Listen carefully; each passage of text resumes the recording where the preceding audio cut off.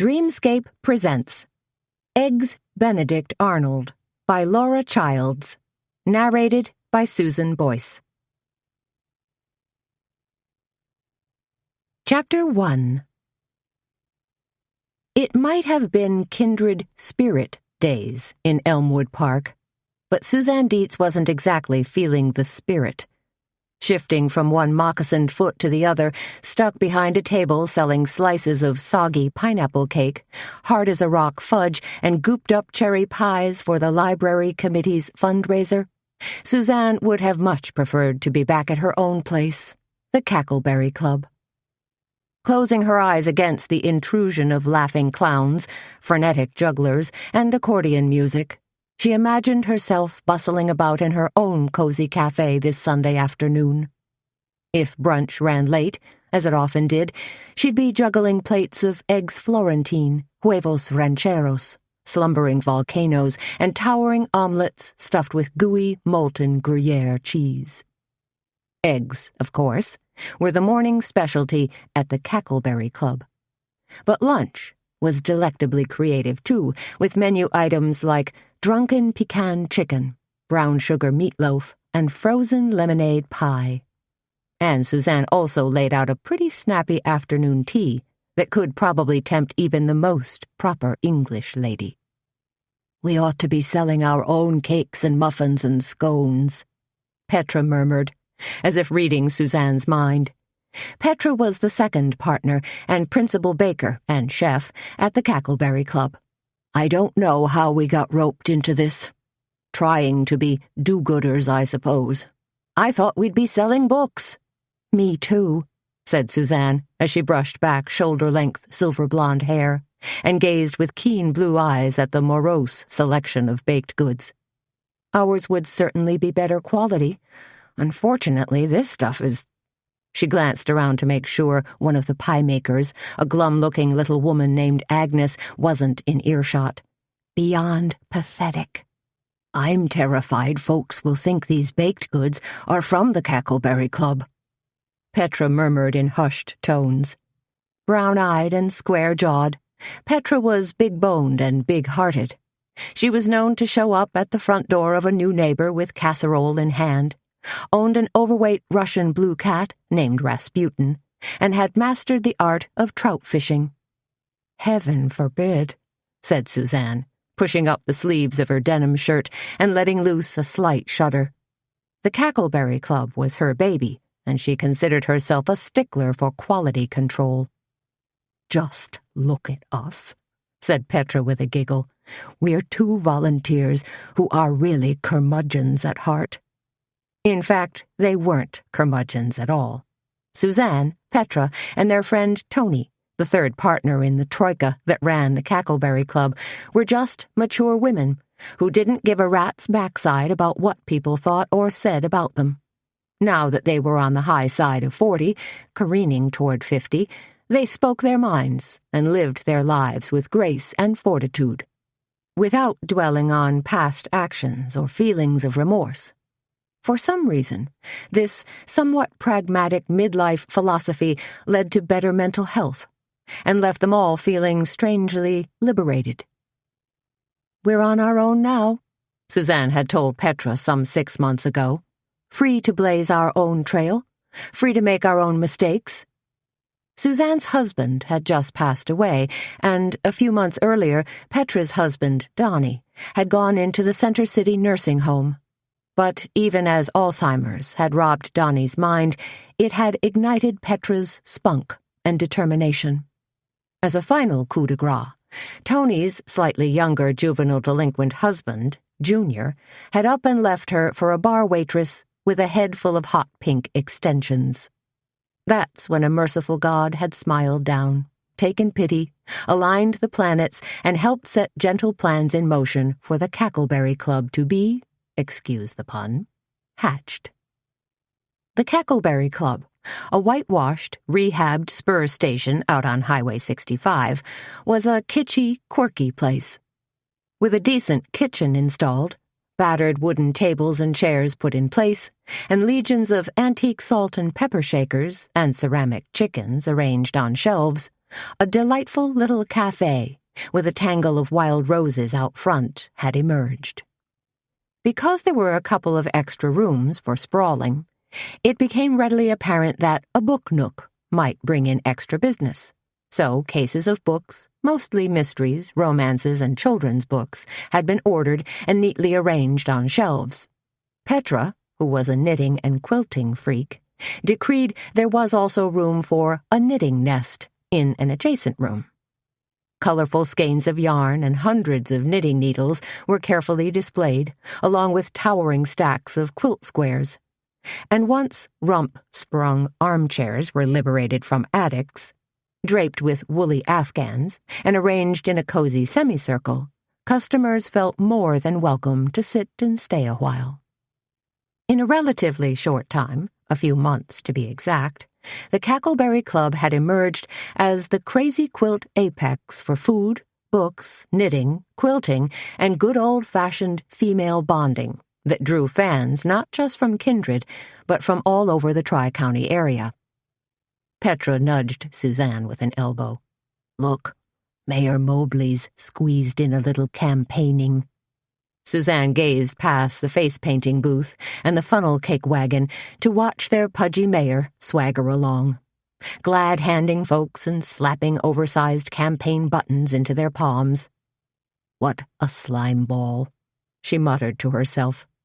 Though Kindred was a picture-postcard little town with historic brick buildings and well-kept homes skirted by towering bluffs and remnants of a hardwood forest, their mayor, as top elected official, left something to be desired. Suzanne always had the niggling feeling that Mayor Mobley was just this side of legitimate, and that various permits, licenses, and easements could be more easily obtained by greasing his sticky palms. "Ozzy never came back for his pie," observed Petra, looking at the paltry few that had been reserved. Ozzy Drysden was the local funeral director, as well as a civic booster. Of course, what funeral director wasn't a civic booster? They all wanted to win friends and influence people for that final trip to the great beyond. Murmured Suzanne, still keeping a watchful eye on the swaggering Mayor Mobley. "Ozzy bought a cherry pie earlier, but hasn't been back to pick it up." "Tell you what," said Suzanne, frantic to ditch out. "I'll run the pie over to Ozzy, and you pull out your squishy black magic marker and slash prices on all this stuff. Hopefully, it'll magically fly off the table so we can boogie on out of here." "Deal," said Petra, as Suzanne snatched up Ozzy's pie. "But I think I'm going to slip a few ginger spice cupcakes to that poor fellow sitting by the picnic tables. He looks like he hasn't had anything to eat in a week." "Better taste them first," warned Suzanne. "You wouldn't want to kill him." Delighted to be done with the bake sale, Suzanne set off down Front Street, finally able to relax and enjoy the afternoon, what little was left of it anyway. An orange September sun hung low in the sky, but the faint rays were still warm and relaxing on her back, a lingering, lazy day feeling before the crispness of autumn took hold. In fact, Suzanne was casting admiring glances at fire maples and daydreaming about riding her horse across a sunny hillside of blazing sumac when she pushed open the front door of the Drysden and Draper funeral home. That's when the day's warmth and Suzanne's good humor suddenly came to a crashing halt. The mingled aromas of overripe flowers, chill air, and, what else? Chemicals? Jarred her mind and assaulted her sensibilities. Suzanne wrinkled her nose and set her jaw firmly. Well, of course it's going to smell funny, she told herself, taking a few tentative steps into the entryway. It's a funeral home. There's always going to be chemicals. She shook her head as a shiver oozed its way down her spine. When Walter had died, they'd held his visitation right here, in this very place. Squaring her shoulders, Suzanne crossed the whisper-soft celadon green carpet and called out, "Ozzy?" in what she hoped was a confident yet slightly authoritative voice. She waited a few moments, keeping company with a grandfather clock, a wooden podium reserved for guest books, and a small brocade fainting couch that had a small table with a box of Kleenex snugged up next to it. Sighing, Suzanne decided it was time to be a little more proactive. Gripping the pie tighter, Suzanne struck off to her left and peered through the open doorway into the smaller of the two chapels. The room was tastefully furnished in shades of dove gray and mauve, and it was empty, except for a nondescript sofa and a semicircle of black metal folding chairs that looked like a cluster of skinny crows. "Ozzie?" Suzanne called out again. "I brought your pie."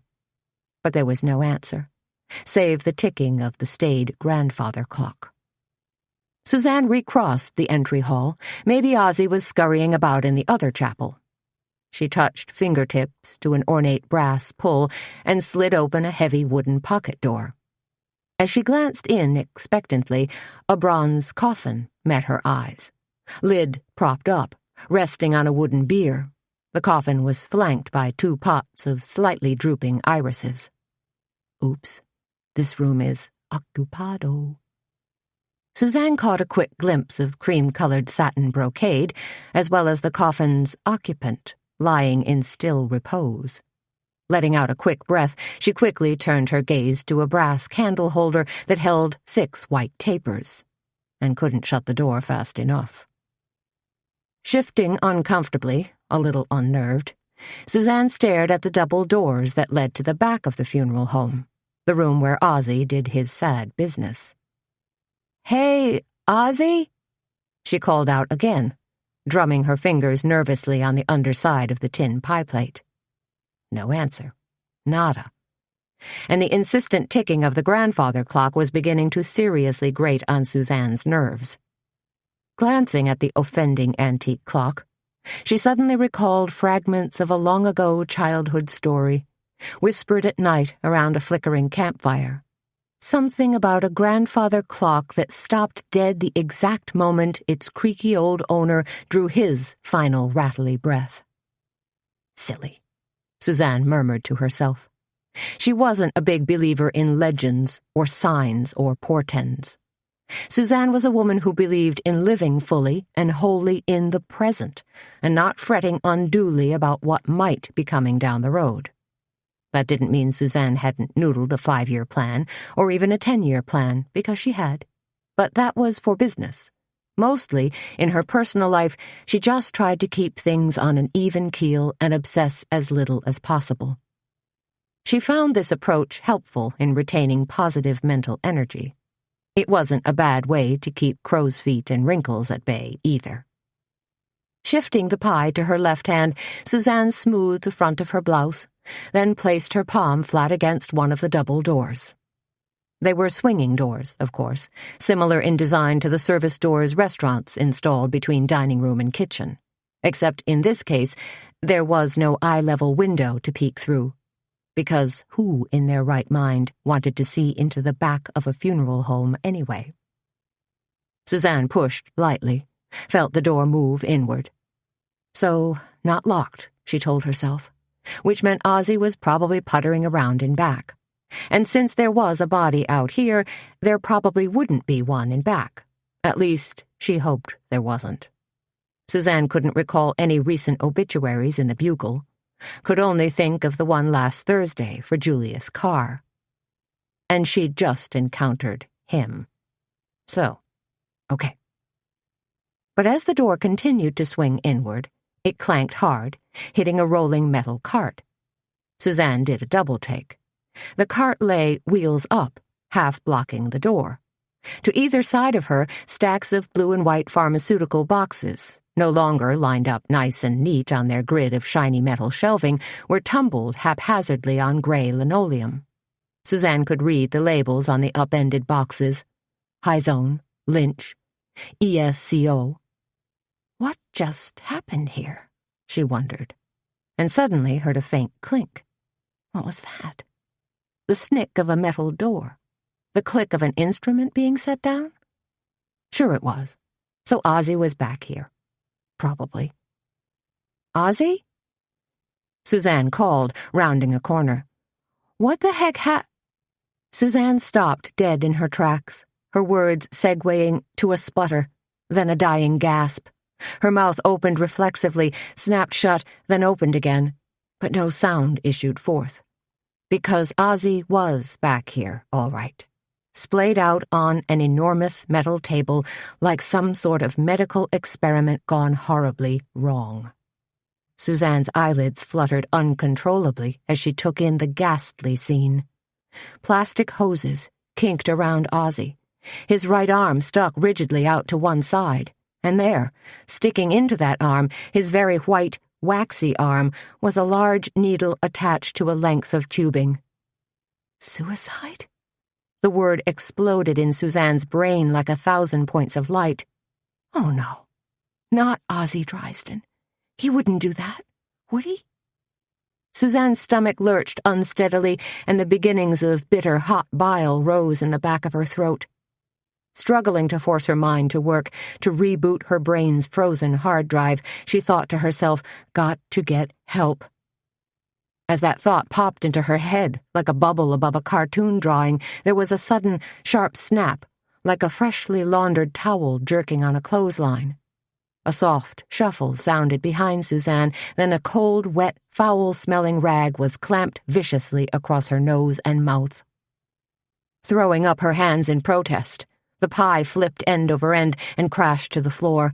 Struggling blindly, not thinking clearly now, Suzanne inhaled sharply and involuntarily breathed in the prickly chemical that soaked the rag. Her heart lurched painfully in her chest and her lungs burned like hot coals. Staggering, drunkenly, Suzanne's spinning mind spat out a single word. Camphor? Then her head was filled with the drone of 1,000 angry hornets, and her knees began to buckle like a cheap card table. No, chloroform was Suzanne's last semi-lucid thought, as blackness descended and she crumpled atop the ruined cherry pie. Chapter 2. Breathe deeply, urged a voice from above her. Suzanne's eyes fluttered wildly for a few moments, then peeped open, and Suzanne found herself gazing up into the face of a kindly-looking EMT wearing a blue uniform with a red and white patch.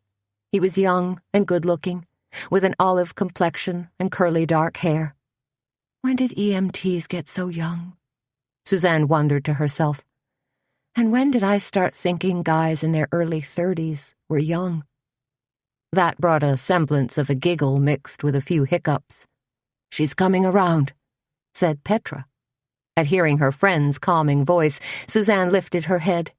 Not a great idea. Her brain was still spinning like a centrifuge, even though her body was laid out flat on the floor, right where she'd fallen.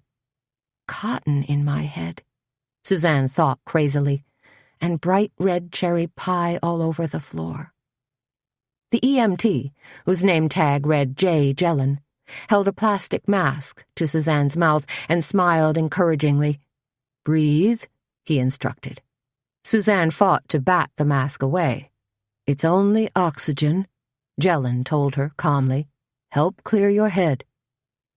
Breathe the O's, honey, Petra pleaded, kneeling down next to her.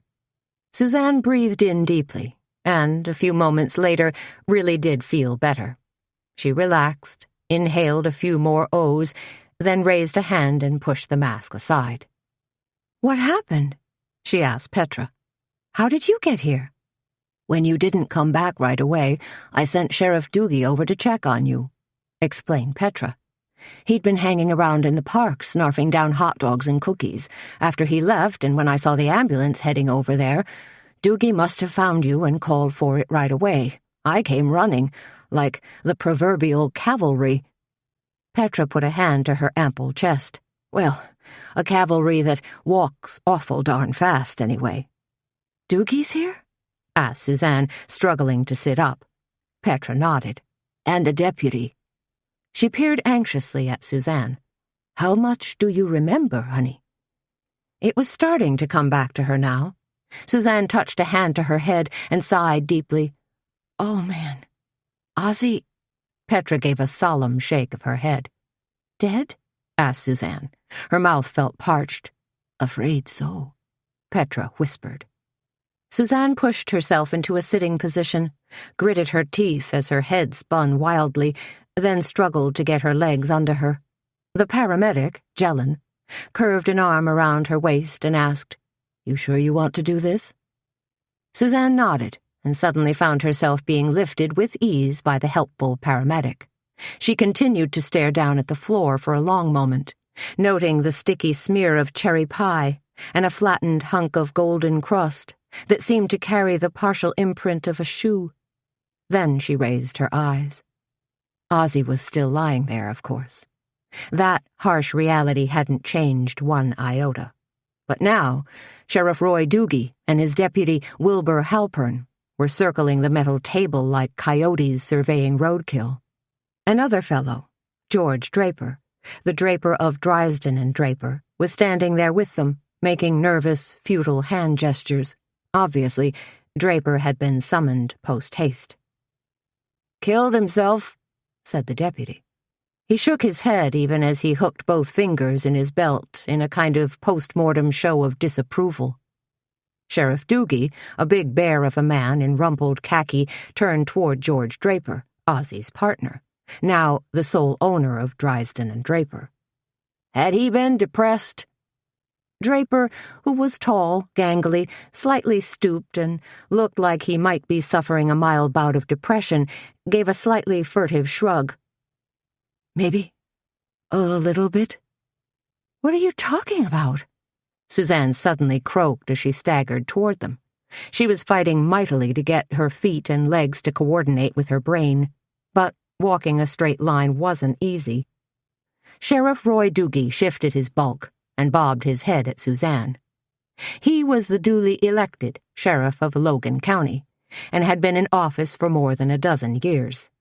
With his meaty face, cap of gray hair, and rattlesnake eyes, Doogie only looked slow-moving. Truth was, not much got past him. "You feeling better now, Suzanne?" Doogie asked as she continued to wobble toward him. "You must have had quite a start, seeing poor Ozzy like this. No wonder you fainted dead away." "I didn't faint," Suzanne protested. "I've never fainted in my life." The young deputy let loose a slightly derisive snort. "Then how come you was sprawled on the floor?" "If you give me a minute, instead of jumping to conclusions," snapped Suzanne, "I'll tell you." "Tell us what?" asked Doogie. A frown and something else, curiosity, had insinuated itself on his lined face. "Someone attacked me," Suzanne told him in a rush. "From behind. Clamped some kind of damp cloth over my mouth and drugged me." She touched the back of her hand to her head, trying to recall the exact sequence of events. But everything was still fuzzy, like a long-ago dream that could only be remembered in disjointed fragments. "Huh?" said the deputy. "What are you saying?" asked Doogie. His jowls sloshed vigorously as he stared at Suzanne, his eyes suddenly wide with surprise. "I came back here to deliver Ozzy's pie," explained Suzanne. "And that's when I saw him. Suzanne grimaced as she glanced past Doogie. "Just lying there." "Was he dead?" Sheriff Doogie asked. "I don't know," said Suzanne. "Well, I suppose he was. I mean, he must have been. He was all white and waxy looking, just like he is now." She felt hot tears prickle her eyes, but fought to keep them back. Men were funny about tears. Disdainful, really. If she could keep the waterworks under control for the time being, her story would carry far more credibility. Suzanne tried to emphasize the chain of events with another hopefully cohesive statement. "Before I had time to react and really get a decent look, someone grabbed me from behind and slapped a rag across my face, drugged me," she added again for emphasis. Sheriff Doogie seemed to be having trouble comprehending all this. "You mean they chloroformed you?" "I don't know if that's the technical term," said Suzanne, starting to feel a little frustrated. "But yes, someone chloroformed me, like a friggin' bug dropped inside a mason jar for biology class. Doogie snatched his modified Smokey Bear hat from his head and slapped it against his knee. "Heck you say!" Doogie still seemed reluctant to buy into Suzanne's story. "Sheriff Roy Doogie," said Petra, in her sternest, steeliest voice. "You listen to Suzanne. She doesn't make up stories." Sheriff Doogie ushered them all into the small parlor, the unoccupied parlor, where they sat on lumpy couches and love seats, and Suzanne told her story again, slowly, filling in the details. Doogie went over a few parts with her. "So when you came in carrying the pie, the boxes were spilled all over?" It was a statement, not a question. "Yes," said Suzanne. "Like maybe there'd been a struggle?" "And then you saw Ozzy, with the—" Sheriff Doogie pointed an index finger at his own forearm. "With the thing, the needle stuck in his arm." "Yes," Suzanne said again. Doogie's lined face sagged. "Well, shit." Suzanne glanced around the semicircle of somber faces. "He was murdered, wasn't he?" she said. But she really wasn't asking a question either. "We don't know that for sure," said Doogie, still hedging. "Whoever attacked me had probably just murdered Ozzy," Suzanne said, forcefully this time. Petra, who was perched next to Suzanne, gripped her forearm tightly. "Wilbur," said Doogie, glancing at his deputy, "go out to the truck and fetch my kit." Wilbur rose hastily and left the room. Petra stared directly at Doogie and said in an accusatory tone, "This could have easily been a double murder, Sheriff." Doogie lifted both hands to belly level and made a calming gesture. "Now, we don't know anything like that, but I'm going to go ahead and treat this as a crime scene. Give it some serious investigation." "You're going to call in the state crime lab?" asked George Draper. He hadn't said anything up to this point. Now he looked colossally unhappy. "First things first," Doogie told Draper. "First thing I want to do is go back in there and take my own look-see. Is there anyone else besides you and Ozzy who work back there?" "Ozzy had a sort of lab assistant," said Draper. "A young man he'd taken an interest in, helped him, really. Fellow by the name of Bo Becker. I think Ozzy was hoping Bo might study for a degree as a diener." "Get him in here," said Doogie. When Sheriff Doogie, Deputy Halpern, and George Draper trooped back into the embalming room, Suzanne didn't hesitate to follow. Petra was a little more reluctant. Doogie placed a black leather case on a rolling metal cart that normally held hemostats, dissecting scissors, and rib cutters. As Doogie dug around inside his case, Suzanne asked, "Are you doing CSI stuff now?" She was feeling better. Not chipper, but definitely curious. And angry, too. After all, someone had tried to do her serious harm. "Don't call it that," huffed Doogie. "Ever since that TV show, people put too much stock in all the whiz-bang assays and tests and electron microscope stuff. They don't realize it's good old legwork and deductive reasoning that really solves crimes." "So what's your deductive reasoning on this?" Suzanne asked him. "Just hold on," grunted Doogie. "First thing I want to do is take a careful look. You can learn a lot just through simple observation." He pulled a light from his case and untangled a long black cord. "What's that?" asked Suzanne. "UV blacklight," said Doogie. "These days a county sheriff's got to be prepared for anything." Suzanne had to agree. Kindred had been a sleepy, small town for more years than she could remember. Now, like a bolt from the blue, they had a ripped-from-the-headlines type of murder on their hands. "Kill the lights, will you?" Doogie instructed his deputy. The deputy, stumbling over his size 14 feet, hurried to comply. Doogie flicked the switch on his Specs Mini Crime Scope 400, shone it on Ozzy's knees, then slowly ran it up the length of Ozzy's body. Everyone clustered behind Doogie, holding their breath. They weren't sure what Doogie was going to find, but they were watching his every motion with rapt attention. "Anything?" asked the deputy. He sounded wistful, like he'd been purposely left out of the action. Doogie continued to run the light across Ozzy's neck and up onto his face. Hesitating for a split second, Doogie ran the light in a circle. Then his eyes widened, and his jaw dropped onto his second chin. "Oh, Horsepucky," he exclaimed. Chapter 3. "What?" demanded Suzanne. She'd been standing behind Doogie at a somewhat respectable distance. Now she elbowed forward. One side of Doogie's mouth was pulled up in a petulant snarl. "You see this?" he muttered to his deputy. But Suzanne and Petra had already moved in, essentially crowding out the deputy. Doogie switched the black light to his left hand and pointed a pudgy index finger at Ozzy's mouth. Suzanne, Petra, and the deputy all peered forward and gave slow nods. Doogie's light had revealed a few tiny white specks. Suzanne wondered if they were faint remnants of food or toothpaste, or some kind of drug Ozzy might have ingested or been force-fed. But Doogie quickly answered her question. "Somebody put sticky tape over Ozzy's mouth," Doogie said slowly. It seemed to be dawning on him that this was the pivotal point where taking a look-see had suddenly turned into a full-fledged murder investigation. Now Doogie was more aggressive with his study.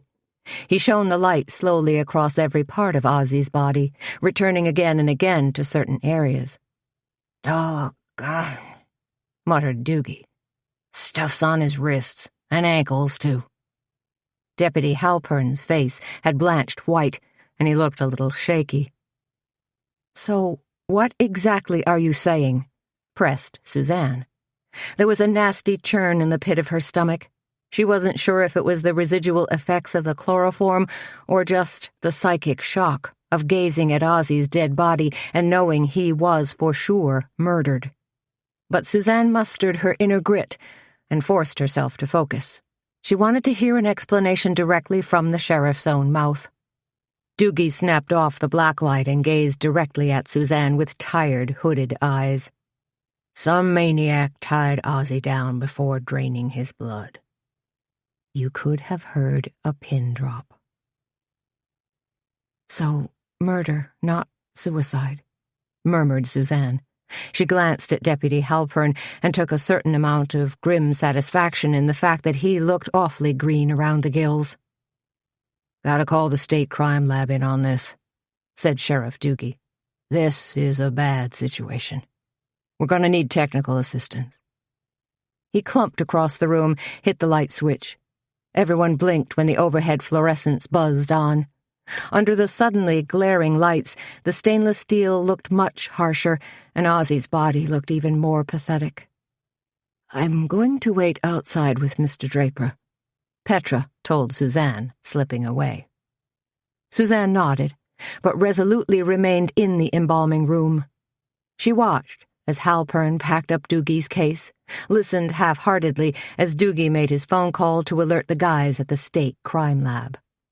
But curiosity had also sunk its talons into Suzanne. It was the first time she'd ever been in an embalming room, and she was finding it fascinating, if not a little grim and unnerving. Wandering about the room, she glanced at head blocks and bottles of arterial fluid, winced at the overhead striker saw.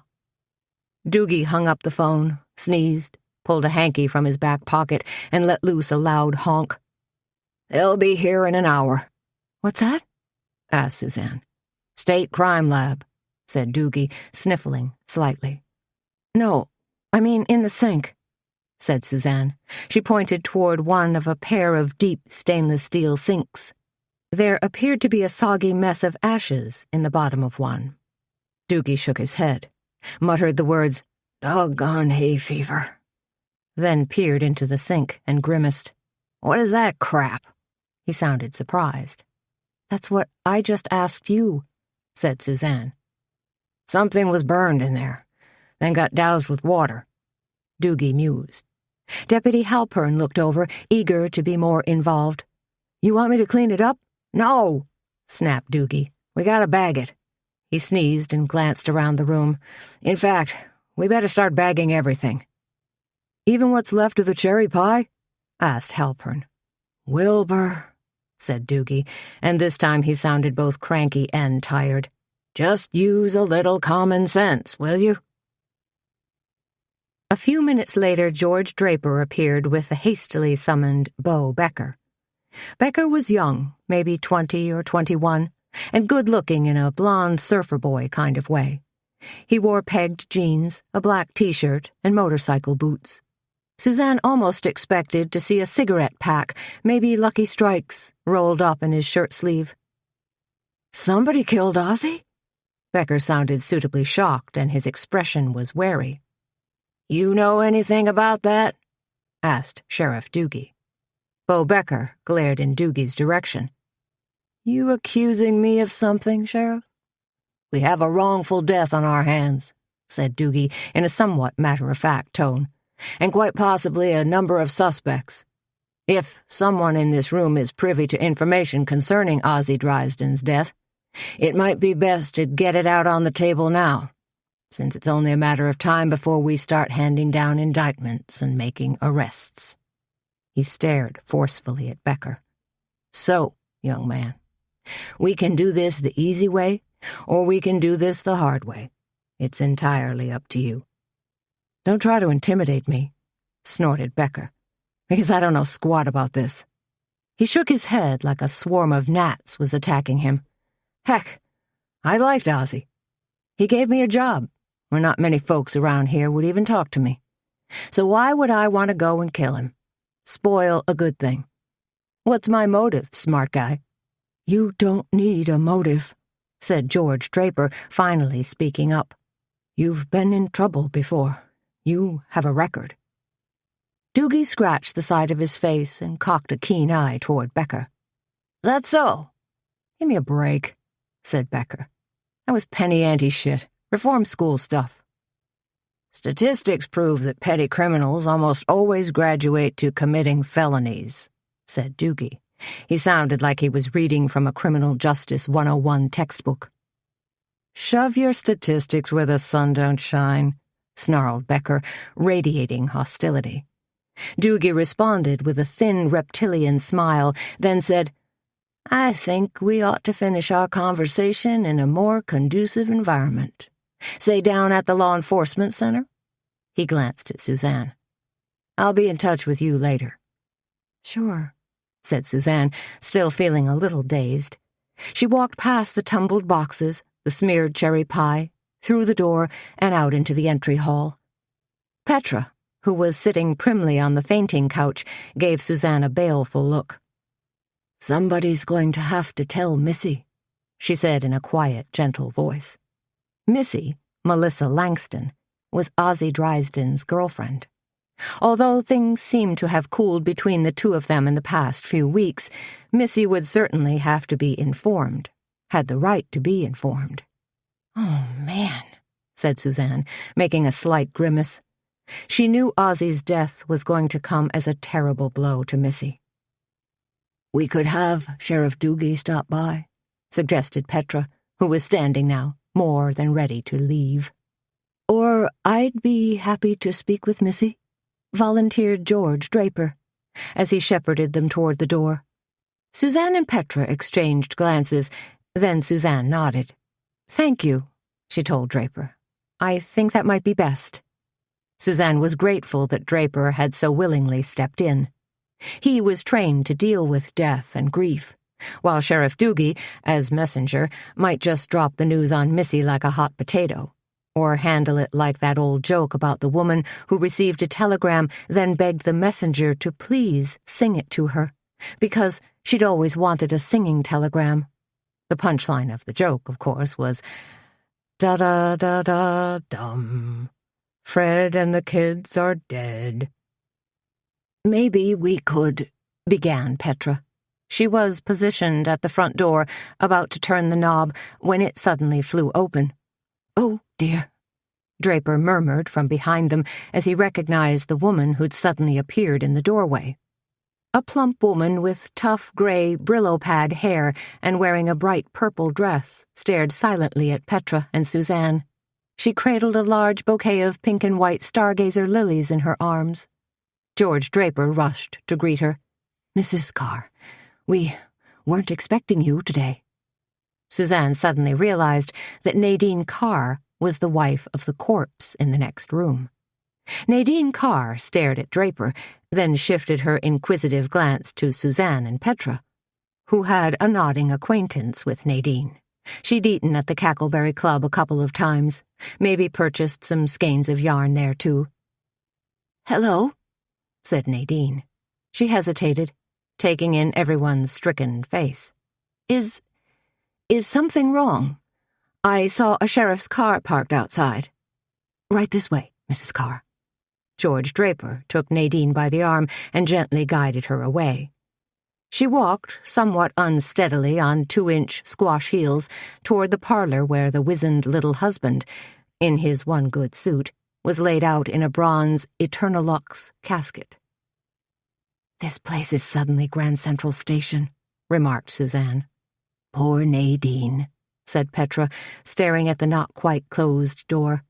"What do you suppose he's going to tell her?" "Whatever it is," said Suzanne, "it's going to come as a bombshell."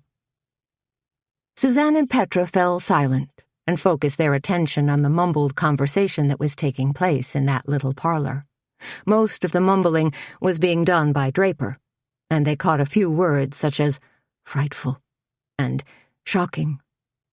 There were a few moments of silence, then a hoarse outburst of "Oh, no!" as Nadine's sad words floated back to them. "Dead, Ozzy? I can hardly believe it." "Believe it," muttered Suzanne, as she breathed a prayer of thanks to the Almighty that she'd been fortunate enough not to be summoned along with poor Ozzy. Chapter 4. "Were drugs stolen too?" asked Tony. Reddish-blonde hair piled atop her head like a show pony, wearing tight 501 jeans and an equally tight Aerosmith t-shirt. Tony was juggling a scrambled deluxe and a plate of Jumpin' Jack Spuds. She teetered on red high-heeled sandals that matched her enameled red toenails. Tony was a true believer in the concept of an endless summer and wore cork wedge sandals from March until the first snowfall. Except, of course, when she wore cowboy boots. It was Monday morning at the Cackleberry Club, and the breakfast rush was in full force. 8 hungry male bodies were perched on stools and hunched over breakfast plates that sat atop a vintage marble counter appropriated from a now-defunct pharmacy in neighboring cornucopia. These men, mostly truckers and neighboring farmers, ate silently but with great gusto. The rest of the tables, covered in blue and white oilcloth, were also filled with customers. Happy, hungry customers who were chowing down on stacks of buttermilk pancakes dripping with maple syrup, blueberry muffins, eggs Mornay, eggs on a cloud, and slumbering volcanoes. This last being a tasty concoction that featured an egg baked inside a scooped-out tomato with artichoke hearts, Parmesan cheese, and loads of garlic. Hunkered in the steamy kitchen, Petra sizzling thick-cut strips of bacon and links of sweet Italian sausage on a blackened expanse of grill, the 3 women were still puzzling over Ozzy's murder, like a well-oiled team of detectives. "What do you think?" Petra asked Suzanne. "Was this about drugs?" Petra talked as she moved about efficiently in her white chef's jacket, comfy crop pants, and modified chef's hat that looked like an imploded mushroom. "We don't really know about the drug aspect yet," Suzanne told Tony. "In fact, we're not sure if the pharmaceuticals were spilled during the struggle or if Ozzy stumbled in and caught drug thieves in the act. I'll have to check with Doogie about that." "But would drug thieves go so far as to kill Ozzy?" mused Tony. "Of course they would," said Petra, expertly flipping 2 sausages onto a waiting plate and sounding a little outraged. "Druggies hold up 7-Elevens, break into clinics, and even mug old ladies for chump change. "It's the duct tape part that weirds me out," continued Tony. "Taping Ozzy's mouth, hands, and feet is totally grisly," agreed Suzanne. "It's like something from one of those horror flicks, like Saw or Hostel, like torture." "And that machine," said Tony. "You think Ozzy realized what was happening? That his blood was—" Suzanne could only shake her head. If Ozzy had been fully conscious, it must have been a nightmare for him. "And nobody's spoken to Missy yet?" asked Petra. She spun around like a ballet dancer, dipped her ladle into a bowl of pancake mix, then dropped 3 little puddles of batter on the grill where they made a satisfying sizzle. "It's not that I haven't tried," Suzanne told her. "Call her again," urged Tony. "We've got to make sure she's okay. Do it now while I cover the cafe out front." Grabbing a large silver tray, Tony artfully arranged 5 plated breakfasts onto it, as though she were fitting together pieces of a Chinese puzzle. Suzanne snatched the phone off the wall and punched in Missy's number. Because she'd tried calling so many times, she had it memorized. And since Missy was a good friend and constant customer at the Cackleberry Club, Suzanne was growing more and more concerned that she couldn't get a hold of her. Missy had experienced her own share of bad luck over the past few months. She'd been the office manager for Bobby Waite, Suzanne's former lawyer, who'd suffered a very untimely death. Bobby's passing had pretty much rocked everyone's world. When the law office closed, Missy had accepted a job as general manager of Alchemy, a new fashion boutique that was slated to open this Friday in Kindred's picturesque downtown. "Doggone," exclaimed Suzanne, frowning. "Number's still busy. And when I called last night, there was no answer at all." "She's probably just too upset to talk to anyone," said Petra. "Just letting her phone ring into oblivion." "I suppose," said Suzanne. She glanced out the back window and saw her dog, Baxter, lying in the sun. Most days she brought Baxter to work with her, and he enjoyed his day, alternately snoozing and terrorizing gophers that popped their ratty little heads up from the neighboring soybean field. He was getting older, his muzzle going white, but he hadn't lost his spunk for shagging rodents. "Cheddar cheese strata's up," said Petra, quickly plating 2 more breakfasts. She blew a wisp of hair from her face, then muttered, "Now I gotta get my cookies in the oven." "Chocolate chip?" asked Suzanne. Petra was renowned for her chocolate chip cookies. Suzanne was renowned for taking a 6 home with her and polishing them off while watching Sex and the City reruns. "Chocolate chunk walnut cookies," said Petra, giving a slow wink. Suzanne delivered more breakfasts, poured refills of coffee, joked with a few customers, delivered checks, and cleared tables. Tony was behind the counter, slicing a loaf of freshly baked wheat bread and making a ham, Gruyere cheese, and tomato sandwich for an early takeout lunch. Suzanne smiled to herself, feeling content. This was the time of day she enjoyed most, when things were humming but not too crazy yet, when the aroma of cinnamon muffins, spicy kielbasa sausage, and fresh-brewed Kona coffee hung redolent in the air, and when she could stand behind the old brass cash register and accept both money and compliments from their customers. The Cackleberry Club, in all its cozy homespun glory, was a bit of a throwback. No frozen, prepackaged foods were heated in microwaves like chain restaurants were wont to do.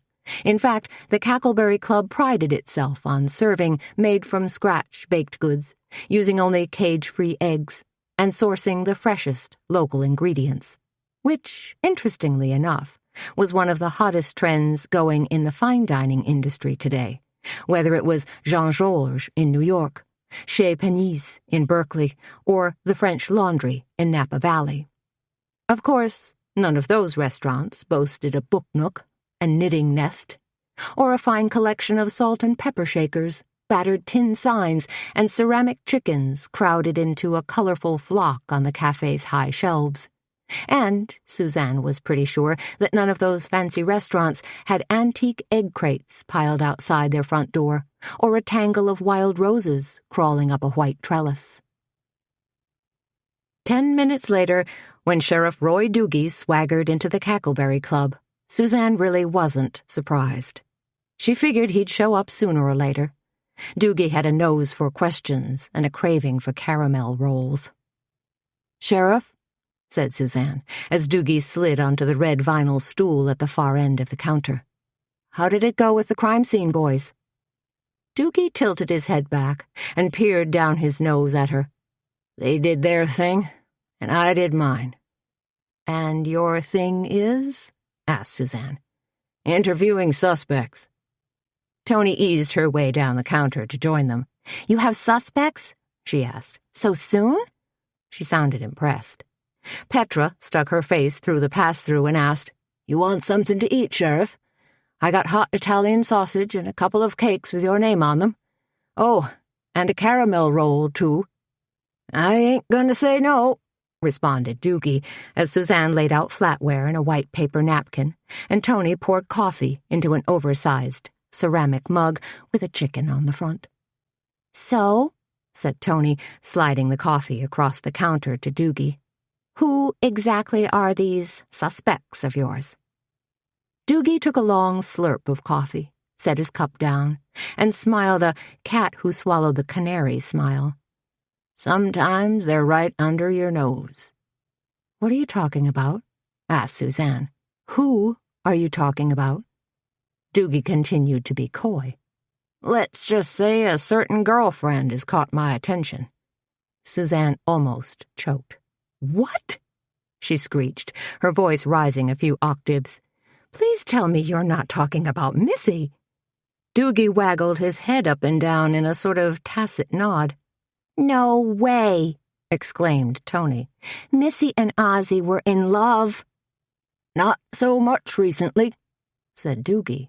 He took another sip of coffee, then peered across the top of his cup at Suzanne. "You and Missy are friends, Suzanne. How much has she told you lately about her relationship with Ozzy?" Suzanne thought carefully before she answered. "Not much," she had to admit. "But I don't think anything's changed. Of course, Missy's been up to her eyeballs with preparations for the launch of Alchemy Boutique." "Huh?" said Doogie. "Alchemy," said Suzanne. "I'm sure you read about it in the Bugle.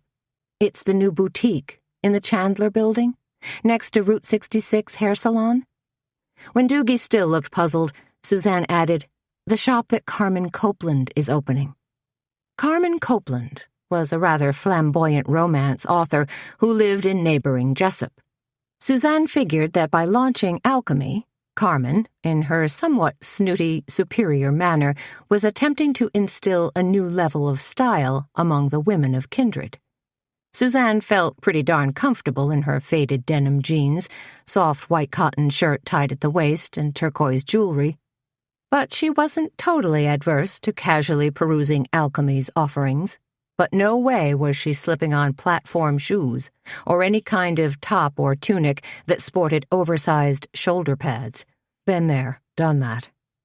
"I'm going to ask you a question, and however you answer it," said Doogie, "I want to make sure I have your complete confidence." He made a zipping motion across his mouth. "Okay?" Tony nodded, while Suzanne gave a reluctant, "Okay." Doogie leaned forward across the counter. "How much do you know about Earl Stensrud?" Now Suzanne was really confused. "Earl? You mean Missy's ex-husband? Why would you bring him up? That guy's ancient history." Tony bobbed her head. "Last I heard, Earl Stensrud was living in Kansas City." "Not anymore, he's not," said Doogie, with a slight air of superiority. "Earl moved back to Kindred a couple of months ago. He's selling insurance for Universal Allied Home and Life." "Okay," said Suzanne. "That's an interesting little factoid. But why would you consider Earl a suspect? What made him pop up on your radar screen?" Doogie looked pleased at Suzanne's question as he paused to scratch his ample stomach. because I have it on good authority that Ozzy and Earl were seen arguing in a bar this past Friday night." Petra came steamrolling through the swinging door and plunked down sausages, pancakes, and a caramel roll in front of Doogie. "Which bar?" she asked. "Schmidt's," said Doogie. "That's no big deal," chimed in Tony, obviously eager to poo-poo Doogie's theory. "Everybody gets caught up in some kind of wacky argument when they hit a few bars," she went on to explain. "You have yourself a couple tequila sours, wolf down a few handfuls of stale popcorn, maybe buy a basket of pull tabs. Next thing you know, you're snarling over some stupid little thing." She grimaced. Then her gaze slid to Suzanne and Petra, who looked slightly aghast. "At least that's what happens to me and Junior," Tony added in a small voice. Junior was Junior Garrett, Tony's bad boy estranged husband. He was a few years younger than Tony, a Votech dropout, self-proclaimed womanizer, and worked as a grinder and metal finisher over at Shelby's body shop. Tony's impromptu Vegas wedding to Junior had been a hideous mistake, and now Tony was wrestling with the notion of getting out of it, especially since Junior had a habit of disappearing with the local VFW's floozy bartender. "It's doubtful," said Suzanne, "but I suppose Earl could be a long-shot possibility in this. But certainly not Missy. No way is Missy involved." Tony looked thoughtful. "Did it ever occur to you guys that maybe Ozzy's partner bumped him off?" Doogie lifted his shoulders in an indifferent shrug. "Maybe. I'm going to talk to Draper later this morning." Doogie dug into his pancakes, took a couple of appreciative bites, then said, "It's a funny thing. Ozzy left a message on my answering machine yesterday. I was kind of working my way over to his place when Petra waylaid me in the park and asked me to check on Suzanne." "It's a good thing you did," said Petra. "Why do you think Ozzy called you yesterday?" asked Suzanne, her radar suddenly pinging. "Do you think that call was somehow connected to his murder? That he felt threatened by someone?" "Don't know," said Doogie, as he continued to snarf his breakfast at an increasingly rapid pace. "Maybe Earl Stensrud sold Ozzy an insurance policy and Ozzy wasn't happy," said Tony. "Maybe Ozzy tried to get his money back and Earl said no way." "I ain't ruling anybody out at this point," said Doogie. Tony rolled her eyes in a gesture of exasperation. "Then what about Suzanne? She was there. Is she a suspect too?" Doogie shifted his focus to Suzanne, who had grabbed a couple of tins of tea and was trying to decide between brewing a pot of jasmine or Earl Grey. "Probably not," was Doogie's response. "She was awful loopy from that chloroform." "Well, thank you, Dr. Doogie, for your expert diagnosis," said Suzanne. "And, by the way, did you question that kid who was there yesterday? Ozzy's assistant?" "Bo Becker," filled in Doogie. "Holy buckets!" exclaimed Tony. "I know that guy. Junior drove in an amateur stock car race against Bo Becker this past summer, over at Speedway Park." "Didn't I hear somewhere that Bo Becker was bad news?" asked Petra.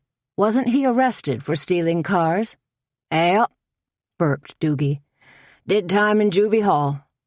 "Then Becker's your guy," said Tony, pouncing like a hungry duck on a fat grasshopper. "Has to be."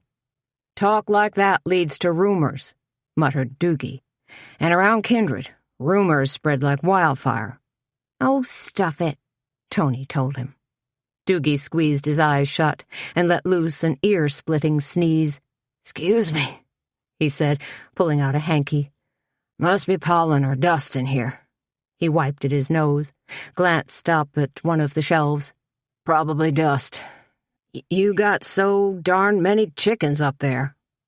"I'll have you know those are dusted religiously," said Tony, slightly indignant. "Let's get back to the murder," said Suzanne. "What about the drugs? Did you determine if any drugs were missing?" "Too soon to tell," Doogie responded. "Draper's got to go through the inventory list, and that's in some computer file." And the sticky tape remnants and stuff, said Suzanne. The crime scene evidence? What if you found out about that? Still at the state lab. Gonna take a while, said Doogie. Well, let me know, will you? Asked Suzanne. Maybe, said Sheriff Doogie, using the last chunk of his caramel roll to sop up the puddle of syrup on his plate. As long as I get a little quid pro quo. What do you mean? Asked Tony. Her eyes shifted to Suzanne, then Petra. What's he talking about? I'd like you to keep your eyes and ears open, okay? Doogie asked the three women. I know you gals overhear all sorts of loose talk when folks sit down to eat. Addressing us as ladies is the correct and more polite term, said Petra, not gals.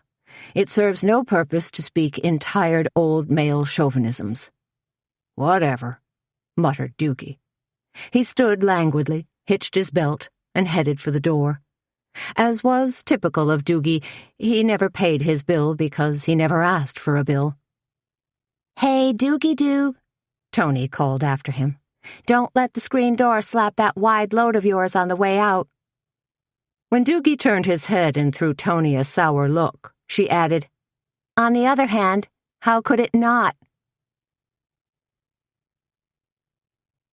Chapter 5. Can you believe it? Exclaimed Suzanne.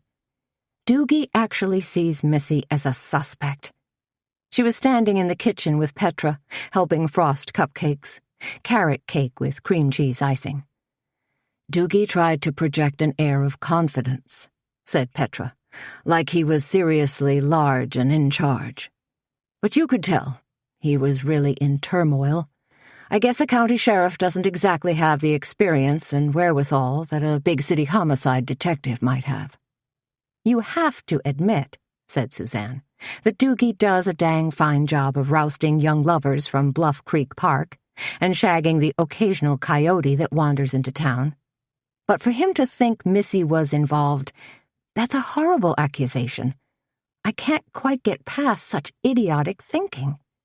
Try to, advised Petra.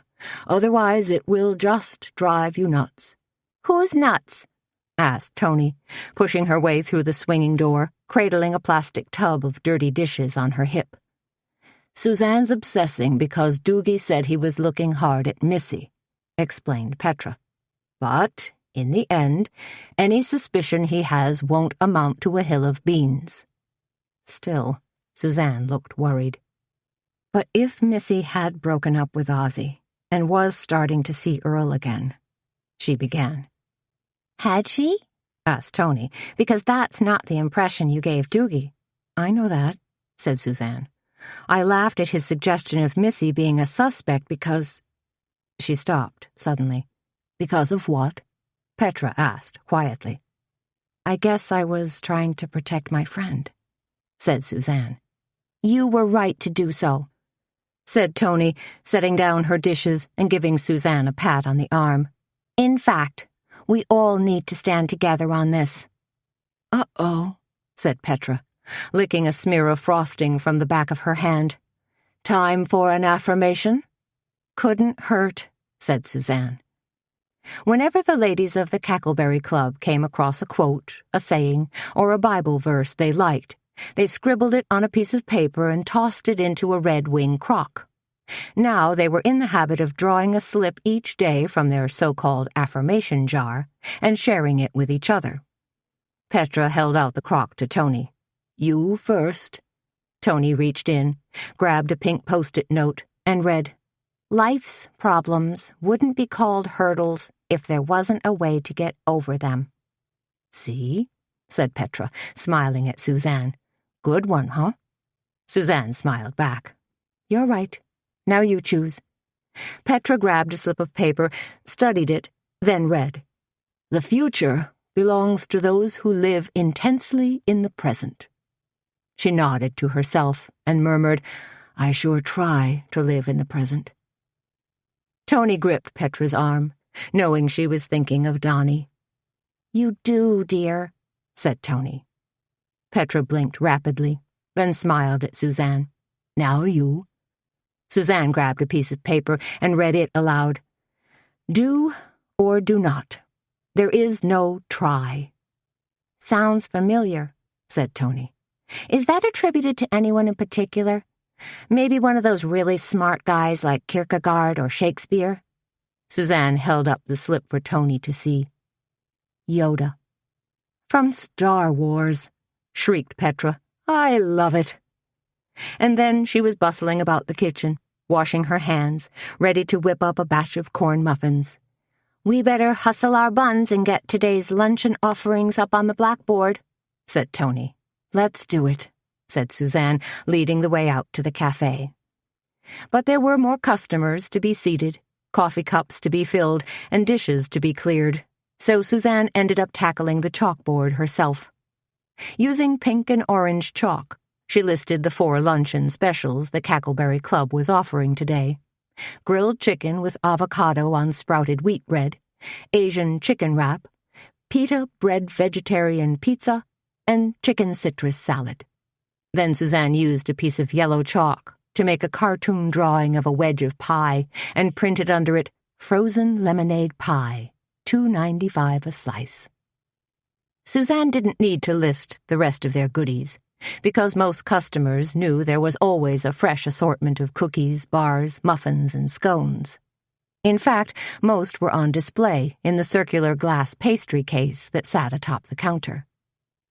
Because there was still a good 30 minutes before the luncheon crowd began easing their way in, Suzanne went over to the sputtering old cooler in the corner and checked the shelves. On display were homemade banana and cranberry breads, jars of fat dill pickles, canned jellies and jams, cheeses, and boxes of string beans. These were items that local producers brought in to the Cackleberry Club to sell. It was really a win-win situation for everyone. Suzanne took a small percentage of retail sales, and the growers and producers got the lion's share. She knew one woman who had helped finance her daughter's junior college education on what she'd made from selling her potato rolls and banana bread. But as Suzanne's eyes scanned the shelves, she noticed they were very low on cheese. Ordinarily, they stocked several dozen wheels of organic blue cheese and cheddar cheese from Mike Mullen's Cloverdale farm. He had a herd of doe-eyed Guernseys that were the sweetest, friendliest cows Suzanne had ever encountered. Whatever it was, the lack of antibiotics and hormones, or the tender grass and organic grain they fed on, the milk from the Cloverdale cows yielded cheeses that were creamy and rich beyond belief, and very popular with customers, as the almost empty shelf would attest to. Suzanne made a mental note to call Mike and tell him they were perilously low on cheese, then she peeked into the book nook to check on things. This was book club night, and Tony was leading a discussion on so-called chick-lit books. For some reason Suzanne had yet to fathom, every one of those books seemed to have a hot pink cover with bouncy, funky type. Go figure. Of course, the book club would also break halfway through the evening for a glass of wine. After quizzing Suzanne for suggestions, Tony had opted for a lovely, mellow Italian Pinot Grigio. A fine choice that would no doubt help the group segue from discussing sarcastic chick-lit to bodice-busting romance novels. Romance novels. Doggone it. Scurrying across the well-worn Aubusson carpet to the romance section, Suzanne carefully checked the shelves. Carmen Copeland, their local romance author, was coming in Wednesday afternoon for a book signing, and she wanted to be stocked and ready. Well, okay. Phew. They had at least 25 copies of Carmen's new book, Ramona's Rhapsody, on the shelf, along with at least 2 copies of each book in Carmen's backlist. So that ought to do it. Carmen was one of a handful of authors who had jumped from mid-list mediocrity to the top of her genre. In leapfrogging thousands of other authors, Carmen had become rich, haughty, and imperious, not necessarily in that order. But Carmen's snippy attitude wasn't Suzanne's problem at the moment. Right now she was concerned about Missy Langston and was wondering how in heck she could get in touch with her. Maybe drive over to her house after lunch? Stop by the boutique? Missy was probably there, unpacking boxes, frantically steaming garments, and arranging them on racks. Grabbing a couple of empty coffee mugs that had been left on the book nook's small counter, Suzanne scooted through the cafe and headed into the kitchen. When Petra saw Suzanne burst through the door, she said, "Do you realize what a ferociously busy week this is going to be?" Suzanne gave a knowing nod. She knew exactly what they had on the docket. "We've got the Silverleaf Tea Club coming in tomorrow afternoon," said Petra, ticking off the events on her fingers. "Then the Knit-In for charity on Thursday, and our Take the Cake show on Saturday." "I know," said Suzanne. "It's a lot." "More than a full week," muttered Petra, as she dipped her frosting knife into a bowl of creamy vanilla frosting. "That cake's for Saturday?" asked Suzanne. Petra was frosting a 3-layer chocolate cake and had sketched out a Take the Cake logo and design. Her plan was to add mini fondant cakes and blue ribbons as decoration. "It is, in a way," said Petra. "Jenny Probst offered to display it in the front window of the bakery. Advertising made delicious." Tony came slaloming in with a stack of clean dessert plates and slammed them down on the wooden butcher block table. "What's wrong?" she asked, at seeing Suzanne and Petra with such serious faces. "We were just talking about how much we've got scheduled this week," said Petra. "What were we thinking?" She picked up a spatula and twirled it in the air. "We're going to run ourselves ragged." "We just got over-enthusiastic," said Tony, matter-of-factly. "In case you two hadn't noticed, a lot of that goes on here. Somebody says something about knitting or cake decorating, and the energy level ratchets up about 1,000,000,000 degrees, and suddenly we have a great big honkin' event on our hands." "You think we scheduled too much?" asked Petra. "In too short a time frame?" Now she and Tony both cast sideways glances at Suzanne. "Of course we did," said Suzanne, "but I don't think we'd want it any other way. All our events are great fun and help keep us on our toes." Petra gazed down at the purple Crocs on her size 10 feet. "Such as they are." "Petra seems a little edgy, don't you think?" asked Tony, as they laid flatware and set water glasses on the tables. "Mostly because of Saturday's Take the Cake event," said Suzanne. "She sort of spearheaded that whole idea, so I think she's feeling responsible." "But we'll all pitch in," said Tony. "We always do. And we've got volunteers lined up like crazy." "Thank goodness," said Suzanne, "because I'm pretty sure we're going to have tons of entries in the cake decorating contest, and a whole lot of folks coming in for the cake social." "The cake judging is going to be my favorite part," said Tony. "I love watching Ace of Cakes on TV. And now we're going to have our own mini competition."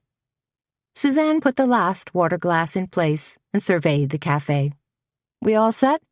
"We better be," said Tony, slipping a long black Parisian waiter's apron over her jeans and t-shirt. "Because here comes our first customer." Both women stood there with smiles on their faces as the door slowly swung open. Only it wasn't a customer at all. Standing in the doorway, staring at them with a stricken look on her face, was Missy Langston. Suzanne took in Missy's sad expression, haggard look, and slumped shoulders, and murmured, "Oh, no." Chapter 6. Missy Langston wasn't just upset. She was practically hysterical.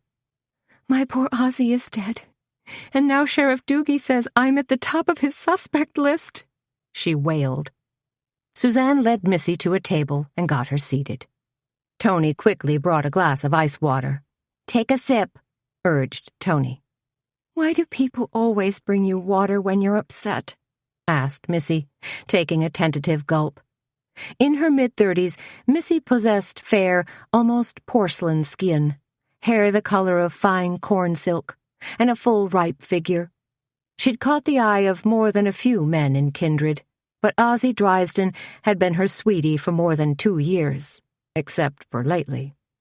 Suzanne wanted to get right to the heart of Doogie's accusations. "Where were you yesterday afternoon?" Suzanne asked Missy. "Do you have an alibi?" She hadn't watched Law and Order all these years for nothing. "I was at home," sniffed Missy. "I was planning to go to Kindred Spirit Days, maybe hang out a little, but I was just so tired from working 12-hour days, trying to get Carmen's boutique ready. So I gave myself a break and took a nap." "Poor dear," said Tony. "Next thing I know," said Missy, "Sheriff Doogie is pounding on my door, telling me Ozzie is dead." Suzanne wrinkled her nose. George Draper had offered to break the news to Missy. Obviously, Doogie had engineered a serious change in plans. "So Doogie just barged in?" asked Tony. "Just dropped the terrible news on you?" Now Missy pulled a white hanky from her bag and dabbed at her eyes. "Yes." Her voice dropped to a hoarse whisper. "And it was shocking. Just shocking. The news hit me like a ton of bricks." Missy took another sip of water. "What did Sheriff Doogie say after he broke the bad news?" asked Suzanne. Missy sniffled again. "Just rattled off a string of questions. Didn't display a speck of sympathy or decency," she added.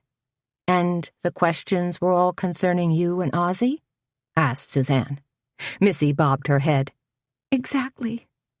Sheriff Doogie asked me how long we'd been dating, how close we were." She blushed slightly, then added, "Really personal questions.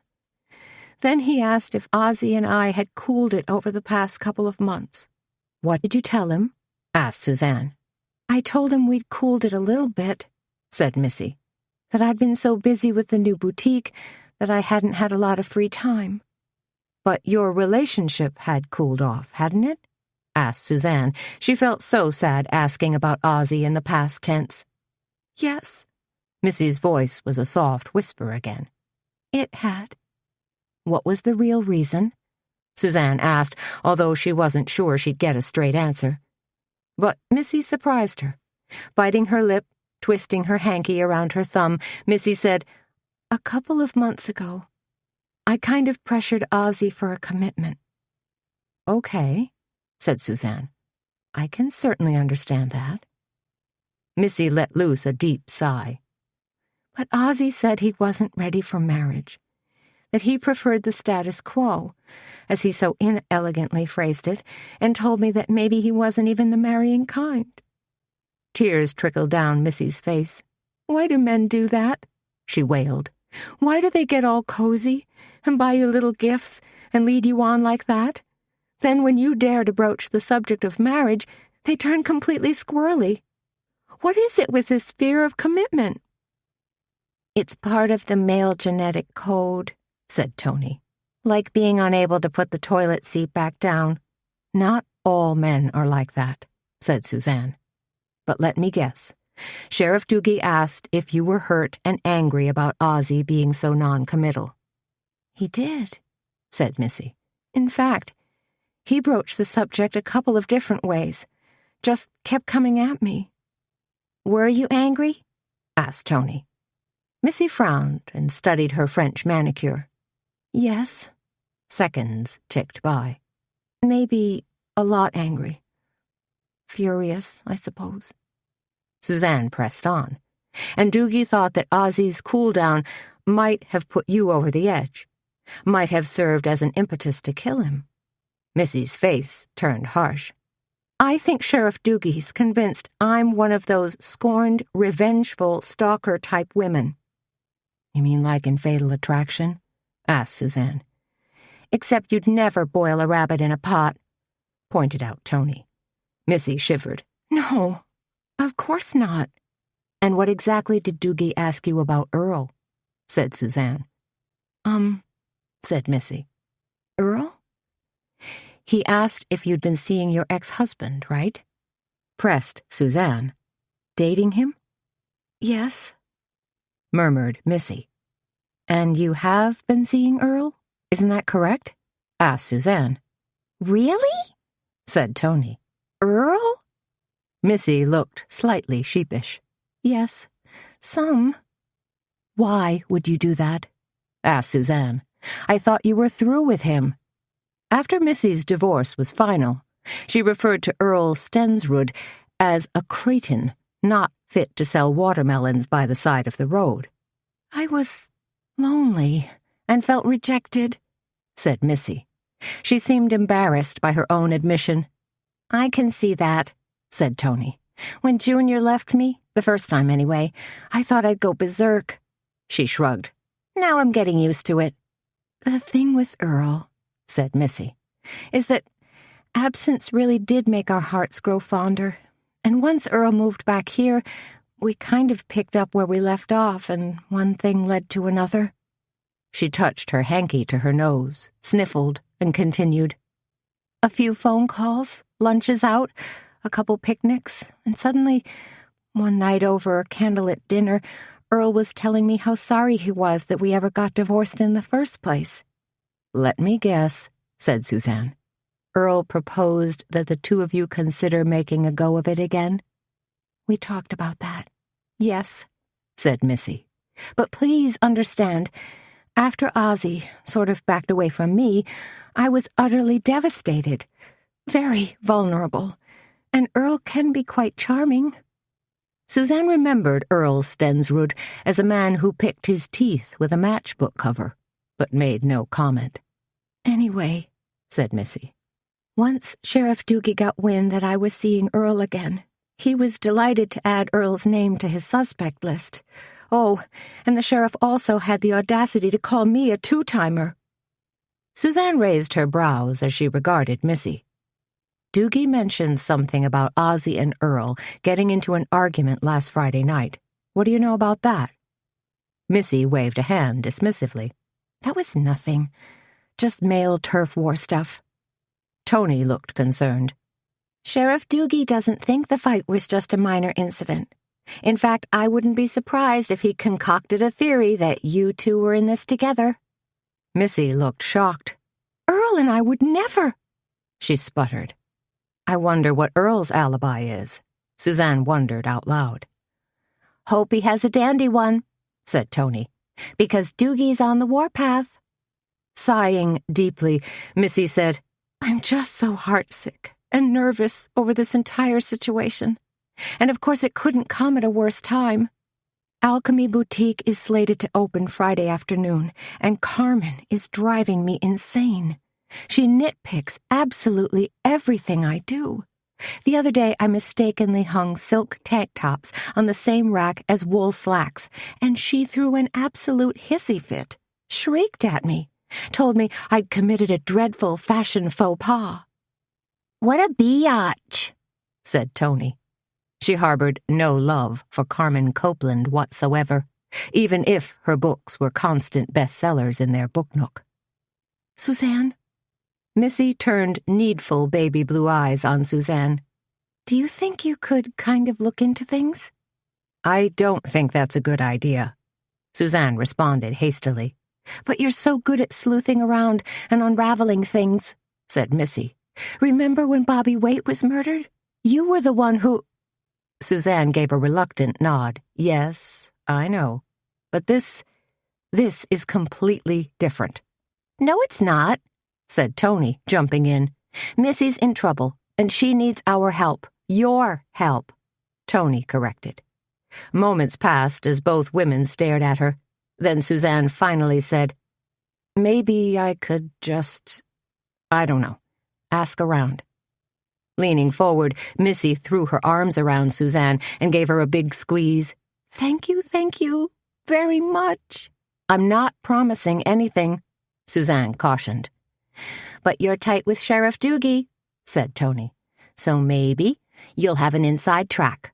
I don't think Doogie ever gives anyone an inside track, replied Suzanne. But I'll see what I can pry out of him. Still looking shaky, Missy said, I'd better get going before your luncheon crowd comes swarming in and sees me looking all red-eyed and awful. Here, honey, said Tony, handing Missy her handbag. I'll walk you out to your car.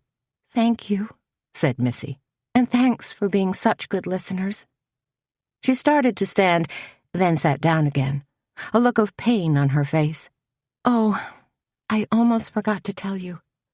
There's going to be a visitation for Ozzy tomorrow night at Drysden and Draper, and then the funeral will be Wednesday morning at Hope Church." "So soon," murmured Suzanne. "Isn't it?" said Missy. "But Ozzy only had the one brother, and I guess he just wants to move things along." Now if only I could do that too, thought Suzanne. Lunch was packed today, and ran for a good 2 hours. At one point, Suzanne had to run in and help Petra make a dozen more chicken wraps. Then Suzanne and Tony had to clean up quickly so they could set up for afternoon tea.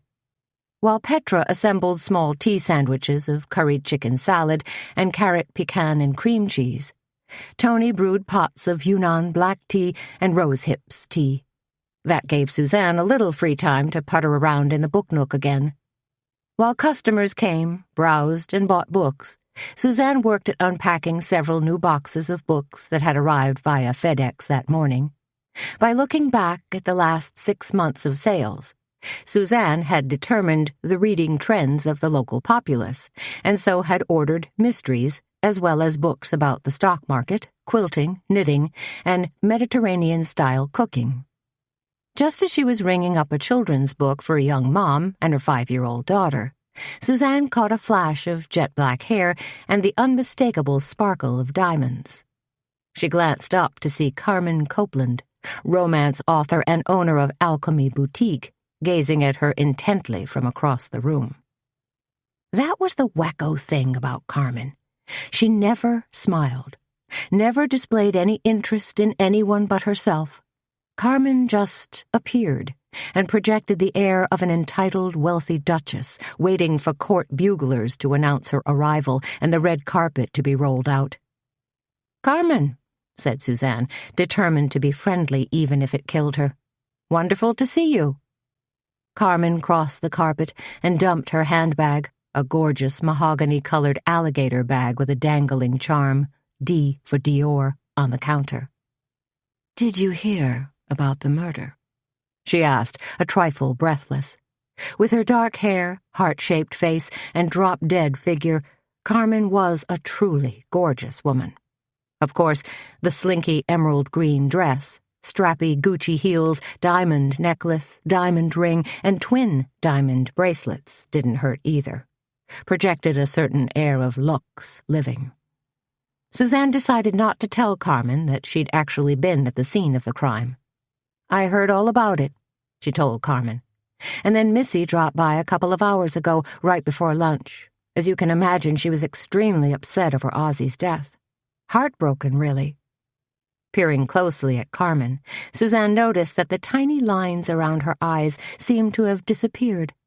Her lips were also much plumper, almost a trout pout, as one Hollywood gossip rag referred to collagen-enhanced lips. Yes, Carmen must have made a trip to a skillful cosmetic surgeon who specialized in injectables. "Don't you find it weird, Ozzy being murdered on his own table like that?" Carmen's eyes sparkled, as though she was thinking about switching from writing romance novels to true crime. "It's bizarre," agreed Suzanne, wondering just how much Carmen knew about the murder, how she'd picked up her facts. Carmen gave a slight frown. "I just hope Missy is able to pull herself together. We've got our grand opening Friday, and there are still a trillion details to take care of." Sighing, she said, "It's just so hard to find people you can count on." Suzanne decided Carmen must have been born without a heart, or else it had been surgically removed and replaced with a mechanism of stainless steel or some other hard metallic substance. And Carmen was a romance writer at that, made her millions penning love stories. "Missy's got a good head on her shoulders," said Suzanne. "But she's going to need time to grieve. It's only natural." "As her employer, I'd prefer she do it on her own time," responded Carmen. Suzanne wondered what would happen if she reached across the counter and gave Carmen a good smack upside the head. Probably, she decided, Carmen would just smack her back. Carmen was like that. Mean, fearless, aggressive. Not unlike the timber rattlers that lived in the towering bluffs above Kindred. Even though the Midwest wasn't their natural environment, the rattlers were there, and they were dug in. It was as simple as that. Something clunked against the counter, and then Carmen held up a large 2-by-3-foot laminated poster that featured the colorful cover of her new book. I always have my publisher make posters and ship them to the more prestigious bookstores, said Carmen, but we had one left over, so I thought I'd give it to you. See? She pointed to a strip of paper that was striped across one corner. It's even got the date and time of my book signing. Wonderful, said Suzanne. We'll place it right by the romance section. Don't you think it would look better in the window? Asked Carmen. Suzanne wanted to tell her it would be better still shoved down her gullet, but she didn't. Just held her tongue and accepted the poster. Once Carmen had left, once Suzanne had dug out a copy of Tragic Magic for a customer, she poked her head into the cafe. 3 tables, each held groups of 4 women, all enjoying tea, triangle-shaped tea sandwiches, and gingerbread scones. So, good. I can kick back in my office and place a few orders. Because Petra was such a prolific baker, and business had been awfully good, knock on wood, they were forever ordering flour, sugar, butter, and spices from their local restaurant supply house. But the minute Suzanne sat down in her chair and snugged it up to the antique oak library table that served as a desk, the phone jangled. "Suzanne!" came a cheery voice when she picked it up. "How do?" She knew instantly it was Jean Gandil from the Bugle. "It's Jean, from the Bugle." "I know that, Jean. I'm just putting the finishing touches on a story here," said Jean brightly. "And I wanted to make sure I included your perspective." "Oh, crap. He's doing a story on Ozzy." "Not sure what you're talking about, Jean," Suzanne told him. There was a forced chuckle, and then Jean said, "You're doing it again, Suzanne." "What's that, Jean?" "Playing dumb." Suzanne snorted. "Thanks for your kind and generous observation." "You know darn well I'm writing a story about Ozzy's murder," said Jean. "Gonna be front page, above the fold," he bragged. "And the headline will be 48-point type?" "I'm just trying to put together a credible story," Jean whined, "before I have to turn it into my editor. I'm sure Sheriff Doogie told you everything that he's able to release to the press," said Suzanne. "Or to the public, for that matter. And his information was pathetically scant," complained Jean. "Lacked detail. Come on, Suzanne, you were there. You saw poor old Ozzy dead on the table." Suzanne dropped the phone to her chest and stared at a small framed needlepoint that Petra had finished last week and set on the desk. She'd created a lovely montage of weeping willows, bubbling brook, and birch forest, along with a quote by Dante that read, "Nature is the art of God." "How did you know I was there?" Suzanne asked. "It's my job to know things," said Jean. "I don't think I can add anything, Jean." "Then how about you share your suspicions?" he asked. "No way," said Suzanne. "Come on," said Jean. "This is hot stuff. So far we've got a scorned girlfriend, a jealous ex-husband, and a young kid with a serious history of violence. Sounds like a made-for-TV movie," remarked Suzanne. Jean's voice was upbeat. "Doesn't it? That's why I wanted to add your take on the matter, help stir the pot, so to speak. That's the last thing I want to do, Jean. My editor's gonna want something," wheedled Jean. "Put her on the phone, will you?" asked Suzanne. Laura Benchley was the managing editor of the Bugle and a terrifically smart businesswoman. Laura came on the phone. "Hey, Suzanne. Things still humming along at the Cackleberry Club?" "Can't complain," said Suzanne. "Any chance I could get that recipe for oatmeal scones you guys served last week?" asked Laura. "They were fantastic." "I'll email it to you," said Suzanne. "Okay if I publish it?" asked Laura. "Sure," said Suzanne. "Why not?" "How about you write another tea column for us? Could you get one done in about 2 weeks? Can do, said Suzanne. We're going to do a nice write-up in Thursday's paper on your Take the Cake show, Laura told her. Get even more buzz going. Appreciate that, said Suzanne. Okay then, said Laura. I'll put Jean back on. Oh, but you're so much nicer than Jean, Suzanne said with a laugh. Don't pay any attention to him, said Laura. He thinks he's Dan Rather. She laughed wickedly. Or Dan Rather not, added Suzanne. Chapter 7. Mid-afternoon found Tony and Suzanne hunched over the butcher block table in the kitchen, munching leftover tea sandwiches and sipping fresh squeezed lemonade. Afternoon tea service was winding down in the cafe, with just a few ladies lingering over a final cup. What did the nasty old dragon lady want? Asked Tony. Suzanne giggled. She couldn't help herself. You're referring to our dear Carmen Copeland? Play nice, children, warned Petra, as she stacked leftover scones into a large wicker basket. Carmen brought in a poster to advertise her book signing on Wednesday, said Suzanne. Big whoop, said Tony.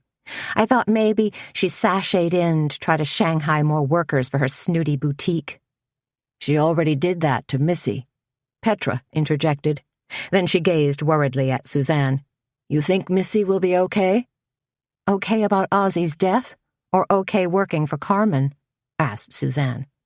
Both, I suppose, said Petra. Missy will be fine, Suzanne assured her. She's a survivor. Like us, said Tony. Or more to the point, like you and Petra. Aren't you sweet?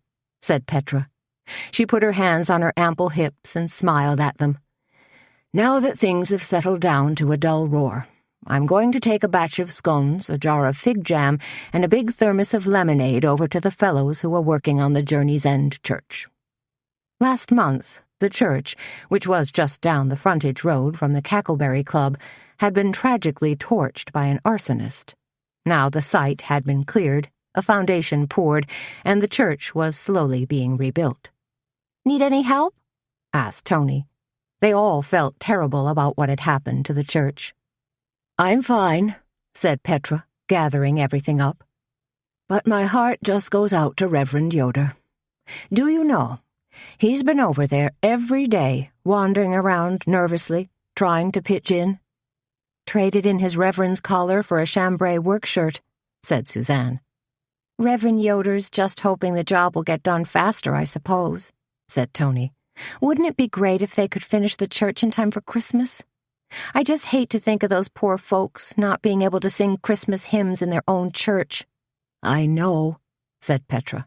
But the unfortunate thing is, Reverend Yoder doesn't know the difference between a Phillips head screwdriver and a flathead screwdriver. Tony popped a last bit of sandwich into her mouth and declared, Neither do I. I suppose it's the thought that counts, continued Petra. I love that he cares so passionately about getting his church rebuilt and bringing his congregation back together. On Suzanne's invitation, the congregation had met a few times at the Cackleberry Club. Now they were using St. Sebastian's Church at off hours, a nice ecumenical arrangement between two different religions. Petra hadn't been gone more than 2 minutes when there was a loud, erratic banging on the swinging door that separated the kitchen from the cafe. Uh-oh, thought Suzanne. An unhappy customer? She walked over, gave a tentative push on the door, and was startled to find a somber-looking Junior Garrett staring back at her. Junior? She exclaimed. Ah, crap, muttered Tony. Only last week, her estranged husband had displayed a wandering eye for curvy, bordering on chubby women who favored tight Angora sweaters. In other words, not Tony. Tony back here? Junior asked, shrugging back his dangling forelock, not even bothering with a polite, "Hi, how are you?" Sure she is, he scowled, answering his own question. She's always hanging out at your little sorority house. You girls probably have your own secret handshake and decoder rings. Tony lunged for Junior. Don't be an ass, Junior, she said, swatting at his head. Hey, Hey, lay off, Junior cried, ducking as her fingernails grazed him, then hastily retreating a few steps. What do you want? Asked Tony, lunging again, and this time getting a firm grasp on the back of his shirt. She twisted sharply, gathering fabric while she shoved Junior back out into the cafe and steered him to a seat at the counter. And keep your voice down, she hissed at him. We still have customers. Jeez, said Junior, looking like a puppy who'd just been walloped with a rolled-up newspaper for making doo-doo on the floor. I just dropped by to say hi. Hi, said Tony through gritted teeth. Now, goodbye, Suzanne said airily. No need to give me the bum's rush, complained Junior. I just wanted to get something to eat. He turned innocent eyes on both of them. I've been working since 5 this morning. A quick bite, and then you'll leave? Asked Suzanne. She wasn't fond of Junior Garrett, and she knew he wasn't good for Tony. Treated her like a doormat. Cheated on her, too. Only problem was, Tony wavered between wanting a divorce and having second thoughts about getting back together with Junior. Lot of that going around these days. I suppose we could spare a sandwich or two, Tony told him, ripping Junior's trucker's cap from his head and plopping it on the counter in front of him, like she was lining up Exhibit A for the jury. You'll settle for leftovers? Asked Suzanne, relenting some. Sure, said Junior. Whatever. You'll get whatever, breathed Tony. But when they brought Junior a plate of tea sandwiches and a scone, he peeled the top slice off his sandwich and stared suspiciously at the chicken salad. What's this? He demanded. Don't you girls got anything fresher? When you're getting something for free, said Tony, you take what's set in front of you and don't make a fuss. Hey, protested Junior. I can pay for this. I just got myself a brand new job. What do you mean, a new job? Asked Tony. I thought you were still working at Shelby's body shop. Please don't tell me you got fired. Again. No, nothing like that, said Junior, suddenly looking a little smug. I should have been more specific. What I meant to say was, I've taken on another job. You girls think I want to fix fenders and do paint touch-ups all my life? No way. Not this paisano. You have a second job? Asked Suzanne. That Junior was able to hold down one job was remarkable. That he'd taken on a second job was an alert the media event. I'm double-dipping from the trough of commerce, Junior chortled, as he greedily stuffed a cucumber and cream cheese sandwich into his mouth. He seemed delighted with his mini bombshell. Better not let Shelby's hear you talk like that, or they'll bounce you on your skinny butt and send you packing, warned Tony. You haven't even been there 6 months. Aren't you still on probation? Probation's a way of life with Junior, muttered Petra, who had returned and was now banging pots and pans in the kitchen. What is this other job, anyway? Suzanne asked him. Junior hunched his shoulders and looked slightly evasive. I got a kind of delivery service going. And what is it you deliver? Asked Suzanne, praying one of their suppliers hadn't hired Junior to schlep eggs and milk all over the county. Yeah, said Tony. And where exactly are you delivering it to? She'd noticed Suzanne's suspicion toward Junior. Now she was feeling that way, too. Junior puffed out his chest, trying to look important. Are you kidding? They got me running all over the doggone place. Supposed to drive up to Minneapolis tonight, and then to Des Moines next Wednesday. And just what is it you're delivering? Suzanne asked again. Auto parts, snapped Junior. The fact that he said it a little too quickly and the answer sounded a little too rehearsed made Suzanne doubly suspicious. That's interesting, said Suzanne, because I thought most parts supply places had their own fleet of delivery trucks and drivers. Yeah, said Tony. You see those panel trucks with the little orange caps on top driving around all the time. Junior's scowl was almost menacing. Why can't you girls ever be happy for me? Why do you have to put me down all the time? Bash me like all I am is some stupid piñata. Maybe because you always seem to be just this side of the law? Suzanne shot back. Maybe because you were miserably remiss in giving your wife the love and devotion she deserved, and now you're dragging your clodhoppers when it comes to giving Tony a well-earned, well-deserved divorce. What if she don't want one? Asked Junior. Oh, she wants one, chimed in Petra. Don't you just wonder what Junior's up to? Suzanne asked Tony as they set the tables for tomorrow's breakfast. Huh? Asked Tony, as she piled sugar cubes into antique china sugar bowls they'd picked up at area tag sales. What I'm saying, said Suzanne, is I hope Junior's not involved in anything illegal. Tony looked thoughtful. Like what? Oh, said Suzanne, maybe like drugs?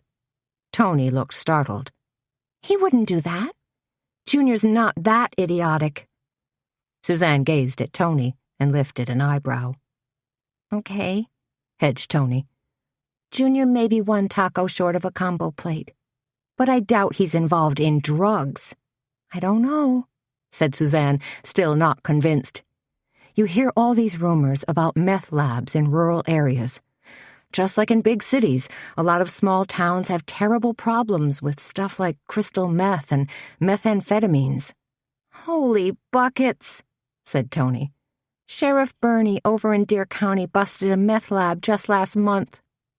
Suzanne finished folding a linen napkin into a tricky bishop's hat, then suddenly frowned and looked up, a question clouding her face. What? Asked Tony. What if Ozzy's murder was related to drugs? Said Suzanne. What if he was killed by some amateur meth lab chemists who were desperate for chemicals? That's quite a brainstorm, allowed Tony. You ought to give Sheriff Doogie a jingle and share your theory with him. Last time I shared anything with Doogie, it was a basket of onion rings, said Suzanne. And that's just 'cause he sat down and started helping himself. Satisfied they were set up for tomorrow, Suzanne and Petra wandered into the knitting nest. This was clearly Petra's domain, she being a confirmed knitter and quilter. Now she was fussing about happily, arranging skeins of mohair yarn, alpaca, and even a few skeins of cashmere. She'd stocked up like mad and was obviously ecstatic about the big knit-in this Thursday. At last count, she had almost 30 women coming. So how does this knit-in work? Asked Tony. Is everyone going to start a new project, or will they bring stuff they've been working on? A little of both, said Petra, dumping an assortment of knitting needles into a large flat basket.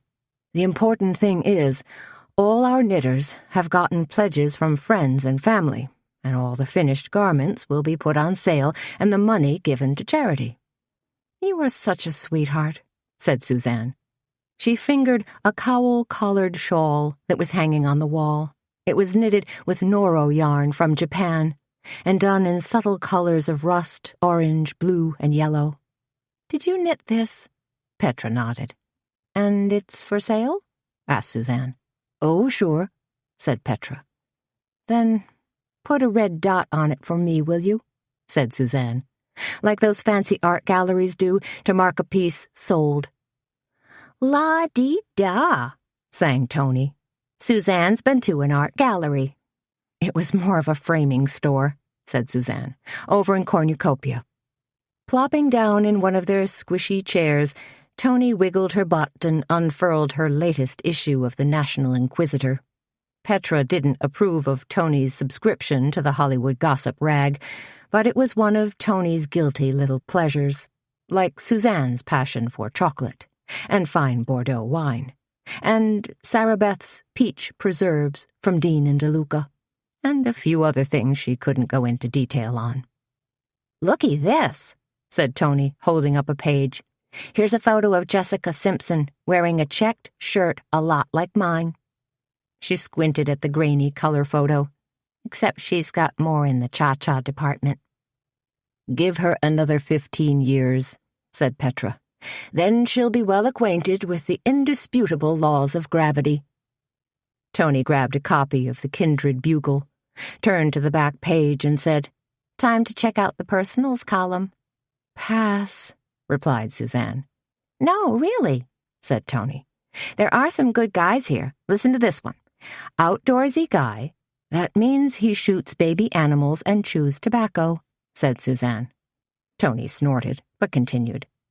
"Who's low-key, but fun-loving, and seeks a possible long-term relationship." "Low-key probably means he's a slug," pointed out Petra. "And fun-loving is code for likes to get drunk," said Suzanne. "What about the part where he's seeking a long-term relationship?" asked Tony. "Just means he wants somebody to cook for him, do laundry, and sandblast the scum off his bathroom walls," laughed Suzanne.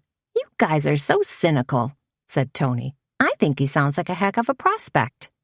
"You mean better than Junior?" said Petra. "Anybody's better than Junior," agreed Tony. Suzanne wandered over to Petra's newly done display of knitting needles. "Tell me about these bamboo needles." Petra's face took on an almost beatific look. "Oh, they're simply wonderful," she cooed. "Bamboo knitting needles are exceedingly smooth and have a very soothing feel. The amazing thing is, the yarn won't slip off, but it will slide exactly the way you want it to, and the bamboo makes a soft clicking sound. It's almost spiritual, zen-like," she added. "We could all use a little zen in our lives," Suzanne sighed. "Thinking about Saturday," said Tony. "I'm wishing I knew a little bit about Zen, or yoga, to help me chill out." "Gonna be crazy," agreed Suzanne. Tony put her feet up on a leather footstool. "It'll be a miracle if we get through it." Petra glanced up from arranging her yarns and smiled serenely. "I don't believe in miracles. These days, I rely on them." Chapter 8. The sun was just beginning to dip below the horizon when Suzanne stepped outside the back door of the Cackleberry Club. Everything, as far as she could see, fields, woods, faraway farmhouses, was bathed in a golden reddish light. It reminded her of a line from Shelley's poem To a Skylark, "In the golden lightning of the sunken sun, o'er which clouds are brightening, though dost float and run." The broad leafy field of soybeans rippled like waves as the breeze washed over it, across Suzanne's field. She and Walter had bought the land adjacent to the Cackleberry Club some 5 years ago as a kind of investment.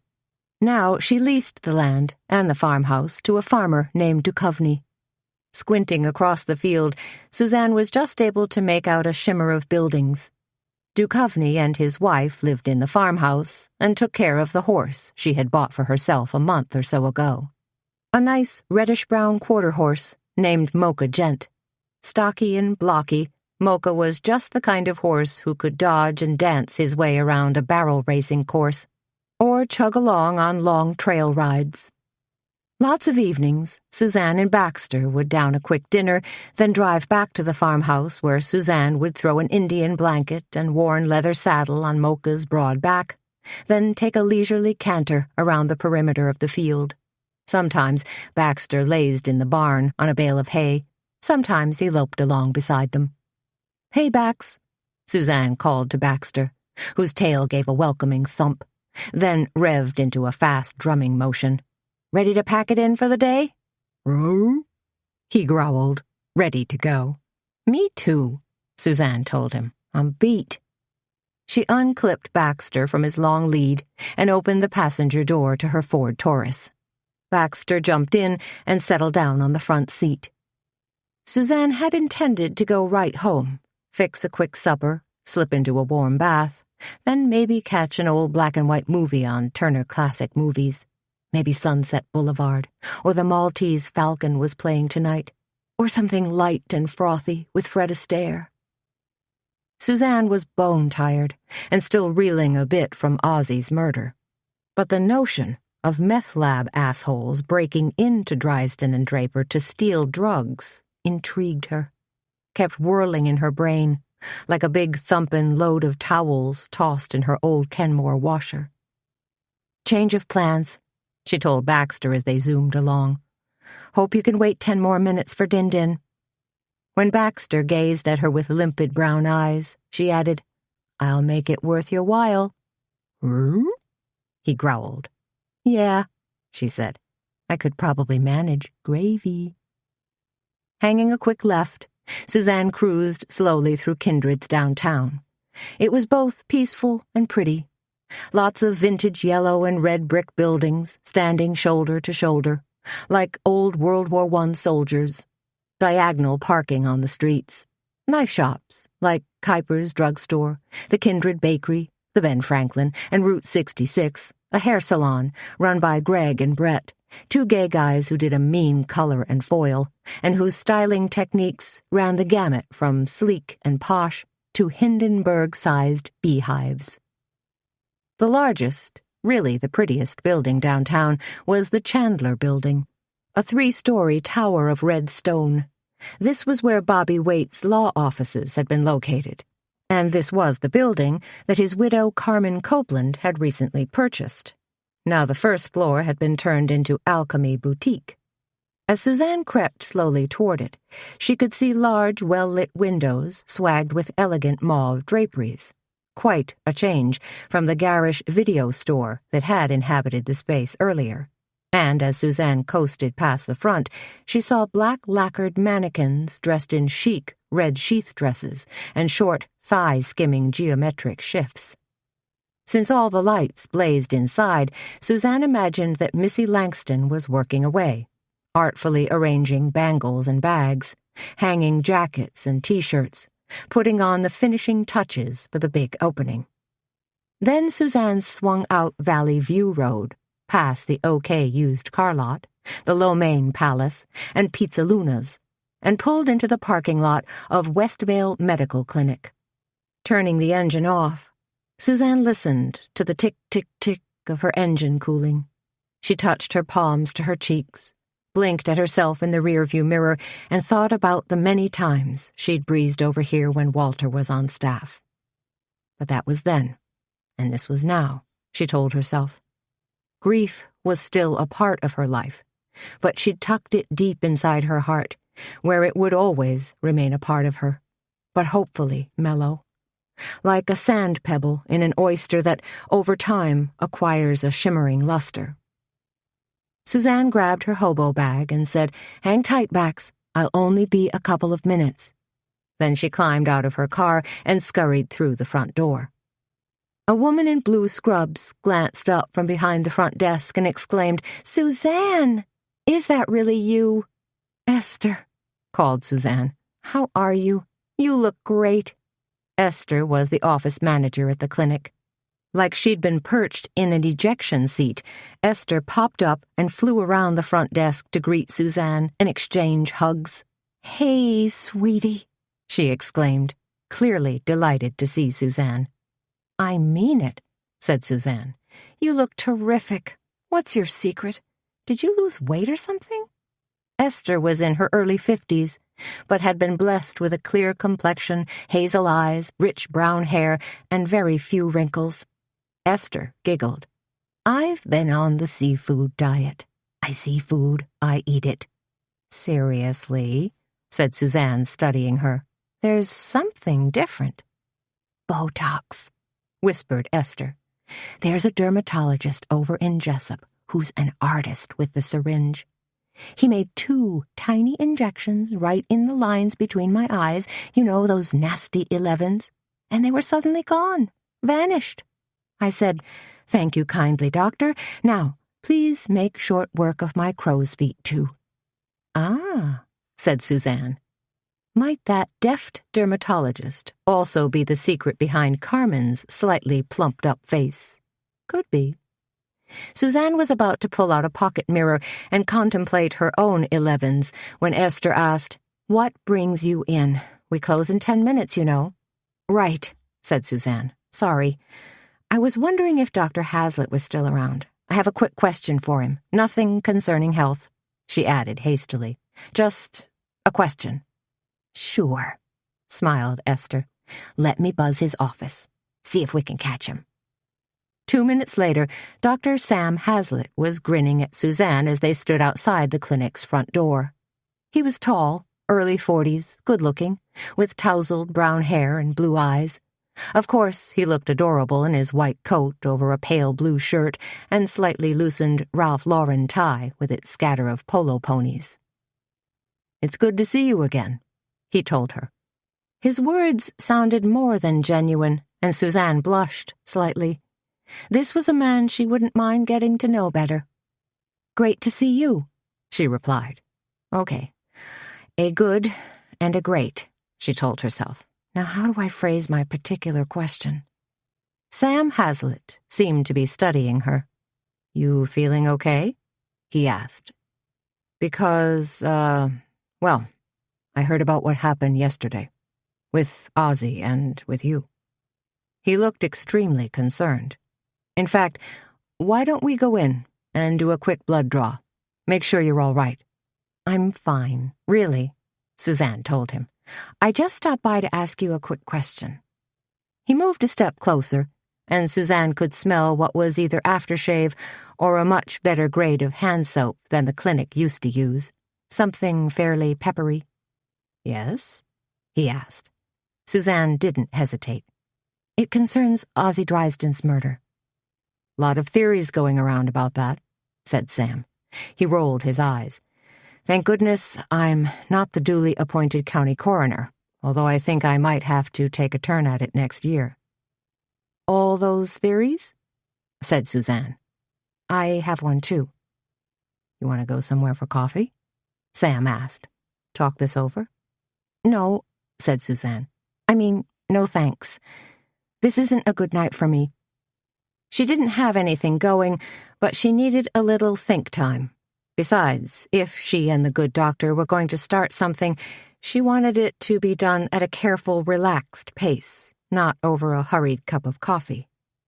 "Okay," said Sam. "So, give me the elevator test."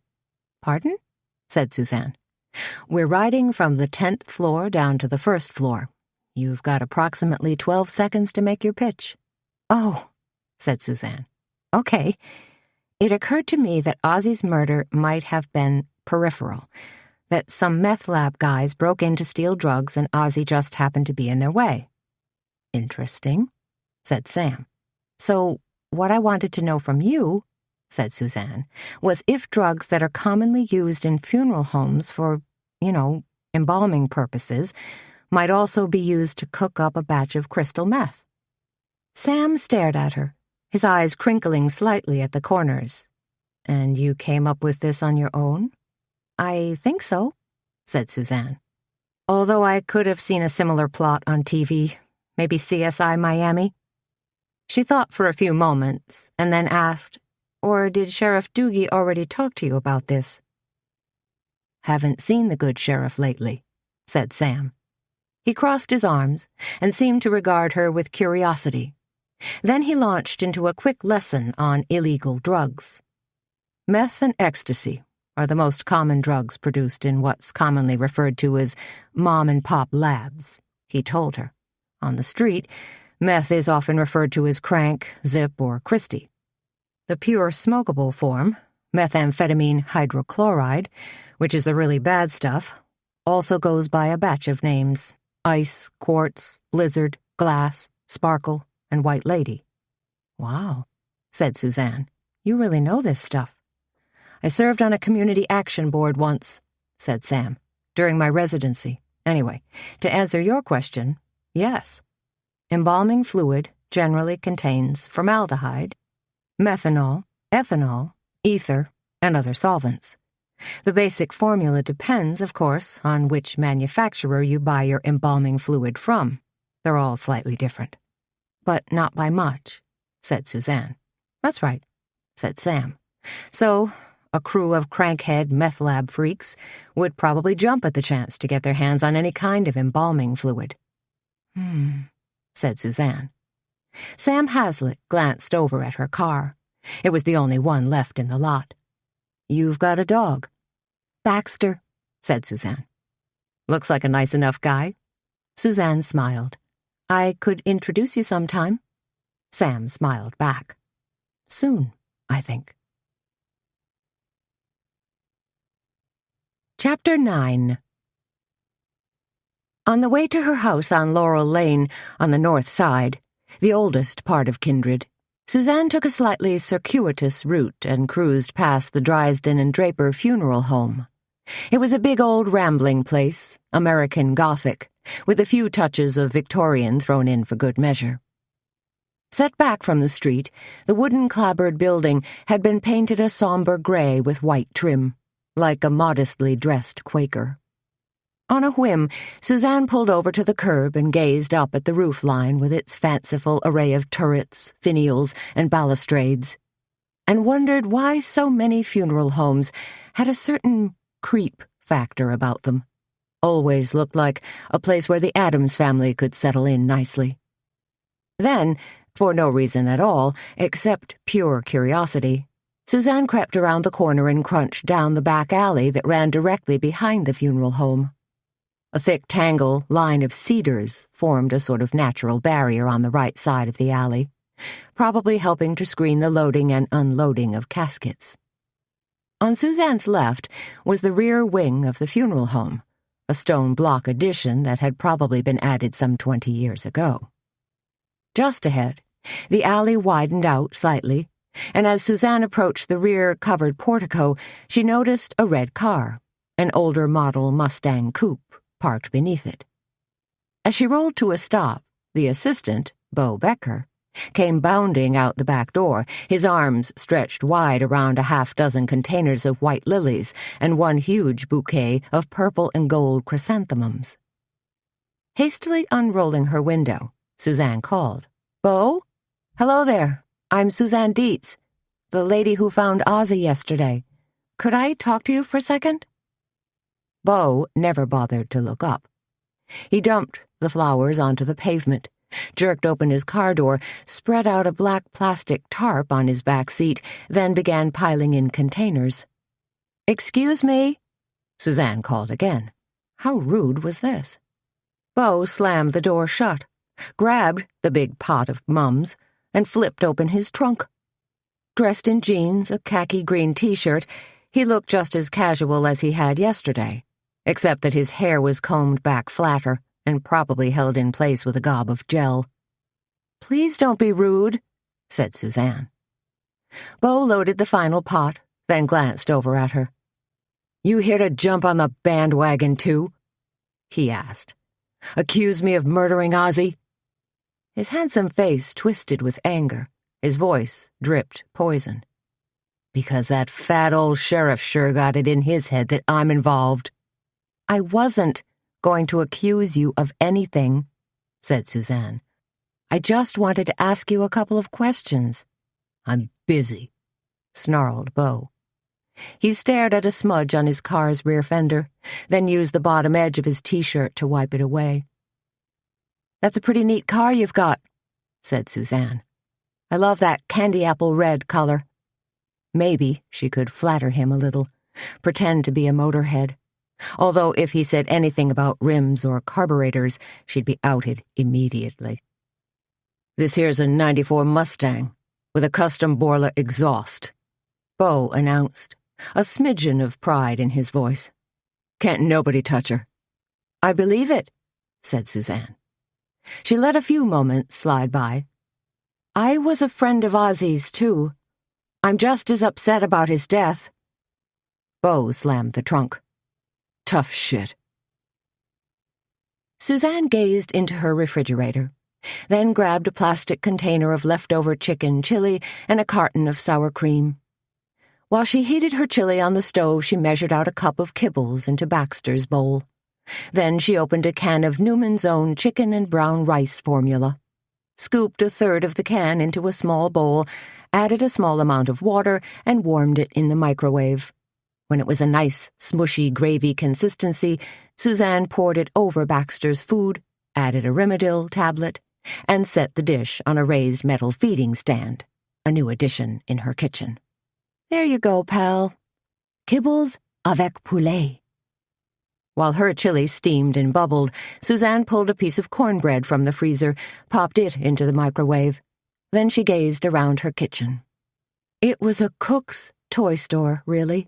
Renovated 3 years ago, so she and Walter could indulge their secret little foodie passions. They'd installed a Wolf gas range, with charbroiler, sub-zero refrigerator, and granite countertops. It was all quite gorgeous and very Food Network, but not terribly practical now that she was alone. Now it felt a little like a restaurant kitchen, superbly equipped, but a trifle impersonal, too. Maybe, once she started entertaining again, her kitchen would magically transform into a warm, welcoming space, where everyone would want to congregate. On the other hand, that might depend on who she entertained. Her chili heated, Suzanne poured it into a handmade ceramic bowl that was one of a set she'd purchased at the Darlington College Art Fair, and added a dollop of sour cream. She set it on a wicker tray along with the cornbread, paper napkin, and spoon, and carried the whole shebang into the living room. As she ate and half-heartedly watched the nightly news, Suzanne's thoughts wandered back to the murder. She wondered who could carry so much anger and malice in their heart that they would kill Ozzie Drysdale. Someone right here in Kindred? Someone close to Ozzie? Someone so close that Ozzie never suspected until the final moments, when he was held hostage, drugged, and then had his blood drained? Suzanne shook her head, grabbed the remote control, and switched over to Wheel of Fortune. Gotta watch something a little lighter, she told herself. Stop these dark thoughts from rattling around inside my head. Vanna was rah-rahing and busily turning over letters. The clue was thing. Suzanne stared at the letters that had been revealed on the board. 2 G's, a B, a T, and an R. Egg beater, she said aloud, just as contestant number 3 piped up with, I'd like to solve the puzzle. Naturally, it was egg beater. Okay, Suzanne told herself. If I can look at those puny clues and pull egg beater out of the sky, why can't I dredge up a suspect or two? Of course, Sheriff Doogie had already taken care of that. 20 minutes later, Suzanne was in her suede jacket, blue jeans, and boots, standing in a sweet-smelling hay barn, saddling her horse. With the cinch snugged tight, she led Mocha outside, grabbed a handful of slightly oily mane to help pull herself into the saddle, and then was off in a slow canter around the perimeter of the field. The sky had faded to a smoky purple, the final glory of the day manifesting itself in a wash of thin clouds and a handful of glittering stars, like a child's game of jacks tossed out onto a dark blue blanket. From onesies all the way up to tensies. Across the field, Suzanne could see the lights of the Cackleberry Club. The little place glowed like a beacon, and Suzanne figured that book night, romance book night, was probably a rousing success. At least it would be once Tony trotted out the cheddar cheese biscuits and Pinot Grigio. Suzanne worked her horse for a good 45 minutes, practicing from going from a fast walk right into a canter, doing a little remedial work on neck reining while they were at it. Mocha had spent his summer grazing with a herd of cows, so he was lazy, obstinate, and a little out of practice. Then again, so was she. Suzanne walked him slowly back to the barn, letting the big horse cool down gradually. Standing in his box stall, she pulled off the saddle and blanket, wiped him down with a chamois cloth, then grabbed a curry comb. The horse's wide back quivered, and his front feet stomped as she ran the metal teeth over him. He liked the sensation, but was uncertain about all her fussing. Oh well, he'd get used to it. Dust motes twirled in the low light as Suzanne groomed her horse, and her thoughts drifted back to Sam Hazlitt. Their earlier exchange bothered her a little. She liked him, could probably seriously like him, but she was a little nervous now that she'd maybe sent the wrong signals. Had she been too cool, too indifferent, or too pushy? What should she do? She wondered. Hang a sign over her heart that said, "Open for business"? Or just bag those worries and let things take a natural course. Yeah, probably that would be best. Suzanne hung Mocha's bridle on a peg, then poured out a couple cups of oats into his feed box. As she turned to leave, Mocha lifted his large head and stared at her with luminous brown eyes, as if to say, "Leaving so soon?" "You need a buddy, don't you?" she said. "It's probably lonely out here when nobody's around. Tell you what, I'll try to find you some kind of buddy." At 9 o'clock, when Suzanne came barreling through the front door of her home, feeling relaxed, at peace, and a little wobbly in her knees and thighs, the phone was jangling. She snatched up the receiver on what was probably the final ring before it switched over to the answering machine. "Hello?" "Hello again. This is Sam." "Oh, hi." Balancing on one foot, she tried to slide off her left cowboy boot by scraping it against the right one. Her technique wasn't working very well. "You sound out of breath," said Sam. "I was just outside," she told him. "Goofing around. Listen, when we spoke earlier, I forgot to ask you something." "Shoot," said Suzanne, staring down at the inlaid turquoise leather on her half-off boot, fully expecting Sam's question to be either murder or drug-related. "Would you have dinner with me Friday night?" Suzanne's grin, as she accepted, was a mile wide. Chapter 10. Tuesday was Eggs in a Basket Day at the Cackleberry Club. Suzanne and Tony crowded around the butcher block table with Petra, arranging thin slices of ham in muffin tins, then watching as she poured a thick, foamy egg mixture on top. Once each basket was filled and topped with a generous spoonful of shredded cheddar cheese, they were slid into a hot oven. "Look who's queen of the rodeo this morning," exclaimed Petra as she cracked more eggs, single-handed, into an antique speckled ceramic bowl. Tony was all duded up in a new hot pink western shirt with silver embroidery and matching silver buttons. On her feet were a brand-new pair of buckskin-colored Tony Llama boots. "Gifts from Junior," she told them, trying to sound offhanded. "He says he's been inspired to share the wealth." "You saw Junior last night?" asked Petra, slightly aghast. She paused, eggs in hand. "I thought you declared a moratorium on seeing Junior," said Suzanne, jumping in. "I thought you'd pretty much decided you were going for the big D." "Divorce," said Petra, enunciating the word in an exaggerated manner. Tony looked pained. "But Junior brought gifts. What was I supposed to do? Act like an ingrate?" "You could try saying no," said Petra. She turned toward her grill, grabbed a spatula, and flipped a half-dozen blueberry pancakes.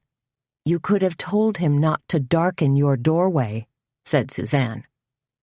"Junior's TV was on the blink, and he wanted to watch reruns of American Gladiators," Tony explained, a little defensively.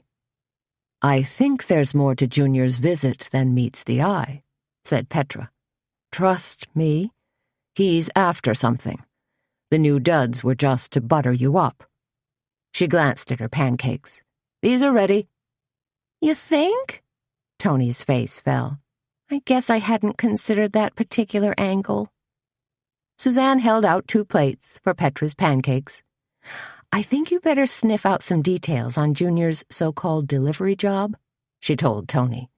Then she bumped the swinging door with her hip and sailed out into the cafe.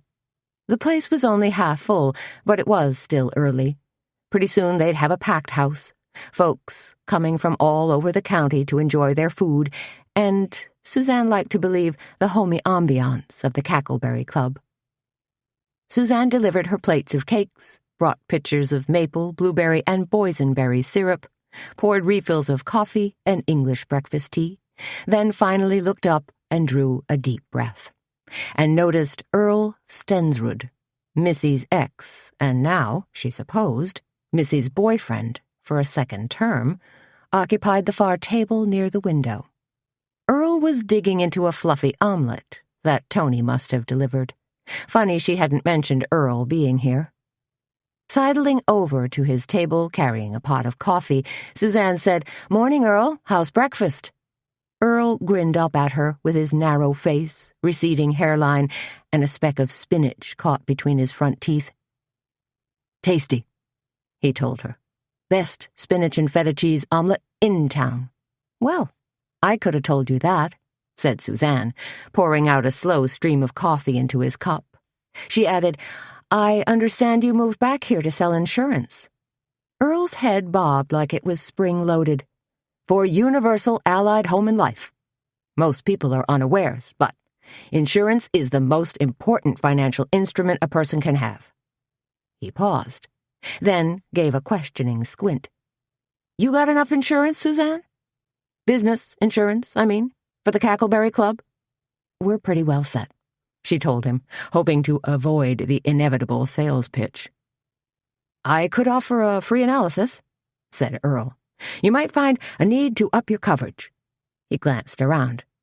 "Place looks fairly profitable, but if something were to happen—" Now Earl looked serious, like he'd peered into the not-so-distant future and seen an unhappy vision looming before him. "I'm not losing any sleep, Earl," Suzanne told him.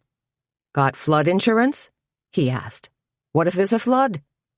Catawba Creek, a babbling little trout stream that hadn't flooded its banks even once in the last century, was at least 6 miles away. Suzanne told him so. Unfazed, Earl plowed on. "Hit by lightning?" Suzanne sighed. "I'll take my chances." "Fire?" Earl glanced sideways out the window where workers were hoisting beams and pounding away at 2x4s, busily rebuilding the Journey's End church. "Don't even breathe that word in here," warned Suzanne. "The Journey's End church fire was a trauma for everyone." "Suit yourself, Suzanne," said Earl, taking a slurp of coffee. "I always do," she replied. "I understand Missy's got you nosing around town concerning Ozzy's murder." Now Earl gave her a hard stare. "Maybe," said Suzanne, being a little evasive. "She thinks you're quite the little Nancy Drew." He let loose a mirthless chuckle. "Missy's a friend," said Suzanne.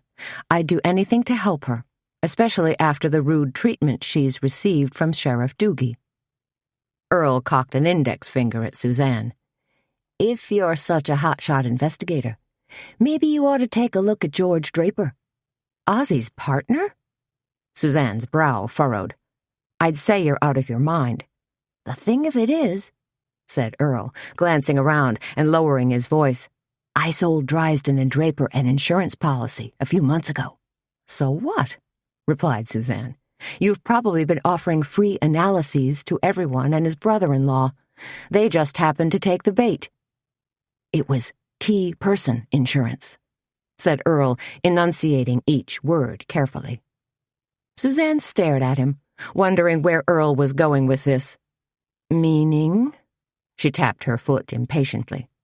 "Meaning," said Earl, "that if one partner died, the other would receive a rather tidy sum of money." He paused, enough to buy out the other's interest, and then some. "How tidy is that sum?" asked Suzanne. "Can you give me a number?" Now Earl looked aghast. "That would be unethical." "But it's okay to point fingers," Suzanne chided, "to toss out innuendos about your client." Earl threw up both hands in a gesture of frustration. "I'm just saying, Suzanne." Back in the kitchen, Suzanne said, "Earl Stensrud is a real slimeball." Petra ducked down and peered out through the pass-through. "He's out there?" "Yes," said Suzanne, "and interestingly enough, he's trying to deflect any scrutiny that might be directed at him onto George Draper. Call it the old pinball technique." "Scrutiny on Draper for Ozzy's murder?" Petra couldn't quite believe it. "Earl assured me that George Draper was going to benefit greatly from an insurance policy he sold to Drysdale and Draper," said Suzanne. "Huh," said Petra, pulling a tin of bubbling golden-brown eggs in a basket from the oven. "I didn't think anyone ever benefited. Insurance companies are tighter than razor clams." She sprinkled on some additional shredded cheddar for good measure. They just hate opening their pockets and paying out claims. Tony came bustling in with a stack of dirty dishes. I just caught the tail end of your conversation. And you're right about insurance companies and insurance salesmen being tightwads. Guess how much of a tip that moron Earl left me? How much? Asked Suzanne. Earl Stensrud did strike her as a parsimonious ass. 50 cents, shrilled Tony. Can you believe it? That comes to something like 6%. Makes Junior look like Rockefeller, mumbled Petra. Doesn't it? Answered Tony. Just before lunch, there was a run on the Book Nook. Suzanne wasn't sure if it was because of the knit-in Thursday or Saturday's Take the Cake event, but customers were grabbing books on knitting, needlecraft, quilting, baking, and cake decorating like crazy. One book, written by two women who call themselves the Knitwits, was a humorous take on knitting. It illustrated simple stitches and fun projects, as told through their own trial and error. Suzanne was about to run across to the cafe to help set up for lunch when a yellow post-it note stuck to the back wall caught her eye. It said, "Cheese," in block letters. Slipping into the office, Suzanne thumbed through her Rolodex and dialed the number for Cloverdale Farm. "Mike," she said, when she finally got him on the line. "We're down to our last 2 wheels of cheese. Are you planning a delivery anytime soon?" "Sure am," he told her. "But it ain't the kind you're thinking of. I got 2 prime Guernseys ready to calve any time now. And, wouldn't you know it, this is the week Ruth Ann picked to visit her sister in Sioux Falls." "What if I drove over to your place?" asked Suzanne.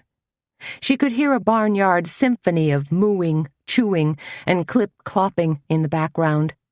"That'd be fine, Suzanne," replied Mike. "I got a cooler full of cheese, so you know where to find me." "I'm guessing in the barn," said Suzanne. But he'd already hung up.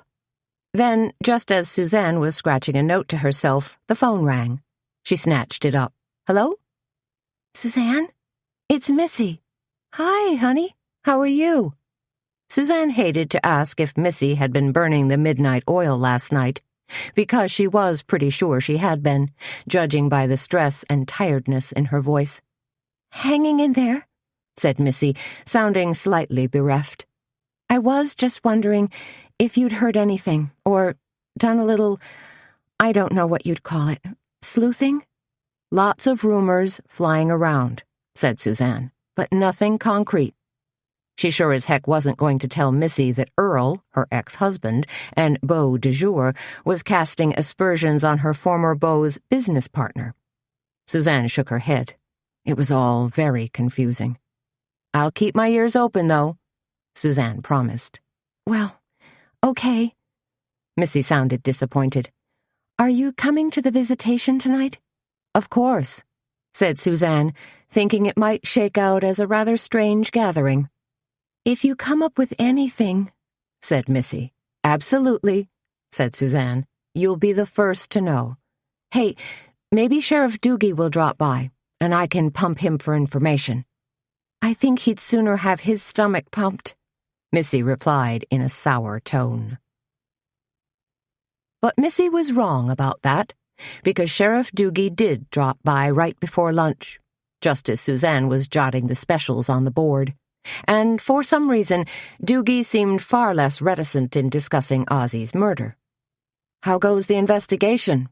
Suzanne asked, as Doogie slid his khaki bulk onto a nearby stool. She continued to scratch away with her colored chalk, writing down corn chowder, egg salad sandwich, turkey fajita, Cackleberry Club brown sugar meatloaf, and pumpkin pie. Doogie gave a low whistle. "That's a fine lineup today," he told her. "Yes, it is," agreed Suzanne, dotting the I in pie. Doogie was a man who appreciated real home cooking, probably because he didn't get much anymore. He was a widower whose wife had died of breast cancer some 5 years ago. After her death, he'd resigned from the state patrol and run for sheriff. Opposed by a former garbage hauler, he'd been elected in a landslide. Over the years, a few women had made a run at Doogie, but none had caught his eye. Doogie remained polite but standoffish. "Is that pie made fresh, from real pumpkins?" asked Doogie. "'Cause if it is, I'll have me a piece." "Of course you will," said Suzanne. When did Doogie not get a free ride at the Cackleberry Club? "I was asking about the murder," she prompted again. Doogie sucked air in through his front teeth. "Things are going slow. I've been doing this by the book, following procedure, conducting interviews, but—" "No hot leads?" said Suzanne. "I got dog poop," admitted Doogie. "Ozzy didn't seem to have any enemies." "How about friends?" asked Suzanne. "Sometimes friends can become enemies. Anger, jealousy, disputes over money." "Funny thing about that, too," said Doogie. "Ozzy didn't have a lot of close friends. Maybe folks are hesitant to cozy up to an undertaker. I don't know." "Maybe so," said Suzanne, although Missy had, for a while anyway. Doogie leaned across the counter. "You heard anything, Suzanne?" Her front teeth worried her bottom lip for a moment, and then she said, "Earl Stensrud was in for breakfast a little while ago, trying to stir up rumors about George Draper." "What kind of rumors?" Doogie asked, as his hooded eyes roved across the back counter. "Apparently Earl sold Drysden and Draper some key partner insurance, and now George Draper is set to collect." Doogie let out a sigh that sounded like a balloon deflating. "George already mentioned that to me." "He did?" Suzanne was surprised. George Draper was either a completely forthright guy or else a master at setting up an excellent smokescreen. "Anything else?" asked Doogie. Now he seemed fixated with the chocolate-covered donuts that sat plump and glistening, covered with pink and yellow sprinkles in the pastry case. Before the sprinkles, Suzanne used to decorate with little silver balls, but when a customer busted a filling biting down on one, she switched to the more dental-friendly sprinkles. "I have a theory," said Suzanne, "that I'd like you to hear." When Doogie scrunched up his face in disapproval, Suzanne pulled a donut from the case, set it on a small plate, and shoved it across the counter toward Doogie. That seemed to soften him up. "Okay. What's your theory?" asked Doogie, grabbing the donut and taking an enormous bite. Doogie, the donut whisperer, Suzanne thought to herself. Then she shook her head to clear it and proceeded to lay out her meth lab theory, basically postulating that crazy, whacked-out crackheads had swarmed out of the hills on the hunt for supplies. "Already thought of that," Doogie told her as he brushed away some of the sprinkles that had cascaded haphazardly down the front of his shirt. "Or, I should say, George Draper mentioned it. He said it's not uncommon for meth lab freaks to break into funeral homes and veterinarians' offices, looking for chemicals to brew up their poison." "So drugs were missing," said Suzanne.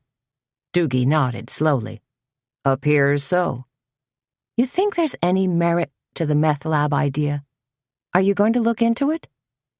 Doogie turned a flat-eyed stare on her. "You mean, am I going to cruise Logan County, rousting folks from every cottage, cabin, farmhouse, and outhouse?" "Put out an APB?" Suzanne asked weakly. "Nope," said Doogie.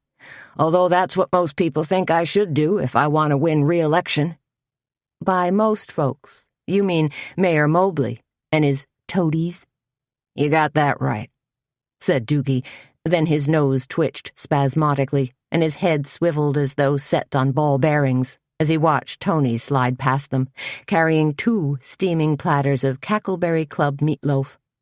"Now that's what I really need," exclaimed Doogie, "to perk up a shitty day." Chapter 11. The Silver Leaf Tea Club was an afternoon tea club you had to be over 50 to belong to. The tea club had been Petra's brainstorm and had proved to be more popular than reruns of Friends. Always held the first Tuesday of the month, the Silverleaf Tea Club attracted a huge following of wonderful older women. To top it off, they were funny, gregarious, and always dressed to the nines. Besides attending church or going out to dinner at Copple's over in Cornucopia, there weren't a lot of places around Kindred that gave a lady an opportunity to get all dolled up. But when they flocked to the Cackleberry Club for tea, the women of Kindred and the surrounding small towns pushed fashion to the max. One contingent of women always seemed to opt for the classic British look. Tweedy skirts and jackets, cream-colored blouses with pussycat bows, sensible shoes, tams and berets perched rakishly on well-coiffed heads. Your basic Miss Marple wannabes. Another contingent went for the sophisticated Brooke Astor socialite look. Tailored suits, sheath dresses, strings of opera pearls, vintage crystal pins on their lapels, 50s-style felt hats, and antique mink stoles draped around their shoulders, the pelts clamped nose to tail with tiny mink paws dangling. Suzanne and Tony had worked feverishly to transform the Cackleberry Club into a proper tea room. White linen tablecloths were draped over battered wooden tables. Small candles flickered enticingly in glass teapot warmers. Sugar cubes were piled in silver bowls with matching tongs alongside. Place settings included hand-embroidered placemats, elegant Haviland china with plates and matching teacups in the Annette pattern, and polished flatware. In addition, pink tapers and crystal vases filled with pink tea roses adorned each table. "What do you think?" asked Tony, lighting the final candle and stepping back to assess their artistry. "Very posh," said Suzanne. "That's the exact word I was thinking of," said Tony with a grin. At 10 to 2, the Silverleaf Tea Club ladies bunched excitedly outside the door. At 2 o'clock promptly, they entered the Cackleberry Club, oohing and eyeing at the table settings that seemed so elegant and magical. Then Suzanne and Tony were off and running yet again, taking orders for pots of tea. Today's offerings included Formosan oolong, Assam, Chinese Haoya black tea, and Egyptian chamomile. Of course, once a table had finished their pot of tea, they were free to select another variety. As Tony raced out with pots of tea, Suzanne worked beside Petra in the kitchen. They were serving all the food at once today, using 3-tiered curate stands. This not only made serving a breeze, but the 3-tiered silver stands were showstoppers when laden with goodies. Scones graced the top tier, of course, which today consisted of Petra's special cinnamon date scones, served with mounds of Devonshire cream. The middle tier, traditionally used for savories and tea sandwiches, was filled with crab salad sandwiches, goat cheese and cucumber sandwiches, and cheese and honey bruschetta. Strawberries dipped in chocolate, almond bars, and small squares of lemon cake lined the bottom tier. Suzanne was finalizing the arrangement of the strawberries and almond bars when Tony came flying into the kitchen. "Everything ready?" she chirped. "Our dear ladies are sipping away and making polite inquiries regarding food." She glanced at the trays laden with food. "Oh, wow. Don't those look special?" Petra gave an elfish grin as she added a few edible flowers to the arrangements. "And pretty, too." "You're so right," exclaimed Tony. "Our guests are going to jump out of their skins when they get a load of all this gorgeous food." "Shall we carry out the trays, ladies?" asked Suzanne, "and make our presentation?" With great care, each partner picked up 2 of the food-laden trays, then carefully eased through the doorway and into the cafe. And their guests did not jump out of their skins at all, but instead gave their hostesses an enthusiastic and well-deserved round of applause. Halfway through the tea, Suzanne introduced herself, though they all knew who she was, and did a light-hearted presentation on tea etiquette. First up was a quick lesson on scones. "The proper way to eat a scone," Suzanne explained, "is to split it in half horizontally with your knife, then spread a little butter on the scone's crumbly side, and top it with jam." "What about adding Devonshire cream?" asked a lady in a plum-colored suit. "Put a judicious dollop right on top of your jam," said Suzanne. "Enough for a bite. Then use your small spoon to keep adding more dollops if you want." "What about lemon in tea?" asked a woman in tweeds. "Personal preference," said Suzanne. "But the accepted method is to put a thin, almost translucent slice of lemon in your teacup, then add your tea." There was a soft murmur. Then Suzanne added, "But never add lemon and milk to your tea. The citric acid in the lemon will surely make your milk curdle." A woman way in back raised her hand tentatively. "Yes," said Suzanne. "How long do you boil your water for tea?" "Ah," said Suzanne, "you really don't. The trick is to pull your kettle off the stove just as it begins to boil." "Interesting," said another woman. "Then how long should you allow your tea to steep?" "The rule of thumb," said Suzanne, "is 2 to 5 minutes for green tea, 4 to 7 minutes for black tea. But of course, timing is always dependent on personal taste and the variety of tea." The woman in the plum suit raised her hand again. "How did you learn all this?" Suzanne gave a slightly embarrassed shrug. "Trial and error. And some really good books."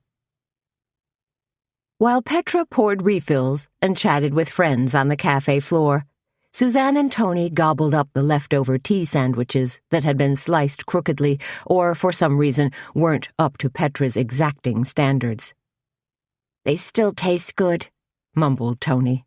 "And this cucumber and goat cheese is to die for," said Suzanne, "even if it's not everyone's taste."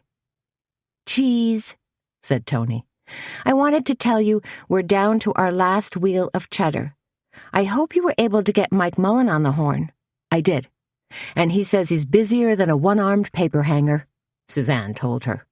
"So I'm going to have to rattle on out there myself." "I got an idea," said Tony. "Are you still going to Ozzy's visitation tonight?" Suzanne nodded. "Sure, though I can't honestly say I'm looking forward to it." "What if I picked you up?" said Tony. "And then, afterward, we drove out to Cloverdale Farm together." "Sounds like a plan," said Suzanne. "Is Petra coming too?" "No," said Tony, licking her fingers. "She's going to visit Donnie, but she'll be at Ozzy's funeral tomorrow." Petra came flying through the swinging door. "My ears are burning. Someone's been talking about me." "Are you psychic?" asked Tony. "No, just psychotic," said Petra with a laugh. "Suzanne, there are ladies drifting toward the book nook. You want to do the honors?" As a lucky strike extra for the Cackleberry Club, book sales were suddenly as brisk as the tea, and Suzanne found herself riffling through cardboard boxes in her office, pulling out extra copies of books that prominently featured tea and baking. "Remember me?" asked a short, pleasant-faced woman who hoisted a stack of books onto the counter. Suzanne gazed at her, then snapped her fingers. "You live out on Highway 22, the Miss Marple fan, or, I should say, Agatha Christie fan." "Lolly Heron," said the woman, offering her hand to Suzanne. "I'm so glad I finally got it together and came to one of your marvelous teas. What great fun, and marvelous food." She patted her tummy and rolled her eyes. "Please do come again," Suzanne urged her, as she rang up the books, then gave her a 10% discount. "I will," Lolly promised. "And don't forget," Suzanne told another group of ladies, "tomorrow our own Carmen Copeland will be right here signing her newest book, Ramona's Rhapsody." "We'll be back," promised Minerva Bishop, a tiny little octogenarian whom everyone simply addressed as Mrs. Min. Once the ladies of the Silver Leaf Tea Club had taken their leave, once Joey Ewald, their slacker busboy, came in to clear tables and load up the dishwasher, Suzanne ducked into her office to make a few calls. She had a to-do list that was a mile long, and most of it had to do with their Take the Cake show. Suzanne checked in with Sharon Roper at Sugar Bakers in Jessup to make sure she was still willing to serve as one of the judges for the cake decorating contest, then called Claudia Dean over at Darlington College to make sure she was still on for the fondant and frosting demos. Jotting notes, double-checking, and going over her final plans, Suzanne felt fairly confident they'd be able to pull off the event. What she didn't feel confident about was helping Missy. She'd noodled the various suspects around in her mind.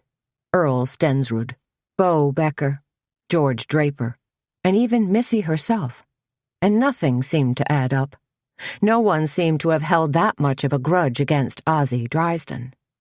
Of course, you never knew what anger or despair a person could hold or hide deep within their heart. But a significant piece of the puzzle still seemed to be missing.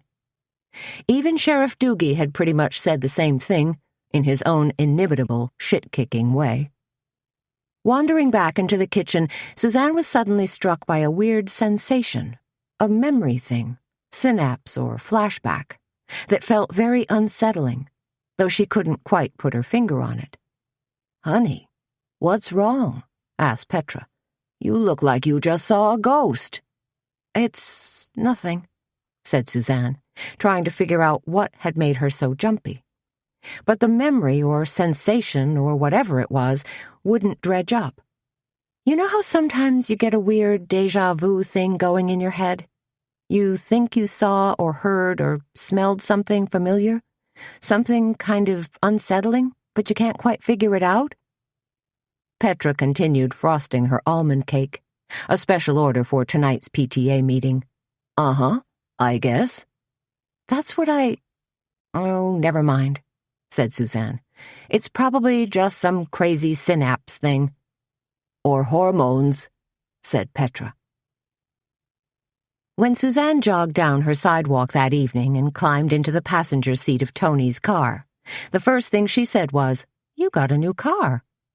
Tony generally drove an old navy blue Honda, infamous for belching black clouds of oil until Junior hauled it into the garage and installed a new exhaust system. This car was a Ford Custom 500, not so new, but not so dotted with rust either. "Nah," said Tony. "This is Junior's car. He wanted mine for his deliveries, so he traded with me. I guess my Honda has newer tires or something." "But this one's got a bigger engine," said Suzanne, fastening her seatbelt as Tony rumbled away from the curb. "It does have that touch of muscle car," said Tony, sounding pleased. "And a CB radio." Suzanne pointed at a box with dials and a backlit digital tuner display that had been haphazardly bolted to the dashboard. "Police scanner," corrected Tony. Suzanne frowned. "Seriously?" "Monitors police, fire, and EMS channels," said Tony. "You're telling me that Junior monitors police channels?" said Suzanne. This seemed like a red flag to her, another indication that Junior could be up to no good. Tony spun into a left turn so fast, Suzanne had to clutch the dashboard to steady herself. "You say stuff like that," said Tony. "You make me nervous." "You know," said Suzanne, "I think you might have good reason to be nervous." Chapter 12. To see Ozzie laid out in his own funeral home was bizarre beyond belief. For years he'd been the sober meter and greeter for most of Kindred's deaths and burial services. Now here he was, lying in a gunmetal gray casket, wearing his black three-piece funeral director's suit. Or at least Suzanne hoped it was his funeral director's suit, and not one of those awful cheesy suits that were slit up the back. "Creepy, isn't it?" murmured Tony, standing at Suzanne's elbow and peering at Ozzy. "It's like watching a bad movie," said Suzanne. "only this is really happening." She took a step backward, took in the arrangements of Peace Lilies, listened as Amy Grant's Say Once More played discreetly from the hidden sound system in this, the largest of the two visitation parlors, and wondered who had made all these decisions. Who had selected the casket, the flowers, the music? Ozzy's brother, she supposed. Although glancing around at the crowd, which was already quite sizable, Suzanne didn't see anyone that particularly resembled an Ozzy-type relative. "This is totally freaking me out," whispered Tony. "Maybe we should go out into the lobby and sign the guest book or something. Besides, it's freezing in here." Shivering, Suzanne nodded. Good idea. Sign the guest book. Take a good hard look at the guests. Because, well, you never know. They grabbed each other and scurried out into the entry hall. "Sad, isn't it?" said a tall, white-haired man as Suzanne finished writing her name. "Ozzy was such a wonderful man." Suzanne set the pen down and favored the white-haired man with a sympathetic smile, then did a sort of double-take. "Oh," she said, "you're—" She couldn't quite dredge up his name. "Ted Foxworthy," said the man. "I used to own the funeral home over in Jessup, Foxworthy and Sons." "Used to?" Suzanne asked. "Did you retire? Are your sons running the place now?" She'd been there a year or so ago for a visitation and funeral. Foxworthy glanced at his feet for a moment, then said, "No, nothing like that." "Business couldn't have been that bad," offered Tony. Foxworthy gave a rueful smile. "The whole funeral industry has changed," he told them. "In a bad way?" asked Suzanne. She figured now that the baby boomers were aging, business would be booming, so to speak. "Changed in a big way," said Foxworthy. "Now the big conglomerates are taking over and running things." "Isn't that always the case?" sighed Tony. "So what exactly happened?" asked Suzanne, curious now. "I did what most independents are doing today," said Foxworthy. "I sold out." "To what company?" "Roth Funeral Home Consortium," Foxworthy told her. "The funeral home over in Cornucopia has been sold to them, too." He sighed. "I guess it's the way of the future." Something didn't sound right to Suzanne. "Sounds like you didn't want to sell," Suzanne said to him. Foxworthy kept a stoic look on his face. "Did this Roth Consortium pressure you?" asked Suzanne. Now Foxworthy scrunched up his face. "Not direct pressure.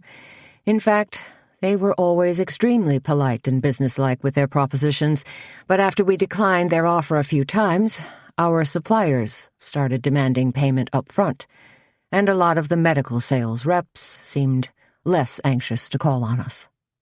"So there was pressure," said Suzanne.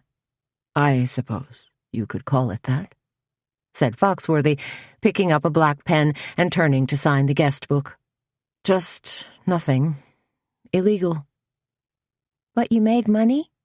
said Tony, trying to find some solace in the situation. "Oh, yes," said Foxworthy, but he didn't look happy. As Suzanne stepped aside, she noticed a small camera hung overhead. It seemed to be focused directly on the front door, probably installed up there so whoever was working in back could keep a watchful eye on whoever came in, or at least that was the probable intent. Suzanne wondered if Doogie had checked out this camera and vowed to mention it to him. "Oh, no," Tony hissed. "Missy's here." Suzanne turned toward the front door and saw that Missy, accompanied by Earl Stensrud, had just entered the funeral home. Dressed in a somber black suit, Missy looked tired, drawn, and sad. Earl just looked bored. When Missy saw Suzanne and Tony huddled together, she sped over to greet them.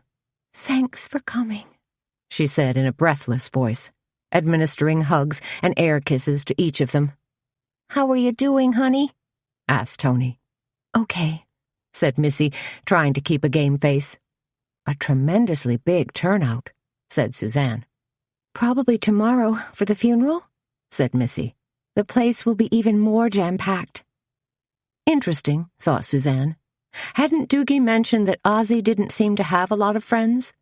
So this big turnout signified what? Professional interest? Or just a macabre fascination with Ozzy's death? Probably so, since word had traveled like wildfire, just as Doogie had predicted, that Ozzy had indeed been murdered. Missy put a hand on Suzanne's forearm. I have a favor to ask of you, she said. Of course, said Suzanne. Anything. I was wondering, said Missy, if you'd be one of the models in our informal fashion show this Friday. Oh, no, I couldn't, said Suzanne. You just said you'd do anything, Tony pointed out, giving Suzanne a sharp poke in the ribs.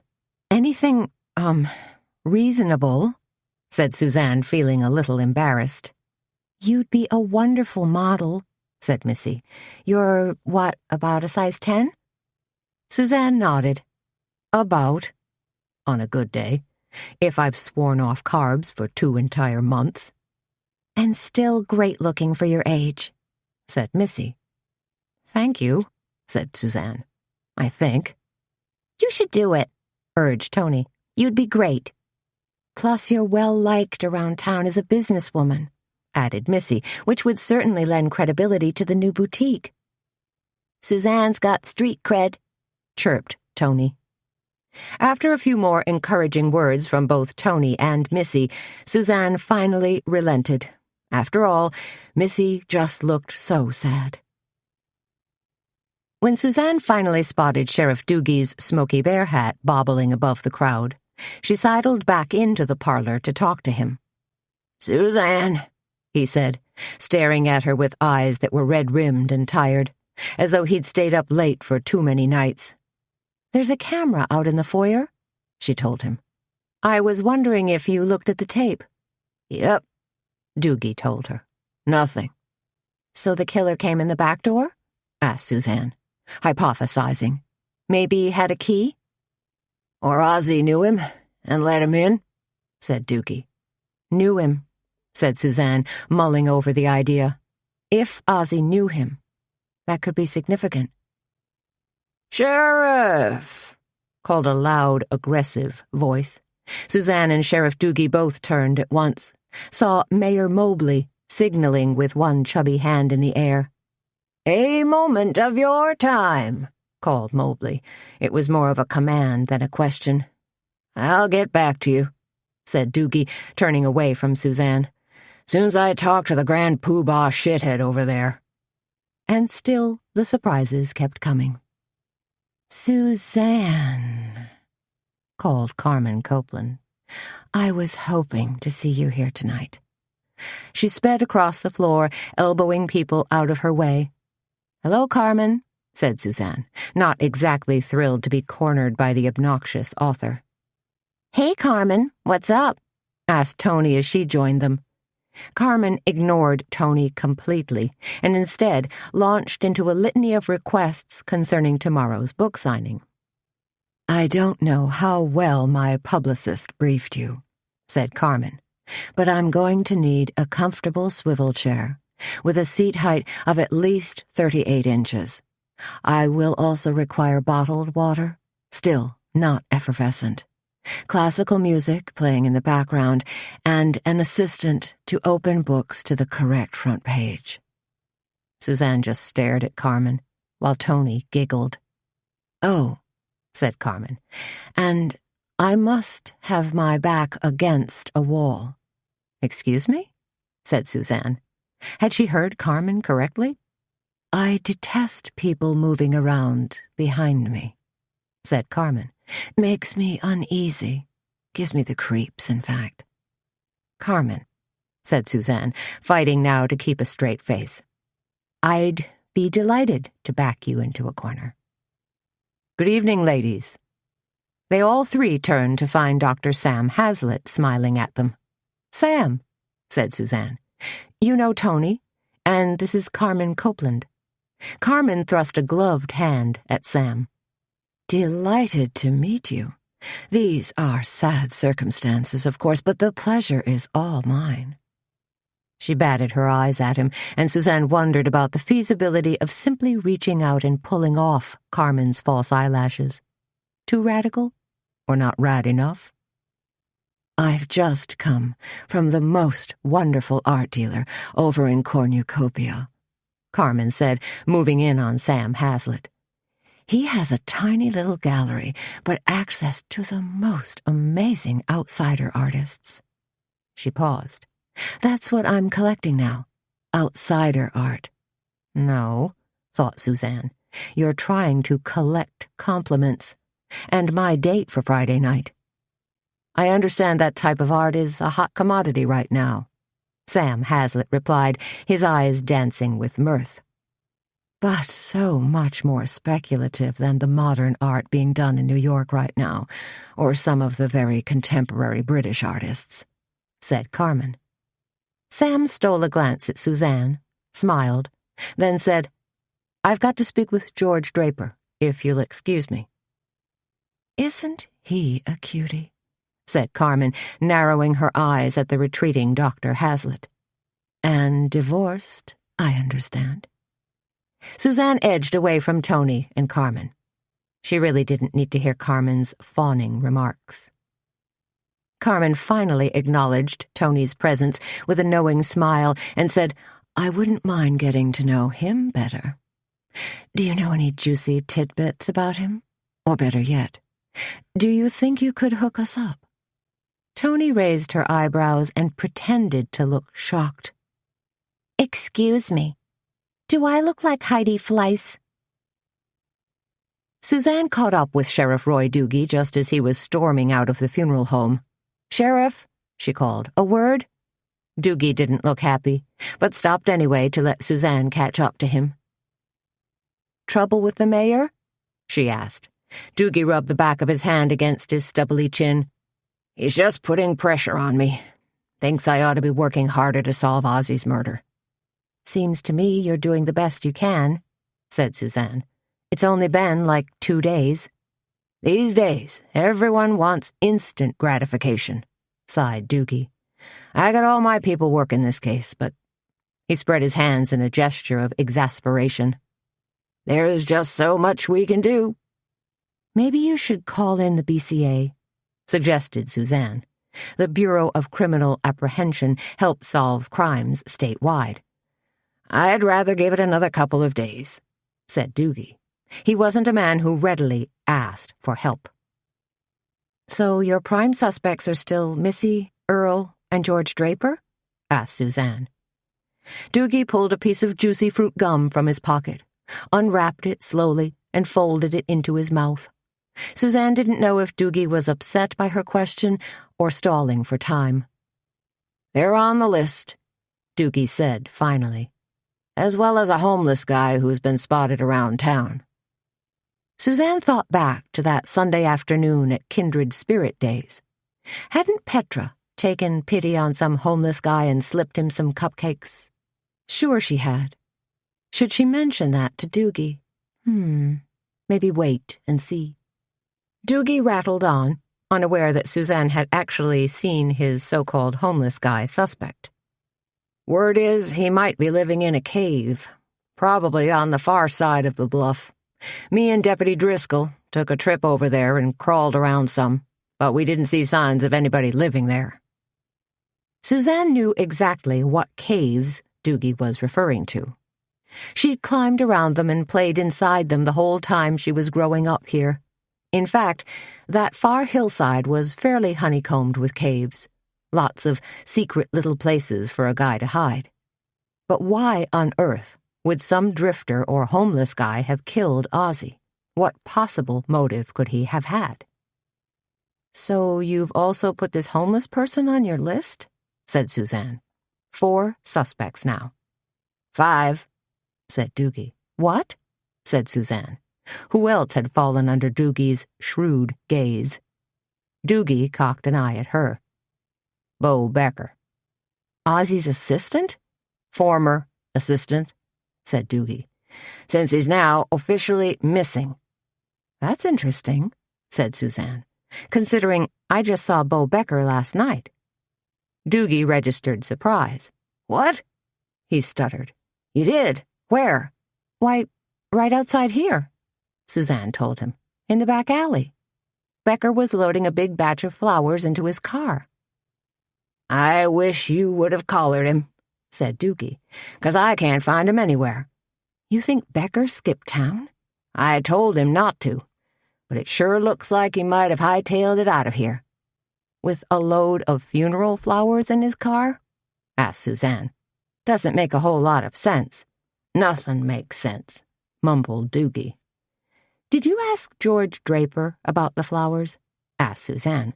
"Yep," said Doogie. "Becker was supposed to take him up to Memorial Cemetery, but he never made it. Probably just dumped him somewhere." "You checked all over town for Becker?" "Not all over, but Becker's not at his apartment. Landlady says she hasn't seen him since early Monday." "Seen who?" asked Tony, joining the twosome. "Sheriff Doogie says Bo Becker skipped town," said Suzanne. Tony let loose a low whistle. That doesn't bode well. Doogie nodded. "I already put an APB out for him." Becker still didn't seem right to Suzanne, and she said so. But if Bo Becker killed Ozzie, what was his motivation?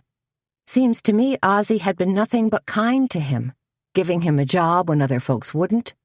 She pondered the situation. If Becker had left town, what was he running from? Ozzie's murder or something else entirely? And with that distinctive red Mustang, you'd think he would have been spotted by now. But Doogie seemed to have his mind made up. "He's the one," said Doogie. "I'm sure of it." "So the case is closed," said Tony. Doogie looked grim. "It will be, once I find him." Chapter 13. "Do you think Carmen Copeland's as fancy as she looks?" asked Tony. They were speeding along a dark county road, twisting through the hilly countryside, headed for Cloverdale Farm. Hot on their cheese run.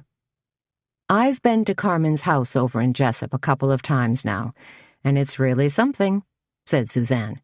"Big palatial place, decorated to the nines." "So, a mansion," said Tony. "You could say that," allowed Suzanne. She was well aware that Tony worked her butt off and could only afford a one-bedroom apartment. "What if Carmen really drinks wine from a box and eats Spam burgers?" asked Tony, giving a nasty giggle. "Nothing would surprise me with that woman," said Suzanne. She gazed out the side window, saw trunks of trees and lights from farmhouses flicker by. "So pretty out here," she murmured. "Better without lights," said Tony. Without warning, she flipped off her headlights, and suddenly they were hurtling through the darkness at 60 miles an hour. "What are you doing?" Suzanne demanded, frightened out of her wits. "It's like flying, isn't it?" said Tony, focusing intently on the straightaway ahead. "Like we're in some kind of rocket ship, piercing a black membrane." "You're crazy, you know that," replied Suzanne. Her eyes had adjusted to the darkness, and now she was nervously but secretly enjoying this strange adventure. A stand of pine trees and a small pond slipped by, blue and black, like wispy images from an art film.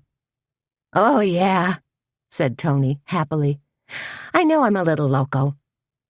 "Good thing you've got excellent night vision," said Suzanne. Tony nodded as she flipped her headlights back on.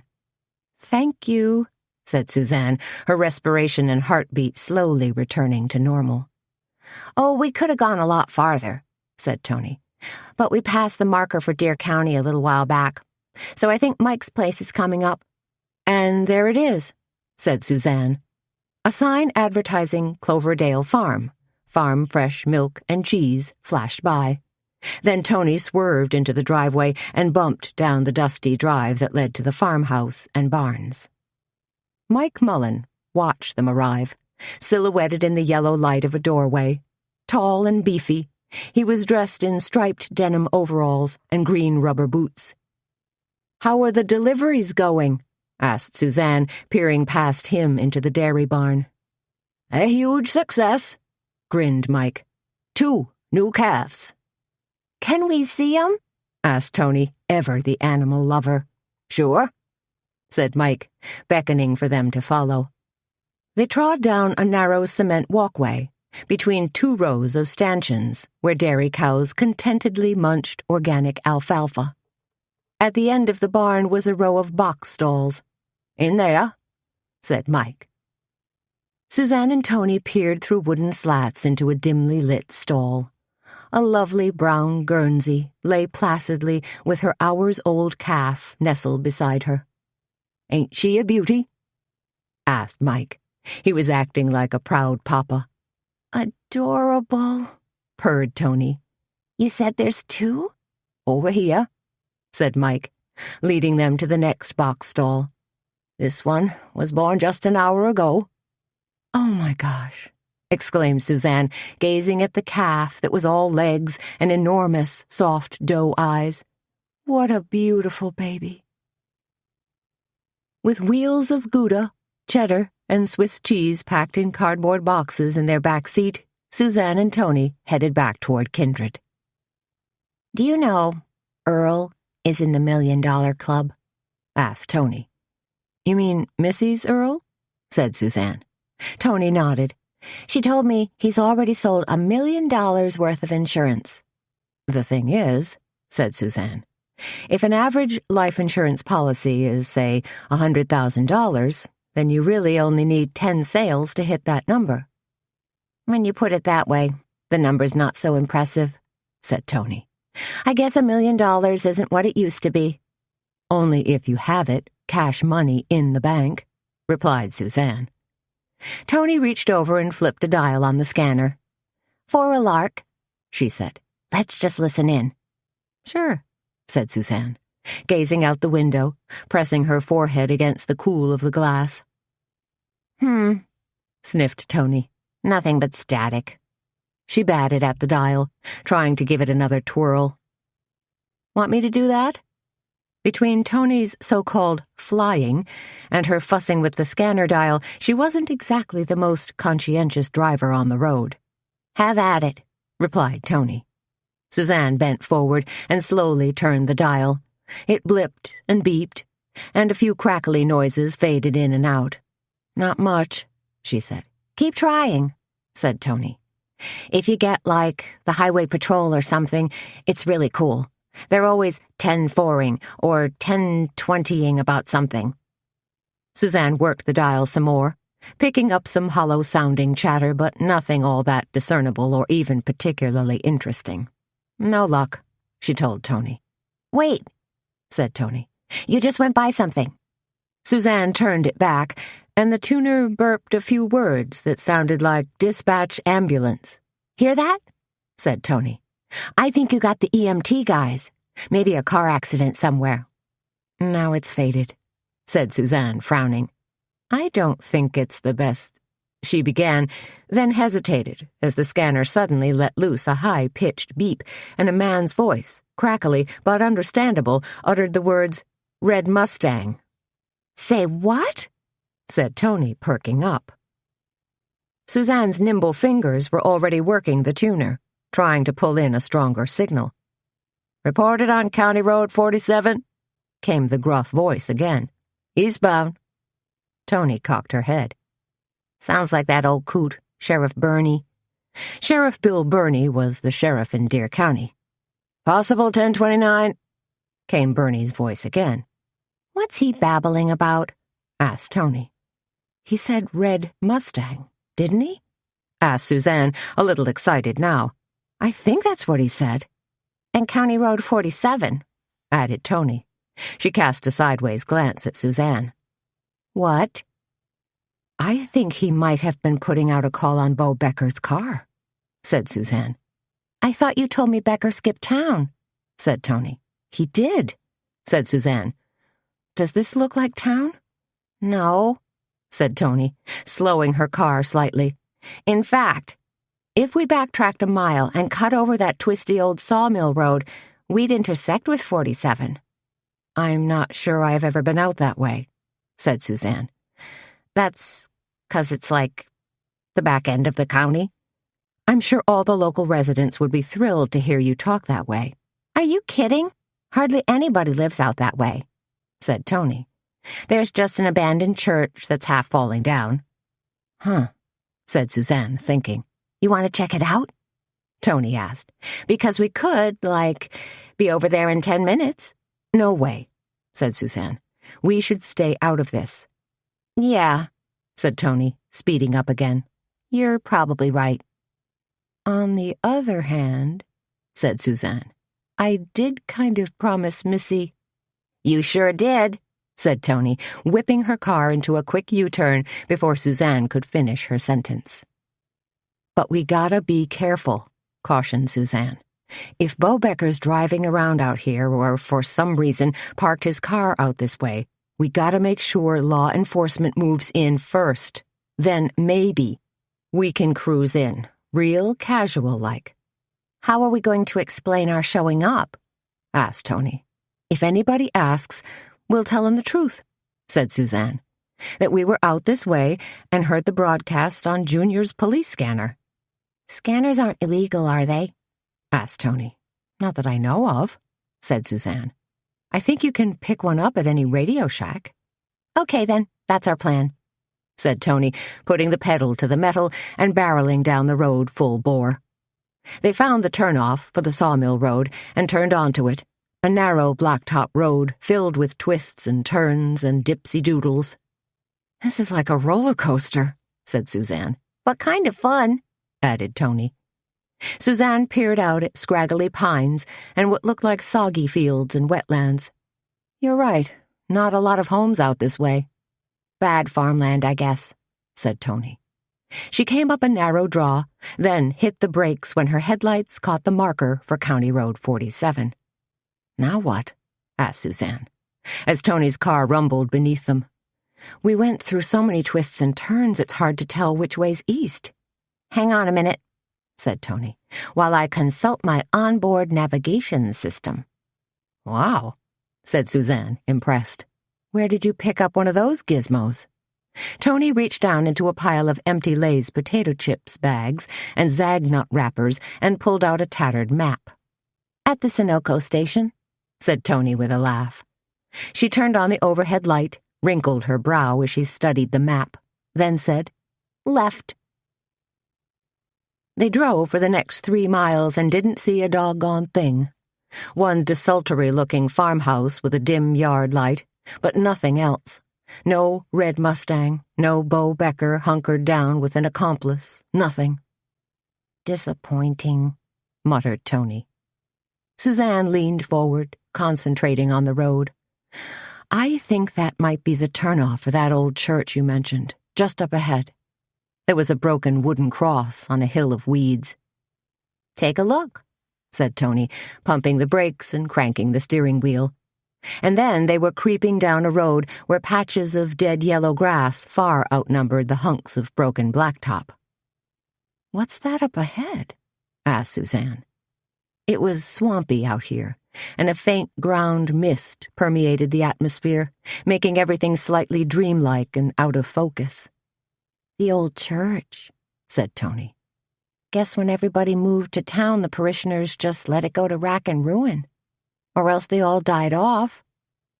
She crept ahead slowly, then rolled to a stop in the patchy weeds that flourished directly in front of the church.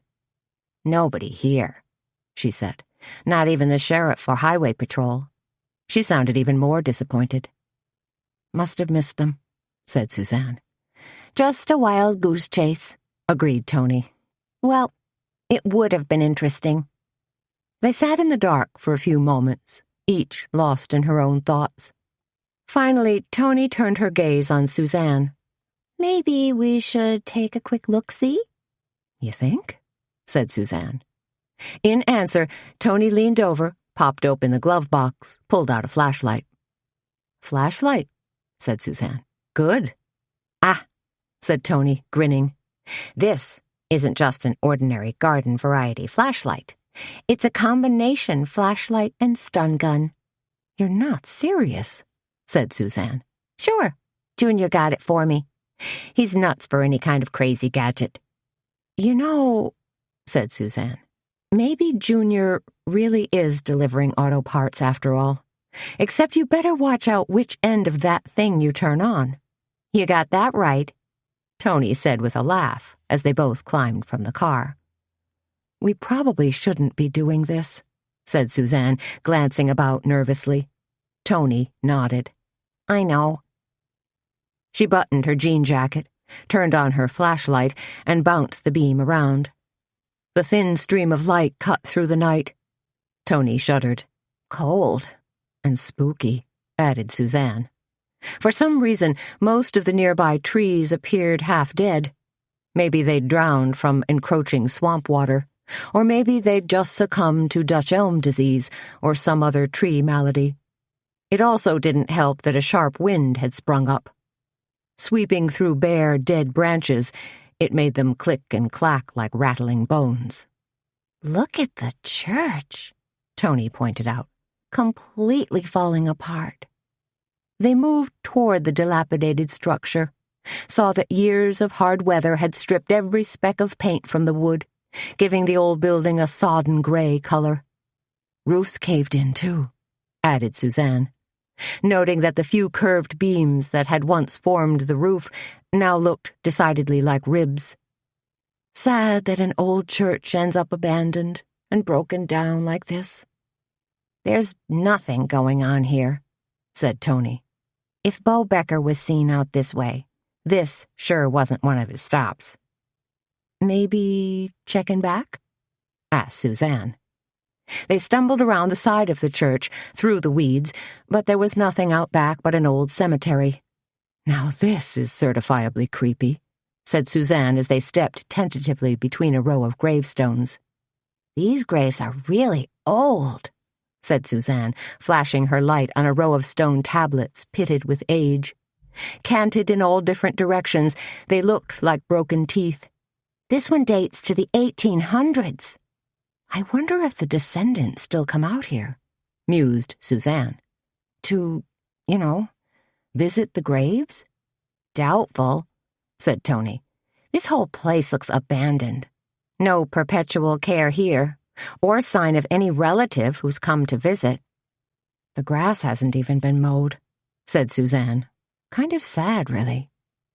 Tony flashed her light around again. Nada, she said. Time to go? Wait a minute, said Suzanne. Either her eyes were playing tricks on her, or she'd picked up a flash of something. Shine your light over that way again. She pointed toward a distant outcropping of trees. Tony ran her beam across a round-topped crypt that stood maybe 6 feet high, then across the statue of an angel whose head had long ago been lopped off. Nope, she said. Nothing here. She kicked at something with her toe, frowned, then aimed her light downward. Weird, she muttered. Said Suzanne. She'd already turned to leave. It's like dead flowers, said Tony. Everything's dead out here, said Suzanne. She looked back. Are you coming? No, said Tony. I mean, recently dead. What are you talking about? Tony took a step back and moved her light across the ground. There, scattered in an almost semicircle around her, were a dozen or so half-dead lilies. Oh, crap! Exclaimed Suzanne. What? Asked Tony. You think somebody's been here? Suzanne nodded. Tony's teeth were chattering now. Are these, funeral flowers? I think so, said Suzanne. She gestured with her hand. Give me your flashlight. Tony handed it over. Slowly, Suzanne moved the beam across a row of gravestones, past a cluster of wrought iron crosses, over a waist-high tomb, toward the very back of the cemetery. A tiny sparkle of red seemed to taunt and glint. Look there, cried Suzanne, over to the left. The vastness of the surrounding woods seemed to suck up the light, but Suzanne still thought she'd caught a faint illumination of red. What is that?" asked Tony. She'd seen it, too. "Almost like a reflection from a taillight," said Suzanne. "Holy smokes," cried Tony. "There's a car over there." The two women stepped carefully through waist-high grasses, moved slowly and nervously. Finally, as they drew closer, they were able to see the dark outline of a car parked beneath a gnarled oak. "Definitely a car," said Suzanne. "What if it's Becker's car?" asked Tony. "What if he ditched it here and made a switch or something? Had an accomplice? Here, give me that light." Tony took the light and walked slowly toward the car. "It's red," she called back. "Mustang." "Becker's," said Suzanne. She reached up, pushed her hair behind her ears, listening for footsteps, for danger. Out here in the darkness, she'd noticed that her eyes and ears seemed to play tricks on her while the wind whipped by and touched her with chilly tendrils. "We gotta call this in," said Tony. "This is big time." She spun back toward Suzanne, her light tracing a circle. "Dear Lord," Suzanne gasped suddenly, her voice tight with fear. Tony's moving flashlight had picked up a dark shape that suddenly materialized right beside her. "Huh?" said Tony abruptly. She frowned, glanced at her friend, and aimed her light at the thing that seemed to hold Suzanne in a grip of terror. There, hanging from a tree limb, slowly twisting in the wind, was a dead body. "Oh, my God." Now Tony's voice rose in a pained, horrified wail. "You see those black motorcycle boots? I think it's Junior. Oh no, somebody hanged Junior." Her flashlight tumbled to the ground as Tony threw her hands over her face and let loose a high, keening howl. "No, no," Suzanne cried, pulling herself together and scrambling for the flashlight. "It's not him. I'm sure it's not him." Tony's fingers spread apart gingerly, and two dark, doubtful eyes peeked through. "Then who?" she asked in a jittery voice. Suzanne steadied herself and directed the beam up the hanging body, moving it slowly, feet to head. Finally, she said, "It's Bo Becker." "Get out," said Tony, aghast. "Bo Becker hanged from a tree? Murdered?" Her words seemed to resonate within the both of them, and they backed up several paces, as if they feared that Becker's limp body might suddenly be injected with life, like Frankenstein's monster, to twist loose and come lurching after them. "This is some crazy stuff," Suzanne muttered. Tony's teeth chattered loudly from cold and fear. "What if he hung himself?" she whispered. She quickly made the sign of the cross. "It's a sin, you know. The worst sin of all." Suzanne grimaced as she studied the limp, swaying body. The rope was tossed over a branch maybe 3 feet above his head, then stretched across to a V in the trunk, then... The rest of her sentence was lost in the loud wail of a siren. "Oh, cripes!" screeched Tony, as they were suddenly caught in the spotlights and high beams of 3 different vehicles that roared along the edge of the cemetery, then converged directly upon them. The driver's side door flew open on the lead vehicle, and a tall, thin man jumped out, his gun pointed directly at them. Suzanne could have sworn it was a pearl-handled revolver. "Hands up," he ordered. "Lord love a duck," muttered Suzanne. "It's Sheriff Burney." Sheriff Bill Burney, head law officer of Deer County, was joined by 2 other deputies who were just as stone-faced and serious as he was, and aiming even more firepower at them.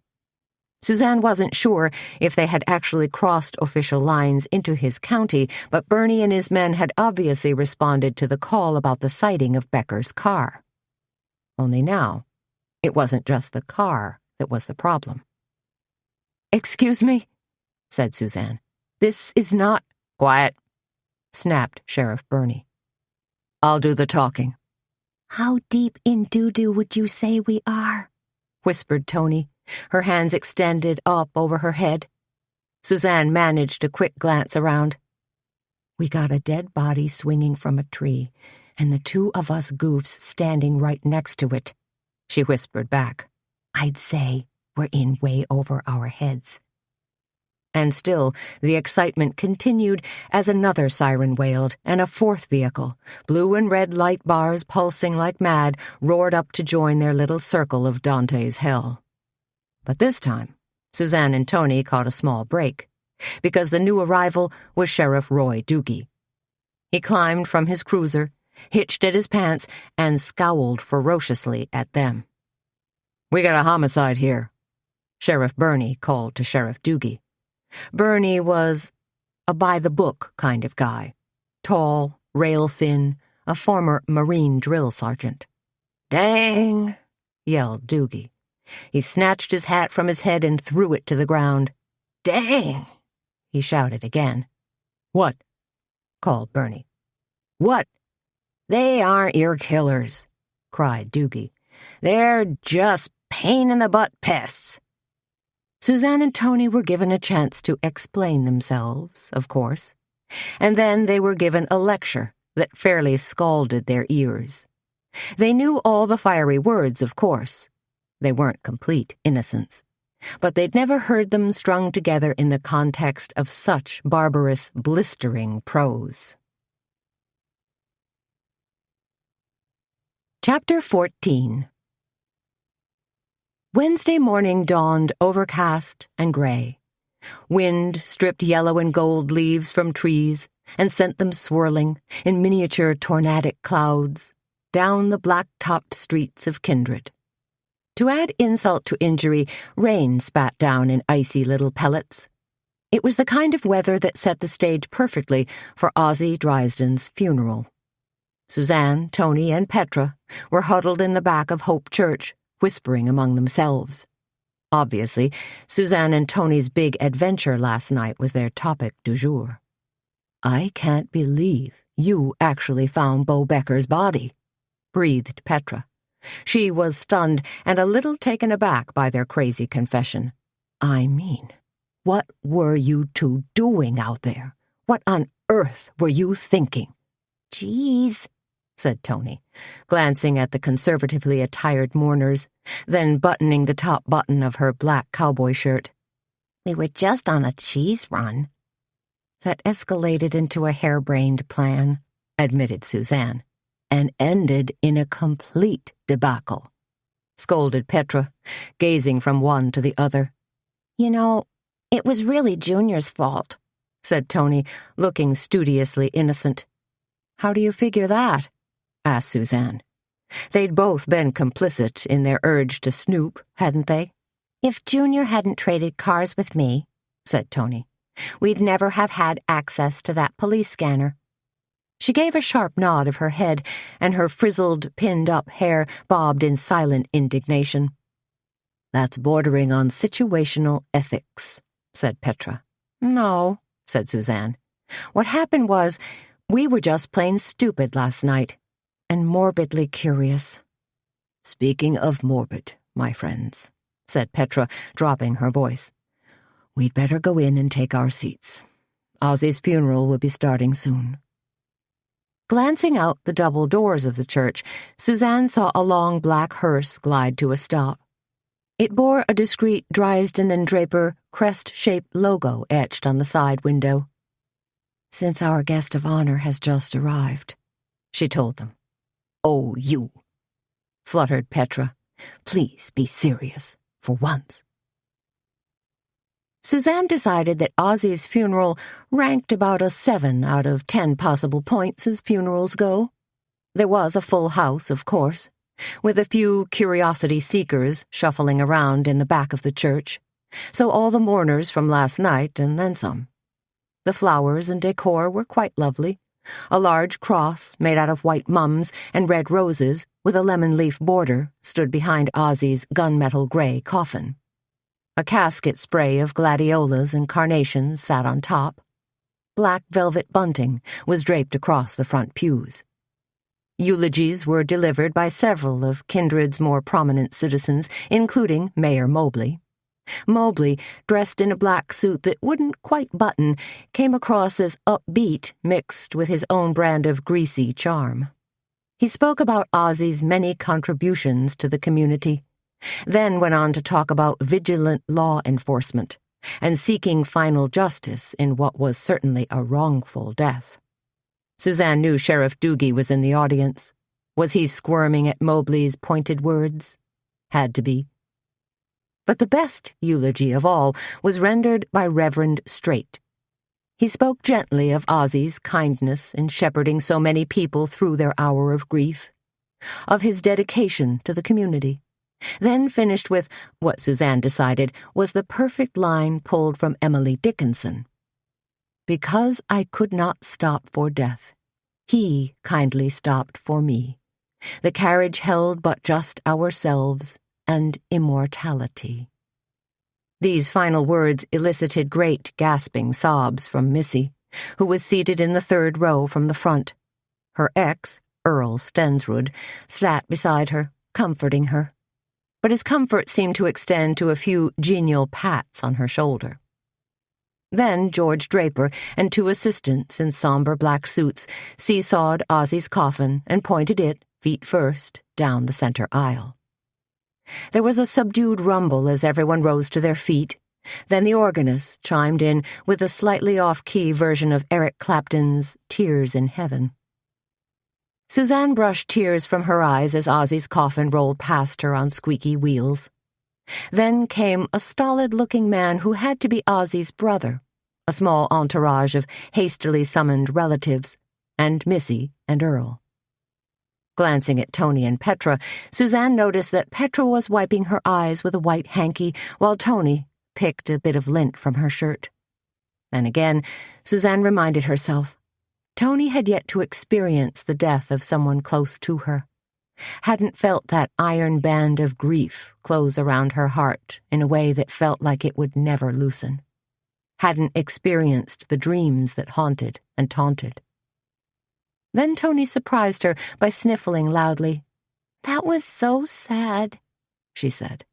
The three of them sat there, numbly, watching the rest of the mourners file past. Petra nodded. "I feel just awful for Ozzy's brother. What must he think of our town? That something this horrible could happen to his only brother." "You can bet he's heard about last night, too," said Tony. She gave a quizzical look. "Don't you guys find it awfully strange that two people from the same funeral home were murdered?" "I hadn't thought of it that way," said Petra, "but you're right. It is an odd coincidence." "Maybe not a coincidence at all," said Suzanne. Once everyone was milling about outside the church, Suzanne looked around for Sheriff Doogie and saw him clumping toward his cruiser. "I'll be right back," she told Tony and Petra, then scurried after him. "Now what do you want?" asked Doogie when he caught sight of her. He had his hand on his car door, looking like he'd been hoping for a clean getaway. "About last night," began Suzanne. "You and your friend are in serious trouble concerning that," came Doogie's stern warning. "Charges could be filed." "We didn't do anything wrong," said Suzanne. "Interfering with the law?" "Stumbling across a dead body is hardly interfering," said Suzanne. "It's just bad luck." "Bad luck and trouble seem to follow you around," snarled Doogie. Suzanne backed off then, hoping to deflect some of Doogie's anger and get to the point where she could ask him some serious questions. "I'm sorry about that," she said. "We really didn't mean to get in the way." "You should be sorry," sniffed Doogie. He was still nursing hard feelings, or maybe he'd just felt embarrassed in front of Sheriff Burney. "What I wanted to ask you," said Suzanne, "since law enforcement packed us on our merry way rather hastily last night was, did Bo Becker hang himself?" "What?" said Doogie. "Because if Becker did kill Ozzy, maybe he was overcome with remorse." Doogie folded his arms across his broad chest and stared at Suzanne with flat eyes. No remorse, he finally said. You don't think Becker murdered Ozzy, do you? Said Suzanne. You've changed your mind, shifted your paradigm. Sheriff Roy Doogie continued to stare at her. Sometimes no answer was an answer. And Becker didn't hang himself either, did he? Said Suzanne, a little excited now. Let's just say we now have parallel investigations, said Doogie. Suzanne knew she shouldn't, knew it was probably in horrible taste, but she just had to talk to George Draper. She caught him just as he and his assistants slid the casket into the hearse and slammed the back hatch. George, Mr. Draper, she called. George Draper stood by the side of his hearse, looking even more gaunt and haggard than usual. Hello, Suzanne, he said. Suzanne didn't waste any words. I'm assuming you heard about Bo Becker. Draper's face sagged. Of course. Sheriff Doogie phoned me last night. Roused me out of bed, in fact. I drove out there immediately. Had to see for myself. He shook his head. Shocking. Absolutely shocking. So you think Becker was murdered too, said Suzanne. Not a suicide. That seemed to stun Draper. Well, yes, I suppose so. He finally stammered. That was all Suzanne needed to hear. Do you have any idea what Bo Becker might have been involved in? I mean, outside of the funeral home? Not really, said Draper. Of course, he was mostly Ozzy's assistant. I think Ozzy had been trying to get him into a program, to be a morgue assistant. When was the last time you saw Becker? Asked Suzanne. Draper scratched his head. He helped with the car funeral Monday morning, then took off immediately afterward. I never saw him again. Must have, I don't know, run into some kind of trouble. He sighed. Obviously, he did. But Becker was loading flowers into his car Monday night, said Suzanne. I saw him. George looked stunned. Where? At the back door of your funeral home. Did you tell Sheriff Doogie about this? Of course, said Suzanne. What I'm trying to figure out is, why did Becker end up at that deserted cemetery? George Draper stared at her. I don't know. Was he supposed to deliver flowers there? Asked Suzanne. Draper blinked. There were a few flowers in the back seat of Becker's car. I saw them last night. They let me look inside his car. Whose flowers were they? I'm guessing they might have been from the car funeral on Monday, said Draper. They didn't get left at Memorial Cemetery with the body? Obviously not, said Draper. He had a look on his face as though someone had screwed up. Must have come back in the hearse. So why would Bo have taken them to that particular cemetery? I don't know, said Draper. He didn't always listen terribly well. What if someone called the funeral home and told him to take the flowers there, postulated Suzanne, or left a message to that effect? Then he might have done it, said Draper, jingling his keys nervously. I mean, it's possible. And someone could have followed him, said Suzanne, or been waiting for him. George made a motion to open the driver's side door. He was anxious to get going. And drugs were missing from the funeral home, pressed Suzanne. Well, yes, said Draper, making a sour face. We don't make a big deal of it. The families prefer to think of their loved ones as looking quite natural, but to accomplish that kind of miracle, we do employ a rather large arsenal of chemicals. Just as Suzanne was about to climb into her car, Doogie pulled up alongside her. Suzanne pocketed her keys and hurried over to Doogie's driver's side window. I had a feeling you weren't finished with your questions, said Doogie. You're right, Suzanne told him. And I've got a whopper of a question for you. Shoot, said Doogie. Do you think maybe Bo's killer wasn't after Bo at all? That he was really after George Draper? First Drysden, then Draper, mused Doogie. The thought had crossed my mind. "Missy's not looking much like a suspect anymore, is she?" said Suzanne. "Nobody is," grumped Doogie. "Maybe," said Suzanne, "we should be looking at George Draper, what he might be involved in, if he has any prior—" "Nope," interrupted Doogie. "I need to do all that. You need to keep your flat little nose out of my investigation." "What about that funeral home consortium?" began Suzanne. "What's their name again?" "Roth Funeral Consortium," supplied Doogie. "Could they be involved in something like this?" "No idea." "Could you contact other law enforcement agencies in the states Roth Consortium is in?" "Why?"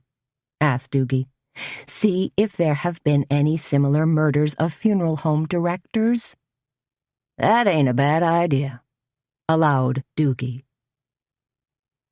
On her way back to the Cackleberry Club, Suzanne had another small brainstorm. Who owns the deserted church and graveyard, anyway? If the property was in Deer County, she'd have to run all the way over to Cornucopia to dig through records. But if the church was situated in Logan County, well, then she might be able to pull up that information at the county courthouse.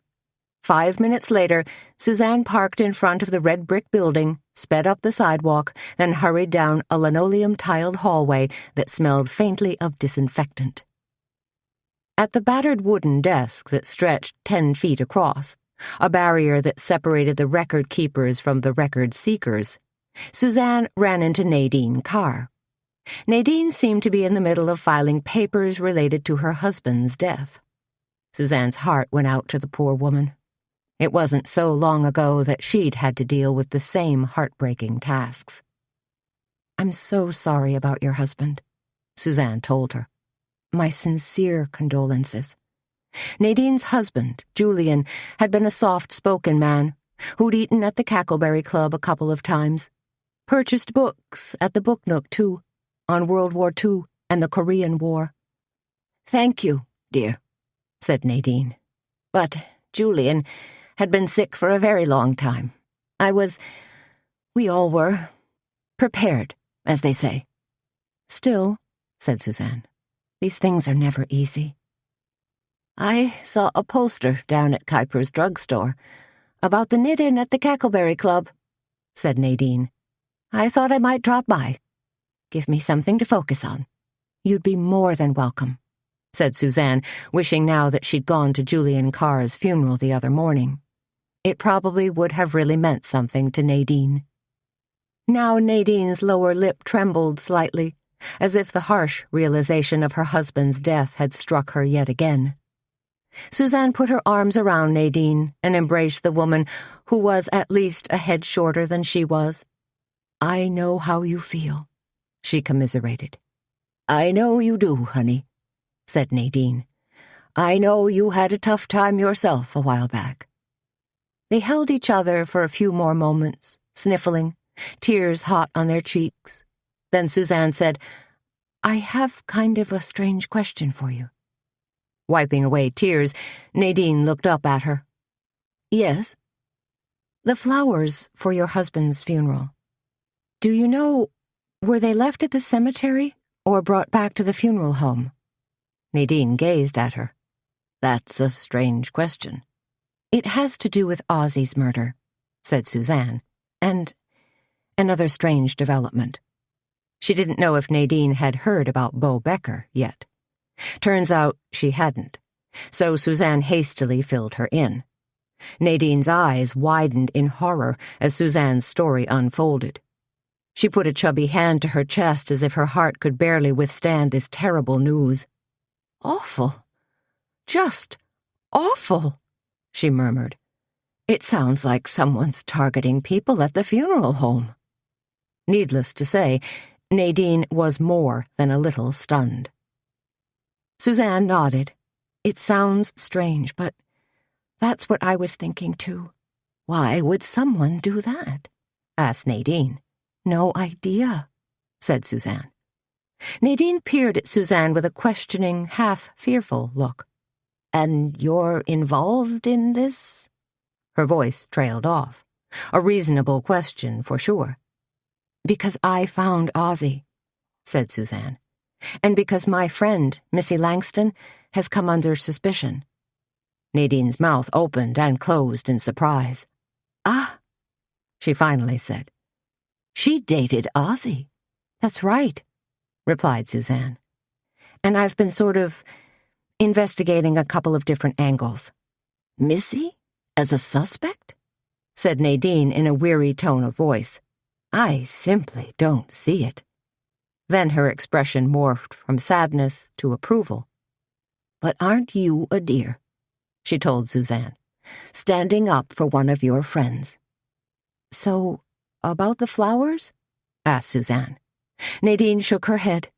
"There were so many details that, well, I have no idea where they ended up."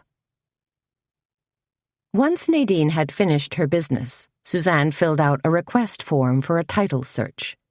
The young woman at the counter, clad in black t-shirt and leggings, her eyebrow pierced with a skinny silver bolt, gazed at Suzanne's request and looked blank.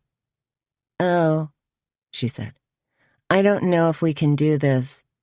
"It's a fairly straight-ahead record search," Suzanne pointed out. The young woman, who couldn't have been more than 20, reached up and twirled a tendril of long dark hair.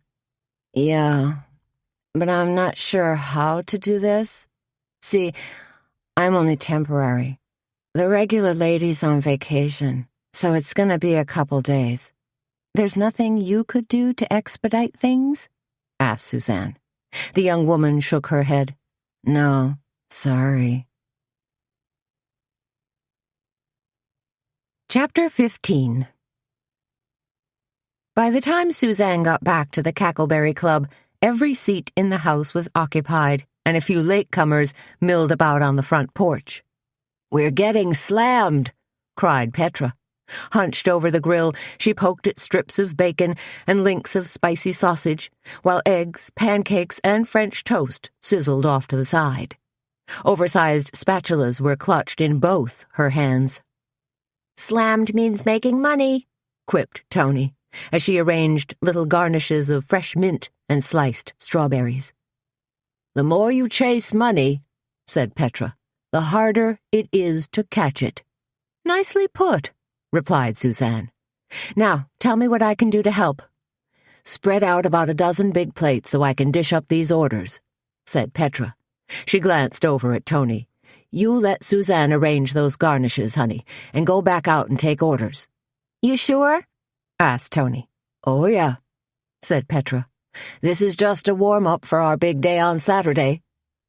For the next 10 minutes, Suzanne sprinkled powdered sugar and arranged sliced strawberries on French toast, topped omelets with chopped chives and red onions, and scooped mounds of fresh sour cream onto plates of Jumpin' Jack spuds.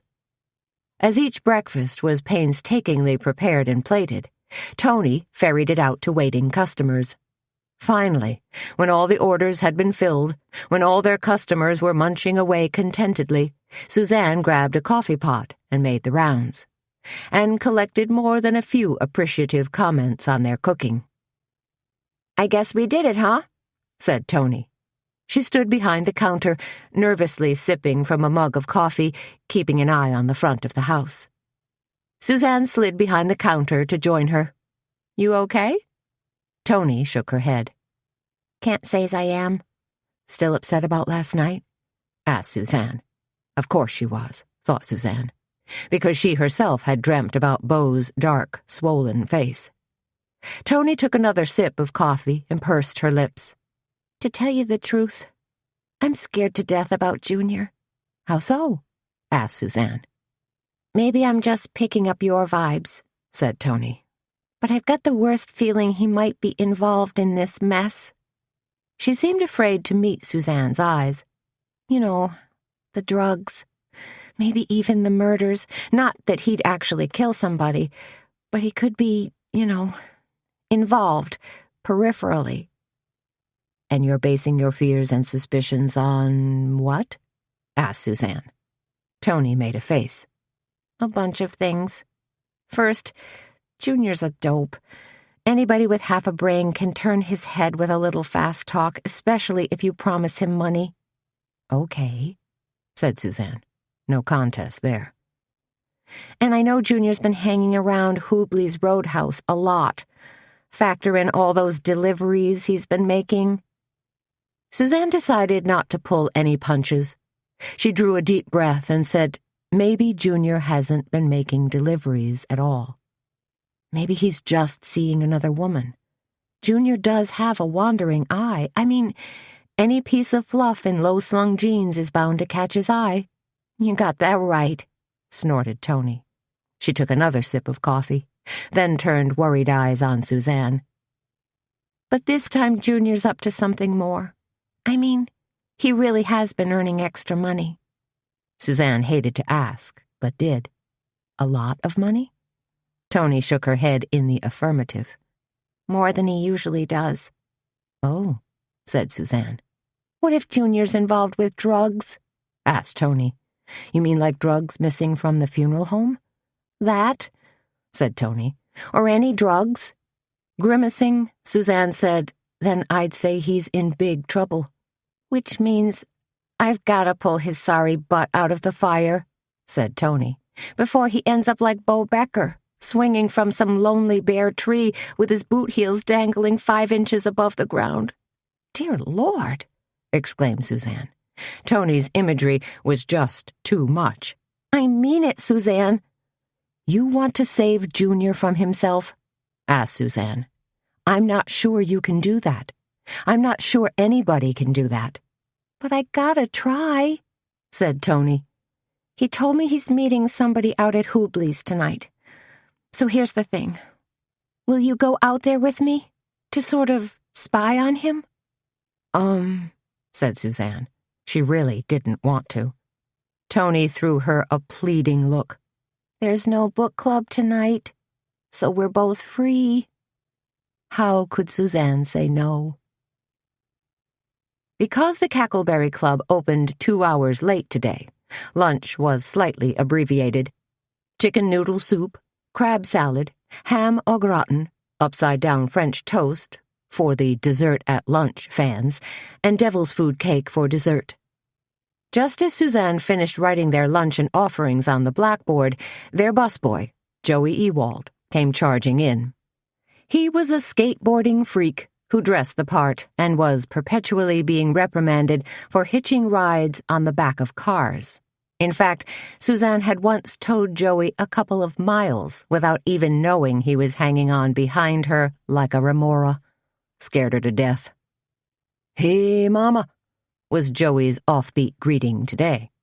I'm not your mama, said Suzanne, and you're 10 minutes late for work. Whatever, said Tony. He gave her a wink and a winsome smile and shrugged. Kids, she thought, what can you do?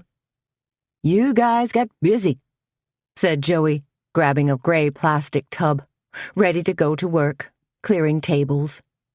And we're gonna be a whole lot busier for lunch, Suzanne told him. So kindly march yourself in back, wash your hands with antibacterial soap, please, and slip on an apron. Do I get to wear a scarf, too? Asked Joey. Ever since Suzanne had let him pinch hit as a wait person, Joey wanted to wear a headscarf fashioned as a do-rag. There's a clean bandana of Baxter's you can use, Suzanne told him. Be sure to leave it when you're finished. It's his favorite. Cool, said Joey. He ducked in back, then emerged a few minutes later with his apron and a bandana worn pirate style. See? He said, arms extended, striking an exaggerated pose. All duded up. Cool, echoed Suzanne. Is your back bothering you again? Asked Tony. Petra seemed like she was more hunched over her grill than usual. Petra placed her hand in the small of her back and rubbed. Gotta call the chiropractor. Is your guy a back cracker? Asked Tony. Yes and no, replied Petra. He uses modified chiropractic, a touch of osteopathy, creative visualization, and good old-fashioned prayer. Nothing wrong with prayer, said Tony. But not quite your AMA-sanctioned treatment, said Suzanne. Except it works, exclaimed Petra. I need to run something by you guys, said Suzanne as she centered blue ceramic bowls on white plates. Uh-oh, said Petra. Something to do with the murders? No, said Suzanne.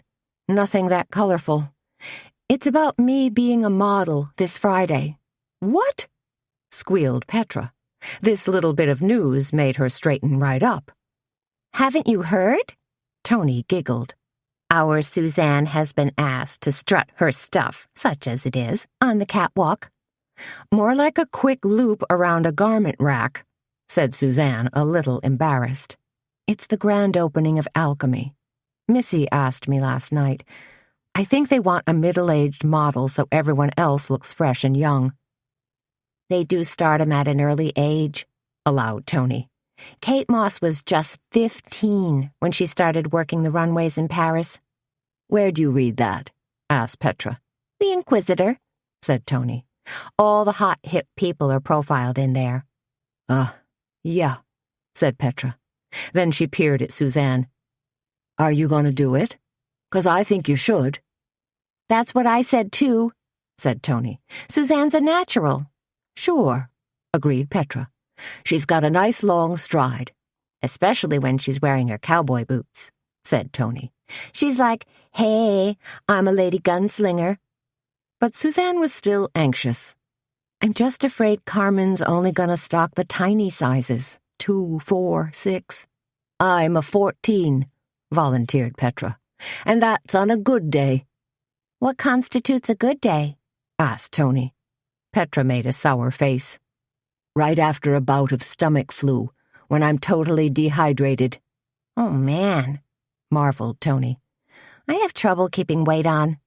That's so unfair, said Petra, since you eat like a truck driver. Nerves, explained Tony. I'm extremely high-strung. She giggled. Or maybe I'm just strung out.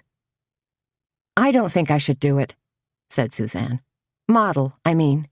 I think you'd be great, urged Petra. With the right clothes and makeup, you'll look just like a supermodel. Or she can strap on a pair of wings and look like those babes in the Victoria's Secret show, chortled Tony. I know what Victoria's Secret is, Petra told them in hushed tones. What? asked Suzanne and Tony in unison. Petra grinned. Nobody over 40 can fit in her lingerie. True to Suzanne's prediction, lunch was crazy busy. She and Tony took orders, delivered them to Petra, and tried their best to cajole customers into settling for apple pie when they ran out of cake. Just when things were at their busiest, Mayor Mobley walked in, accompanied by a dark-complected man wearing a well-tailored pinstripe suit. But the mayor wasn't there to eat. Rather, he ambled from table to table, glad-handing customers and passing out red, white, and blue campaign buttons with bouncing type that proclaimed, "Re-elect Mobley," above a photo of his chubby, smirking face. We're a little busy here, Mayor, Tony told him, balancing a tray on one hip and trying to edge by him. Mobley, dressed in khaki pants and a red polo shirt, just grinned his imperious politician's grin and slapped one of his oversized campaign buttons into Tony's free hand. Well, look at this, Tony announced loudly so everyone could hear. A fancy schmancy button with a picture on it. Too bad it's not your butt. She made a big show of turning the button around. Oh, wait. I had it upside down. It is your butt. The crowd roared as Mobley glared at her. You got a smart mouth for such a little gal, he told her. Tony glowered back, assuming the attack pose of a rabid Doberman pinscher, which was when Suzanne stepped in. Can I get you a table, Mayor? Suzanne was polite but decidedly firm. When you came to the Cackleberry Club, you were here to eat, buy books, or learn how to knit. No way was this turning into a political rally. Just passing through, said Mobley. Doing a little last-minute election work. He gave a self-important, throat-clearing harumph, then added, Not that I need to. Unlike some law officers I know." Suzanne knew Mayor Mobley was making a heavy-handed dig at Doogie not being re-elected. "Got somebody you should meet," said the mayor, suddenly beaming at her. "This here's Ray Lynch. Ray represents the Acquisitions Department of the Roth Funeral Home Consortium." Ray extended his hand to Suzanne. "Suzanne is one of Kindred's new breed of female entrepreneurs," said the mayor, managing to sound slightly condescending. "How do?" said Suzanne as she slowly shook Ray Lynch's hand. She stared at him as he fixed her with unblinking steel-gray eyes. A tough guy, she decided, with a bottom-line bean-counter mentality. Mobley slapped Ray Lynch on the back and said, "Ray is a real blue-chip business guy." "And you think blue chip means buying up local businesses and replacing them with faceless, out-of-town corporate owners?" asked Suzanne. Mobley's face turned red as a cooked lobster. His eyes became piggy little slits. "You sound like a doggone socialist, Suzanne. Next thing you know, you'll be parading around town spouting the Communist Manifesto." "It's a free country, Mayor," said Suzanne. "Get used to it." As Suzanne delivered pumpkin bars and slices of apple crumb pie, she couldn't help but wonder about Ray Lynch. If Ozzie had turned down an offer from the consortium, could Ray Lynch have taken matters into his own hands? What if he wasn't just the acquisitions guy, but also the company muscle? Suzanne knew it was a stretch, a huge supposition on her part, but if Ray Lynch had killed Ozzie, could he have gone back after Bo Becker, too? Suzanne stepped behind the counter, rang up 2 checks, hit the keys on the old brass cash register, and returned a few dollars in change to a couple of customers. Maybe, she thought, Ray Lynch had also gone after Bo Becker because he thought Bo viewed him as a suspect, as Ozzie's killer. Then Lynch would have just been tying up loose ends. Suzanne stared across the cafe, her eyes landing on the high shelf that held their collection of ceramic chickens. A little white hen squatted next to a reddish-brown rooster. A flock of yellow chicks was scattered nearby. She shook her head. No answers there. So where am I going to find the answers? Even though Missy was now a long shot as a suspect, Suzanne had to admit she was clearly fascinated with this case. Or cases, really. And Doogie didn't seem to be making much forward progress, even as the mayor seemed to relish Doogie's tenuous situation. Could Mayor Mobley be in bed with the Roth Funeral Home Consortium? It was possible, she supposed. Anything was possible. Suzanne wove her way through the tables, letting random ideas tumble through her brain. Pushing open the door to the kitchen, she turned in the direction of their big industrial stove and yelled, "Petra, how much do you know about Mayor Mobley?" But Petra wasn't in her usual position. Suzanne's gaze switched to the back door. Petra was just closing it, turning toward her with a smile, dusting her hands together and asking, "What?" "You should let Joey haul out the garbage," Suzanne suggested, "since your back is bugging you." "Oh," said Petra, looking slightly embarrassed. "I wasn't carrying out garbage. I was—" She colored slightly. "This fellow came to the back door and I—" "One of our suppliers?" asked Suzanne. "Because you know I'm happy to handle that stuff." "No," said Petra. "Actually, there was this raggedy-looking man asking for a handout." Her cheeks flared pink, and I felt sorry for him. He looked so tattered and tired that I gave him a couple of sandwiches. "A homeless guy?" asked Suzanne. Could it be the same homeless man Sheriff Doogie had mentioned? "You know," said Petra, thinking. "I think it might have even been the same guy we saw in the park Sunday. Kind of a strange coincidence, huh?" Suzanne was out the back door in a flash, searching right, then left, wondering why Baxter, who was tied out here, hadn't sounded any kind of alarm. But Baxter was reclining on the grass, looking like the canine Grand Duke of the universe, giving her a look of supreme curiosity. And there wasn't a soul in sight. Chapter 16. Things went from barely normal to strangely bizarre when Carmen Copeland came sweeping in for her book signing. "Good Lord," muttered Tony, as Carmen posed in the front hallway, then strode forcefully toward them. "Batman just dropped in from Gotham City." Carmen was, indeed, wearing some kind of black cape. Suzanne figured it had to be cashmere from the genteel way it fluttered, over a black form-fitting dress that featured a very plunging V neckline. At least a dozen chains of twisted, intermeshed gold nestled in that deep V. "Oh, good," said Carmen, dropping a bright blue bag on the signing table and whipping off her cape in one carefully calculated motion. "You've stocked plenty of books." She waggled a finger at Suzanne and Tony, who gazed placidly at her. "I have a tingly feeling about today. I think we're going to sell beaucoup books." "I sure hope so," thought Suzanne. "I hope having Carmen here is worth all the drama." "Dear," said Carmen, plopping down in the author's chair and addressing Tony, "I'd like a bottle of water. Still, not carbonated." Tony rolled her eyes and sauntered off. Suzanne figured Tony would probably just bring her a glass of tap water. Warm tap water at that, filched from Baxter's dog dish.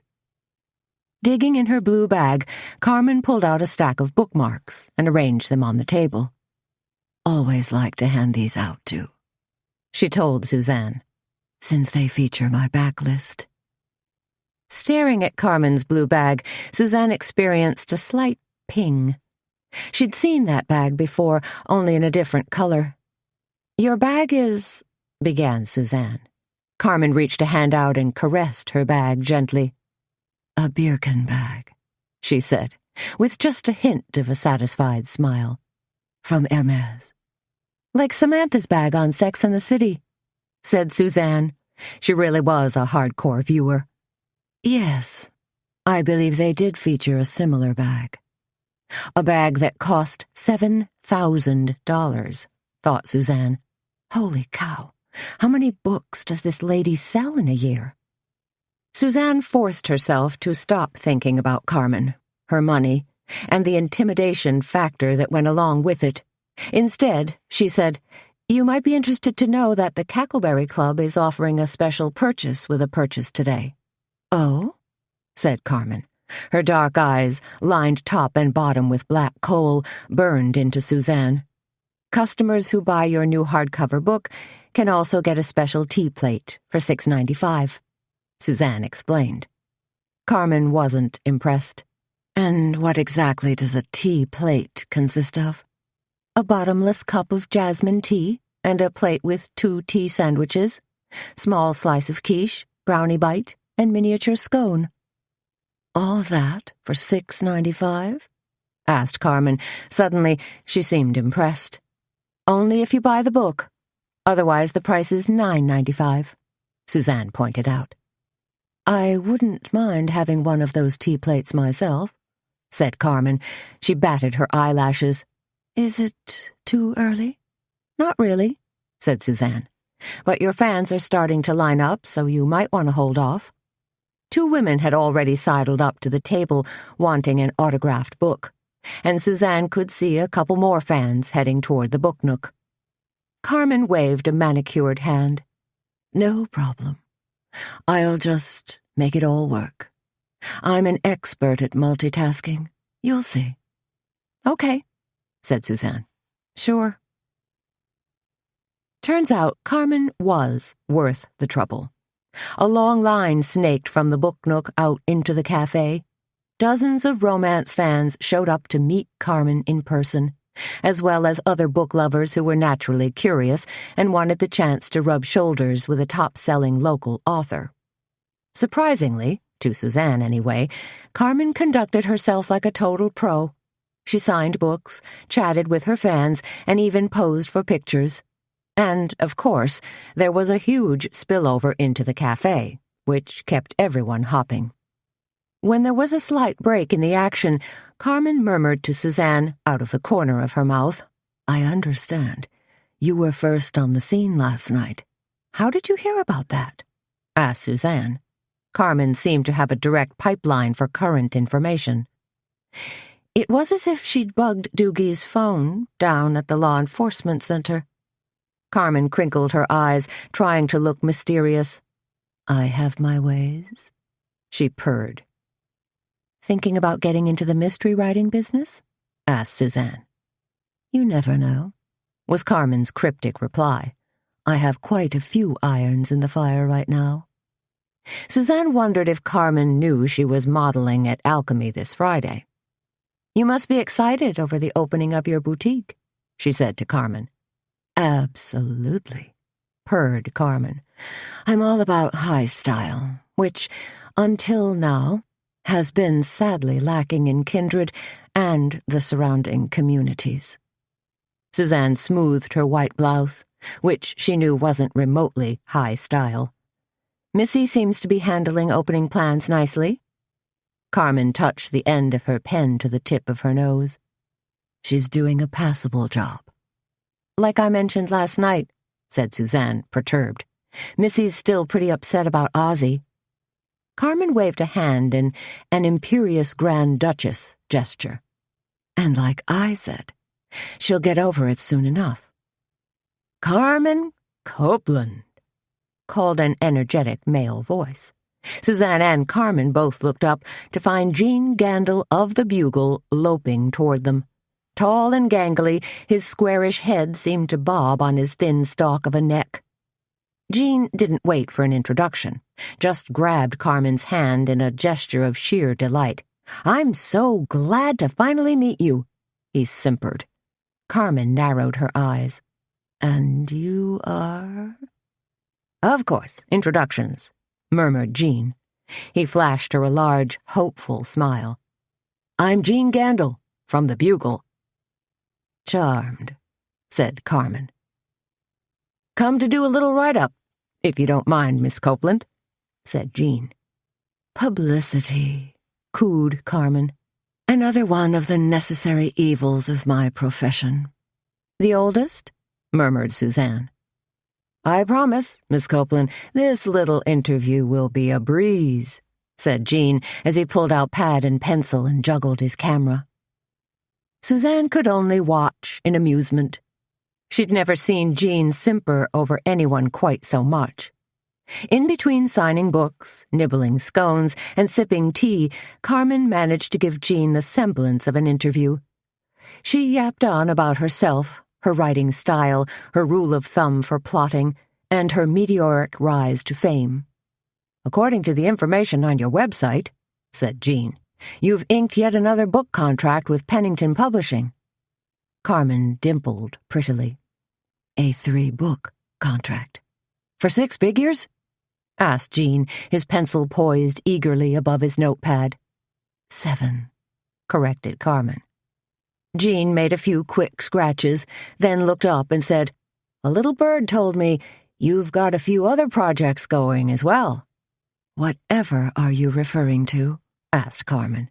"I hear you might be opening a fine dining establishment," said Gene. At this, Suzanne almost choked.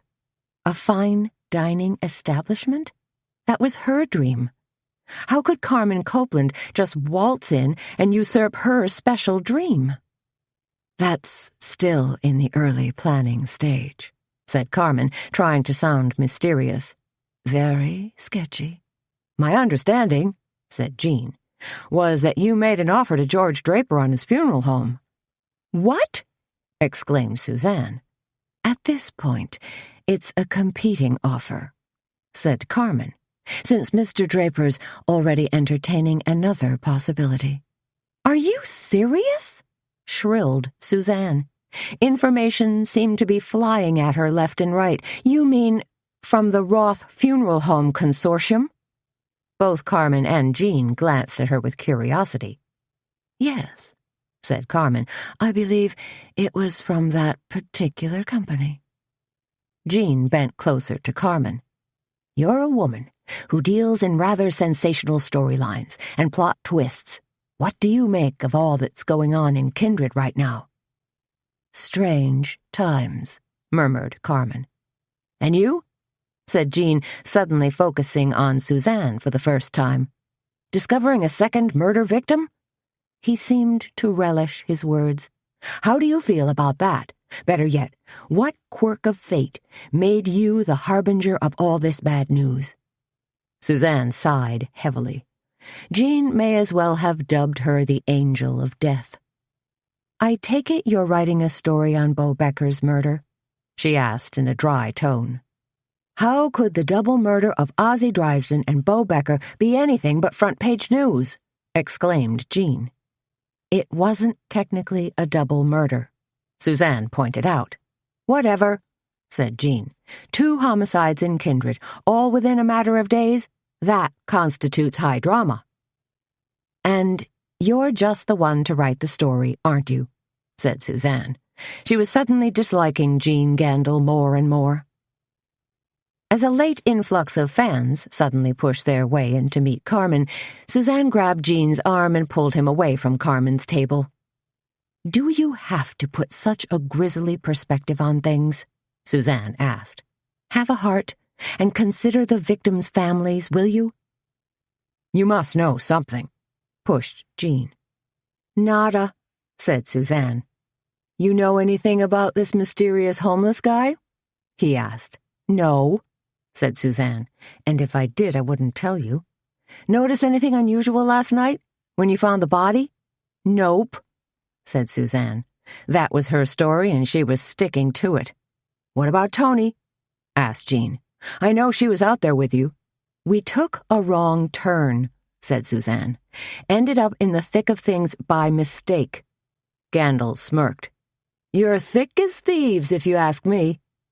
"And what's this crap about Carmen opening a fine dining establishment?" asked Suzanne. She was more upset over that little tidbit of information than she was about Jean's probing questions on the murders. "Carmen's a pistol," said Jean, glancing over at her with admiration. Then he gave Suzanne a sly look. "What's wrong? Afraid of a little not-so-friendly competition?" "Absolutely not, Jean," said Suzanne. "It's a big free market economy." "In that case," said Jean, "how would you like to place a couple of ads in the Bugle?" "You're selling ad space now, too?" asked Suzanne. "It's commissionable, Suzanne. A guy's got to earn a living." "I think I'll pass for the time being." "You should support your local paper, Suzanne," glowered Jean. "I will, just as soon as you start supporting your local cafe," countered Suzanne. Chapter 17. "You've got to be kidding," said Suzanne, when they pulled into Hubley's parking lot at 8 o'clock that night. "This dump is jumping." The oversized Quonset hut, out on County Road 18, had desultory strings of Christmas lights dangling from its rooftop, flashing yellow lights on the giant Hubley's sign over the front door, and a parking lot jammed with pickup trucks, SUVs, and older model cars. There were even a couple of 18-wheelers parked out back where the gravel edged up to a bean field. "Are there this many sorry people in the world?" asked Suzanne. Hubley's really did have a rotten reputation. Bikers, bookies, and even a few dope peddlers were known to populate its murky interior. "Appears so," said Tony. "Place is jam-packed."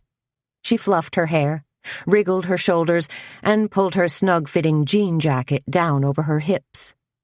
"Their drinks are supposedly watered down," commented Suzanne, "and I'm sure the food is to die from, literally."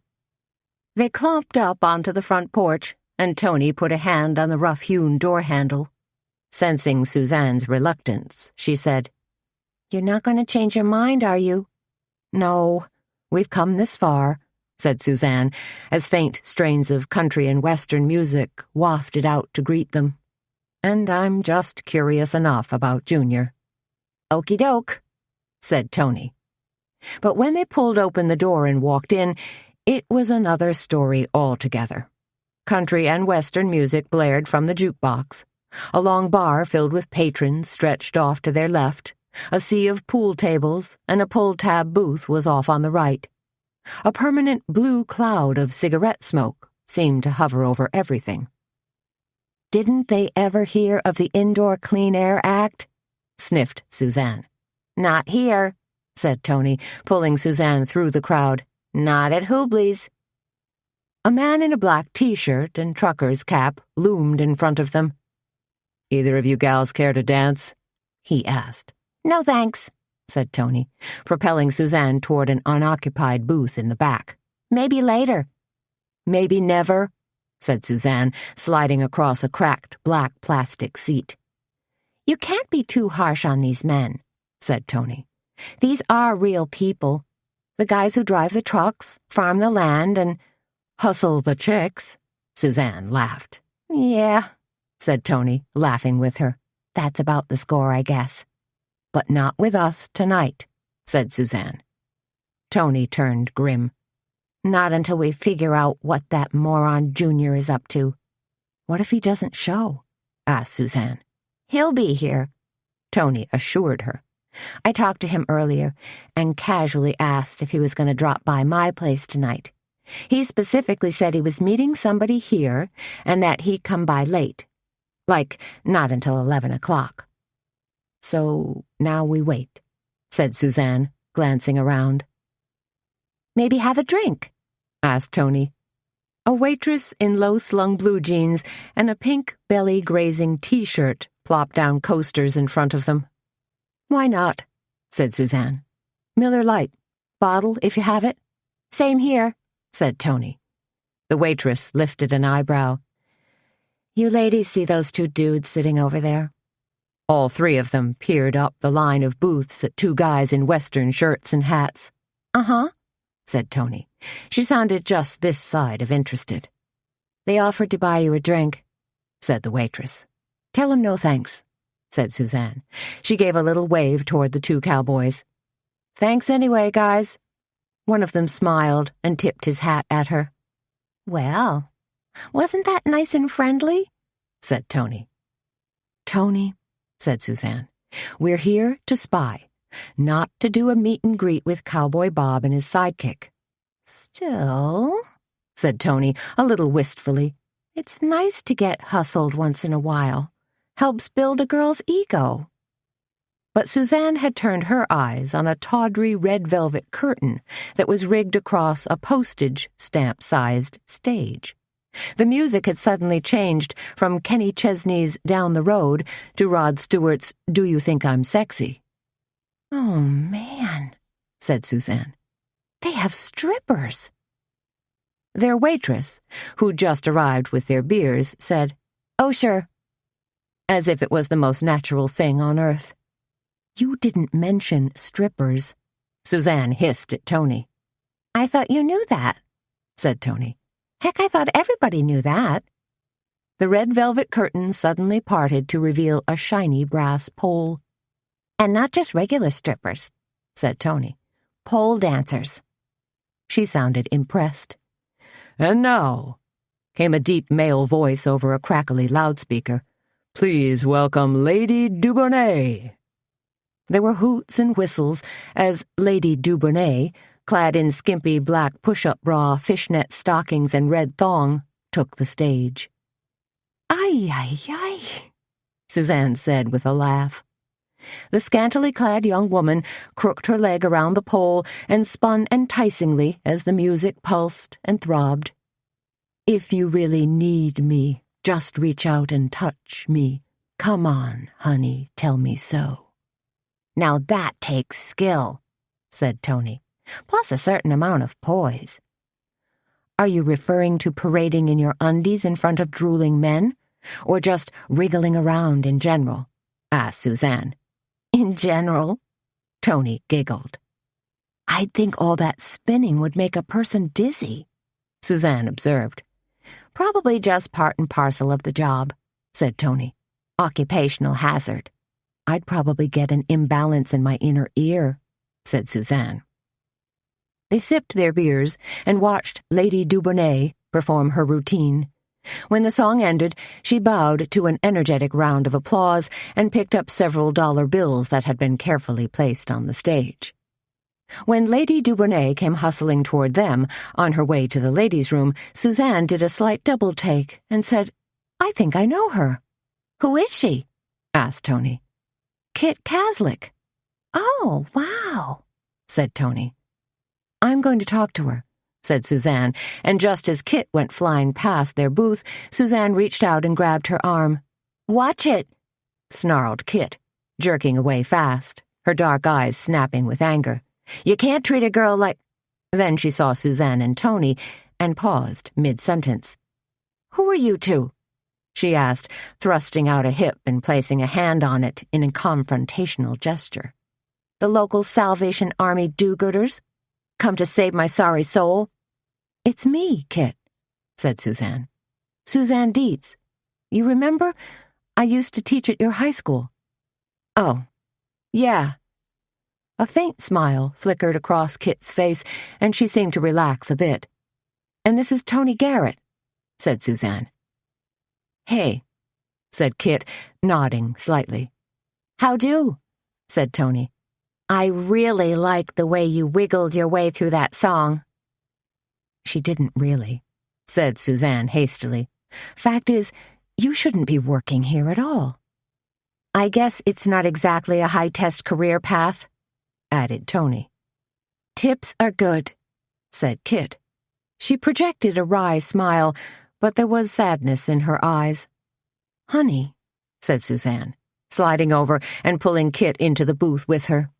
"You are so much better than this. So much better." That was all it took. Kit shook her head and sighed deeply. "It's hard to find a really good job around here." "It sure is," agreed Tony. "Don't tell me you enjoy this," said Suzanne in a soft voice. "Not really," said Kit, sniffling now. "Frankie, the manager, is always pushing us to fraternize with the customers. That's what he calls it, fraternizing. But he really means hitting on them, hard. Get the guys to offer to buy a drink, then order something fancy and expensive, like a pink squirrel or a golden Cadillac, or a bottle of $5 champagne that Frankie marks up to $30. "Whatever happened to a plain old brewski?" muttered Tony. But Suzanne was focused on the bigger picture. "This is not a job with a good future," she told Kit. "From here, it's a slippery slope to gosh knows what." "Or a slippery pole," added Tony. "Tell you what," continued Suzanne. "The Cackleberry Club. You've heard of the Cackleberry Club?" Kit nodded. "We're having a big event this Saturday," explained Suzanne. "A take-the-cake show, plus an evening gourmet dinner. And we could use a little extra help. Maybe, well, would you be interested?" "You mean like waitressing?" Kit wasn't particularly thrilled. "More of an assistant for the cake event," said Suzanne. "And, yes, a waitress in the evening. But I can pretty much guarantee you wouldn't have to wear fishnet stockings." "Or take anything off," added Tony. "That's a really nice offer," said Kit. "And you both seem very kind, but can I think about it?" "Seems like you already are." Suzanne smiled as Kit slipped out of the booth. "Sweet girl," said Tony, once Kit had left. "Too sweet for this place," said Suzanne. She was relieved there weren't any more pole dancers performing for the time being. Just a song playing on the jukebox with one of the longest titles in history. "How could you believe me when I said I loved you, when you know I've been a liar all my life?" "Listen," said Suzanne. "They're playing Junior's song." "Where is that little creep anyway?" wondered Tony, fidgeting nervously. "Hey," said Suzanne, "did you know that Carmen Copeland may have made an offer on the Drysden and Draper funeral home?" "What?"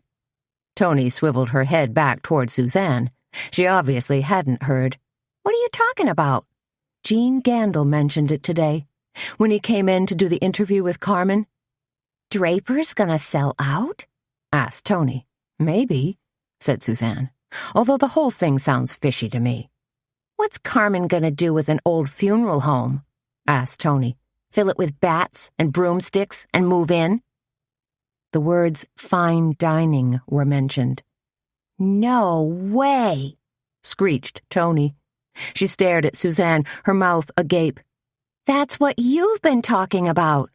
Yes, it is, said Suzanne, a little glumly.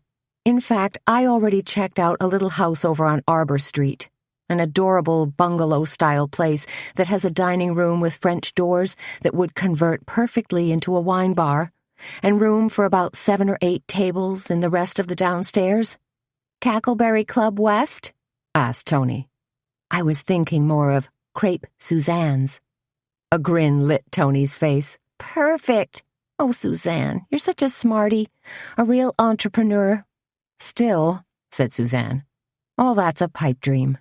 Gotta make the Cackleberry Club profitable first. I thought we were making a profit. Making a living, said Suzanne. Big difference. See, said Tony. That's why you're CEO. You're plugged into all this tricky business stuff. Unless Carmen aces me out. She's one mean malefactor, said Tony. 20 minutes later, they'd nursed their beers about as much as they could and fended off several unwanted advances. Where is Junior anyway? Worried Tony. She alternated between nervousness and full-blown hostility. Maybe he came and left, suggested Suzanne. She was ready to call it quits herself. No, said Tony. I've kept an eye out. He'll show up. He has to.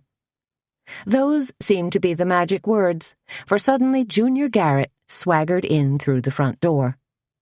There's the little runt now, Tony hissed, as she watched Junior walk halfway down the bar, then swing up easily onto a bar stool.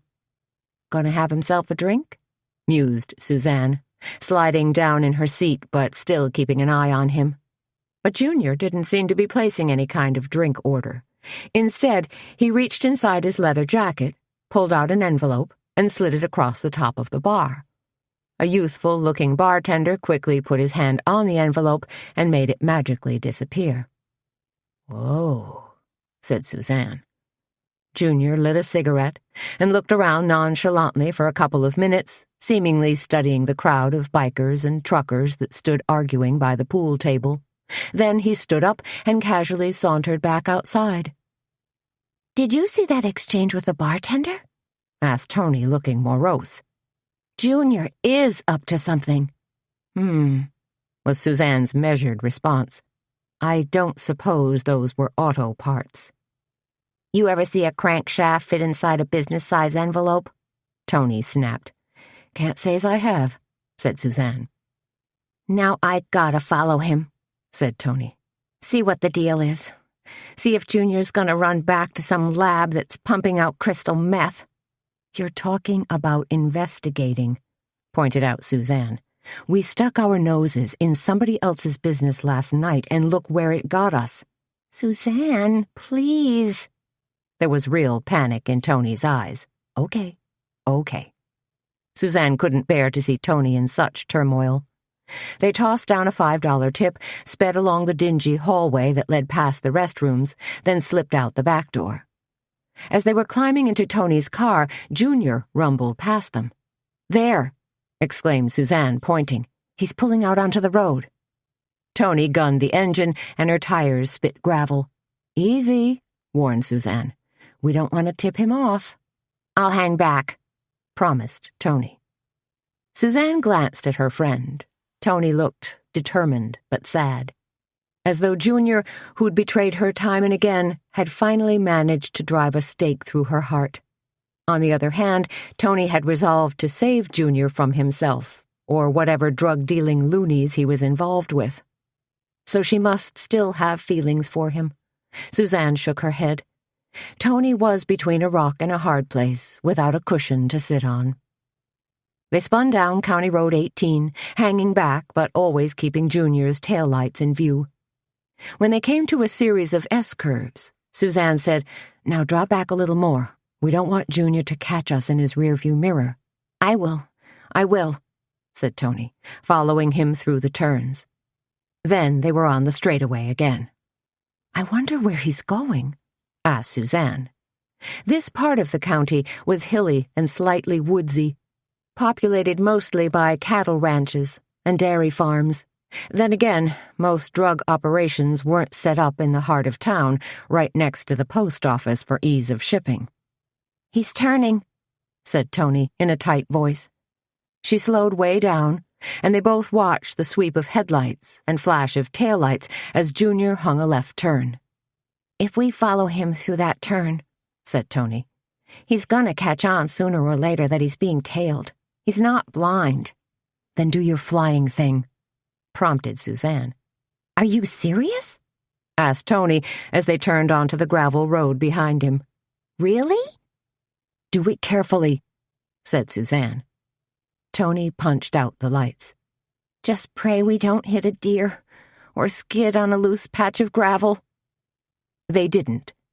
In fact, the road was fairly straight, and Junior's taillights, a quarter-mile ahead, served as a solid beacon to guide their way. Then the road twisted through a grove of trees and dipped across a narrow single-lane bridge, the boards echoing loosely as they crossed. "Lost him," said Tony, wrinkling her nose. "Where'd he go?" wondered Suzanne, peering into the night. Tony suddenly hit her brakes, snapping their heads and causing Suzanne to flail out and grab hold of the dashboard. "There he is," she whispered. Suzanne followed Tony's gaze out the driver's side window. It took a few moments, but finally her eyes grew accustomed to the darkness, and she could see a glint of something, Junior's car, half hidden behind a small ramshackle building. To the left of Junior's car stood an old farmhouse, where a few lights glowed. Behind it was a large, hip-roofed barn. "Now what?" asked Suzanne. "Now we sit and wait," said Tony. Slowly, quietly, she backed her car down a small incline and into a grove of poplars. Branches scratched against car doors and windows, sounding spookily like fingernails. "What are we waiting for?" asked Suzanne. She was shivering slightly now that Tony had turned the heater off. "Junior," was Tony's single terse word. They sat there for 5 minutes. Then their wait stretched into 10. When Suzanne was about to suggest the futility of this night watch, Junior surprised them by suddenly reappearing as a shadow. Hastily crossing the yard, Junior slithered into his car, fired up the engine, and rocketed away fast. "Should we follow him?" asked Suzanne. "No," hissed Tony. "We gotta see if this place really is a meth lab." "How will we know that?" asked Suzanne, curious and leery at the same time. "I don't know," said Tony. "Maybe we can peek in the windows or something." "Do you actually know what a meth lab looks like?" Suzanne asked. Tony thought for a moment. "Maybe like bubbling beakers full of green goop with steam rising up?" "You know what?" said Suzanne. "You've been watching too many old Frankenstein movies on the late-night creature feature. You've developed a William Castle fixation." "The only scary movie I watched lately was Saw," said Tony, "and it scared me to death." They climbed from the car and tiptoed quietly across the road, easing their way toward the farmhouse. Halfway there, a dog, an aging black Labrador, padded up to greet them. "Hey, baby," whispered Suzanne. "You're not going to bark, are you?" The dog gave a desultory tail wag in response to her voice. "Seems like a sweet old mutt," said Tony. "Thank goodness he's not exactly your crackerjack guard dog." "If Baxter was here, he'd be barking his head off," said Suzanne. She dug into her handbag and pulled out a plastic bag filled with jerky treats. "You keep dog treats in your purse?" "At all times," said Suzanne. "It's the only bargaining chip I have with creatures of the canine persuasion. The only thing that stands between reason and chaos." She handed the jerky to the dog, who accepted it with a certain gravity. Suzanne gave him another. She liked the dignified old fellow. "Now lie down and be cool," she told him. They slid behind a clump of dried lilac bushes. Not much cover, but better than nothing. Then eased their way gently up to the back of the house where 2 windows glowed an eerie green. "No way," said Tony in a low voice. Lights were obviously on inside, but their view was blocked by window shades pulled snugly down. Suzanne tried peeking in from the side, but no luck. Just a sliver of nothing. Tony made a forward motion with her hand. Got to get closer. Suzanne inhaled sharply. This was not a promising scenario. 2 women out in the middle of nowhere playing a dangerous game of peeping Tom. What's wrong with this picture? But Tony was moving forward aggressively, along the length of the house toward the front porch. She hesitated, then put 1 foot on the porch step, then another, waved for Suzanne to follow. Against her better judgment, Suzanne did. Climbed up 3 steps, crossed a broad porch badly in need of paint, and joined Tony at a window that was pushed up a few inches. A tattered window shade, the color of old parchment, fluttered in the breeze. Shadows moved back and forth behind that shade. Soft voices formed indistinct words. Gripping the window ledge, Tony put her face flat against the house and tried to peer in. "Anything?" Suzanne whispered. Tony put a hand up to silence her, twisted her body slightly, moved her feet to get a slightly better angle, and creak. The offending board underfoot sounded like a rifle shot in the still of the night. One of Tony's hands flew to her mouth. Then she gazed at Suzanne with wild eyes. "Oh, shiznit," she cried. "They heard us." Chapter 18. "Run!" Suzanne cried hoarsely as she grabbed Tony's arm and gave a rough jerk. They pounded down the 3 steps onto a brown lawn that was more hardpan than grass. But they weren't fast enough. 1 man came thundering out the front door. Another man barreled out a side door they hadn't noticed before. Not only were they trapped like rats, but front door guy carried a gun. "Who are you?" demanded the guy with the gun. He was in his late 20s, wearing jeans and a dirty Pantera t-shirt. Suzanne slid to a stop. Tony bumped hard against her. Is this where the party is?" asked Suzanne. She tried to still her wildly beating heart and sound upbeat and a little coy, too, slightly flirtatious. That stopped the 2 guys dead. "Party?" said the one in the dirty t-shirt. He lowered his gun slightly. "You know anything about that, Eel?" Eel, who wasn't much of a prize in his rumpled blue shirt and gray sweatpants, leered at Tony. "Can't say as I do, Lenny." "Sure," said Tony, grinning like a maniac, picking up on Suzanne's ruse immediately. "We were just tipping back a few beers at Hoobley's and heard a rumor about a party out here." "No party," said Eel. He sounded a little wistful. "Okay, then," said Suzanne, backing away. "Wrong house. Sorry about this, guys. We sure didn't mean to barge in on you, uninvited." "Maybe some other time," added Tony. "Not so fast, Snoopy lady," said Lenny. He waggled his gun, a gray snub-nosed revolver, directly in Suzanne's face. "Hey," said Suzanne, "do you guys know a fellow named Beau, by any chance?" She sounded far bolder than she felt. If she could put together a connection here. Eel gaped at her. "Who?" There wasn't the slightest bit of recognition in his voice. "Don't know who you're talking about, lady." "Man," said Tony, giving a goofy smile and smacking her palm against her forehead. "We really got our signals crossed. Crazy us, huh?" Again she and Suzanne tried to pull away. Lenny moved to block them again. "No," he said. This time he sounded decidedly thoughtful. "Something's going on here." Eel frowned. "You think they, like DEA?" DEA, thought Suzanne. That's Drug Enforcement Administration. These guys do have something to do with drugs.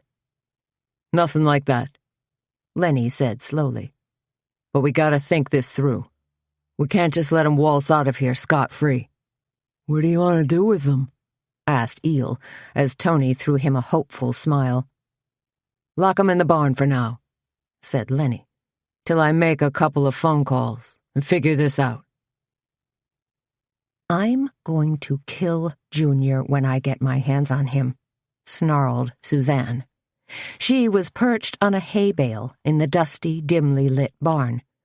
"I don't know what Junior's up to with those two assholes, but something illegal's going on." "Stand in line," said Tony, pacing back and forth, "because I guarantee there won't be anything left of Junior except scraps when I get through with him."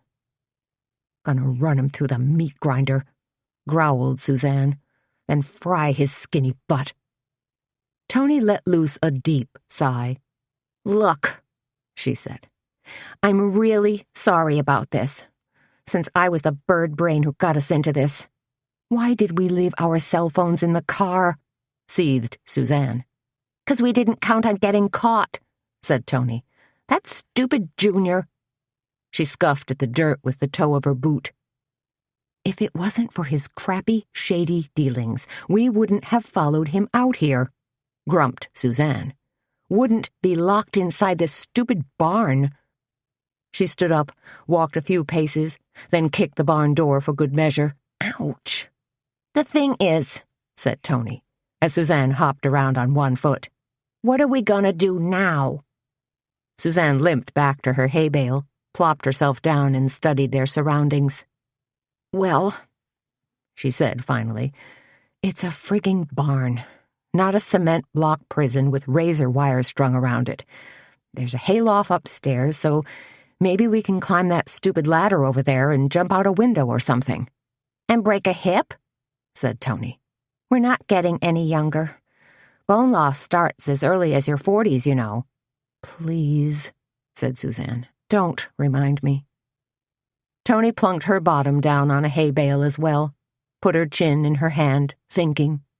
Minutes passed. Then Tony said, "Was that guy's name really Eel? Did I hear that correctly?" "Eel and Lenny," said Suzanne. "Some tag team, huh?" "Yeah," muttered Tony. She turned up the collar on her jacket. "Cold in here." "Gonna get colder," said Suzanne, "and more dangerous once those guys come back for us." "Then we gotta figure a way out," said Tony. She stretched her legs out, staring morosely at her cowboy boots. "You hear something?" Suzanne asked. She cocked her head, frowned. "No, because I'd swear there was a distinct rustling coming from that far corner." "Maybe mice?" proposed Tony. "Pretty big mice," said Suzanne. She got to her feet, brushed off her bottom, then crept over to the corner of the barn. "Oh, man," she said. Tony came over, curious now. "What?" "Animals," said Suzanne, pointing at 2 stalls. 2 goats and a mule. "Say now," said Tony. "We could always get some goat's milk if we're thirsty. That could help with our bone loss, too." "As long as one of them is female," said Suzanne. "Oh," said Tony, peering speculatively at the underside of one of the goats. "Good point." "So how can we put these critters to good use?"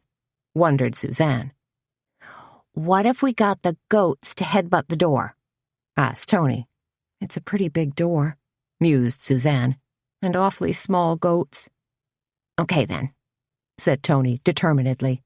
"What if we use the mule to kick down the door?"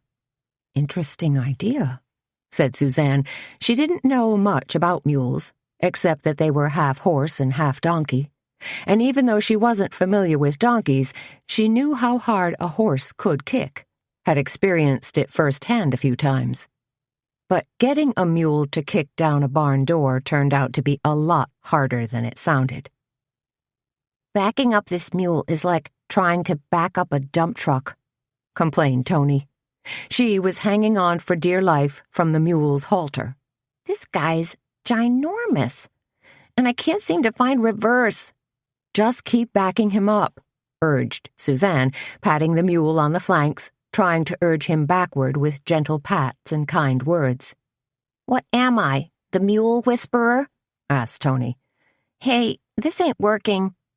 If we get him close enough, Suzanne reasoned, maybe he'll just do what comes naturally. She paused, then took a quick step backward. Uh-oh. What? Asked Tony, peering around the mule. He just did what comes naturally. Huh? Asked Tony. Then she caught a whiff. Oh, man. Did he just do what I think he did? Afraid so, said Suzanne, which set them to giggling. If I had a plastic bag, said Tony, still trying to wrangle the mule, I'd stuff some of his equine output inside and set it on fire. For what purpose? Asked Suzanne, and may I add, you are completely off the hook. Throw it at that farmhouse, said Tony. Get back at him. A twisted idea, said Suzanne, but appealing nonetheless, for what they're putting us through. She joined Tony at the front of the mule. This isn't working. No kidding, muttered Tony. What we need is... Suzanne glanced around the barn. A whip? Asked Tony. Suzanne's eyes searched the pegs on the walls, skittering over currycombs, leather leads, and more halters. Finally, she found something that might work. How about a harness? She asked. Once it was settled over the mule's shoulders and flanks, controlling the mule was a little easier. In fact, the mule seemed to pick right up on the notion of pulling and backing up. And it wasn't long before they had his backside rubbing directly up against the barn door. Now kick, Tony implored the mule. Come on, gonzo guy, give it a real whack. We gotta back him up even more, said Suzanne. His tail's already flat against the door, sputtered Tony, but he's not doing anything. Then we have to frustrate him, said Suzanne. Goad him into kicking. Gotcha, said Tony. She tugged at one side of the mule's harness. Give it a try, boy. You can do it. Give that door a good swift kick, and there's a carrot in it for you. The mule stared stolidly at Tony without blinking. Apple? Asked Tony.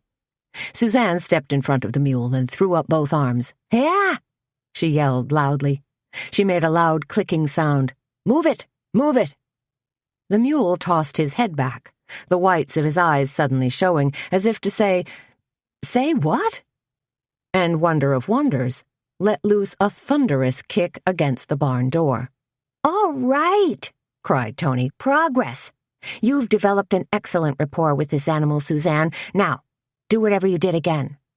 Suzanne waved her arms crazily and clicked and clucked until her tongue ached. Bam! Blam! The barn door shuddered on its antique hinges. He's doing it! Yelled Tony. All we need is one more good crash. The barn door suddenly split up the middle. Kick, finished Tony. Atta boy. She reached up and patted the mule's broad forehead. Suzanne grabbed the mule's halter and eased him forward out of their way. Then they both put shoulders to the door and shoved. Hard. It's giving way, yelled Tony. I can feel it. But it wasn't the door that gave way. Instead, the old latch simply catapulted. All that kicking must have loosened it, Suzanne cried excitedly, as they shoved open the door. Fresh air assaulted them, and little bits of moonlight filtered down through the trees as they made a mad dash for Tony's car. What about the mule? Asked Tony, as they ducked under an old wash line, then skittered around an old pump. I promised him a carrot, or maybe it was an apple. I'm sure he'll be fine, Suzanne cried as they pounded across the blacktop road, slid down the grassy incline, and jumped into Tony's car. Suddenly, a yard light flashed on, and they heard faint yelling from inside the farmhouse. They know, said Tony. Then we gotta get out of here, responded Suzanne. Tony cranked the ignition, floored it, and then they were fishtailing crazily up the incline and onto the road. Her wheels spun wildly for an instant, laying a thin carpet of rubber. And then they rocketed down the road, Tony handling her car like Danica Patrick at Indy. They'll never catch us now, chortled Tony. Suzanne put a hand to her chest to still her beating heart. That was awful. She reached over and put a hand on Tony's shoulder. Take it easy. Don't put us in a ditch. What a rush, cried Tony, still reveling in her surge of adrenaline. It was a disaster, replied Suzanne, enjoying the gush of warmth from the car's heater. We have to drive directly to the law enforcement center and tell Doogie or whoever's on duty what just happened. What do you mean? Cried Tony. She'd gone from crazy happy to flustered and upset. I'm talking kidnapping and probably drug dealing. No way, screeched Tony. If we tell the cops what happened, we implicate Junior. She slowed the car down. Please, she begged. We can't tell anyone about that place until I talk to Junior. I gotta try to extricate him from this mess. Then you'd better set him straight ASAP, warned Suzanne. First thing tomorrow, pleaded Tony. Okay. But Junior's coming to your house tonight, said Suzanne. Good point, said Tony. So, said Suzanne, cooling down a little, trying to come up with a logical plan. You'll stay over with me. Then we talk to Junior first thing tomorrow, said Tony. Both of us, together. Her eyes darted from the road to Suzanne, then back to the road again. Right? And then we call Doogie, said Suzanne, and report those jerks. Of course we will, said Tony. Only, can't we do it anonymously? Chapter 19. Thursday morning at the Cackleberry Club was Foggy Morning Soufflé Day, which Tony had taken to calling Soggy Morning Soufflé. In any case, it was a worthy concoction of whipped eggs, milk, and flour, combined with grated Swiss cheese, butter, and mustard, sizzled in a fry pan, then thrust into a hot oven to poof said soufflé up to towering proportions. Petra hummed in the kitchen, prepping her soufflés, while Junior Garrett slumped at the counter of the Cackleberry Club, looking all the world like a beaten-down prisoner of war. His black T-shirt hung loosely on his skinny frame. Even his normally tight jeans seemed to sag. Tony had called him in early on the pretext of car trouble, and now Suzanne and Tony had been haranguing Junior for a solid 10 minutes. Sometimes they took turns. Sometimes they yelled in tandem. Once in a while, as she was whipping her eggs, Petra yelled out her 2 cents worth as well. Obviously, they'd clued her in regarding last night's fiasco. Don't you ever go near Lenny and Eel again, Tony warned. Junior gave a pitiful shrug. How can I? Since you guys probably ruined it for me. I don't want to hear that crap from you, Junior, said Tony. You were dealing dope. Which, said Suzanne, last time I looked, was highly illegal. Everybody smokes a little weed, Junior whined. No, they do not, said Tony, shaking a stern finger at him. Besides, said Junior, I wasn't making the actual deals or delivering the actual stuff. I was just handling the financial end, collecting money. You were the bag man, said Suzanne disgustedly. Junior brightened at her characterization. Yeah, that's it. I was just the bag man. No big deal, huh? Al Capone's bagman went to prison right alongside him, said Tony, winging it. Is that so? Said Junior. All the money men are going to prison these days, Suzanne told him. Bernie Madoff, the Enron guys, sleazy hedge fund managers, mortgage fraud guys, IRS cheats, even a few governors. And, unless you're careful, you could end up as their cellmate. Junior gave her a wary stare. What are you going to do? Try and send me to the electric chair? Unfortunately, said Suzanne, we don't have the luxury of capital punishment at our disposal. We are, however, going to send Sheriff Doogie out to that farmhouse, hopefully to discover a serious amount of incriminating evidence and place your pals Lenny and Eel under arrest. Tony gave Junior a menacing stare. And just What exactly is Sheriff Doogie going to find out there? She asked. Just a few measly plants and some grow lights in that back bedroom, mumbled Junior. I told you, it ain't that big a deal. Of course it is, thundered Suzanne, which is why you have to lie exceedingly low.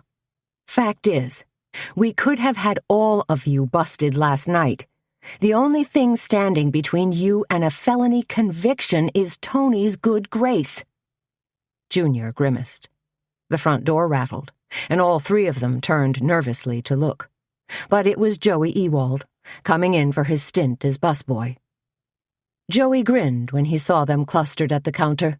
"Hey, ladies," he called to Suzanne and Tony, then turned his focus on Junior. "How you doing, Junior?" "Never better," said Junior, giving Joey a cocky grin and a thumbs-up sign, at which point Tony grabbed a potholder and whacked him in the head. "Ouch," whined Junior. "What'd I do to deserve that?" "You know," hissed Tony. "You still skateboarding?" Junior called to Joey, trying to muster his dignity. "Oh, yeah, man," said Joey. "Thinking about changing my name to Joey Crash." "Cool," said Junior, as Joey disappeared into the kitchen. Tony smacked him with the potholder again. "What are you, 10?" she asked. "Grow up." "I am growed up," argued Junior. "Fact is, I could probably be a heck of a role model to that kid." "Are you serious?" snorted Suzanne. "You barely squirmed your way through Votech. You've been arrested for drunk and disorderly conduct and forced to do community service, and your hobbies are gambling, fast cars, and faster women." She glanced at Tony. "Well, they used to be anyway." "No," said Tony, "they still are. And now that we have your undivided attention," said Suzanne, "I have a few more questions." "Shoot," said Junior. "I'm an open book." "A comic book," muttered Tony. "Did you ever have dealings with Bo Becker?" asked Suzanne, "and I want an honest answer." "No," said Junior, looking earnest for the first time that morning. "But I always considered Bo a stand-up guy, and a heck of a good driver, too. He used to whip that Mustang of his around the track pretty good when they had amateur night over at the Speedway." "Do you know anything about what happened to Becker?" asked Tony. Junior shook his head and frowned. Just heard that he got killed. Hunged, I guess." "Hanged," corrected Tony. "Was he dealing drugs?" asked Suzanne. "Not that I know of," said Junior. "Not with my guys, anyway." He swallowed hard, then said, "At least, I don't think he was." "Junior," said Suzanne, "you have to promise you'll stay clean. Cross your heart and hope to die." "Yeah, sure," said Junior. "Until lately, I pretty much have been clean." His earnestness was suddenly replaced by his old swagger. "Fact is, I've been a doggone entrepreneur." "Do you even know the definition of an entrepreneur?" asked Tony. "Course I do," said Junior. Tony folded her arms in front of her, daring him. "What is it, Mr. Smart Guy?" Junior scratched his head vigorously, then scowled, as though he was engaging in deep thought. "It's a guy who does business." "Nice try," said Suzanne. "See if you end up a financial reporter for CNN." A few minutes later, they allowed Junior to make his escape, giving him a final cautionary warning and a freshly baked corn muffin. "I'm gonna call Doogie right now," said Tony. "Anonymously." "Jeez," said Suzanne, thinking. "Won't he be able to trace the call right back to us?" "I thought of that," said Tony. "So I'm going to use a trick I learned." She pulled a phone card from her jeans pocket and waved it at Suzanne. "I'll use a phone card, which is virtually untraceable. I saw how the whole deal worked on an old episode of The Sopranos. This mob guy used a phone card, so there was no way the cops could trace his call." "Good to know," said Suzanne, spinning on her heels and heading into the kitchen. She really didn't want to know too much about Tony's phone call. She was way too involved already. Petra was in the kitchen, humming to herself and whipping up a batch of pancake batter. "How's your back?" asked Suzanne, draping an arm lightly around Petra's shoulders.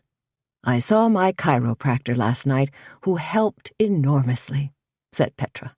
"Excellent," said Suzanne. "But then he told me to go home and do bicycle crunches." "Sounds athletic," said Suzanne. "Oh, they are," said Petra. "They're nasty semi-sit-up things where you lie on the floor and touch your elbow to your opposite knee, alternating sides." "Ouch," said Tony, pushing her way through the swinging door. "I heard that." "But I have a confession to make," continued Petra.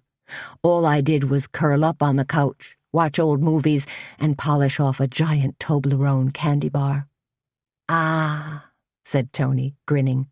"Le chocolat therapy. Always a tried-and-true treatment." "Swiss, I think," said Suzanne with a laugh. By 10 o'clock, Petra's knitters began arriving in droves. Some of them hustled into the knitting nest, where dozens of extra chairs had been installed. The overflow set up camp in the book nook, and a dozen or so knitters plopped down at tables in the cafe, where they ordered up coffee, tea, muffins, scones, and slices of foggy morning soufflé. "So all the knitters have sponsors?" Suzanne asked Petra as she deftly plated breakfasts. "Right," said Petra. "Kind of like the dog walk you participated in last spring," said Petra. "You took pledges for every mile you walked, right?" "Sure," said Suzanne. Although, after 3 miles, Baxter had pretty much made it clear he was bored out of his skull. "The knit-in works almost the same way," explained Petra. "All my knitters have sponsors who'll pay so many cents for each row knitted." "That's pretty cool," said Suzanne, as she pulled a tin of blueberry breakfast squares from the oven. "And then, once the items are finished—" "That's right," said Suzanne. "It's all coming back to me now. Phew, guess I had a senior moment." "Happens to me all the time," said Petra. "All done," said Tony, bursting into the kitchen. She made a big show of dusting her hands. "I made the call." "I don't want to know," said Suzanne. "Neither do I," said Petra. "Then mum's the word," said Tony, putting her thumb and index finger to her mouth and making a little zipping motion. Just before lunch, amidst the low hum of conversation and gentle clacking of needles, Suzanne took a quick tour of the knit-in and was charmed by what she saw. One knitter, who was curled up in a cozy armchair in the knitting nest, was working away on a cranberry red cardigan with cable accents down the front. Delicious. Another knitter was using an almost iridescent green and gold-flecked mohair yarn to knit a shawl collar sweater. In the book nook, Suzanne fell in love with an indigo blue sweater vest with a generous flounce of ruffles down the front. She wondered if she could ever learn that type of stitch, then quickly relegated it to that part of her brain where she secretly nursed a desire to parlez-vous français, take classes in ballroom dancing, and learn how to snowshoe, none of which had come to pass yet. Petra had tried to teach her to knit, but she hadn't been the most gifted student. "Hey, Suzanne," one knitter greeted her. "Grab a pair of needles and join us." Suzanne glanced over and recognized Toby Baines, who worked part-time at the phone company and wrote a fun advice column for the Bugle. She was in her mid-50s with smiling brown eyes and shoulder-length brown hair pulled back into a loose, low ponytail. Though she didn't wear a speck of makeup, her complexion was smooth, clear, and practically unlined. "Hey, Toby," Suzanne said as she eased over to see what she was working on. "Hasn't Petra taught you how to knit yet?" Toby asked, with a mischievous smile. "She tried, but I'm a poor student," confessed Suzanne. "I tried a couple of times, then flunked out." "You didn't flunk knitting class. You just flunked attendance," Toby told her. "You didn't put in enough time. There is a bit of practice involved, you know." "Probably right," agreed Suzanne. I heard about the other night, said Toby, lowering her voice. About, said Suzanne.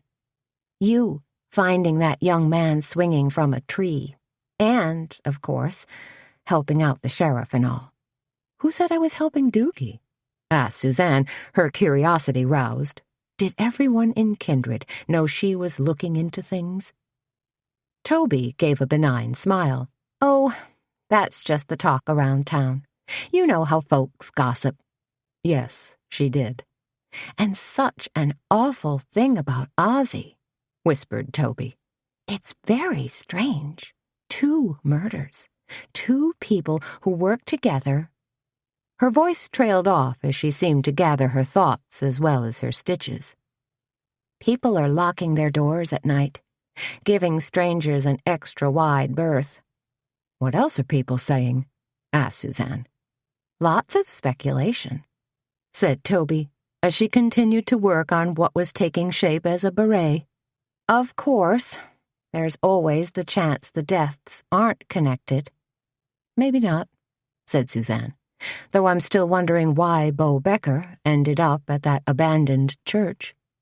You're a smart lady, said Toby. I bet you'll figure it out.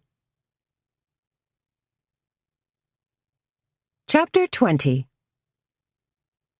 Because of the knit-in, the luncheon menu at the Cackleberry Club was fairly simple. Cackling chicken salad, corn and red pepper pancakes, and green eggs and ham. Nothing put a damper on customers, though.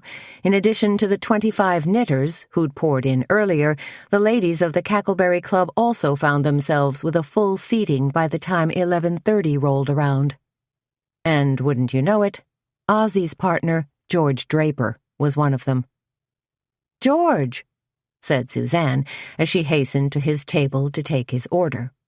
She hadn't known him all that well, had always referred to him as Mr. Draper. But since their terse conversation following Ozzy's funeral, it just seemed easier to call him George. Suzanne, he said back to her. Obviously, they were on the same wavelength. I understand you're thinking about leaving the business, said Suzanne. Draper hunched forward and puckered his lips. Well, perhaps. What happened? Asked Suzanne. What made you change your mind? Did Ray Lynch get to you? Were you threatened? No, said Draper, frowning slightly. I'm just rethinking things, getting my priorities straight. And one of those priorities might be to accept the Roth Funeral Home Consortium offer. Could be, Draper responded. He was trying to appear agreeable, but seemed unhappy deep down. Sounds like you're drinking the Kool-Aid, George.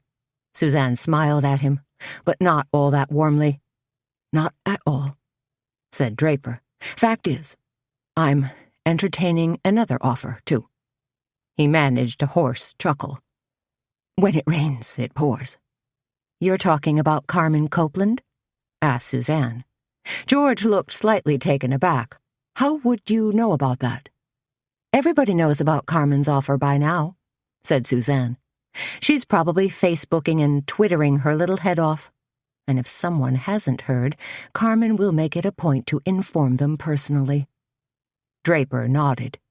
Carmen told me her offer was pretty spur of the moment, that she was toying with the idea of opening some kind of bookstore or art gallery. Is that so? Said Suzanne. I heard restaurant. Really? Said Draper, sounding surprised. She's quite the busy little bee, said Suzanne. Her clothing boutique, Alchemy, has its grand opening tomorrow. Maybe Carmen's trying to buy up the town, said Draper, letting loose a weak chuckle. That was one angle Suzanne hadn't thought of, a rather unpleasant angle at that. Carmenville.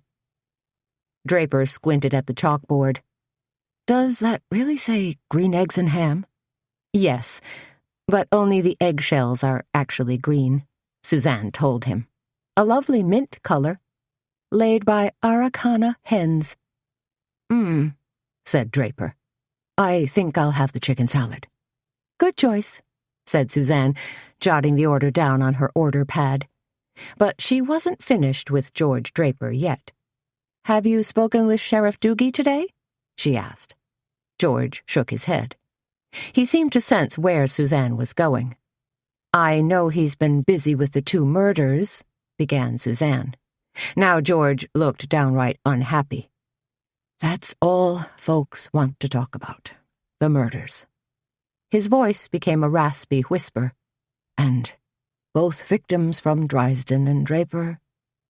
"Must make business rather difficult," offered Suzanne. George threw her a sharp glance. "Business? There hasn't been any business, unless you count Ozzie." He curled his fingers around the side of the table as if to steady himself. "I don't know if I'm ever going to be able to conduct business in this town again." "Unless you sell out," said Suzanne. "And isn't it amazing that the Roth Consortium is conveniently standing by?" "I know what you're saying," said Draper, "but I still don't believe they'd resort to murder. They're the company has a solid reputation." "Still," continued Suzanne, "they're suspects. Of course, not the only ones." "No," allowed Draper. "I understand Sheriff Doogie questioned Earl Stensrud at some length," said Suzanne.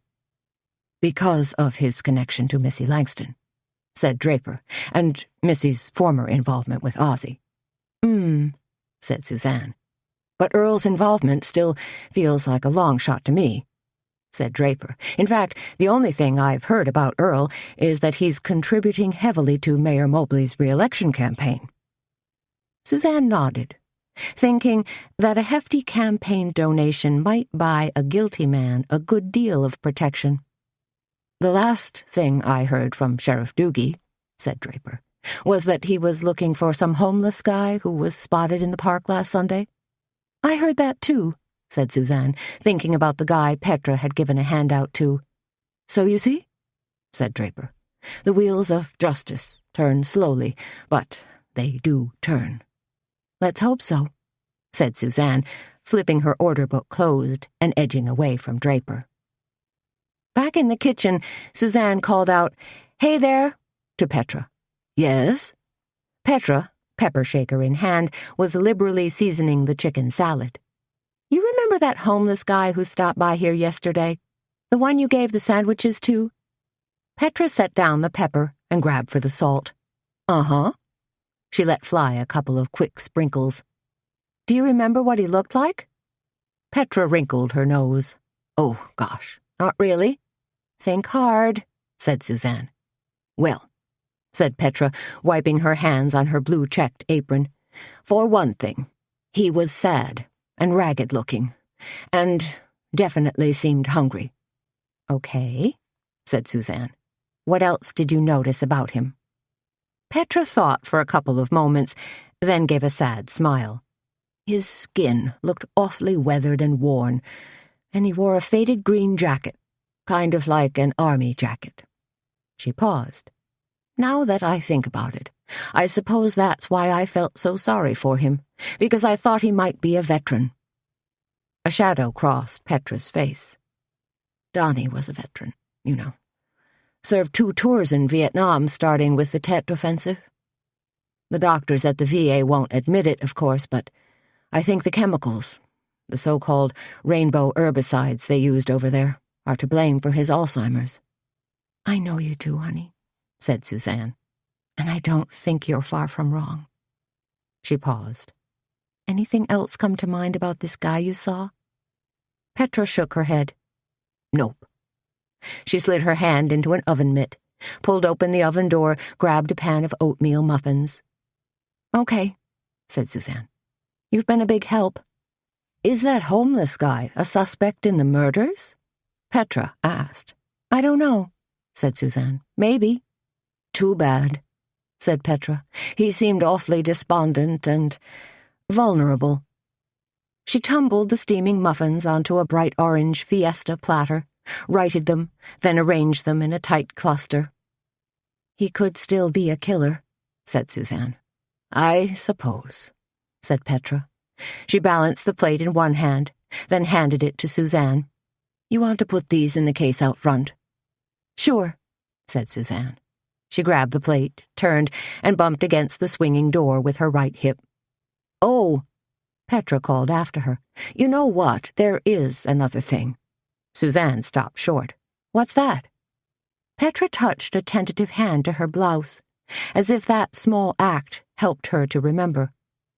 I think there was a name stenciled on his jacket. You remember what it was? Maybe something like Dilly or Dylan? The Knidian was still going strong. Letitia Sprague, who lived just outside Jessup and raised her own sheep and alpacas, showed up with a basket full of her wonderful lustrous yarns. A throwback to a simpler, more hands-on era, Letitia sheared her animals herself, spun her own yarn, then hand-dyed the fibers. When she announced that some of her precious yarns were for sale, a joyful hubbub ensued, and they were gone in about half a minute. With lunch almost finished, Petra finally stepped out of the kitchen to honcho the Knidian, while Tony schmoozed, served desserts, and rang up customers at the checkout. Feeling guilty, Suzanne ducked out the back door, heading for her fitting at Alchemy. As she dashed for her car, big fat raindrops splattered down, kicking up the dust like a spray of bullets. She prayed the bad weather would blow over for the weekend. Chapter 21. Just as Suzanne scrambled from her car, obsessing about how she was going to squeeze her bod into a tiny camisole or super-tight miniskirt, Mayor Mobley waylaid her. He planted his stocky body on the pitted sidewalk outside Alchemy and grinned crookedly like some weird Easter Island statue. "I hope I can count on your vote this election, Suzanne," he said in a flinty voice. Suzanne fixed him with a cool smile. "Voting's a private matter, Mayor, and none of your frickin' business." "I understand that," said Mobley, "but I also believe in asking people for their support." "I can see that," said Suzanne. "No harm in campaigning," said Mobley. Now his voice was raised in a false, hearty bray. Responded Suzanne. Mobley curled a lip and nattered on. "Doogie's up for re-election too, you know, but I'm fairly certain that if he drops the ball on these 2 murder investigations, it'll be the end of him." "I have faith in Sheriff Doogie," said Suzanne. "You, and about 2 other people in Kindred?" came Mobley's hard laugh. "The guy that's running against you," said Suzanne. "Your opponent?" Mobley nodded vigorously. Yeah. You mean Charlie Peebler." "I think I'm going to vote for him." "Suzanne!" Missy threw her arms into the air and came running to greet her. Suzanne returned Missy's ebullient hug, even as she gazed about the brand-spanking-new boutique and let out a low whistle of approval. Alchemy was, to put it mildly, utterly breathtaking. The walls were a rich plum hue, plush silver-gray carpeting spread out underfoot like velvet fog, and an enormous crystal chandelier dangled overhead, casting a jewel-like glow on everything. And the clothes and handbags and jewelry, oh my. There were denim jackets trimmed with velvet and jeweled buttons, J-brand jeans and love quotes scarves, black lacquered mannequins modeled long filmy skirts paired with black leather motorcycle jackets, as well as black cocktail dresses, some with only one shoulder. And there were cheetah print T-shirts, colorful lucite bangles, leather slacks, silk blouses, multicolored graphic hoodies, strands of pearls, giant statement rings, reptile handbags, and cashmere scarves. Everything was arranged impeccably on circular racks and pedestals, or tucked enticingly in glass towers and shiny white cubes that hung on a side wall. "You like?" asked Missy. She looked exhausted but pleased. "This place is like Fantasyland for fashionistas," exclaimed Suzanne, who was already eyeing a burnished green leather belt. She also decided this beautifully edited boutique was a far cry from Hawley's Dry Goods down the street, where you could buy serviceable checkered blouses and generic blue jeans. "We're not in Kansas anymore, Toto," she added with a chuckle. "I'm so glad you're here," said Missy, pulling her toward the back of the shop. "We've already picked out a couple of outfits for you to model, so obviously I'm dying to see how they work." Suzanne let herself be pulled along by Missy past two stylishly dressed women who were artfully arranging more clothing and accessories. "Your assistants?" she asked. "I wish," said Missy, rolling her eyes. "No, they work for a couple of the vendors Carmen buys from, here to make sure everything's styled properly, that I don't screw it up," she added in a low whisper. "If you're responsible for even half the displays," Suzanne told her, "then you're amazingly talented." "I've done my share all right," said Missy, shepherding Suzanne into an all-white dressing room ablaze with lights. "I just wish Carmen would acknowledge some of my accomplishments." "Don't wait for Carmen's approval," warned Suzanne, "because it will probably never come. But when you draw an appreciative crowd tomorrow afternoon, you'll know in your heart that all your hard work was worth it." "Thank you," said Missy. "I needed to hear that. Now," she smiled expectantly, "let me show you the outfits." She grabbed at a rack and held up clothing in both hands. We pulled 2 outfits, a skirt with matching tunic, and jeans paired with a leather bomber jacket.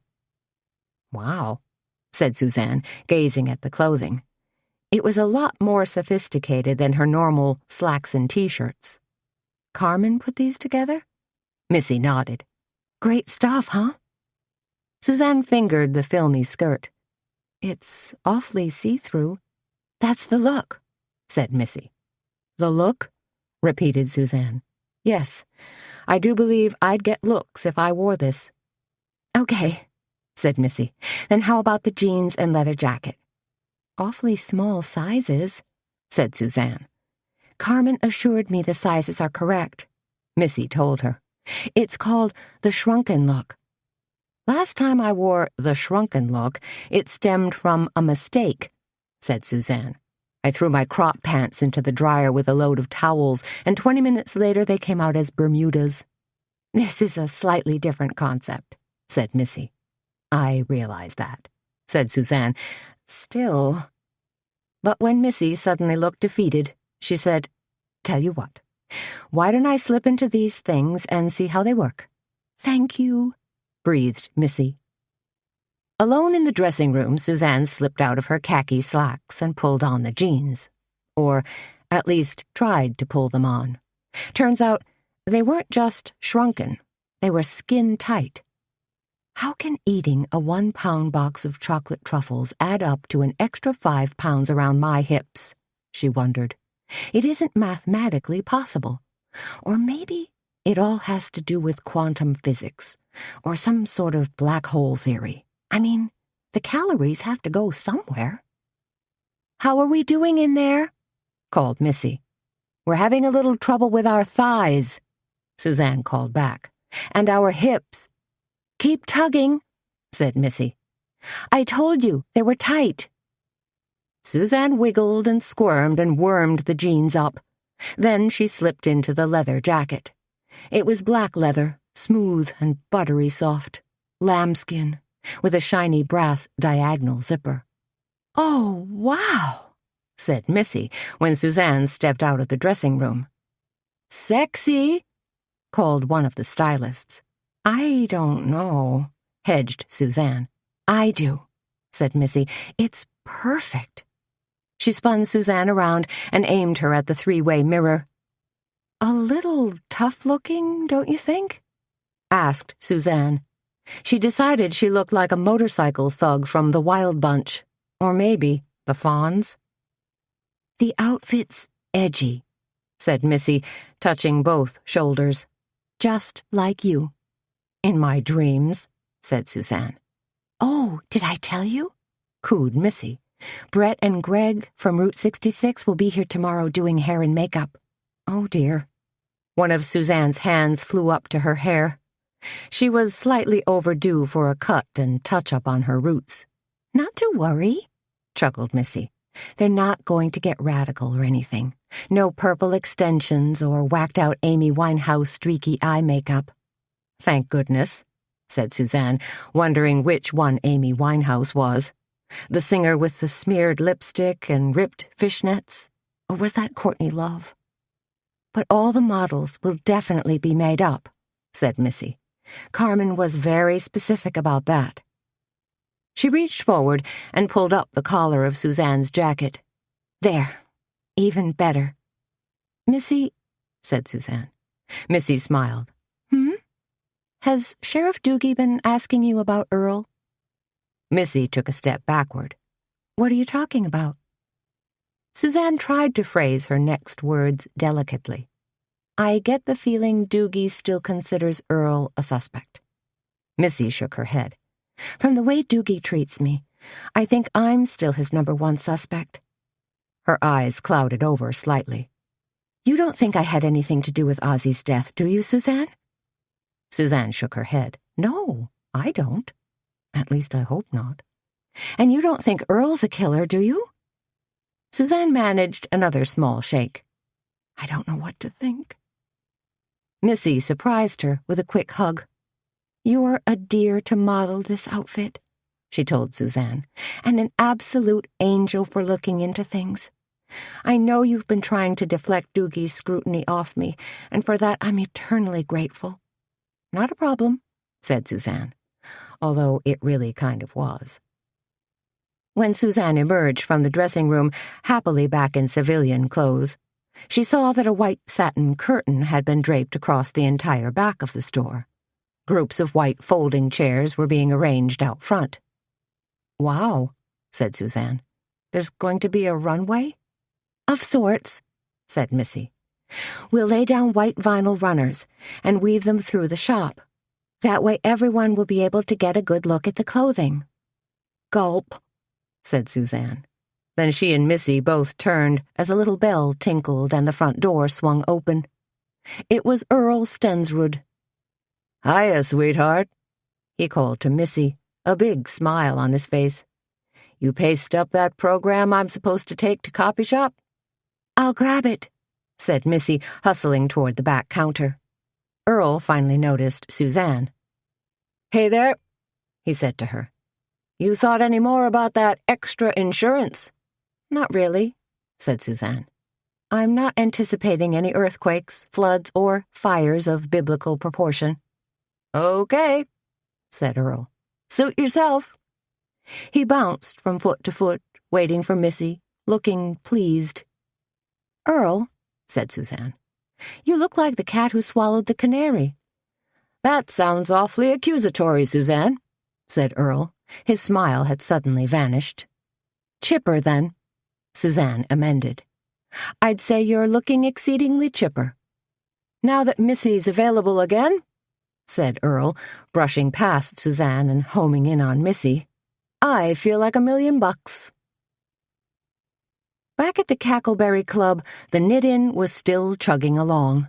A few finished pieces were already up for sale, and the cafe had drawn a large crowd of women for afternoon tea. Petra had gone back into the kitchen to whip up crab salad and ham and Swiss cheese tea sandwiches and bake a few pans of blueberry scones. Tony had just finished brewing pots of lemon verbena and orchid tea, so those lovely aromas wafted languidly across the cafe, turning the Cackleberry Club into an aromatherapy bazaar. I have to have that ruffled shawl, Suzanne said as Petra positioned the second tier on a newly baked cake. Then you better hustle into the knitting nest and claim it, Petra advised.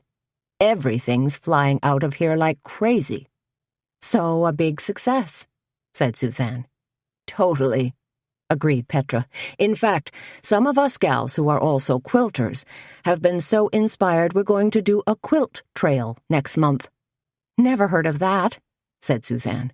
Oh, said Petra. It'll be really neat. We're going to display large wooden quilt squares as well as some actual quilts on the sides of historic barns, churches, and homes. Then, there'll be an accompanying quilt trail map that will lead tourists along the most scenic back roads and also indicate fun stops, like antique shops, farmers' markets, restaurants, and orchards. Wow, said Suzanne. Talk about weaving history into the mix and helping boost business. I bet you can even partner with the County Historical Society and get lots of sponsors, too. I think so, Petra smiled. In fact, I'll do anything I can to help, said Suzanne. She nodded toward a couple of cakes that were cooling on the window ledge. What's the deal with those cakes? For us? Petra shook her head. Nope. Special order for Carmen Copeland. Gonna make her a cake in the shape of a handbag. You're kidding, said Suzanne. Really? Petra nodded. Carmen ordered it when she was here yesterday. Even gave me a magazine photo to work from. See? Petra reached in her apron pocket and pulled out a Vogue ad that featured a fancy pastel blue quilted leather bag with a chain strap. For her grand opening tomorrow. Gats, said Suzanne. Carmen really was going overboard to woo the local ladies. Hey, take a plate of those scones into the knitting nest, will you? Those ladies have been holed up in there all day. Gotcha, said Suzanne. But just as she grabbed the scones from the display case, just as she was about to swerve into the knitting nest, Suzanne spotted Sheriff Doogie edging his way through the front door. So she changed direction and headed him off. Suzanne, said Doogie, sweeping his hat from his head, running a hand through his thinning gray hair, all in one motion. What's going on? He seemed surprised and curious to see so many women sitting around with knitting needles clacking and balls of yarn unrolling. A knit-in, she told him. It's a kind of charity event. Ah, was his response. I don't mean to criticize, Sheriff, but you're looking a little discombobulated. Heck of a thing, said Doogie. We got an anonymous tip this morning on a couple of guys who were growing marijuana. No kidding. Suzanne let her uneasiness come across as surprise. Wow. And then we got a call about those wild boar running around the county, tromping through yards and digging up gardens. Hard to catch, said Suzanne. Doogie glanced toward the counter where his eyes wandered to the pastry case. The action was not lost on Suzanne. You got time for a cup of coffee? Suzanne offered. And maybe a scone? Don't mind if I do, said Doogie. Suzanne delivered her scones, then scampered back and poured coffee into an oversized white ceramic mug for Doogie. She placed a scone on a plate, tapped on a dollop of Devonshire cream, then slid the whole shebang across the counter to him. While Doogie munched and slurped, she quizzed him gently. So what's the deal with the marijuana guys? Suzanne asked. You think they were running a meth lab, too? Not that I could see. Doogie took another bite, half-closed his eyes, and chewed appreciatively. Dang, these are good. Petra whips up a tasty scone, agreed Suzanne. She waited a couple more beats. Do you suppose those guys are somehow connected to the murders? Doogie stopped chewing for a moment and stared at her. Why would you say that? Oh, I don't know. Maybe because people will chit-chat and try to draw a connection. The nice thing about living in a small town, muttered Doogie, is that when you don't know what you're doing, somebody else does. Good one, said Suzanne. Doogie finished his scone, then turned an eye on the pastry case once again. Another one? She asked. To keep up your strength? Doogie nodded. I need to stay at the top of my game. Because you're up for re-election, too, said Suzanne.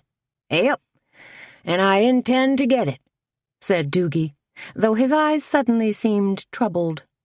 You know Mayor Mobley will badmouth you like crazy if you don't solve these murders, Suzanne told him. The old fart already is. Plus he's standing squarely behind Bob Senander. So much for loyalty.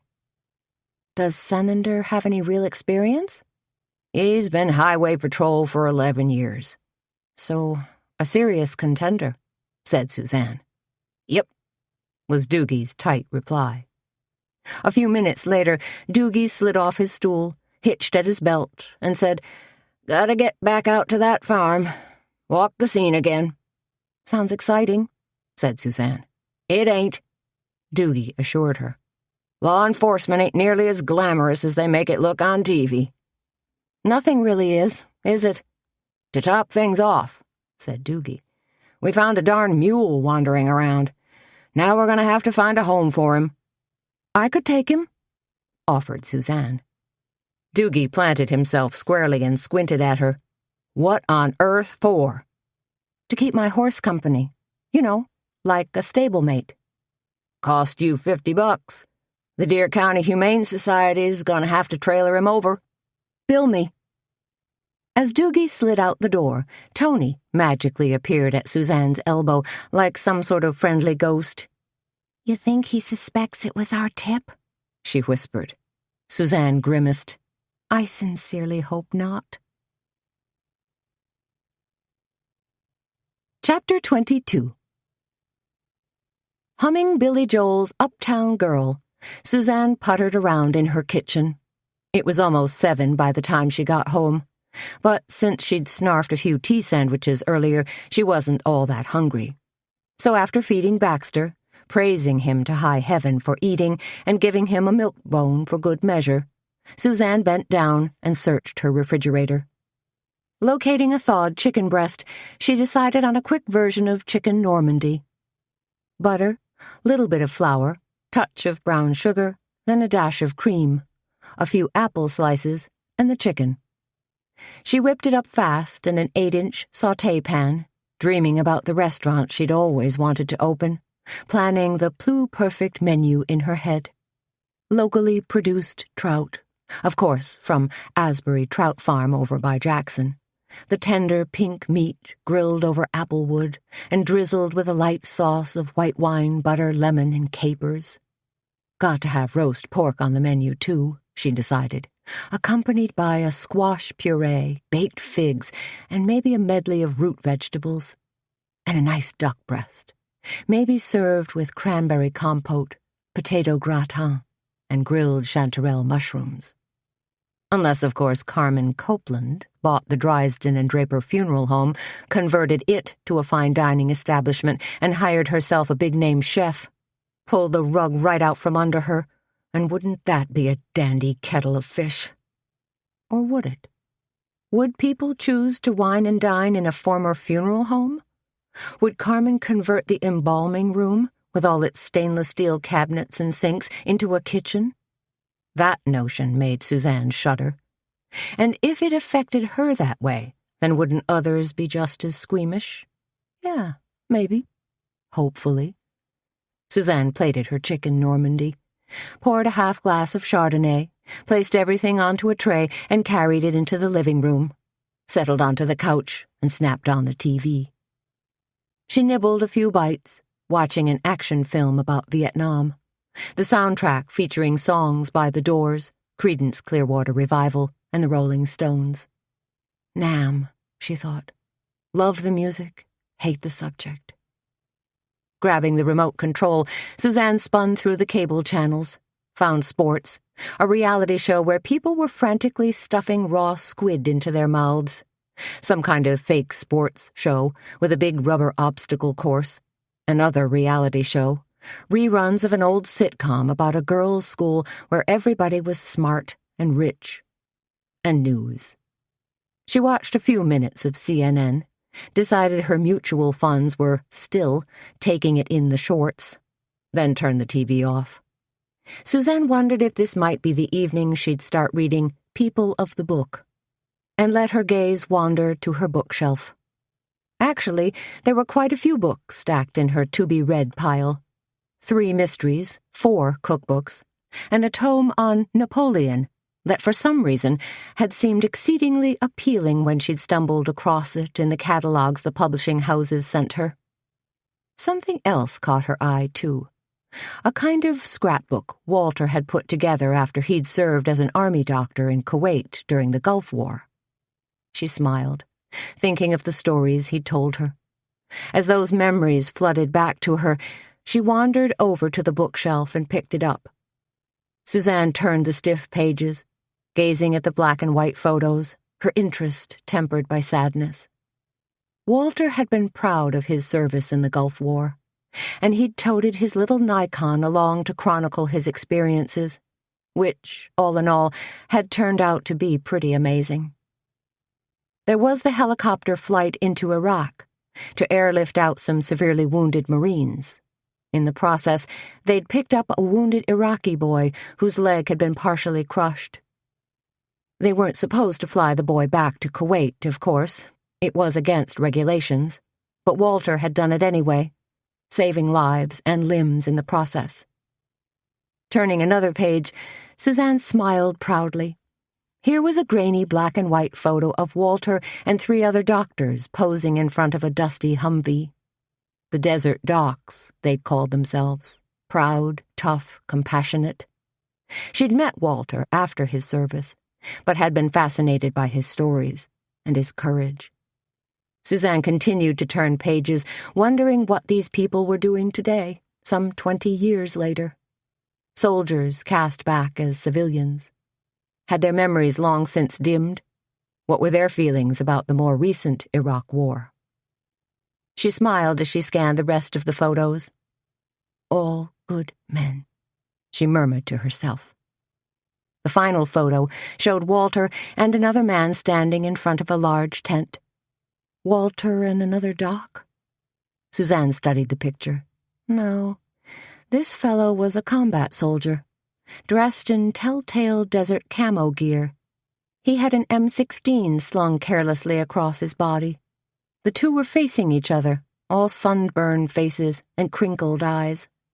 Suzanne was about to close the album when she glanced at the photo again.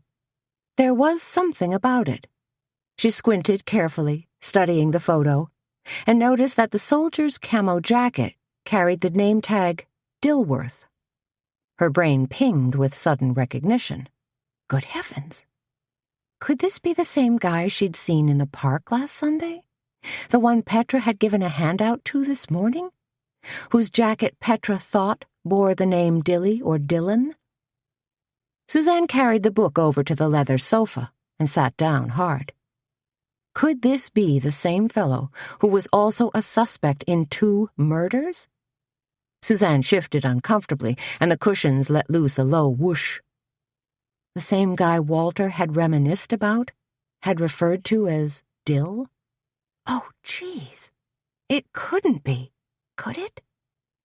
She thought it could. But what was this guy doing in Kindred, and how was he involved? Was he involved? Had he come here to find Walter, or was something more sinister afoot? Suzanne knew she had to find out, had to get some answers. She tapped her foot against the glass table, setting off a vibration that made the silverware on her tray jangle. Could this homeless guy still be holed up in the caves, like Doogie had thought? And if she went looking for him, to ask a few questions, would she be at risk? Suzanne pondered that notion for a few moments, wondered about the wisdom of taking things into her own hands. Bad idea, really bad idea. She settled back on the sofa, glancing over at Baxter, who was stretched out on the carpet, and said softly, "Hey, Bax." His tail twitched once. She hesitated, then said, "Want to go for a ride?" Driving through the dark streets, Suzanne's brain whirred like a cyclotron. Tuesday night, Sheriff Doogie had definitely been on the lookout for a homeless guy who'd been seen wandering through town. Doogie had postulated that the man was hunkered down in one of the caves that honeycombed the hills and bluffs just outside Kindred. And Petra's homeless guy with the faded camo jacket, same guy? Could be. Had to be. The rational part of Suzanne's brain told her she couldn't go looking for this guy by her lonesome. She should get on the horn to Doogie, tell him what she knew, and hope that he'd round up a proper search team. On the other hand, Doogie and his deputies might go cowboying in and launch a SWAT team-type assault. Scare the bejeebers out of the guy, roust him, drag him down to the law enforcement center, shout questions all night. Better if she and Baxter go alone? No, probably not. But, for now, that was how it was going to be. "Easy, Bax," Suzanne told her dog as she clipped a long leash on him, then stood aside as he jumped from the car. It was pitch black in the empty parking lot just below Bluff Creek Park. Low-hanging clouds had driven the temperature into the low 40s. A crisp, nagging wind carried the promise of rain, and Suzanne was pretty sure there was another storm hanging out over the Dakotas, ready to steamroll its way in. Baxter stretched languidly, lifted his leg on a nearby post, then turned to stare at Suzanne. "Just do your thing," she told him in a low whisper. "Sniff around. See if you come up with anything." That seemed to suit Baxter just fine, and he was soon leading Suzanne along a narrow path, pulling her deep into the dark, dense woods, even as the path he chose rose in a steady grade. Bare branches tugged at Suzanne's hair as they scrunched through overgrown passages of buckthorn. Clusters of burrs snagged on her denim jacket. 20 minutes of hard climbing led them to a small outcropping of rocks, where the Parks Committee had constructed a small wooden bench on a sort of ledge. Feeling slightly winded, Suzanne plopped down to rest. Baxter took a cue from her and sat back on his haunches. From up here, Suzanne could peer down a steep gorge and, through the haze, catch a few twinkles of light from town. The oaks and poplars had already lost most of their leaves. The rest would soon be stripped off if more wind and rain moved in. A chill Midwestern autumn, winter lurking like a hungry lion. Still, Suzanne thought the view peaceful from her perch, and pretty, in a kind of Norman Rockwell old-timey way. You'd never guess 2 murders had taken place in this innocuous little town within the span of a couple days. Never guess it in a million years. Baxter stood up and stared fixedly into the woods. "What's wrong, Bax?" Suzanne asked. "Something out there?" But she knew a whole host of nocturnal critters were probably scrabbling about, in their element and practically undetected. Raccoons, opossums, foxes, coyotes, and cougars. Even the troop of wild boar Doogie had mentioned. And a murderer? Yeah, maybe. Maybe so. Suzanne stood up and reeled in Baxter's leash.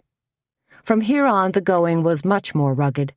Lots of twisting paths that jagged around sandstone outcroppings that sheltered small caves. Lots of caves. She'd crawled through a few of these caves when she was a kid, but had always been jittery about exploring the deeper ones. The caves whose walls narrowed sharply, forcing you to scramble on hands and knees or worm your way along on your belly as passages drilled sinuously into the hillside. Keeping Baxter at her side in a heel position, Suzanne picked her way carefully up the hillside. Loose rock and sand made the climb arduous. So did not knowing what lay beyond every twist and turn. Dark mouths of caves yawned at her like black holes, but none looked inhabited. "Nothing here," she whispered to Baxter. She'd covered half of one side of the bluff and hadn't seen hide nor hair of anything, human or animal. Maybe the homeless guy wasn't up here at all, she decided. Maybe he'd been scared off by Sheriff Doogie's initial probe. Maybe he'd just boogied on out of town. Or maybe not. Maybe a guy who'd been army-trained, who'd learned how to dig himself into a hostile desert environment, wouldn't go for the most obvious hidey-hole. So where? Suzanne lifted her eyes and scoured the peak above her. Could she even get up there? Only one way to find out. Hands clawing for a stable rock, feet probing for footholds, Suzanne slowly climbed the smooth rock face. Baxter stood below, leash clipped to a tree. watching her progress, seemingly happy to remain behind and hold down the fort. Upper body strength was not Suzanne's forte, and her shoulder muscles trembled from the exertion. This rock face was far steeper, the elevation much higher than she'd initially thought. Her fingers burned from clutching minimal handholds. There was no way she could keep this up. Best thing, the smartest thing, to do was ease her way back down to where Baxter was waiting, pray she'd find the same rocks and nubbins to grab onto for her descent. Standing practically spread-eagled against the cliff face, her face beaded with sweat, Suzanne cranked her head sideways to swipe her forehead on her jacket sleeve. And there, off to her left, she caught the faint orange glow of a campfire. Easing herself across the cliff, grasping for foot and finger holds, Suzanne moved with renewed energy. Boldly, yet quietly. She strained to keep her breathing under control, though her curiosity was revved to warp speed. Just one quick look, she promised herself. I'll see what I can see, and then I'm out of here. Her left foot searched for a solid perch, finally found it. She shifted her weight onto the rock, testing for stability. It felt good. Suzanne paused, trying to gather her energy and her wits, then tilted her head back ever so slightly. He stood, silhouetted in the mouth of the cave, a foot or so above her.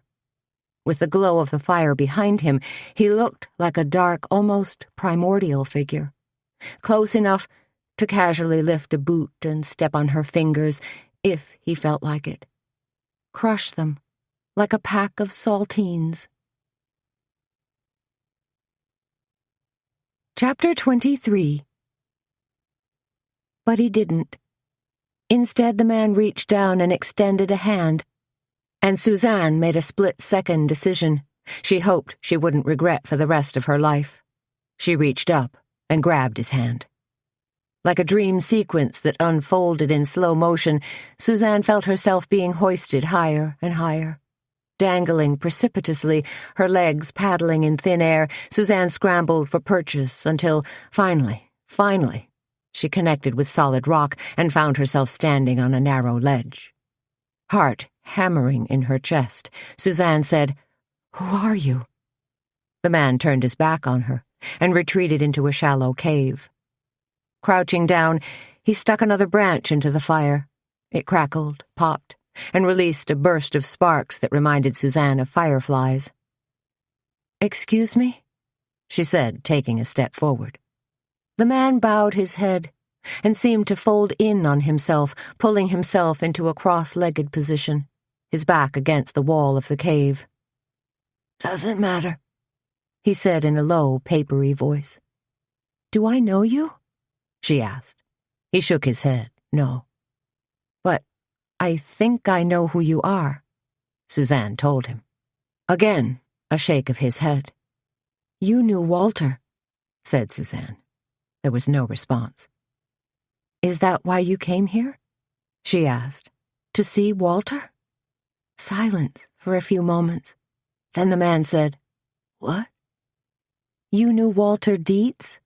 asked Suzanne. The man seemed to fade away for a while, then said in a low voice, "Walter died." "How do you know that?" Suzanne asked, edging closer. More silence. Then, "Went to the hospital. They told me." "Is your name Dilworth?" asked Suzanne.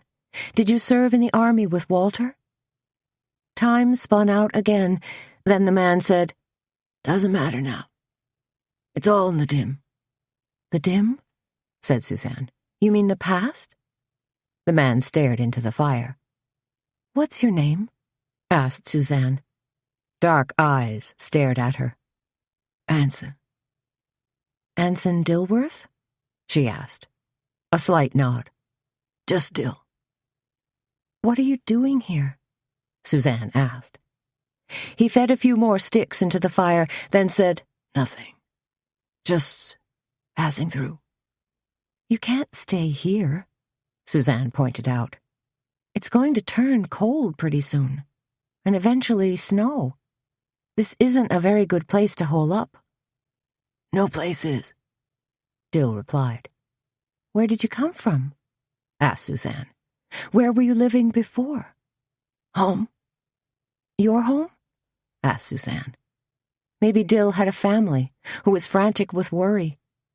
Maybe he'd wandered off because of drugs or alcohol or... A home, said the man. Oh, man, said Suzanne. She put a hand to her head, scrubbed at her hair. This was a guy who needed serious help. She wanted to give it to him, but how? And she had questions to ask. Suzanne edged closer to the fire. Did you know Ozzy? She asked him. Dill shook his head. How about Bo? Again a shake of the head. But you knew about the Cackleberry Club, prompted Suzanne. You went there the other day, yesterday. A ghost of a smile played at Dill's lips. Sandwiches. Good ones. Dill, can I call you Dill? The man nodded. How did you know about the Cackleberry Club? He lifted his head and stared at her then. They told me. Who told you? Lady at the hospital. What did she tell you? Said Walter's wife ran it. That's right, said Suzanne. I'm Walter's wife. Dill stared at her, licked his lips, stared some more. Finally said, in an incredulous tone, You're Walter's wife? Yes. I'm Suzanne. Suzanne Dietz. The man slowly reached out his hand. Nice to meet you. Suzanne accepted his hand. Nice to meet you, Dill. Dill picked up a long stick and poked at the fire while Suzanne tried to figure out what to ask next. She didn't want to go there, but she knew she had to at least broach the subject. You were in the park last Sunday, she said. Park, he repeated. During the fair, Suzanne pushed. You remember? The face painting and the food and stuff? Okay, said Dill. Did you see something? Dill pulled his knees up and lowered his head. No. Did you do something? Dark eyes stared up at her. What? Suzanne swallowed hard. In that big house over on Front Street. I walked by it, he said. That's all. Did you see anything? Asked Suzanne. Anything at all? Dill's eyes were glassy. I don't know, he whispered. I don't think so. But you came up here, said Suzanne. You were hanging around downtown, then you came up here. She paused. To hide? People were looking for me. Do you know who? She asked. He shook his head again. No. But they scared you. They scared me, Dill echoed. He gave a little shiver. Sometimes it's hard to remember things. I understand, said Suzanne. She sat with him by the fire for a while, talked to him softly, trying to pry a little more information from him, pretty much convinced that he couldn't have had anything to do with Ozzy's murder, and certainly not Bo Becker's. As Suzanne carefully cajoled Dill, he finally let loose with a jumbled, rambling explanation. She learned that he'd seen combat in the Gulf War, returned home and gotten divorced, then fallen on tough times. He'd been treated for depression, held down menial jobs off and on, and then landed in a halfway house for veterans somewhere in St. Louis. One day, Suzanne wasn't clear if it was 2 years ago or 6 years ago, Dill had finally walked away from his halfway house and embarked on an aimless journey that had led him from one town to another. Dill had seemingly crisscrossed the country, occasionally circling back to the Midwest where he'd originally had roots. Last week, when he'd randomly hit Kindred, some spark of memory had ignited within his brain and he'd remembered Walter, his long-ago buddy from the Gulf War. But of course, Walter wasn't here anymore. It took a world of convincing to get Dill to come down the bluff with her, and then some more fast-talking to put him at ease with Baxter. But in the end, Dill relented, drawn finally by the promise of a cheeseburger and French fries and a motel room at the local Super 8. "Wait here," Suzanne told Dill, pulling up in front of Schmidt's bar on Main Street and taking the car keys with her, just in case. "I'll be 5 minutes at most." She held up a finger to Baxter. "You, be good." Then she hopped from the car and scampered into the bar. Schmidt's was dim, semi-crowded, reeked of stale beer, and easily cooked up the best burgers in town. Greasy beef patties sizzled on a hot grill alongside piles of stringy, crunchy onions. Big fat sesame seed buns steamed atop the burgers. While she waited for her order, Suzanne chatted with the bartender, an amiable coot who wore old-fashioned round John Lennon glasses and sported a braided goatee, Freddie. "I understand there was quite an argument here last Friday night." Freddie eyed her warily. "Says who?" "Says Sheriff Doogie," said Suzanne. "He and Ozzie Drysden and Earl Stensrud really got into it." "And then Ozzie got hisself killed," mused Freddie. He peered quizzically at Suzanne. "The sheriff thinking Earl done it?" "I think it crossed his mind," said Suzanne. "Nah," said Freddie. "That was just bar talk. You know how men are after a few drinks, puffing up their chests and trying to outbrag each other." "Yeah, I know," said Suzanne, her eyes fixed on a sign that hung behind the bar, next to a big taxidermed muskie. It said, "Beauty is in the eye of the beer holder." "Say," said Freddie, leaning forward, "you want a drink or something? I make a pretty wicked gin fizz. You ladies always seem to appreciate a nice gin fizz." "No thanks," said Suzanne. "Maybe some other time." 10 minutes later, Suzanne dropped Dill off at the Super 8. She registered as Suzanne Marley, her maiden name, and paid cash.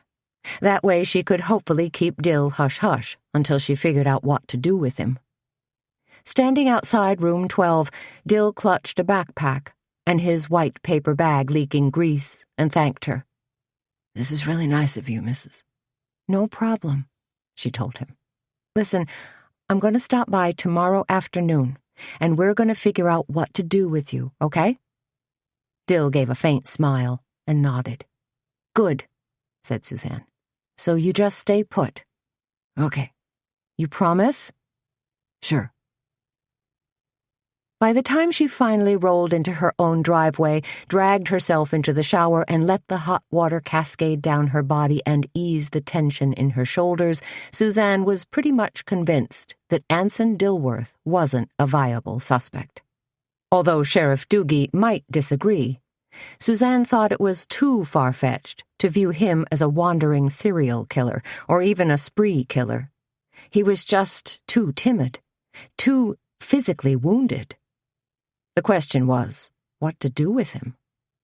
"What do you think, Bax?" Suzanne asked, pulling on an oversized T-shirt and climbing into bed. Baxter, who was already tucked into his expensive LL Bean dog bed, sighed deeply, essentially ignoring her. So much for an outside opinion. Settling back on her eider-down pillow, Suzanne pulled the covers up to her chin and closed her eyes. But sleep was slow in coming tonight, so she forced herself to make her mind go blank and slowly chanted a sleepy-time mantra that she'd adopted as her very own. Chamomile, chamomile. And it worked, for a few hours.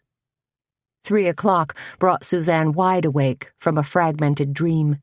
She sat straight up in bed with a sharp gasp, not knowing why, then thinking in her still sleep-fogged brain that she'd heard something. Had she? She shook her head as if to clear her thoughts and listened. For some bizarre reason, the word ghost popped into her brain. What? The ghost of Ozzie Drysden come to call on me? Or the equally unhappy ghost of Bo Becker? No way, silly girl. Suzanne woke up a little more, remembering there weren't such things as ghosts roaming around, just dangerous people. Climbing out of bed, Suzanne tiptoed to the window, the Chinese carpet feeling warm and smooth underfoot. She pressed her face to the cool glass and looked down into the backyard. Nothing. She sighed, turned, and eyed the bed. Overwhelmed by fatigue, she desperately wanted to slide back under that mound of feathery covers, but she'd heard something. Padding silently downstairs, Suzanne paused on the landing to try to get a sense of things, to figure out what person or thing had disrupted her sleep, had pierced the membrane of calm in her house. The antique clock in the hallway ticked steadfastly away. The faint, mechanical hum of the refrigerator reassured her. Still. Suzanne came all the way downstairs, turned, wandered through the living room. A faint blue light from a button on the TV cast an eerie glow as harmless shadows loomed up at her. When she got to the kitchen, Suzanne paused and looked around. Nobody in the house, but like an animal whose guard hairs have been riffled, she had the sensation that something had gone on. Moving to the back door, she peered out into the backyard again. Dark, quiet, nary a thing moving. Maybe she'd heard a raccoon tippy-tapping at a garbage can lid. One of the neighbors' masked bandits on a nighttime errand. Suzanne gave a low snort, was about to turn when, out of the corner of her eye, she caught a flutter of something. What? Her hand crept up to the Super Duty Schlage lock she'd installed on the back door, hesitated for just a moment, then turned the latch. Pulling open the door, Suzanne stared at a piece of paper that had been taped to the outside storm door. She drew a quick breath, opened that door, snatched the paper, slammed both doors, and clicked the lock. All in the space of about 2 seconds. Carrying the piece of paper with both hands, Suzanne walked over to the stove, punched on the nightlight, laid the paper down, smoothed it out. It was a typed note. Probably composed on an old-fashioned typewriter. All it said was, "Back off." Chapter 24. "Who do you think left the note?" asked Tony. It was Flapjack Friday at the Cackleberry Club, and they were all in the kitchen, shredding potatoes, pulling tins of muffins from the oven, stirring pancake batter, pondering Suzanne's rather amazing account of her encounter with the mysterious Dill last night and her subsequent discovery of the note taped to her door. "I've no clue about the note," Suzanne told them. She'd moved on from shredding potatoes to frosting cinnamon rolls. Could have been anybody. Between George Draper, Earl Stensrud, Ray Lynch, and those 2 drug dealers, seems like we've got a whole cast of suspects. "Don't forget Missy," said Petra. "Missy?" said Suzanne. "I thought the drug guys were in custody," said Tony. "They probably still are," said Suzanne, licking a bit of frosting from her thumb. "So, okay, that narrows the list somewhat." "Well," said Petra, looking nervous as she added golden raisins and chopped walnuts to her pancake batter, "the note was obviously from someone who knows you've been investigating." "Which is pretty much everybody in Kindred," added Tony. She draped an apron over her hot pink t-shirt and blue jeans, piled her hair on top of her head, and popped on a pink scrunchie.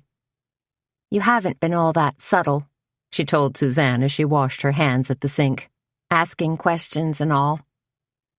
"I thought I was the height of discretion," said Suzanne, rolling her eyes. "What I want to know," said Petra, "is what you plan to do with Anson Dilworth." "Talk to him, for one thing," said Suzanne. "I get the feeling that he saw something or knows more than he's letting on." "Maybe you should turn him over to Doogie," said Petra. "In this particular case," said Suzanne, "I'm not sure I trust Doogie's interviewing skills." "More like interrogating skills," said Tony. "If you turn him in and say nothing comes of it, Doogie might still lock your guy up as a vagrant." "Now that I think about it," said Petra, "there's another scenario. A bad one." "What?" asked Tony. Petra wiped her hands on her apron. "If Doogie's desperate to find a fall guy, he could browbeat this Dill fellow into confessing to Ozzy's and Beau's murders." "I wouldn't put it past Doogie," said Tony, "since the entire town is breathing down his neck, hoping for a break in the 2 cases." I just don't believe Dill was involved, said Suzanne. And there's no evidence, even circumstantial, that would link him. Ha! Said Tony. When did Doogie ever need evidence? Tony's right, said Petra. You need a plan. An escape plan, said Tony. Get your poor soldier boy out of town, fast. What I'd like to do, said Suzanne, is hook him up with some sort of veterans group. She glanced at Petra. You know any groups that might lend a hand? Not personally, said Petra. But Donnie's caseworker at the VA might be able to put us in touch with one. I could give her a call. Would you? Asked Suzanne. I'd really appreciate it. What a crazy week, lamented Petra. Murders, book signings, the knit-in, and now we've got Take the Cake happening tomorrow. Along with our gourmet dinner, Tony pointed out. And Suzanne's got to go strut her stuff this afternoon. Wish I didn't, muttered Suzanne. There was way too much going on in her head as well as her life. We're never going to get all this done, exclaimed Petra, suddenly looking frustrated. You know what they say, joked Tony. If life hands you lemons, get a receipt. One good thing, said Suzanne, pulling back a chintz curtain and gazing out the window, is that the sun is starting to come out. And, oh, hey, here's the truck with the tents and chairs, I think. Excellent, said Tony. I'll run out and show them where to set up. Hang on a minute, exclaimed Petra. Group hug and a prayer, okay? I think we could all use it. The three of them linked hands and bowed their heads. Dear Lord, began Petra, be with us today, and bestow upon us your gifts of peace, serenity, and wisdom. And dear Lord, added Tony, please, especially, give me patience. And if I could get it right now, it sure would help. Amen, said Petra, shaking her head as Tony dashed out the door. Suzanne was busy then, as customers began piling into the Cackleberry Club. She took orders, hustled them back to Petra, delivered breakfasts, poured refills on coffee and tea. When things finally settled down, Suzanne brewed herself a quick cup of Earl Grey tea and hovered in the kitchen near Petra, who was pouring batter into various-sized cake pans, getting ready for a marathon bake. How much money did you raise yesterday? Suzanne asked her, from the knit-in. Almost $2,000, said Petra, pouring batter into 3 5-inch round pans. What you going to use the money for? We all voted to donate it to the Baby Lamb Club, said Petra. Lovely, whispered Suzanne. The Baby Lamb Club was a small band of dedicated women who knitted tiny hats, booties, and blankets for premature babies, as well as critically ill infants. These tiny knitted treasures were distributed in the neonatal and PICU units at nearby hospitals. Once in a while, the Baby Lamb Club was even asked by one of the nurses to knit a small burial gown, since the last thing on the minds of bereaved parents was finding suitable clothing for their infant. The club will use it to buy the very best yarns, said Petra. Alpaca, Angora, cashmere, lamb's wool. You and your Baby Lamb Club friends are so kind and unselfish, said Suzanne. A tear oozed from the corner of her eye as she put an arm around her friend and gave a quick squeeze. Petra smiled back, looking both sad and hopeful. I can't stand the thought of a sick or dying infant not having one item that's been crafted with love. Ye cats! Exclaimed Tony as she banged through the swinging door into the kitchen. The tent's up and billowing, and the tables and chairs are being unloaded. How's it all look? Asked Suzanne. Like the Ringling Brothers Barnum and Bailey circus just lurched into town, said Tony with a laugh. That's because it is a circus here, added Petra. All we need is a dancing bear. She barked a sharp laugh. Maybe we could get Doogie to step in. I prefer to take the high road and think of our situation as organized chaos, said Tony. But, please, Will you two stop worrying? After lunch, I'm going to check in with all our volunteers and cake decorating people to make sure they're locked and loaded for tomorrow." "Maybe I should stay and help?" said Suzanne hopefully.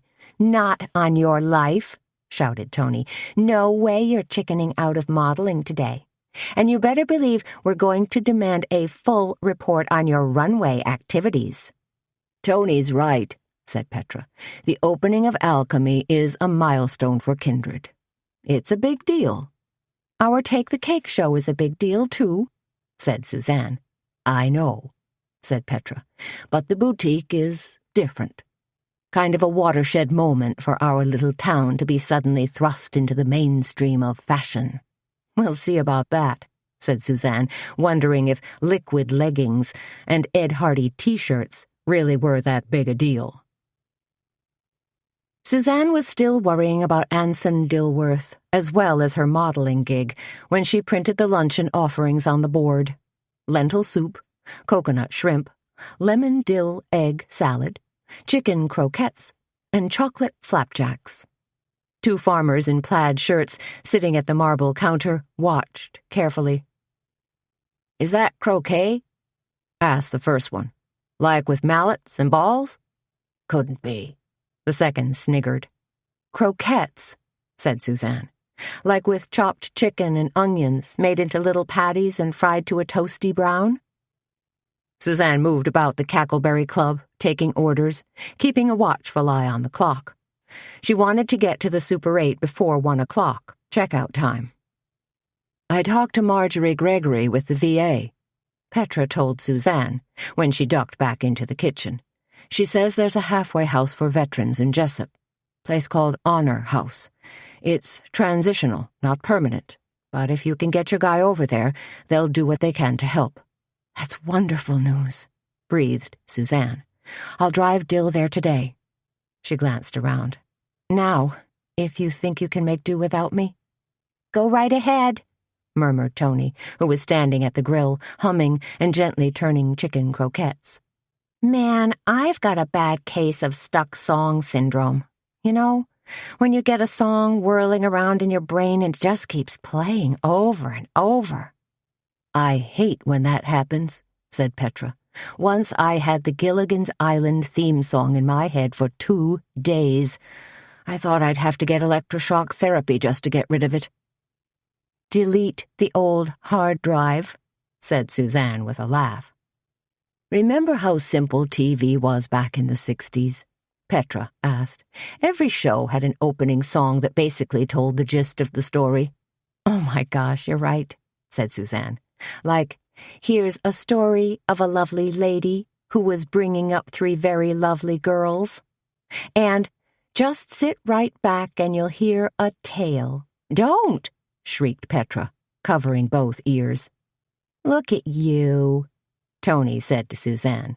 "Not nervous about modeling anymore." "Oh, I'm nervous," said Suzanne. "You don't see it, but I'm schwitzing like crazy." "Hey," said Tony. "You know who else is modeling?" Suzanne shook her head. "Who?"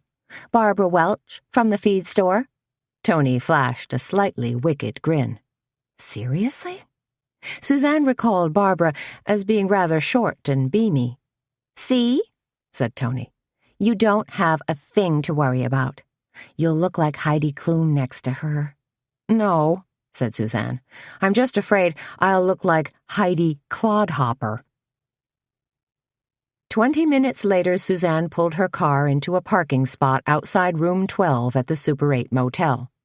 She knocked on the door, got no answer, knocked again. After 10 minutes of banging, she went to the office and asked the young girl at the front desk if she knew what was up with the guest in room 12. "Oh, he checked out," said the girl. She sat on a high stool, her knees tucked up, chewing gum and watching a grainy black and white TV. "Checked out?" repeated Suzanne. The girl nodded. "Guy walked in, laid the key on the counter, and walked out again." "Just like that?" said Suzanne. She could see the key for room 12 hanging on the board in back of the girl. The girl snapped her gum viciously and nodded. "Yup." When did this happen? The girl switched her gaze from the TV to a large black and white clock that was protected by a silver grate. Maybe, 45 minutes ago? You know where he went? No. Okay. Thanks, said Suzanne. She walked out of the office, stood in the gravel parking lot, and looked around speculatively. Out on the road, a thin stream of cars crawled by, but she could see no one walking away from the Super 8. Rats. Chapter 25. Carmen Copeland's fashion show was Suzanne's worst nightmare realized in the flesh. First, there was the scene in the changing room.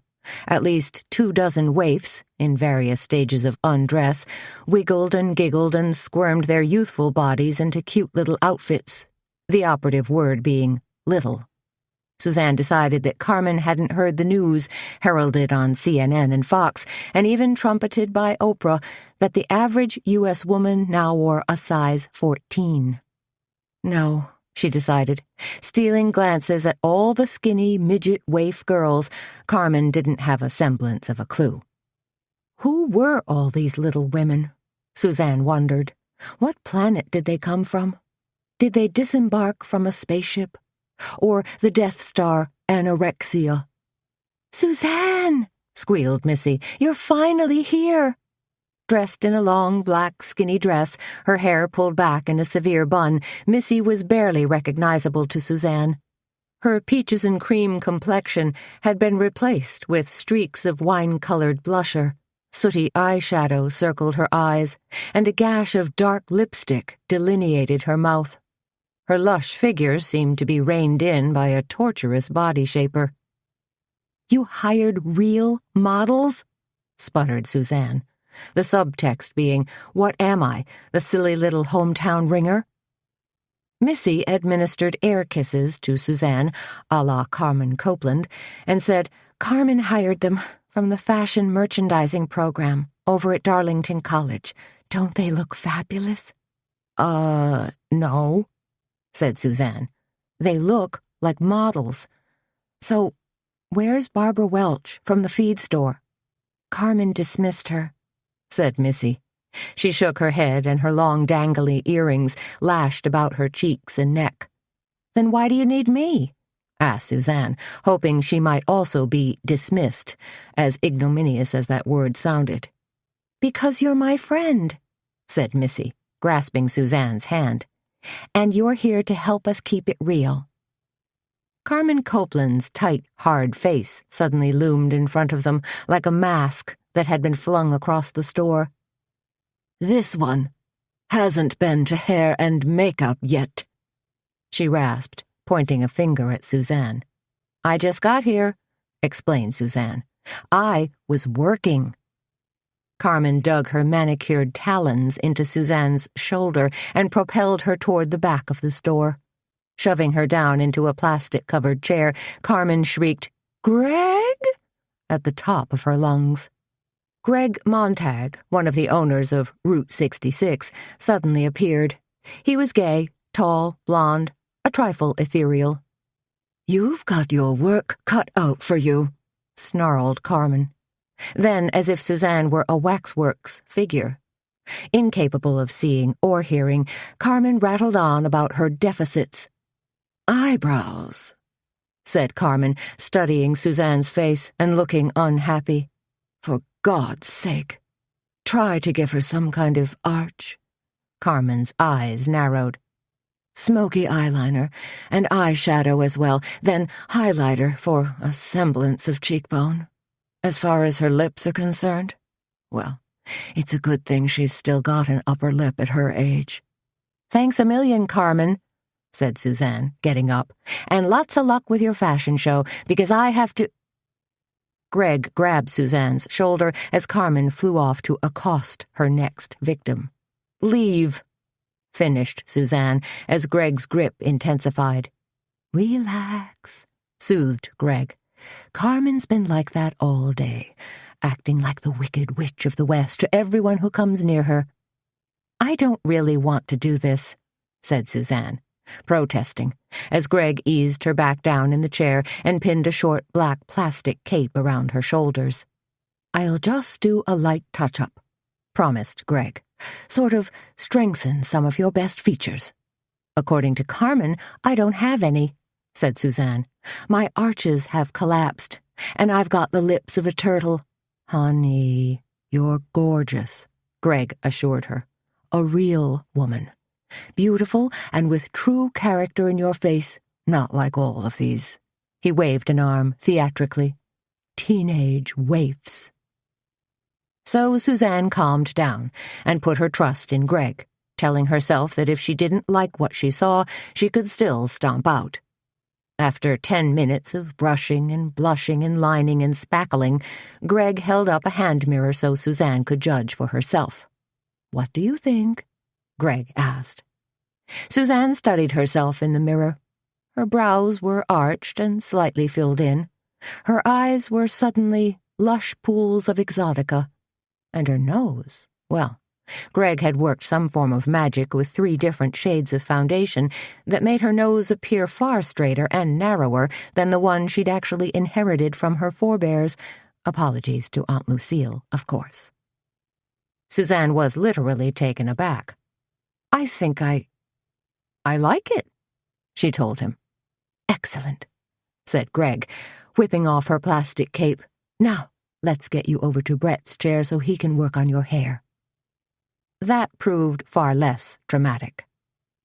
10 judiciously placed hot rollers, then a quick blowout, were followed by some fussing, teasing, and hairspraying.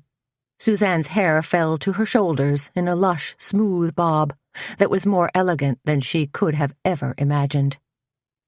"This I love," she told Brett. "You've worked wonders. The look may be a trifle more socialite than fashion model," confided Brett with a wink, "but it becomes you." Suzanne tossed her head back and studied herself in the mirror as she struggled into her clothes.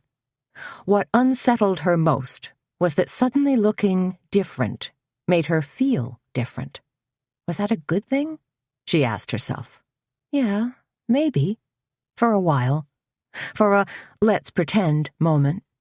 But her own natural skin and looser-fitting clothes were still awfully comfortable. "Fabulous!" declared Missy, when Suzanne presented herself fully dressed. "You're an absolute vision." But Carmen was not quite so approving.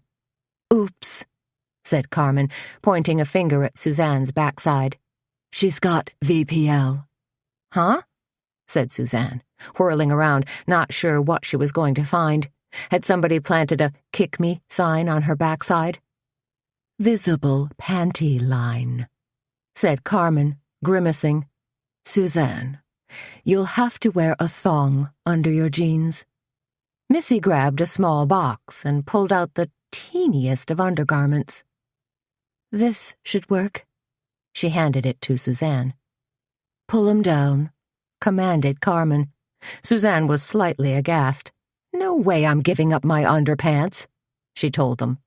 Her hand crept down to the waistline where her Hanes 3 for $9 undies lurked underneath. "The jeans will look terrible," Carmen moaned. "The entire effect will be ruined." "You're asking me to wear what amounts to a piece of dental floss," sputtered Suzanne. "A thong isn't as uncomfortable as you might think," said Carmen.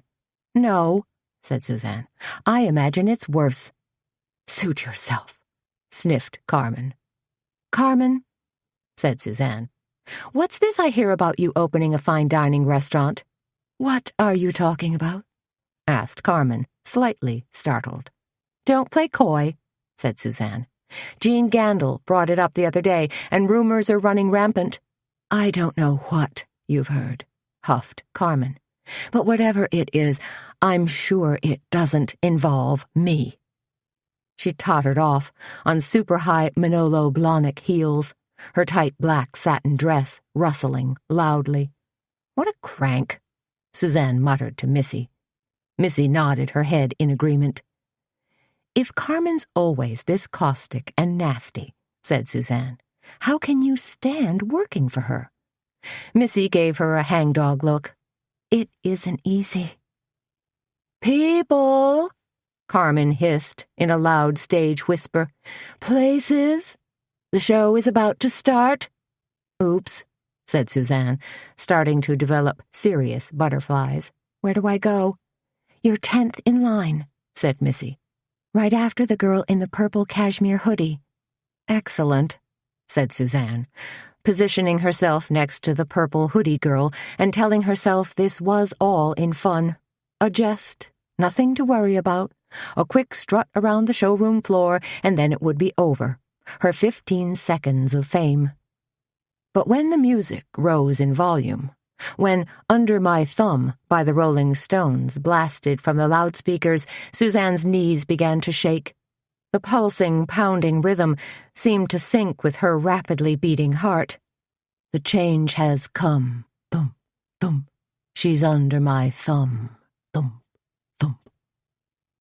But there was something else going on out there, too. Applause. And cheers that greeted the models who were already out there walking the runway. Gotta try to have fun. Not look like I'm doing the chicken dance out there. And then, way too soon, Suzanne was at the head of the line. Missy put a hand on her shoulder and urged, "Smile." Suzanne gritted her teeth and smiled. "You look like you're bracing for a root canal," Missy hissed. Suzanne tried again. "Better," said Missy. She put her hand on the small of Suzanne's back, gave a slight push. "Now go!" Suzanne stepped out from behind the curtain to face a low bank of stupendously bright lights, as well as a sea of familiar faces.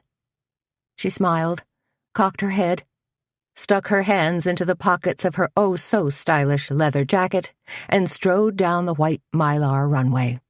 6 steps in, she felt the excitement and the beat grab hold. The high-heeled boots she'd been given lent her walk a little swagger. Gaining confidence now, she kicked up her heels a bit and moved her shoulders in a slight exaggeration, appropriating the walk of the supermodels she'd seen parading around in teddies and glittery angel wings on the Victoria's Secret TV fashion show.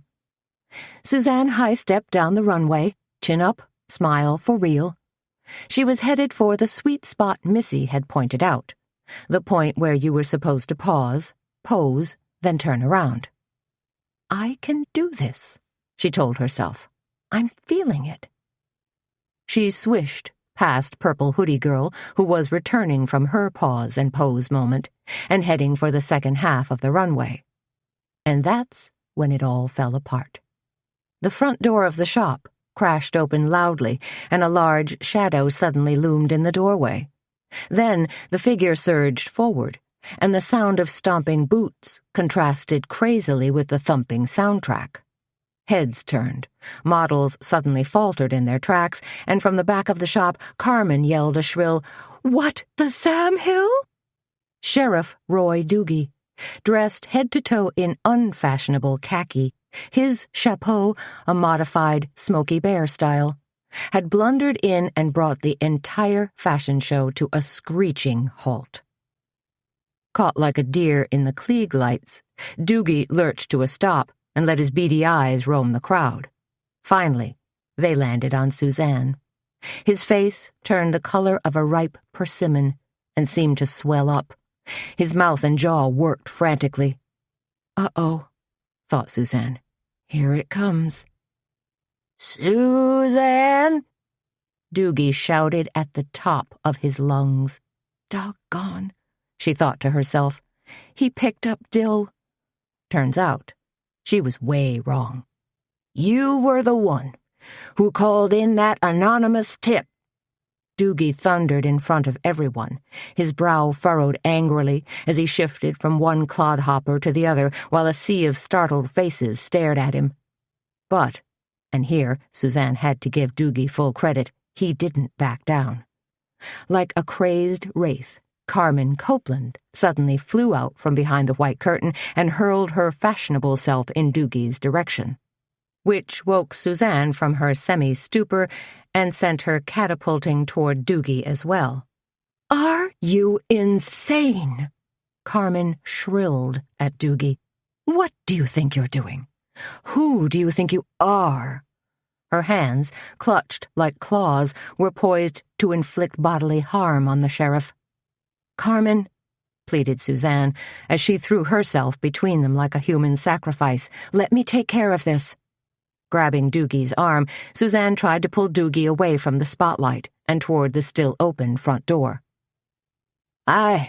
Excuse me," Doogie muttered to Carmen, but he still wouldn't budge as he cast furious glances at Suzanne. "Please," Suzanne begged, tugging Doogie again. But it was like trying to move a locomotive. "Let me explain." "You'd better," snarled Doogie. "Please," Suzanne repeated. "Outside?" Doogie finally relented and allowed Suzanne to lead him by the arm. "You better explain," he seethed as they trod past shocked and sniggering onlookers. "You just better have a doggone brilliant explanation."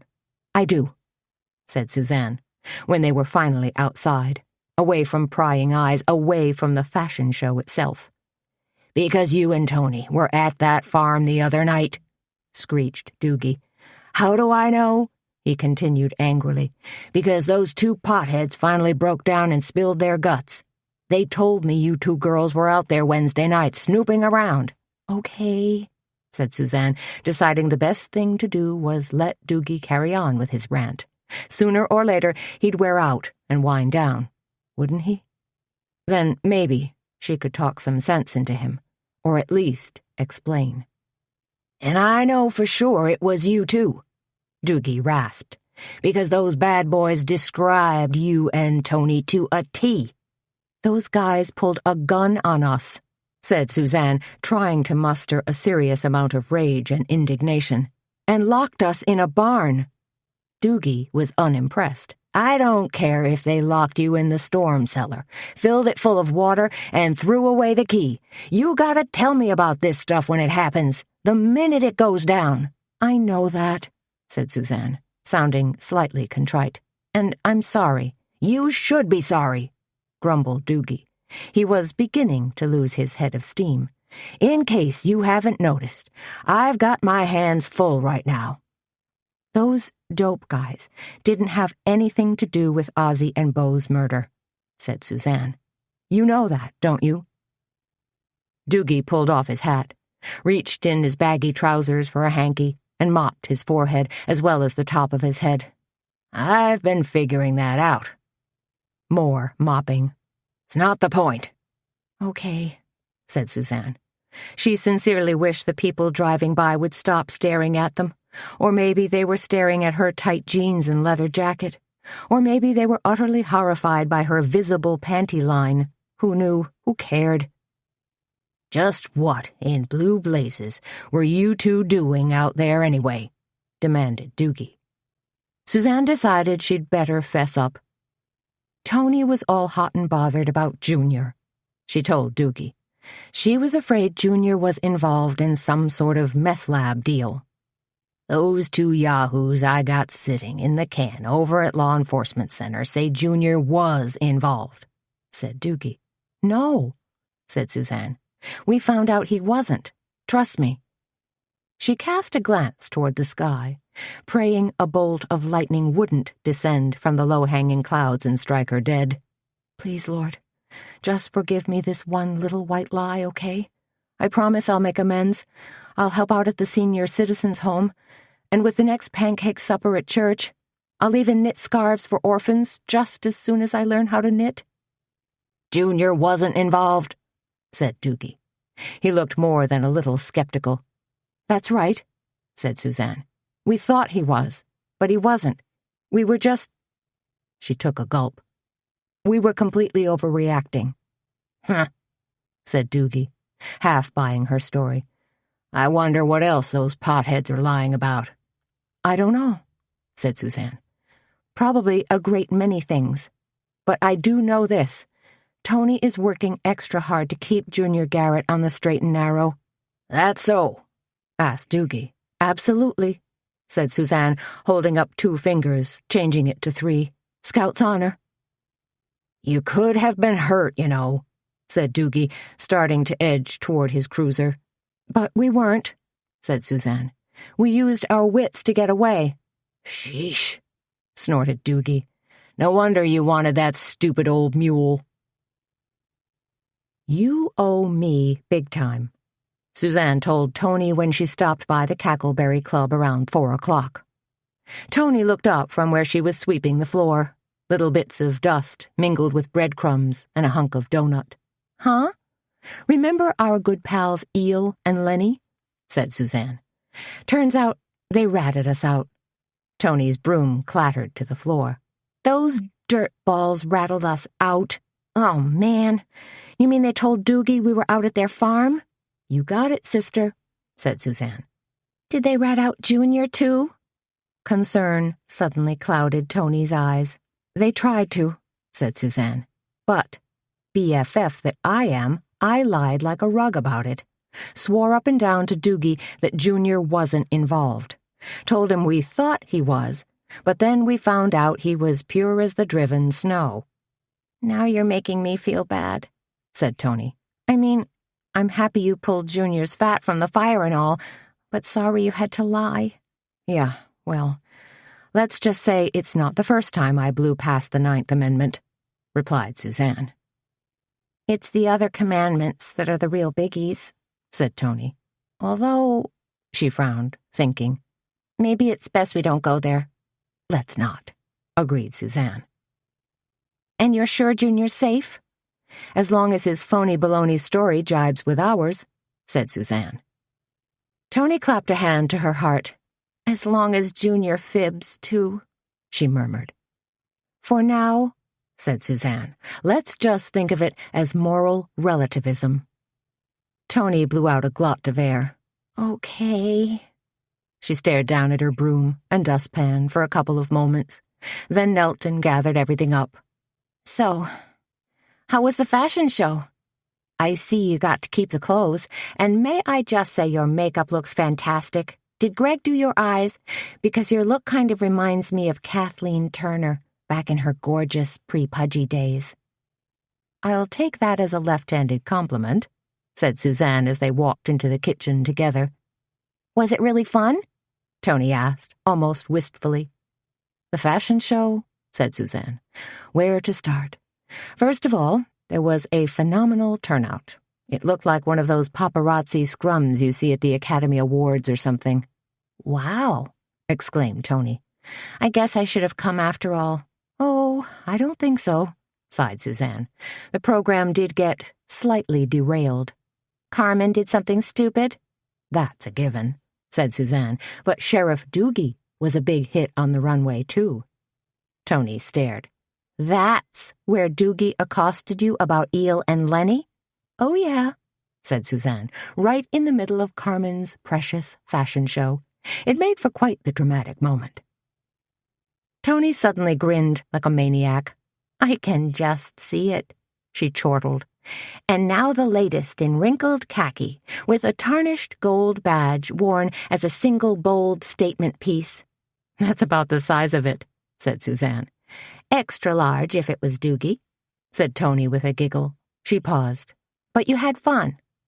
Only if you consider removing my clothes in front of younger, skinnier women and having Doogie scream at me in front of everyone as the height of hilarity. But not a total loss, said Tony. You got your makeup and hair done professionally. Suzanne stabbed an index finger at Tony. Lady, you just found a ray of sunshine in the middle of a shitstorm. Ever the optimist, said Tony. Suzanne glanced into the cracked mirror that hung by the back door, said, You don't think the eye makeup's too garish, do you? She poked a finger at her newly enhanced eyelashes, testing them. They felt rubbery and a little spidery. You look gorgeous, Tony assured her. Perfect for your big date tonight. I just hope Sam doesn't think it's too over the top, said Suzanne. Honey, said Tony, take it from me. He's gonna love what he sees. She paused. You gonna wear the clothes, too? The jacket, yes, said Suzanne. The jeans, no. Chapter 26. Tony wasn't far off with her prediction. In fact, the date was going swimmingly well. Sam Hazlitt had arrived promptly at 7 o'clock, parked his BMW right in front of Suzanne's house, and ran up the walk to meet her at the door. Very proper and courteous, unlike Junior, who tooted his horn outside Tony's apartment, then scowled and drummed his fingers impatiently while he waited for her to dash out. Then they'd driven over to Koppel's restaurant and B&B in nearby Cornucopia. Sam had popped a Rihanna CD into the player, and they'd chatted easily as they enjoyed the music. Once they'd arrived at Koppel's, they were shown to a cozy table for two near the fireplace. Sam perused the wine list, asked a couple of questions, then ordered a bottle of Rombauer Cabernet Sauvignon. Once the cork was popped, and they'd gone through the swirling, sniffing, tasting ritual, the Cabernet turned out to be quite spectacular. "You know wine," Suzanne said, sounding pleased. "Just enough to be dangerous," Sam told her, pouring a little more into her wineglass. "You like this cab?" "Love it," Suzanne told him. Actually, she was loving the evening out. It had been well over a year since she'd sat across a candlelit table from a man, feeling relaxed, enjoying each other's company. "May you live in interesting times," said Sam, raising his glass. "Cheers," said Suzanne, gently clinking her glass to his, then taking another sip. "So," said Sam, leaning forward slightly, "how was your day?" "You wouldn't believe it if I told you," said Suzanne. "Then you have to tell me," said Sam. "I let someone twist my arm and convince me to be in a fashion show." "Huh. The one at Alchemy?" "How would you know about that?" asked Suzanne. Men didn't really pay attention to fashion and clothing trends, did they? "Are you serious?" said Sam, rolling his eyes. "That's all the women at the clinic have been talking about. They're all charged up because now they can buy K-brand jeans in Kindred instead of driving all the way to Minneapolis or Sioux Falls." "J-brand," corrected Suzanne. "And something called Spanx?" said Sam, looking puzzled. "I assume Spanx are also some kind of fashion item." Yeah," said Suzanne, deciding this might not be the ideal time to elaborate. "That Carmen Copeland's quite a go-getter," remarked Sam, "though I'm not convinced she can wave her magic wand and turn all the women of Kindred into fashion plates overnight." "She's convinced she can," said Suzanne. Sam leaned back in his chair. "I also heard something about Carmen making an offer on the Drysden and Draper funeral home. That's the rumor around town." Sam looked interested. "I got the feeling it's more than just a rumor." "Not sure," said Suzanne. "Carmen's pretty sly about getting a buzz going, over anything. But if she wants the property bad enough, I imagine she figures now's the time to take advantage of the situation." "The murders," said Sam. Suzanne nodded. "Sure, with George Draper still being a suspect. And I heard Earl Stensrud, too," said Sam. "And, well, I probably shouldn't say anything because she's a friend of yours." "Missy Langston," said Suzanne, "who now works for Carmen at Alchemy." "Does this whole murder conundrum strike you as being slightly incestuous?" asked Sam. Suzanne thought for a moment, then said, "A little, but that's pretty much the small-town way." She peered at him. "You didn't grow up in a small town, did you?" Sam shook his head. "Not really. Lynn, outside Boston." "In a small town, everyone is always slightly involved with everyone else," said Suzanne. "Or at least they think they have a pretty good bead on them." "One big happy family," said Sam. "Oh, there are always a few enemies tossed in for good measure," added Suzanne. "Although for the life of me, I'm not sure who had it in for Ozzie Drysden. He always seemed like a pretty decent guy, got along with everyone." "You're talking about motive," said Sam. "Sure. What about the kid who worked for him? The kid they found hanged?" "Bo Becker," filled in Suzanne. "Did he hate Ozzie? Or have his own enemies?" "No clue," said Suzanne. Sam stared at her. "That's what you've been looking for, isn't it?" Clues. Excuse me? The rumor mill's been churning overtime about you, too, said Sam with a laugh. I understand you're the odds-on favorite to solve the 2 murders. Oh, I don't think so, said Suzanne. She grabbed the linen napkin from her lap and blotted her lips. But you've done it before, said Sam. Solved a murder, I mean. Suzanne let a hand flutter, as if to say, not really. Come on, he urged her. Stumbled on an answer is more like it, she finally admitted. But you've been nosing around, said Sam. Suzanne's shoulders lifted half an inch. Some. More than some, said Sam. You were the one who found Becker's body, so... He waggled his fingers in a friendly, gimme gesture. I'm not any closer to solving those 2 cases than Sheriff Doogie is, said Suzanne. But you must have a theory. Suzanne picked up the menus and handed one to Sam. The Muscovy duck is excellent, she told him. So is the standing rib roast. But watch out for the hanger steak. It can be a little on the tough side.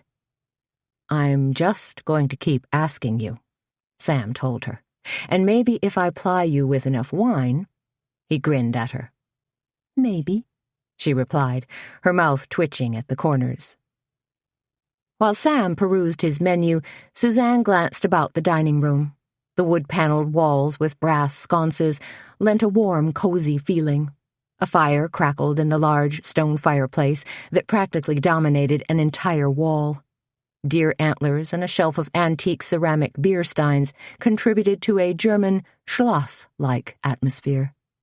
She and Walter had enjoyed their share of dinners here, of course, and had once spent a night upstairs at the B&B. There'd been an antique sleigh bed with billowing feather beds, as well as a small gas fireplace in the corner of their room. Suzanne let loose a small sigh.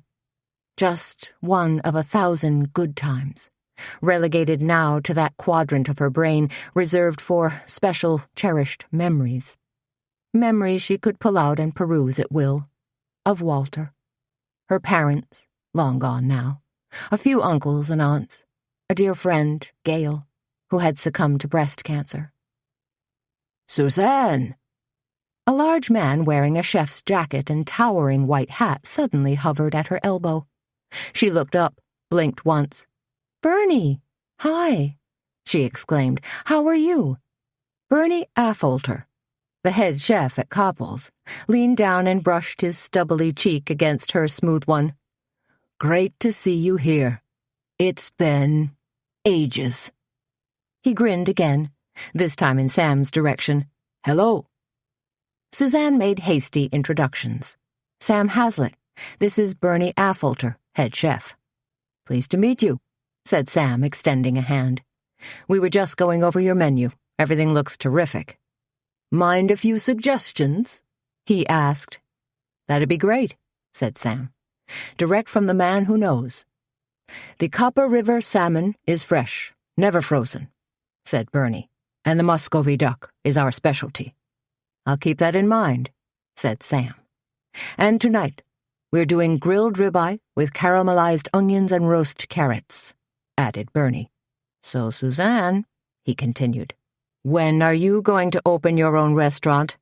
I already did, said Suzanne with a laugh.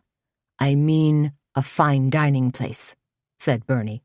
That's always been her dream, he confided to Sam.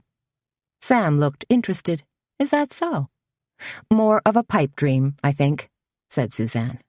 Still going to be a couple years before the Cackleberry Club is humming along on its own. Hey, said Bernie, that recipe for crab chowder you gave me? Suzanne nodded. When I put it on the menu last month, said Bernie, we sold out every night. Wow, said Sam. I'm thinking now, said Bernie, that I might substitute lobster for the crab and add a little sherry. No reason why you couldn't, said Suzanne, thrilled her recipe had been so popular. When Bernie returned to the kitchen, Sam gave Suzanne a mischievous smile. I didn't know you were a foodie. I'm not, said Suzanne. Not really. Do you own a food processor? Asked Sam. Of course. Suzanne replied, reaching for a slice of molasses bread, the house specialty. How about a wire whisk? And mandolin for slicing paper-thin potatoes and veggies. Yes, she said, spreading a thin layer of unsalted butter on her bread. Subscription to Food and Wine? Suzanne nodded, guilty as charged. Then there's no denying you're a foodie, said Sam. Maybe you're not a pilgrimage to Le Bernardin, Coiffe the Beaujolais Nouveau foodie, but you're right up there. Could we please change the subject? Asked Suzanne. Nope, said Sam. I enjoy talking about food. It's one of my passions, too. Of course, what I really prefer is eating it. Really good food, that is. Suzanne toyed with her salad fork, thinking about their gourmet dinner tomorrow night. Should she invite Sam? Would it be too soon to see him again? Would she appear too eager? Bag those thoughts, she told herself. Do whatever the heck you feel like doing. You know, she said to Sam, the Cackleberry Club is hosting a gourmet winners' dinner tomorrow night. Winners, said Sam. That's right, said Suzanne. The winners of our cake decorating contest will be there, along with a few other folks who bought tickets. She hesitated. I don't know if you already have plans, but I'd sure like it if you came. Sam dropped his chin into his hand and stared at her across the table. Really? Tell me the menu. Oh, now you're being selective? I'm curious, he told her. Let's see, said Suzanne, feeling slightly flustered. Well, our starter course is going to be salmon medallions with mustard sauce and dilled cucumber, then Boston bib lettuce with walnut dressing and Maytag blue cheese, squash soup with fennel and onion garnish, and filet of beef with potato gratin. That's it, said Sam. Dessert will be honey poached pears with gingerbread and fresh brewed espresso. Sam's dark eyes stared intently at her. Uh-oh, she thought. So, what do you think? Are you kidding? He exclaimed. I wouldn't miss a dinner like that for anything. Thank you. That seemed to really break the ice, or what small chip was left of it. Sam had the grilled ribeye, while Suzanne ordered the Muscovy duck. They ate, chatted, ate some more, drank wine, gabbed, and laughed. By the time dessert arrived, a cheese sampler accented with thin slices of Granny Smith green apples and a balsamic vinegar reduction. The candle in the center of their table had burned low, and the wine bottle was pretty much empty. Sam pushed what was left of the Cabernet toward Suzanne, drew a breath, then said, I know that your husband passed away, maybe 6 or 7 months ago? Suzanne nodded. She figured the subject would rear its head sooner or later. How could it not? You seem very pulled together, said Sam. Like you're really charging ahead with your life. You think so? She asked. He nodded. Absolutely. Otherwise you wouldn't be sitting here with me. You're probably right, said Suzanne. No, you are right. But I want to tell you something, okay? A little story? Sam nodded. Sure. One rainy Tuesday night, Suzanne began, I was going through Walter's top dresser drawer when I came across a lovely white shirt. She gazed at Sam. The shirt had never been worn. In fact, it was still carefully swaddled in tissue paper. Then I remembered that Walter had bought that shirt a couple of years earlier at a fancy shop on Michigan Avenue, when we'd driven up to see the Matisse show at the Chicago Art Institute. I'd ribbed him mercilessly about the price of the shirt, and he'd taken it to heart. He was obviously saving the shirt for a special occasion. Sam continued to gaze at her, brows arched, not quite certain where she was going with this. So, continued Suzanne, I took the shirt from the dresser drawer and laid it next to the suit I was planning to take to the funeral home the next morning. Silence hung between them. Now, I don't wait for anything, said Suzanne in a quiet voice. No more waiting for planets to align, the economy to rebound, or someone to hand me a blank check. And I particularly try not to worry about what others think. To be perfectly honest, I don't much care what they're thinking. Now I just try to push ahead and do my best to be optimistic, hopeful, and fearless. Does it work? Asked Sam, reaching for her hand. Suzanne smiled back at him. Sometimes. Chapter 27. By 10 o'clock Saturday morning, it really did look as though the circus had arrived, pitched tent, and was operating in full force. Like mainsails from gigantic ocean-going schooners, 2 shimmering white tents billowed heroically in the front parking lot of the Cackleberry Club. Riding the soft breeze were the mingled aromas of Jamaican Blue Mountain coffee, fresh-baked orange muffins, brown sugar scones, melted chocolate, fresh marzipan, and powdery confectioner's sugar. In the largest of the 2 tents, cake decorating demonstrations had just gotten underway. Cece Bishop, from the Culinary Arts program at Darlington College, and Jenny Probst, from the Kindred Bakery, had teamed up to demonstrate fondants and frostings. Cece had arrived with a 3-tiered cake that was covered in vanilla icing and just waiting to be turned into a majestic Art Deco-inspired work of art. Suzanne presided over the second tent, jammed with tables she'd positioned in a large U-shape arrangement.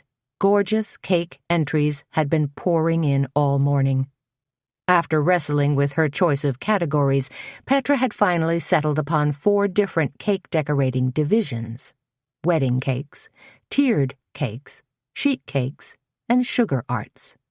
This last division being the most popular and encompassing all sorts of imaginative designs, from floral romps to swans and swags to pulled and blown sugar sculptures. Much to Tony's dismay, Petra had jettisoned her idea for a weird cake recipe contest. So no deep-fried tempura cakes, chocolate chili cakes, or potato pecan cakes. At least not this year. Suzanne sat at the registration table, checking in cake entries and handing out name tags and programs. About 15 cakes had come in so far, and she expected another 30 or so to arrive by their 2 p.m. cutoff time. She suspected that more than a few hopeful bakers were still struggling to perfect their fondant frills. So, how was the big date? Tony asked, sidling up next to her. Really nice, said Suzanne, jotting a note to herself. Nice? Said Tony, looking slightly askance. Nice is when somebody knits you a pair of Argyle socks for your birthday. Okay, said Suzanne. If you must know, I had a pretty terrific evening. It was fun, challenging, and even a teensy bit romantic. She peered sideways at Tony. There, I've spilled my guts. Happy? Tony clasped her hands together in a grand theatrical gesture. Ah, sweet romance. I so adore hearing the details. Hugs, kisses. And that's all I'm going to reveal for now, cut in Suzanne. This dating thing is brand new territory for me. Sounds like code for you're planning to take it slow. Absolutely I am, said Suzanne. Think snail speed, or better yet, classier yet, escargot speed. No, said Tony, dancing about and twirling a finger at her. Bad idea. Romance is all about being wildly impetuous and crazy. And spontaneous? Asked Suzanne, raising a single quivering eyebrow. Like you were with Bad Boy Jr., running off to the Cupid's Kiss wedding chapel in Las Vegas and getting married by an Elvis impersonator? Tony wrinkled her nose and made a face. We did have Blue Hawaii playing in the background, but I see your point. She sounded deflated. And thanks so much for dropping me back to terra firma, with such a resounding thud. Truth hurts, Suzanne laughed. Hey, said Tony, perking up again. Some of the cakes that have come in so far are really fantastic. She pointed toward the table that held the sugar art cakes. Did you see the one with the Fabergé egg? And the one that looks like King Arthur's castle?" She eyed the castle cake thoughtfully, like she wanted to take a nibble. "What would you say that was? A toffee drawbridge with peanut brittle parapets?" "Looks like," said Suzanne, shifting her gaze to a smiling woman who just placed a pink and white 5-tiered wedding cake in front of her, replete with fondant hearts and flying doves. "Yum," joked Tony. "I'd like to storm that castle." Suzanne left Tony to handle cake entries, while she hurried into the other tent to check on demos.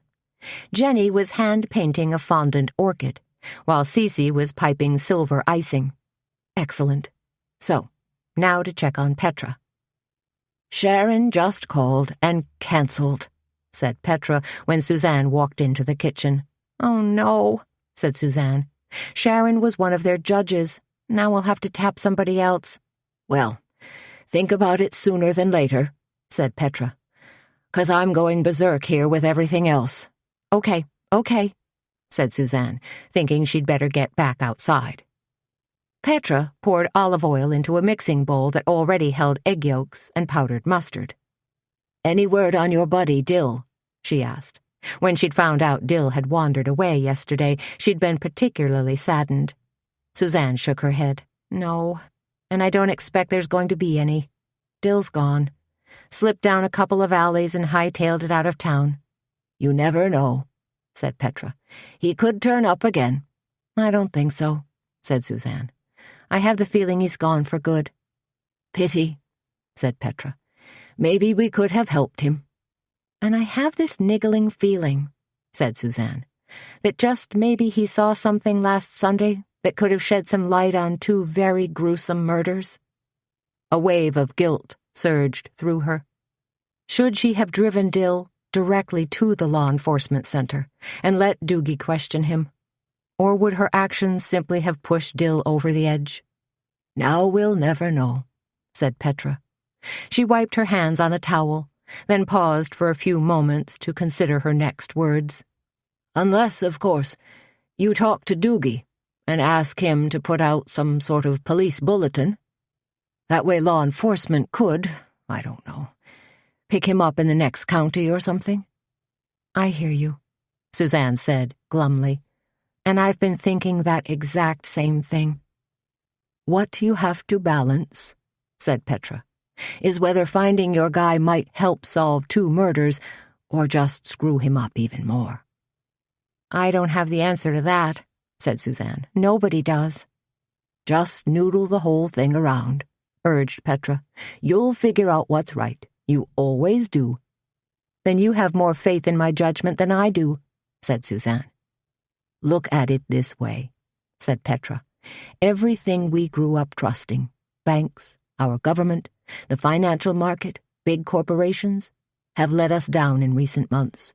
So, do I believe in my heart of hearts that the 3 of us will always try to do what's right? You bet I do."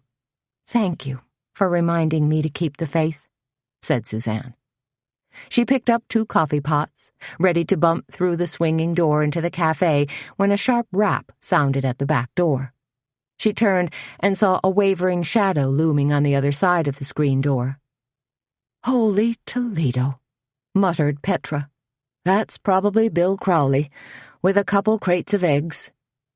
She shook her head and frowned at the crates of lettuce, boxes of tomatoes, and various and sundry ingredients that were already strewn everywhere. All stuff for tonight's gourmet dinner. "It's a mess back here, and the cooler's jammed. What are we going to do with the darn things?" Suzanne dropped her coffee pots onto the wooden counter and said, "I'll take care of this." She scurried to the back door, said, "Bill, is there any way you can—" Then stopped, because it wasn't Bill who was hovering on the other side of the door. "Hey," said Kit, squinting at Suzanne with a tentative smile. "Remember me?" She added a brief wave. "I do," said Suzanne. "Bet you didn't think I'd show up," said Kit. She stared through the screen, taking in Suzanne's startled expression, and added, "No, you really didn't think I'd accept your offer." Suzanne recovered quickly, smiled warmly as she pushed open the door. But here you are, so come on in. She was pleased Kit had elected to spend her Saturday at their Take the Cake show instead of jiggling at Hubley's Roadhouse. "Petra," said Suzanne, taking Kit's hand and gently pulling her toward the stove, where Petra was deeply involved in caramelizing large rings of Vidalia onions. "We have reinforcements. This is Kit." Petra glanced at the girl in the white t-shirt and denim skirt. "Kit?" She studied her for a moment, then said, "I remember you." Kit seemed to pull back slightly. "You worked at the dairy bar a couple of summers back," said Petra, "scooping ice cream and making milkshakes." She shot a glance at Suzanne, who'd clued her in yesterday about Kit. "That's right," said Kit. "Haven't seen you there lately," said Petra. "Been trying out some other stuff," said Kit, a little nervous now. "Well, plop one of those aprons around your neck, darlin'," said Petra. "And, say, how are you at frosting cake? We're serving mocha cakes for our cake and ice cream social this afternoon, which means each individual piece has to be frosted with coffee cream icing and then rolled in chopped walnuts." She paused. "Can you do that?" "I can do that," said Kit. "In fact, it sounds like fun." "Then you're heaven sent," replied Petra. "Well, not quite." Kit giggled as Suzanne gave her a reassuring pat on the shoulder. 10 seconds later, Tony came crashing through the swinging door. "It's crazy busy out there," she exclaimed. "Folks are pouring in from all over the county, and not just women. There's a fair share of guys, too. You wouldn't think fondant berries and flowers would be that popular with the fellas, would you?" "Calm down, Tony," instructed Petra. "Take a deep breath." "I would," responded Tony, "except Joey's out there ladling lemonade like a one-armed paper hanger, and I'm pretty sure we're going to run dry in about 2 minutes flat." She glanced around the kitchen. Finally, noticed Kit. A big smile creased Tony's face. "Hey, it's Lady Dubonnet. How you doing, girlfriend? Did you bring your dancing shoes?" Suzanne held an index finger to her lips. "Shh," was the mantra. Discretion, the watchword. "Oh-ho," said Tony. "No stage names today, huh? Okay, no problem." Petra rolled her eyes. "You're incorrigible, Tony." Tony gave a wicked grin. "Incorrigible. That's good, huh? That's a good thing, right?" Just as the pulled sugar demonstration was about to begin, Suzanne took a little break. Stepped around back to give Baxter a milk bone. She'd brought him along today, since chances were good she'd be at the Cackleberry Club until well past 10 tonight. And here he could be close to her and still enjoy the out-of-doors with minimum supervision. "Bax," she said, holding out the treat. Baxter's plumed tail thumped dry dirt as he pulled himself to his feet. "Got a goodie for you." "Really?" "You deserve it, because you're such a good guy," Suzanne told him. "Staying here, putting up with our silly cake party. All those cars rolling in and people out front." Baxter took the treat and gave it a good crunch. One half fell from his mouth while he happily tossed back the other half and chewed with relish. "Suzanne!" A low voice called to her from the back line of trees. "What?" Suzanne replied, startled, spinning around. But she didn't see anything. Had she really heard a voice? Or just a shout from out front? Narrowing her eyes, Suzanne took a single step and peered at the cedar trees and underbrush that stood in a jagged line behind her back shed. "Who's there?" she called. Baxter picked up the other half of his bone and held it in his mouth while he gazed silently. There was a flutter of green, and for a moment Suzanne thought it was just remnants of leaves or cedar branches moving in the breeze. Then a figure, dressed in camouflage colors of olive green and drab, seemed to unfold and rise up from the underbrush. It was Dill. "Good Lord!" exclaimed Suzanne. "I've been wondering where you disappeared to." Dill extended both arms out to his side in a gesture that seemed to say, "I'm here now." "Where have you been?" Suzanne asked, rushing toward him. "Where did you run off to?" "Back to the cave," said Dill. His voice was low and hesitant, like he was still getting used to conversing with people. "Safer there." "You went back to—" Suzanne stopped, stared at him, then grabbed the lapels of his tattered jacket with her fingertips. "Never mind. We've got to get you out of here." Dill glanced around, as though he was suddenly fearful of being discovered. "There are 100 people out front," began Suzanne, "any number of whom would like to see you questioned about a couple of murders." Dill's eyes grew large. "I didn't do no murders. I wouldn't."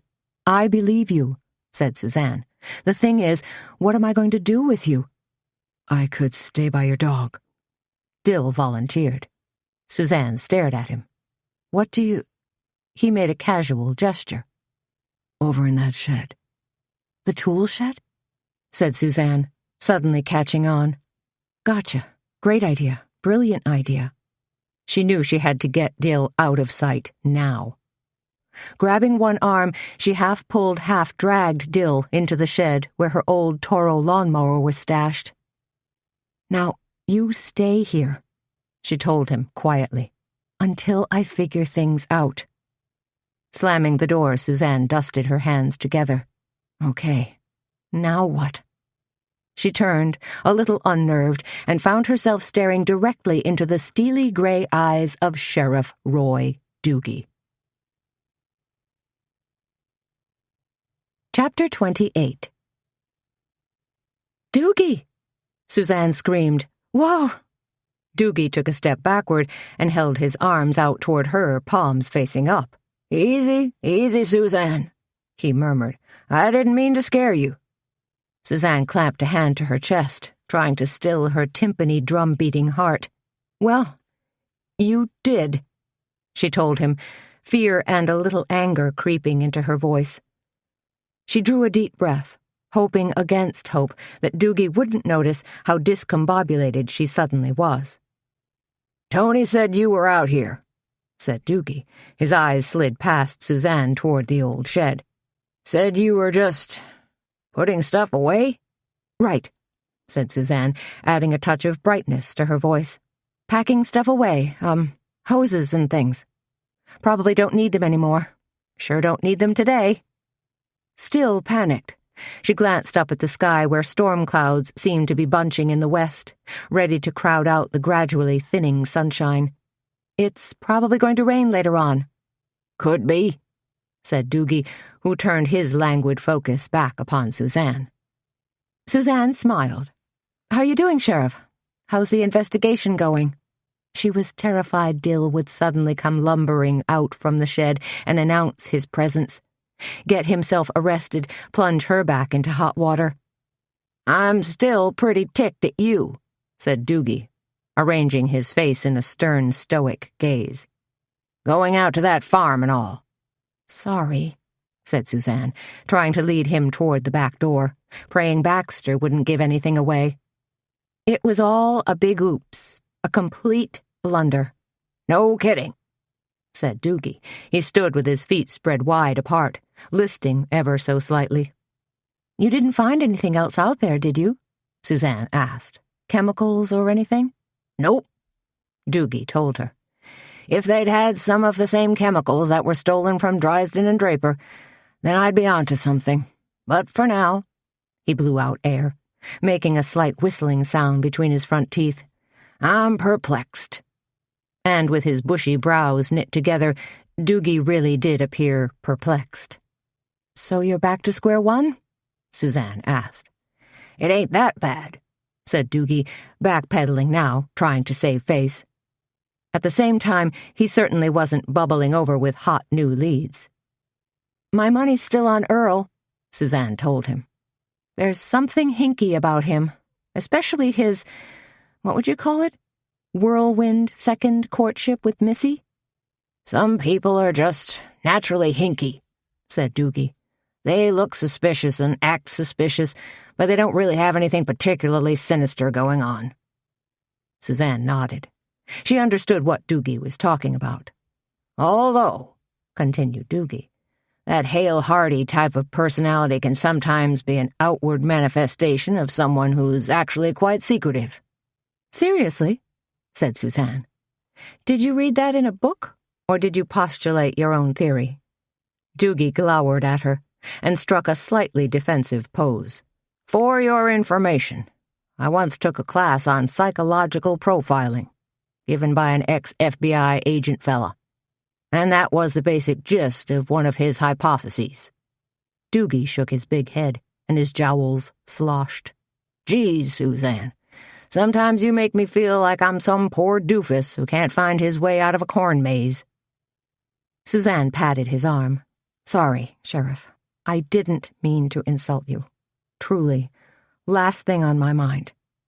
And the number one thing on my mind is to get you as far away from here as possible. I think you're running a heck of an investigation." Doogie cast his eyes downward and did everything but dig his toe in the dirt. "Also," said Suzanne, "I'm delighted you dropped by. I have a favor to ask." "What are you talking about?" asked Doogie. "I was wondering if you could lend your expertise and be a guest judge." "Guest judge," said Doogie, looking faintly surprised. "For what?" "You saw all the tents and people and cakes?" "Yeah," said Doogie. "I ain't blind."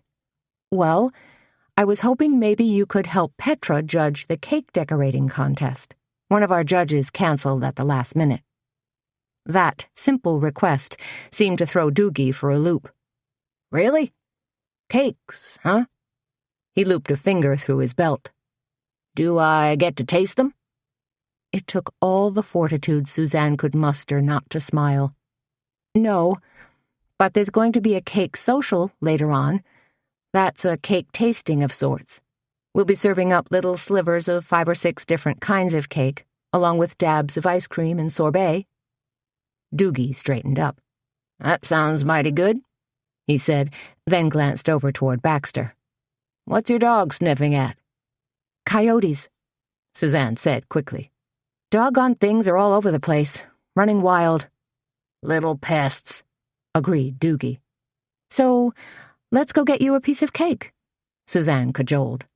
"And then you can help with the judging. You'll be a duly elected official serving in the Cackleberry Club's official capacity." "Yeah," Doogie said, playing a little hard to get. "I suppose I could help out. But I gotta be out of here by 3. I'm on my way to check some county records, then do a patrol." "This won't take long," Suzanne assured Doogie as she led him around to the front of the Cackleberry Club and into the large tent where Petra was hovering at the back, watching a silver and Tiffany blue wedding cake take shape. "Look who I found," Suzanne told Petra. "And it's our good luck that Sheriff Doogie's graciously agreed to help with the cake judging." "Wonderful," trilled Petra. "Pleased you can lend your opinion, Sheriff. We have 4 dozen cakes already, and there are more trickling in." She fluttered her hands nervously at Suzanne. "Suzanne, could you— in the other tent—" "Of course," said Suzanne. Together she and Doogie strolled into the other tent, where 5 of the 6 tables were laden with cakes waiting to be judged. "All these cakes need to be judged?" asked Doogie. He seemed surprised and a little overwhelmed at the number of entries. "Well, there are only 4 basic categories," said Suzanne, "so it's not as tricky as it looks." Doogie gazed across the sea of cakes toward the parking lot, where a silver SUV was just pulling up. It rocked to a stop. Then Missy climbed out the passenger side, followed by Earl from the driver's side. "Huh," was all Doogie said. Suzanne watched Missy and Earl as they headed for the demonstration tent. "Couldn't you just sort of talk to Earl again?" she asked Doogie. "Question him?" "What I'd really rather do is find that homeless guy, who's probably still squatting up in those caves," replied Doogie. "Why?" asked Suzanne. "Because he was near the park last Sunday. said Doogie, still following Earl and Missy with his eyes. "And he's been spotted around town." "I don't think he's your guy," said Suzanne. Doogie gave her a studious look. "Now, why would you say that?" Suzanne shrugged. "Call it a hunch? An instinct I have about this whole thing?" Doogie planted his feet wide. "You're not keeping something from me, are you, Suzanne? Like when you scouted that farmhouse of dopers." She smiled at him, hoping her smile conveyed sweet innocence. "Nope." Doogie studied her for a moment. "Good. Because I'd sure hate to arrest you for obstructing justice." "I only want justice," said Suzanne. "What people want, and what people do, are often two separate matters," said Doogie. "I couldn't agree more," said Suzanne. "Sheriff," said Petra, coming up behind Doogie, "are you ready to feast your eyes on a few cakes?" "Ready as I'll ever be, I guess," said Doogie, as Petra took him by the arm and led him toward the table filled with decorated sheet cakes. "Phew," was Suzanne's only thought. She plopped down onto a folding chair, picked up a stack of entry forms, and tamped them briskly on the table, straightening them. "Oh, Suzanne," came a sugary voice. Suzanne stared up into the hard, bright eyes of Carmen Copeland. What was she doing here, was her first thought.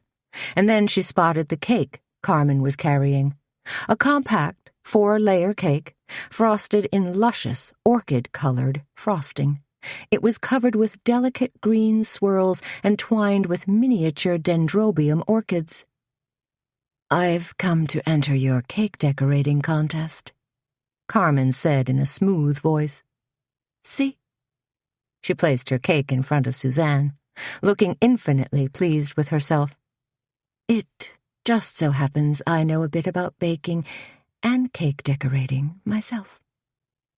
Suzanne stared at Carmen, a vision of sophistication in her sleek black shift and matching emerald earrings, and then at her cake.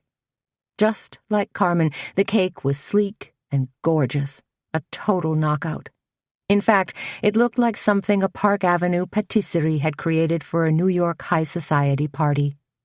And Suzanne was pretty sure, no, she was almost positive, that Carmen Copeland had not slaved in her kitchen all morning long, sifting flour, beating eggs, baking and frosting her cake, then piping on swirls and arranging live orchids with her own French manicured pinkies. No, Suzanne figured Carmen had probably placed a discreet phone call, instructed some commercial baker to whip up this amazing creation, then nonchalantly charged it to her gold American Express card. What if she wins? Was Suzanne's next troubling thought. It won't be fair, and we won't know how to reward her. "Oh," said Carmen, touching a delicate forefinger to the hollow at her neck. "Looks like the judging's already started."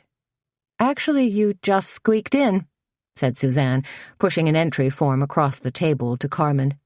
"Fill this out and we'll get you registered." Carmen pulled a Mont Blanc pen from her crocodile bag and in big, swooping letters completed her form.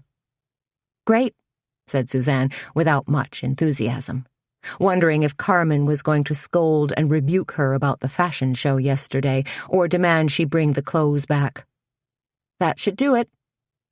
"Dear," said Carmen in a simpering, nattering tone, "are tickets still available for the gourmet dinner this evening?" You'd have to check with Tony," said Suzanne. She tilted her head. "Inside."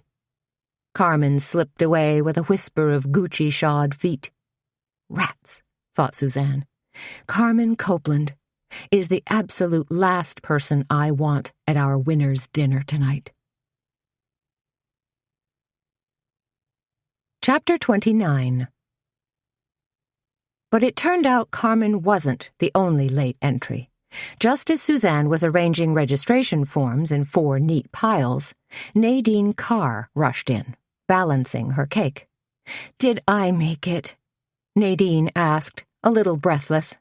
"Can I still enter my cake?" She placed it carefully on the table in front of Suzanne with a worried, anxious look. Sorry I'm so late. Suzanne glanced at her Timex. It was 5 minutes past the deadline they'd set, but Nadine looked so eager and hopeful. And, of course, she'd just lost her husband a week earlier. So Suzanne felt more than a little compassion for her. "Of course, we can squeak you in," she told her. "No problem. Let's see what we have here." While Nadine filled out her entry form, Suzanne studied her cake. It was a small, round, 3-layer cake, covered with vanilla crackle glaze and artfully decorated with chocolate swirls.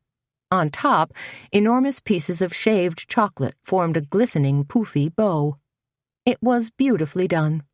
A cake that might even give Carmen Copeland a run for her money.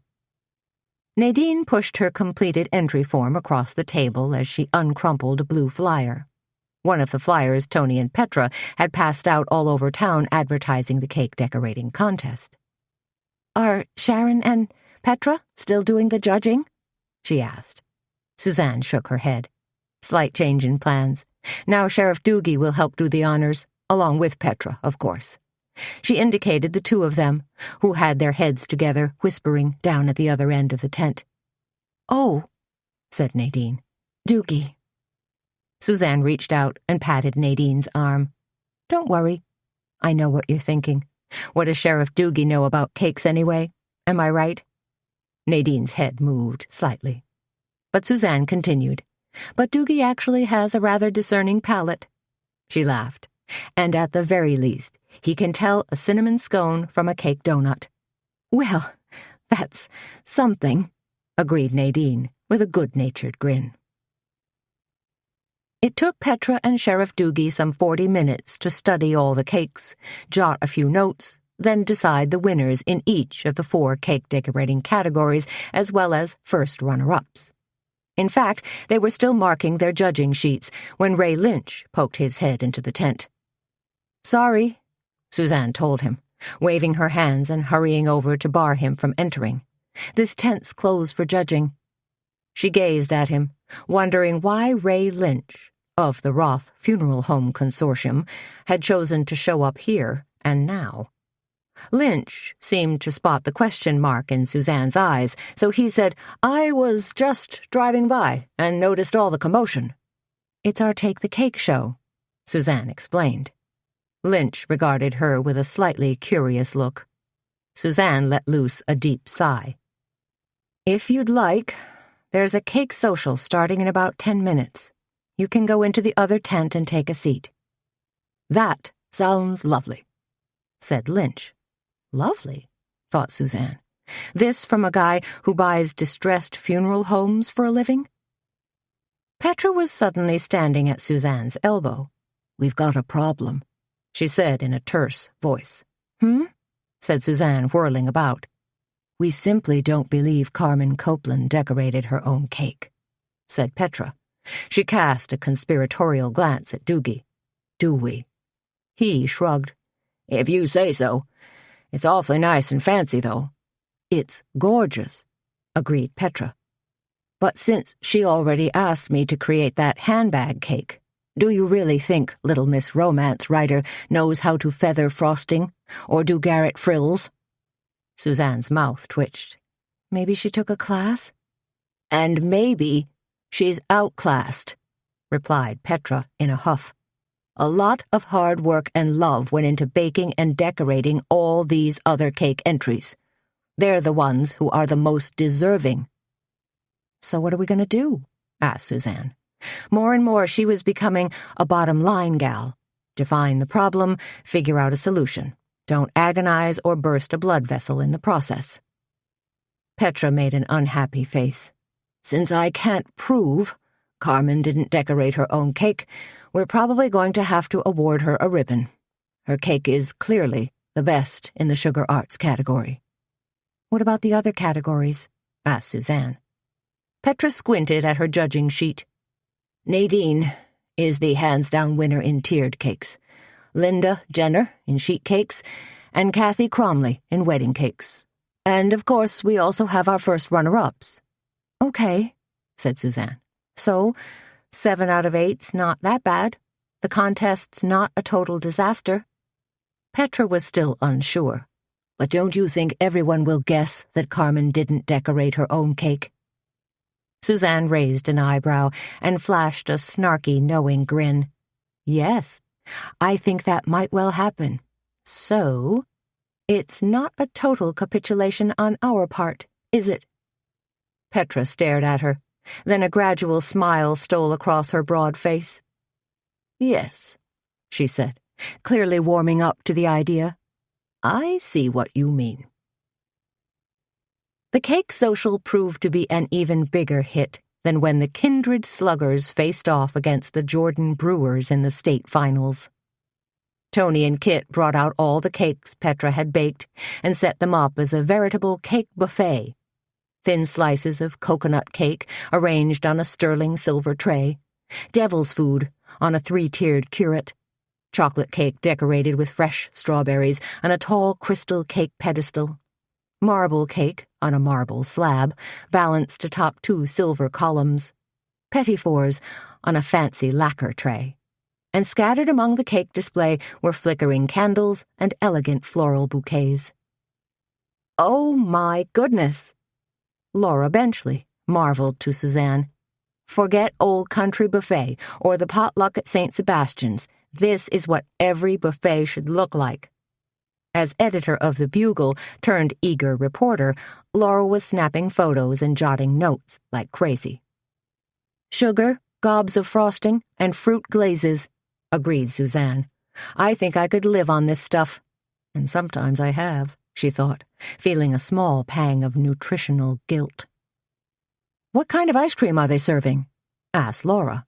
She pointed toward the far end of the table where Tony and Kit were doing the honors, scooping ice cream and sorbet.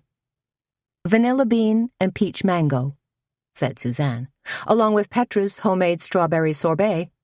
Dear Lord, murmured Laura. Petra makes her own sorbet. She's just an old-fashioned gal, laughed Suzanne. Deep down, don't we wish we all were, replied Laura. Suzanne worked her way down the cake buffet line and stepped behind Tony and Kit, who were scooping like mad. How's it going? She asked.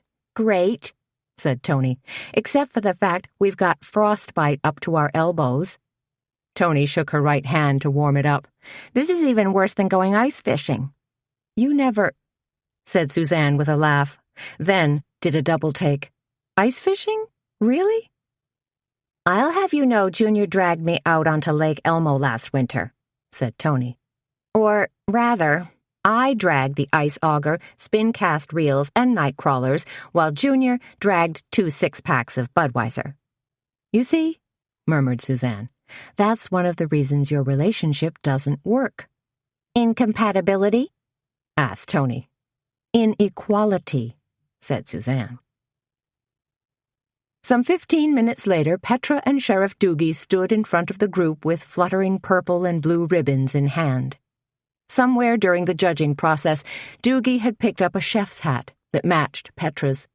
So now they looked like a pair of giant white mushrooms performing a song and dance act in front of the crowd. Tony, who had relinquished ice cream duties to Kit, perched at one of the tables, clinking her fork against her glass. "Attention, please," called Doogie, obviously relishing his role as judge and jury. "Petra and I are about to announce the division winners in the cake decorating contest." A burst of applause followed, and chairs were scooted around so everyone could face front. Laura Benchley crept toward them down the center aisle and snapped another quick photo. Petra took a step forward and began.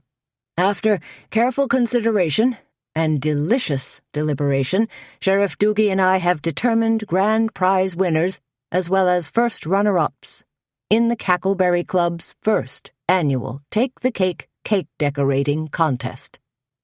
More bursts of applause echoed through the tent as Suzanne slipped into a seat beside Tony and grinned. Somehow, they'd managed to pull it off.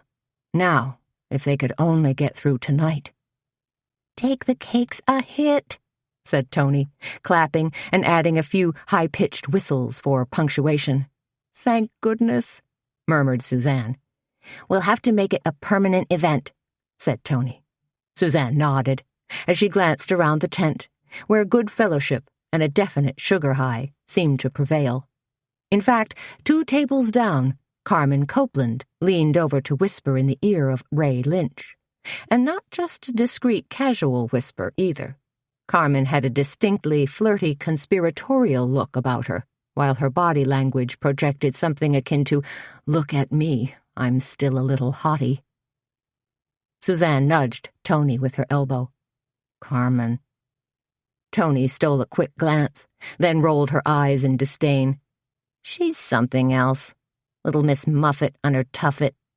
"She does have a way of putting it all out there," admitted Suzanne. "Maybe Carmen should be shaking her money-maker at Hoobley's," whispered Tony. "Did she ask you about tickets for tonight?" said Suzanne. "Oh, yeah," snorted Tony. "Afraid so. And since we had a cancellation, Carmen bought 2 tickets." "Say it ain't so," said Suzanne. "From the looks of things," said Tony, "I'd say Carmen probably invited Ray Lynch." "Shh," said Suzanne. "Petra's going to hand out ribbons now." With a big grin on her face, Petra held up one of the purple ribbons for all to see. "In the sheet cake division, I'm pleased to award the grand prize to Linda Jenner." More thunderous applause. "In the tiered cake division," said Doogie, "grand prize goes to Nadine Carr." He looked around. "Nadine, come on up here, girl." Nadine, shy little lady that she was, shuffled forward reluctantly to accept her purple ribbon. "In the wedding cake division, our grand prize winner is Kathy Cromley," said Petra. "And last, but not least," said Doogie, "grand prize in the sugar arts division goes to Carmen Copeland." Carmen clasped a hand to her chest and dropped her jaw in mock surprise. "Me?" she mouthed, even as she leapt from her seat and ran to collect her purple ribbon. When Carmen finally settled down, Petra announced the 4 runner-ups, and Doogie proudly handed them ribbons. "And so," said Petra, wrapping up the awards ceremony, "all of our grand prize winners are cordially invited to our gourmet dinner this evening." "The winner's dinner," shouted Carmen. She searched for the camera, smiled prettily, then waved her purple ribbon like a crazed cheerleader shaking her pom-poms. "Hooray!" Tony sighed deeply. Don't her batteries ever wear down? Chapter 30. "Where's the peppermill?" shrieked Petra. She spun fast with a saucepan full of melted butter in her hand, bumped the table, and watched helplessly as butter spattered everywhere. "Oh, great!" Suzanne grabbed a rag and knelt down swiftly to wipe up the glistening mess. "Don't worry about it," she told Petra. "Calm down, take it easy." Suzanne, Petra, and Tony were all jammed in the kitchen, trying to pull together their gourmet dinner. Suzanne had just trimmed out the salmon medallions. Tony had set out stacks of plates for the various courses and had just finished rinsing and drying the Boston bib lettuce. It didn't help that it was pouring like crazy outside, rain drumming on the roof of the Cackleberry Club and gurgling loudly in the downspouts. And, of course, just steps away in the cafe sat a full complement of dinner guests, cake-decorating winners, runner-ups, and another dozen or so assorted diners. "Everything simpatico out front?" asked Petra. "Quaffing their aperitifs," said Tony, who'd poured out judicious servings of Lillet into small crystal glasses. "Sipping," said Petra, still a little stressed. "They should be sipping." "They are," said Suzanne, snicking open the door to the pass-through and peering out. "And, believe me when I say this, everyone has been highly complimentary so far. We've even gotten compliments on the table arrangements." "See?" said Tony. "Who says you can't take dried milkweed, judiciously coat it with a little gold spray paint, arrange it in white country crocks, and then light the room with 1,000,000 white candles?" There are a lot of candles, allowed Suzanne. Tony had gone slightly overboard in that department. Petra allowed herself a smile. It looked like midnight mass last time I peeked out. The cafe is simply gorgeous, Tony said with pride. They had set the tables with crisp white linen tablecloths, laid out the good silver, and rented crystal stemware from Fancy Nancy's party rental over in Jessup. Petra turned her attention toward the mustard sauce cooling on the counter. There's so much going on. I feel like I'm in an old Marx Brothers movie, A Day at the Races, or A Night at the Opera. Which Marx brother am I? Asked Tony, playing along. You're Groucho, said Petra, always making with the cryptic comments. No, Tony laughed. You're thinking of Suzanne. Not me, said Suzanne. You take the honors on that front. She glanced around quickly. What now? I'm going to lightly grill our salmon medallions, said Petra. Then we'll arrange them on individual appetizer plates, drizzle on mustard sauce, and add our dilled cucumber garnish. Joey Ewald creaked open the swinging door and peeked in. Got any more of that fancy wine? He asked. Some guy is asking for a refill. Earl Stensrud, said Kit, shuffling in behind Joey. The answer's no, said Tony. Honestly, we only had 3 bottles to begin with. Doesn't he know Lillet is an aperitif? Doesn't he know there'll be more wine with dinner? Oh, he knows, said Kit. He was just being rude to me, said Joey, 'cause I'm a kid. Earl was being rude, said Suzanne, because he's a rude person. It's not about you, it's about him. Or maybe it's about the Lillet, thought Suzanne. The wine's sweet notes of candied orange and mint are awfully intoxicating, appealing even to a lout like Earl. Joey flashed a lopsided grin at Suzanne. Will you adopt me, boss? Can I be Baxter's half-brother? Sorry, cutie, Suzanne told him. No can do. I'll take ya, said Tony, linking an arm around Joey's neck. You're too permissive, said Petra, gently slipping her medallions onto the grill. Witness the way you deal with Junior. No, she continued. Joey needs someone who'll ride herd on him. Help unleash the gentleman hidden within. And maybe channel his aspiration into something besides skateboarding. Skateboarding's cool, said Joey. But you can't make a living at it, argued Petra. Some guys do, said Joey. In California. Unless the town fathers truck in a load of sand and rename this place Redondo Beach, said Suzanne, I'd say you're out of luck. Why is Earl Stensrud here anyway? Asked Tony, pulling 4 bottles of Pinot Gris from the cooler. Suzanne had selected it to complement the salmon appetizer, the wine's acidic flavor to balance the oily richness of the fish. Missy purchased tickets a couple of days ago, murmured Petra. If you ask me, the girl's in love. A poor choice, murmured Kit. On the rebound from Ozzy, said Tony knowingly. If you ask me, said Suzanne, I think Missy's completely heartbroken over Ozzy, and that she's just sublimating. Earl's her pacifier? Asked Kit. So she might, dump him? Asked Tony. Once everything settles down? We can only hope, said Suzanne. The salmon medallions, when served to their dinner guests, were an instant hit. Ditto the Boston bib lettuce with walnut dressing and Maytag blue cheese. Suzanne, Tony, and Kit did the honors serving while Joey cleared dishes. Sam Hazlitt, who was seated across the table from Carmen Copeland and Ray Lynch, fairly beamed at Suzanne every time she brushed past him. At one point, he grabbed her hand and declared, Your food is fantastic. You ain't seen nothing yet, she whispered back. When Kit removed Earl's empty salad plate, she purred, Hello, Earl. Long time no see. Earl's face suddenly puckered in recognition and turned tomato red. Huh? He grunted. You used to be a real regular at Hubley's, but I haven't seen you for a while," said Kit. There were giggles all around the table.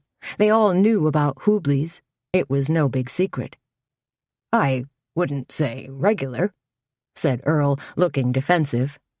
He shifted nervously in his chair, then tipped it back onto two legs, looking as if he'd been caught with his hand in the proverbial cookie jar. "I had a meeting out there once. This one client—" But the rest of Earl's words were suddenly lost as his chair skidded out from under him and banged hard against the cafe wall, causing a tremor in the wooden shelf directly above his head. That tremor seemed to send seismographic waves down the length of the shelf, causing Suzanne's prized collection of ceramic chickens to tremble and rattle. "Oh, geez!"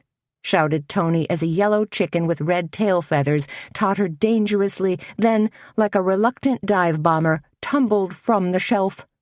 "Watch," began Carmen, who was sitting across from Earl. "Incoming!" yelled Tony, as the chicken struck Earl on the back of his head. Thwack! "Ow!" Earl let loose a howl that sounded like a scalded banshee. He jumped up, stomping about like he'd been stung by killer bees, while his chair continued its unfortunate trajectory and crashed over backward.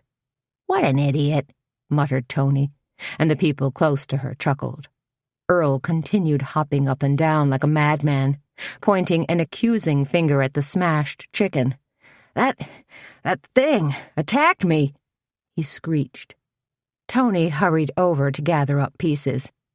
"Take a chill pill, Earl," she told him. "It's just a freaking chicken." She smirked and held up the chicken's jagged head. "Not much left," she said. "A head, a tail, a few paltry fragments." "Doggone thing smacked me," complained Earl, rubbing his hand against the back of his head. "Gonna have a goose egg." "Some kind of egg," murmured Suzanne. "What's going on out there?" asked Petra, sticking her head through the pass-through.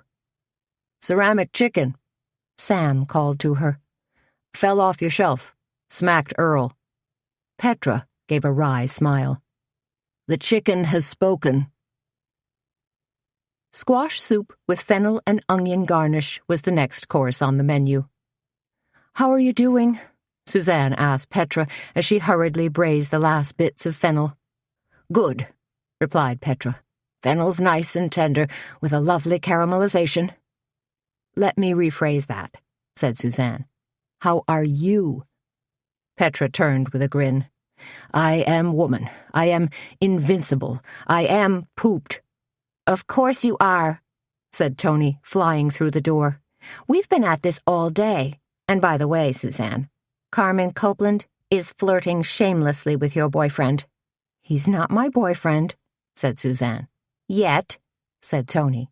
"Besides," added Suzanne, "Carmen flirts with anyone and everyone in pants, long or short. You should know that by now." "Good point," said Tony, "since Carmen's also making goo-goo eyes at Ray Lynch." "Maybe you could con Carmen into taking Junior off your hands," suggested Suzanne. "You'd have to pretend you were super jealous," said Petra, going along with Suzanne's suggestion, so Carmen would take up the challenge. "You mean bait her?" asked Tony. "Like she's some kind of crazed feral animal?" "I could do that. In fact, it sounds like fun."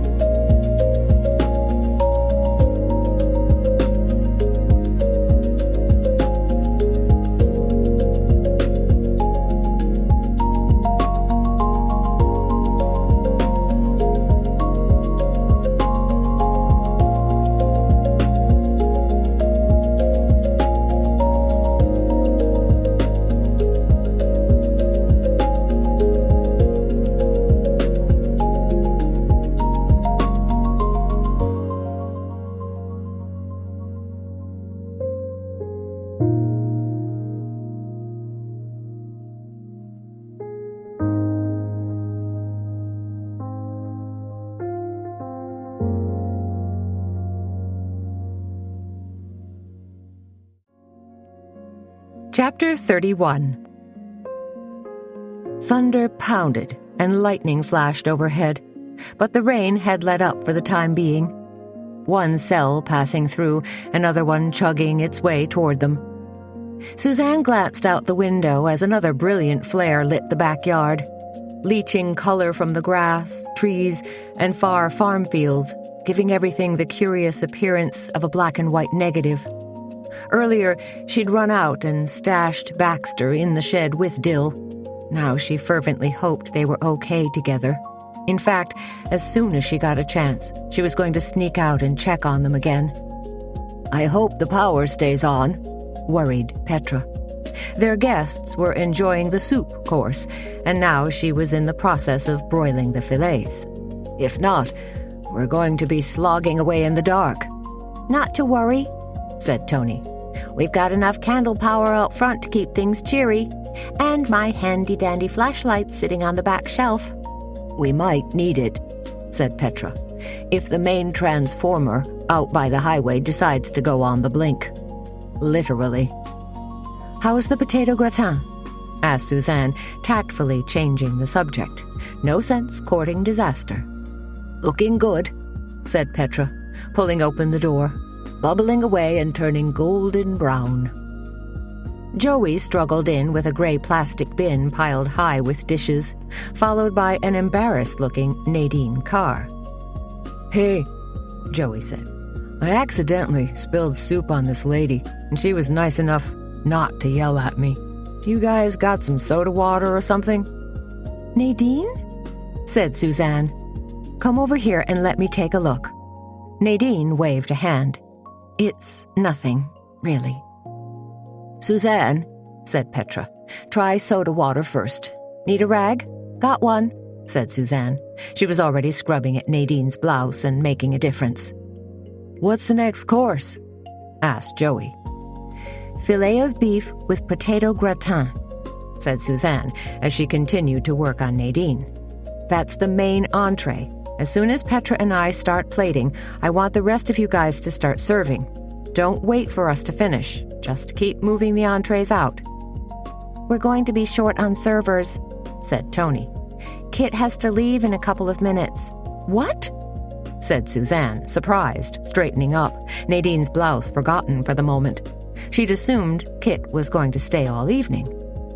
"I promised Frankie I'd do a set tonight," Kit explained sheepishly as she slid behind Tony. Suzanne sighed. "I thought you weren't going to dance out there anymore. I hoped you weren't." "I know," said Kit, "but I haven't exactly given my 2 weeks' notice yet. You want me to be a conscientious employee, don't you?" "Why don't you consider yourself an independent contractor?" suggested Suzanne, "and declare your independence." "I see why everyone says you're such a smart businesswoman," said Kit. "You have a real knack for this stuff." "Suzanne's got great knackers," said Tony with a laugh. "Tony," said Petra. "I could help serve," offered Nadine. "Oh, no," said Suzanne. "That wouldn't be right." "It's the least I can do," said Nadine. "After all, you guys awarded me a big purple ribbon today." Petra, juggling at the stove, glanced at Suzanne. "Suzanne, if it's okay with you," she said. Suzanne took a final sweep at Nadine's blouse. "In that case, Nadine, you're hired." The main course was the biggest hit yet, and garnered not just praise, but a round of applause. "You hear that?" said Petra, gazing at Suzanne. They'd just sent the last fillet out the door and were taking a well-deserved breather. "They like it." She put her hands on her hips, looking both pleased and relieved. "It's a rousing success, honey," said Suzanne. "You did it." "We did it," said Petra. "Now, we just have to finish with a great big bang." "You've already got your pears poaching," said Suzanne.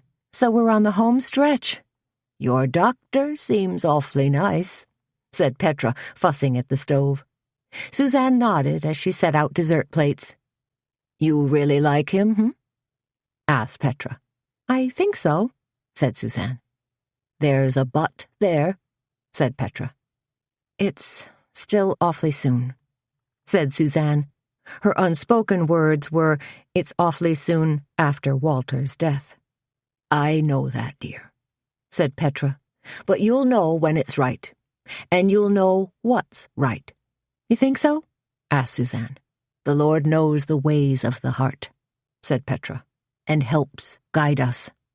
"Hey," said Tony as she and Nadine ducked back into the kitchen.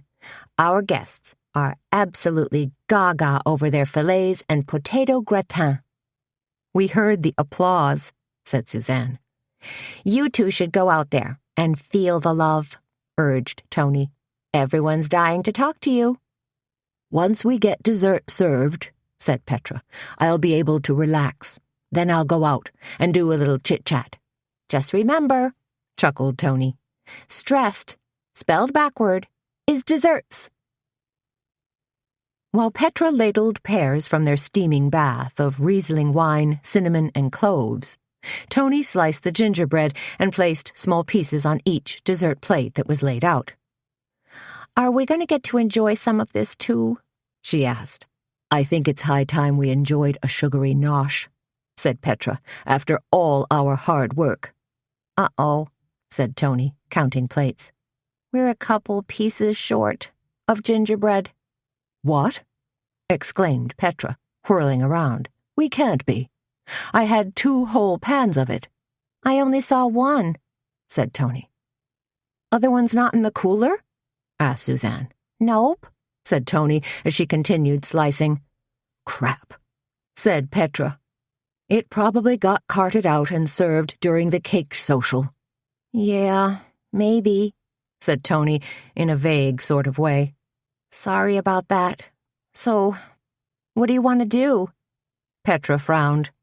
"Maybe—" Nadine, who'd been a little mouse in the kitchen corner, raised a hand tentatively. "Excuse me, but if you need a couple more servings for dessert, I have an almond cake in my car, unfrosted. I was going to drop it by my sister's house, but I can always bake another one tomorrow." She smiled sadly. "With Julian gone, I've got nothing but time on my hands." Petra took 2 giant steps toward Nadine and swept her into her arms, pressing Nadine against her ample chest. "You're such a dear," she said, hugging her. "It's no surprise you're a wonder at baking cakes. You're so sweet." "I'll just slip out the back door and get it," said Nadine. "You know what?" declared Tony. "This has been a charmed day. Pretty much everything has gone right for us." "It has, hasn't it?" agreed Suzanne. When the poached pears were finally being served, and Petra and Tony had stepped into the cafe to pour glasses of Moscato dessert wine and answer the myriad of questions posed about the various food courses and ingredients, Suzanne hastily put together a plate of food and carried it out to Dill. As she crossed the 30 feet of grass and mud, heading for the little shed, big fat droplets began to plop down. Within seconds, the heavens had burst open once again. "Dill!" she cried, banging on the door. "I brought you—" The door was suddenly flung open, and Dill's crazed, red-rimmed eyes stared into hers. "I gotta leave," were his startling words. "What?" Suzanne put a hand on his chest and pushed him back, trying to step inside the shed and escape the downpour. He bent down to grab his tattered backpack and cowered nervously. "What's wrong?" "Like I said, I gotta get out of here." "What happened?" asked Suzanne, stunned. "What's going on?" "I just gotta go," said Dill. He looked past her, his bleary eyes rolling back and forth with fear. "It isn't safe," he told her in a hoarse whisper. "You're not making sense," said Suzanne, and wasn't that an understatement? "Can't stay," muttered Dill, struggling into his army jacket. "Scared," he added. "Scared of what?" asked Suzanne. She was getting a strange feeling in the pit of her stomach, like she'd eaten something that didn't agree with her. "I saw the woman," Dill hissed. "She's a bad woman." Suzanne stood stock still and stared at him. "What?" she whispered in disbelief. She glanced back at the Cackleberry Club. What was Dill talking about? Had he seen Missy or Carmen enter the Cackleberry Club? Had he had a previous encounter with either one of them? Or maybe with Kit? Was something going on with Kit that she didn't know about? Suzanne glanced backward toward the Cackleberry Club and frowned. Or, and it could be as simple as this, was Dill the gingerbread thief, and Tony had scolded him about it earlier. As if that notion seemed to hold a little credence, a shadow wavered inside the Cackleberry Club behind the screen door. "Wait a minute," Suzanne murmured. "Hold everything." She was trying to make sense of Dill's paranoia, to pull it all together into one nice, neat package, but her thoughts hadn't quite gelled yet. "You stay here," Suzanne told Dill, "while I go check on something, okay?" "No," said Dill, pushing past her. "Gotta go." "No, please," cried Suzanne. She dashed out into the rain after him, reaching for him, but the tips of her fingers only caught the rough cotton of his army jacket, and then he was gone, ducking around the side of the Cackleberry Club and virtually melting into the darkness. "Please," she called after him in a small voice. She stared into the night, rain slashing down at her, drenching her in a cold spray. Then she turned and noticed Baxter, who had followed her out into the rain. "You poor thing," she told him. "You're absolutely drenched. Get back inside, okay? I'll get a towel and dry you off. Doggone it," she muttered as the door creaked open behind her. Suzanne whirled around, expecting Petra to be standing there, peeking out the back door, gesturing for her to come inside, or maybe even holding out a towel for her. Instead, the cold, hard face of Nadine Carr stared at her. "What?" said Suzanne, momentarily startled. "What's—" That's when Suzanne noticed the gun, a Smith & Wesson pistol pointed directly at her heart. Chapter 32. "Where is he?" demanded Nadine. "Who?" said Suzanne. "You know who I'm talking about," snarled Nadine. "That ragtag ex-soldier you were just talking to." "Gone," said Suzanne. "And why are you—" "Shut up," snarled Nadine. "Don't say a word. From now on, you do exactly what I say." "Okay," said Suzanne, staring at the small round hole that was so carelessly pointed at her rapidly thudding heart. "Sure, whatever." Nadine held out a hand. "Give me your car keys." Suzanne stood still as a statue, her wet hair plastered against her head, her teeth beginning to chatter. "What?" she said, feeling stupid. "Is that what this is about? No, it can't be. She's after Dill. What's wrong with your car?" "There are cars parked all around me," Nadine snarled. "So, you're going to give me yours." Suzanne patted the pockets of her khaki slacks and came up empty. "In my jacket," she told Nadine. "Inside." Cold water trickled down the back of Suzanne's neck. An even colder feeling had settled in the pit of her stomach. "Where?" demanded Nadine. Suzanne made a slightly futile gesture. "In the kitchen, hanging on the back hook." "Get over here," ordered Nadine, "and don't you dare cry out. Don't utter a single word. Just the keys," murmured Suzanne. "I'll hand over the keys and then you'll leave?" "Nothing's that easy," barked Nadine. "You, Miss Snoop, are coming with me." "No way," said Suzanne, finally putting some force in her voice. "Go with this crazy lady? I don't think so." The pistol in Nadine's hand waggled back and forth. "I have ways of making you do exactly what I want," said Nadine with a giggle. Her voice was a low mix of craziness and excitement. What happened to the Nadine I thought I knew? Suzanne wondered. What happened to Nadine Carr? Has some hellish doppelganger suddenly invaded her body? Could this possibly be the same woman who'd come to the knit-in? Who'd just been awarded a bright purple ribbon at the cake decorating contest? What was going on? Had the world gone completely mad and suddenly lurched off its axis? Then it all hit Suzanne in a rush, like a freight train steaming recklessly toward her, like a terrible cyclone churning its way across fields and city blocks, wreaking destruction.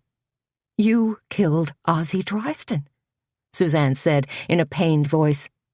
"And Beau?" Nadine's aged face pulled itself into an evil, knowing smile. "Aren't you the clever one?" "But why?" asked Suzanne. "Why on earth?" "Not remotely your business," said Nadine, "even though you took it upon yourself to make it your business, always trying to stay one step ahead of our illustrious Sheriff Doogie. Well, we'll just see what happens when you disappear. See how fast it takes him to find your dead, decaying body." Suzanne stared at her. "You're insane." "No," said Nadine, her voice dripping with venom. "I'm just tying up loose ends. Because you, Suzanne Dietz, have been way too interested in my personal business." Nadine pulled her lips into a tight rictus of anger. "Now, move." "Not gonna happen," declared Suzanne. "No way. No how." She knew she had to make a stand. Here was as good a place as any. Nadine swung her arm around and pointed the gun directly at Baxter's head. He was standing in the rain, some 10 feet from Suzanne, watching the two of them as though he were a spectator at a tennis match, wondering in his little doggy brain what part he should play. As Nadine aimed directly at him, worry seemed to flicker in Baxter's brown eyes as lightning blazed in the sky above. "No!" screamed Suzanne. "Then move," ordered Nadine. Suzanne clumped woodenly toward the back door. Would Dill come running back to tackle Nadine? Or would Baxter come charging after them like Rin Tin Tin on a rescue mission, grab Nadine from behind and shake her like a rag doll until the pistol flew from her hand? None of that happened. Even though the night sky crashed and boomed above them, no deus ex machina descended from heaven to serve as Suzanne's ultimate salvation. All Suzanne could do was grab the spindly little door handle and yank the back door open.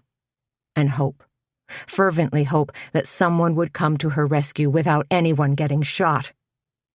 There was another loud crack of thunder, a flicker of lights, and then a strange, sulphurous electrical smell seemed to permeate the air. And just as Suzanne stepped across the threshold into the steamy, warm kitchen of the Cackleberry Club, every light in the place winked out. Nadine jabbed the hardness of the pistol into the small of Suzanne's back. "Don't get any funny ideas, Suzanne. I'm right behind you, and I know how to use this pistol. My husband showed me how, a long time ago. I can't imagine you'd want a bullet fired directly into the base of your spine, would you?" "Not really," babbled a nervous Suzanne. "I'll do whatever you say, okay? Just get the keys." Nadine told her in a cold voice. "And hurry up." Suzanne batted helplessly at the couple jackets that hung on the back pegs. "Can't see," she told Nadine. She was feeling disjointed and spacey, struggling to make her hands coordinate with the impulses in her brain. "Got to grab a flashlight." "Then do it," snarled Nadine, jabbing the gun harder against Suzanne's backbone. "How can I signal Sam?" Suzanne wondered. "Or even Tony. She's skinny, but she's feisty. Maybe the two of us together could take Nadine down." Feeling like an unwilling participant in a slow-moving dream sequence, Suzanne was acutely aware of Petra making an impromptu speech out in the cafe. This was followed by a round of applause. Would someone come tromping through the door into the kitchen? She held her breath. No. Now Petra was talking again. Suzanne's fingernails skittered across the back shelf, touching upon the hard rubber of Tony's flashlight. But she was shaking and shivering so badly that when she grabbed for it, the flashlight slipped through her hand. Tumbling wildly end over end, it hit the floor with a loud clunk. "Clumsy idiot," snapped Nadine. She shoved Suzanne roughly aside, then reached down and grabbed the end of the flashlight. And that's when the gods finally smiled down and played their cool little trick. Because the instant Nadine's fingers touched the flashlight, her body jerked and spasmed like it had been struck by 1,000,000 volts of electricity. Her back arched sharply, her jaw snapped shut, her eyes bulged, and even her hair seemed to stand on end. "Ah!" came a strangled moan from deep within Nadine's throat. "Ah!" "Dear Lord," muttered Suzanne. "She's grabbed the taser end of Tony's flashlight." "Ah!" screamed Nadine. Now she sounded like a wild animal caught in a leg trap. "Ah!" The voices out in the cafe seemed to falter. There were hurried footsteps, and the door swung open. Petra and Tony peered into the kitchen, each holding a candle aloft and looking scared. Joey was right behind them. "What's going on?" asked Petra, her voice squeaky, scared.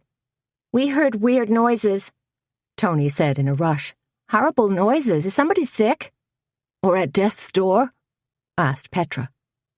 Suzanne did a quick sidestep and kicked the pistol as well as Tony's tricky flashlight away from Nadine. Then she leaned down and carefully grabbed the right end of the flashlight and shone it on Nadine's crumpled body. "Holy crap!" exclaimed Tony. "It's Nadine!" "What did you do to her?" gasped Petra, as Nadine continued to gag and twitch. Joey let out a low whistle as he peered over Tony and Petra's shoulders. "Get a load of her," he exclaimed. "She's thrashing around like she needs an exorcist. Cool." Suzanne shook her head and backed away, as if Nadine were some nasty, poisonous reptile. "I didn't do anything to her," gasped Suzanne. "She did it herself. Grab the taser end of Tony's flashlight." Suzanne kept the flashlight's wavering beam focused on Nadine, who was still jerking and quivering on the kitchen floor. "She murdered Ozzy," Suzanne said shakily. "And probably Bo Becker." Petra let out a sharp scream. Then her mouth opened and closed like a gasping fish. "Yowza," breathed Tony. Suzanne was trembling as she went on to explain. "Nadine held a gun on me, and when I wouldn't cooperate, she threatened to shoot Baxter." Suzanne stumbled backward and sat down heavily in a cane chair that was parked there, while Nadine continued to writhe slowly. Petra took a step closer. "She's in a very bad way, like she's having a fit." "She kind of is," said Suzanne, drawing a shaky breath. "And thank goodness for it." She glanced at Petra. "Can you go back into the cafe and tell everyone that I dropped the ice cream or something? Or banged my thumb? Tell them there's nothing to worry about?" Unsure, Petra shifted from one crock-shod foot to the other. Her nature, of course, was to help, to nurture. Finally, she said, "Okay, I guess I can do that." "Tony," said Suzanne, fighting hard to jump-start her brain. "Get on the horn and see if you can rouse Doogie, okay? Then we'll tie this monster up." "No, ma'am," said a voice from the doorway. "I'll tie her up." "Who are you?" asked a startled Joey. He jumped back as a dark figure loomed toward him. "What?" said Petra. They all turned to find Dill, silhouetted in the back doorway of the kitchen. "Dill," said Suzanne, "you came back." I couldn't leave you with her," said Dill. "I couldn't do that." "Why not, Dill?" asked Suzanne. She had to get to the bottom of this mystery once and for all. Dill extended a trembling hand and pointed at Nadine. "I saw her coming out the back door of that funeral home," he said in a hoarse voice. "I was hiding back behind the dumpster, where she couldn't see me." "And then what happened?" asked Suzanne. "What did you see?" "I saw the cops. An ambulance come," said Dill. He looked terrified. "I knew the man inside was dead." "What man?" asked Petra, fascinated by Dill's strange narration. "The owner," said Dill. "Ozzy. He gave me money a couple times." Dill looked like he was ready to cry. "He was nice. Yes, he was nice," said Petra. Now she sounded hoarse, like she was ready to cry. Tony grabbed the flashlight from Suzanne's hand and shone it directly into Dill's face. "Your name is Dill?" she asked. He nodded his grizzly head slowly. "Howdy," said Tony. "Glad you showed up." "Nice to finally meet you," Petra murmured, wiping her eyes. "Dill," said Suzanne, "go out to the shed and see if you can find some rope so we can tie Nadine up, will you? And make sure Baxter's okay?" "Sure," said Dill. Petra shifted her gaze back to Nadine. "I can't imagine what got into her." She sounded deeply sad and utterly shocked. "You think you know a person. But I guess you never really know their deep, dark secrets," filled in Tony. Petra continued staring at Nadine. "You think she'll recover? Nadine sure looks wonky." 400,000 watts ripping through your system will do that," said Tony, sounding almost philosophical. "She's just lucky she didn't wet her pants." "Tony," said Petra. "I'm just saying," said Tony. She grabbed a length of twine off the shelf, knelt down, and looped it around Nadine's wrists. "You ask me. I think we ought to truss her up like a holiday hog." Tony yanked the twine tight around Nadine's wrists, then gave an extra hard tug. Petra did better than just explain the so-called mishap in the kitchen. She went back out into the cafe, jollied everyone up, thanked them for coming, then bid them all good night. Happy and sated from good food and drink, from companionship and laughter, their guests trooped out the front door of the Cackleberry Club and into the night, commending Petra for a job well done, a dinner elegantly prepared. All except Sam Hazlitt, of course. "What's going on?" he asked as the last guest departed. Worry seemed to have etched some lines into his handsome face. Petra raised her eyebrows and crooked an index finger. "Follow me." "What?" he asked. "You're not going to believe this," she told him. "Holy buckets," Sam exclaimed when he saw Nadine curled up on the floor, her hands tied. "What happened to her?" He hurried to Nadine's side and knelt down, his practiced fingers searching for a pulse. "What did you do to her?" "Not to worry," said Suzanne, her voice surprisingly calm now. "She's still alive and breathing." "But not kicking," said Tony. "She's what you'd call stunned." She brandished her combo flashlight and stun gun and waggled it in front of Sam's face. "A slight mishap with a taser." "Who did this?" asked Sam, gingerly taking the stun gun from Tony's hands, handling it like he was carrying a vial of the Ebola virus. He stared at Tony, who shrugged and nodded at Suzanne. Sam shifted his surprised gaze to Suzanne. "You did?" He sounded shocked. "Why on earth?" "Long, strange story," said Suzanne. Tony pointed to the pistol that still lay in the corner where Suzanne had kicked it. Gray and dangerous, it looked like a nasty mechanized rat. Nadine threatened to shoot Suzanne, she explained. "What the?" asked Sam, still puzzling over the bizarre scene. "You don't get it, do you?" said Suzanne. Her eyes sparkled for a few seconds, then tears coursed down her cheeks. "Nadine killed Ozzy. She killed Beau." Sam leapt up and was across the floor in a heartbeat. Sweeping Suzanne into his arms, he pressed her against his chest while she sobbed softly. "Shh," he murmured, gently stroking her head. "It's okay. You did good. You're safe now." He held Suzanne, whispering softly to her, until Dill came clumping in with a coil of rope. Sam seemed surprised to see this strange, hulking man, but held his questions for the time being. Together, the two of them hoisted a rag-doll Nadine onto the cane chair, then carefully bound her arms and legs. As Sam was tying the final knot, Nadine's head lolled drunkenly and her eyes peeped open. "She's coming around," said Joey, who'd remained pretty quiet until now. Said Nadine. A thin string of drool dripped from the corner of her mouth. "Don't try to talk," Sam told her. "Just take a few deep breaths." "Let her talk," said Suzanne. There was bitterness in her voice. "Let her confess." "Deputy Wilbur Halpern's on his way," Petra told them. "Running fast, lights and sirens all the way, and Doogie's apparently 5 minutes out. He was blabbing on his cell phone, cruising for home, when the law enforcement center radioed his emergency frequency and told him to head for the Cackleberry Club." "Thank goodness," said an exhausted Suzanne.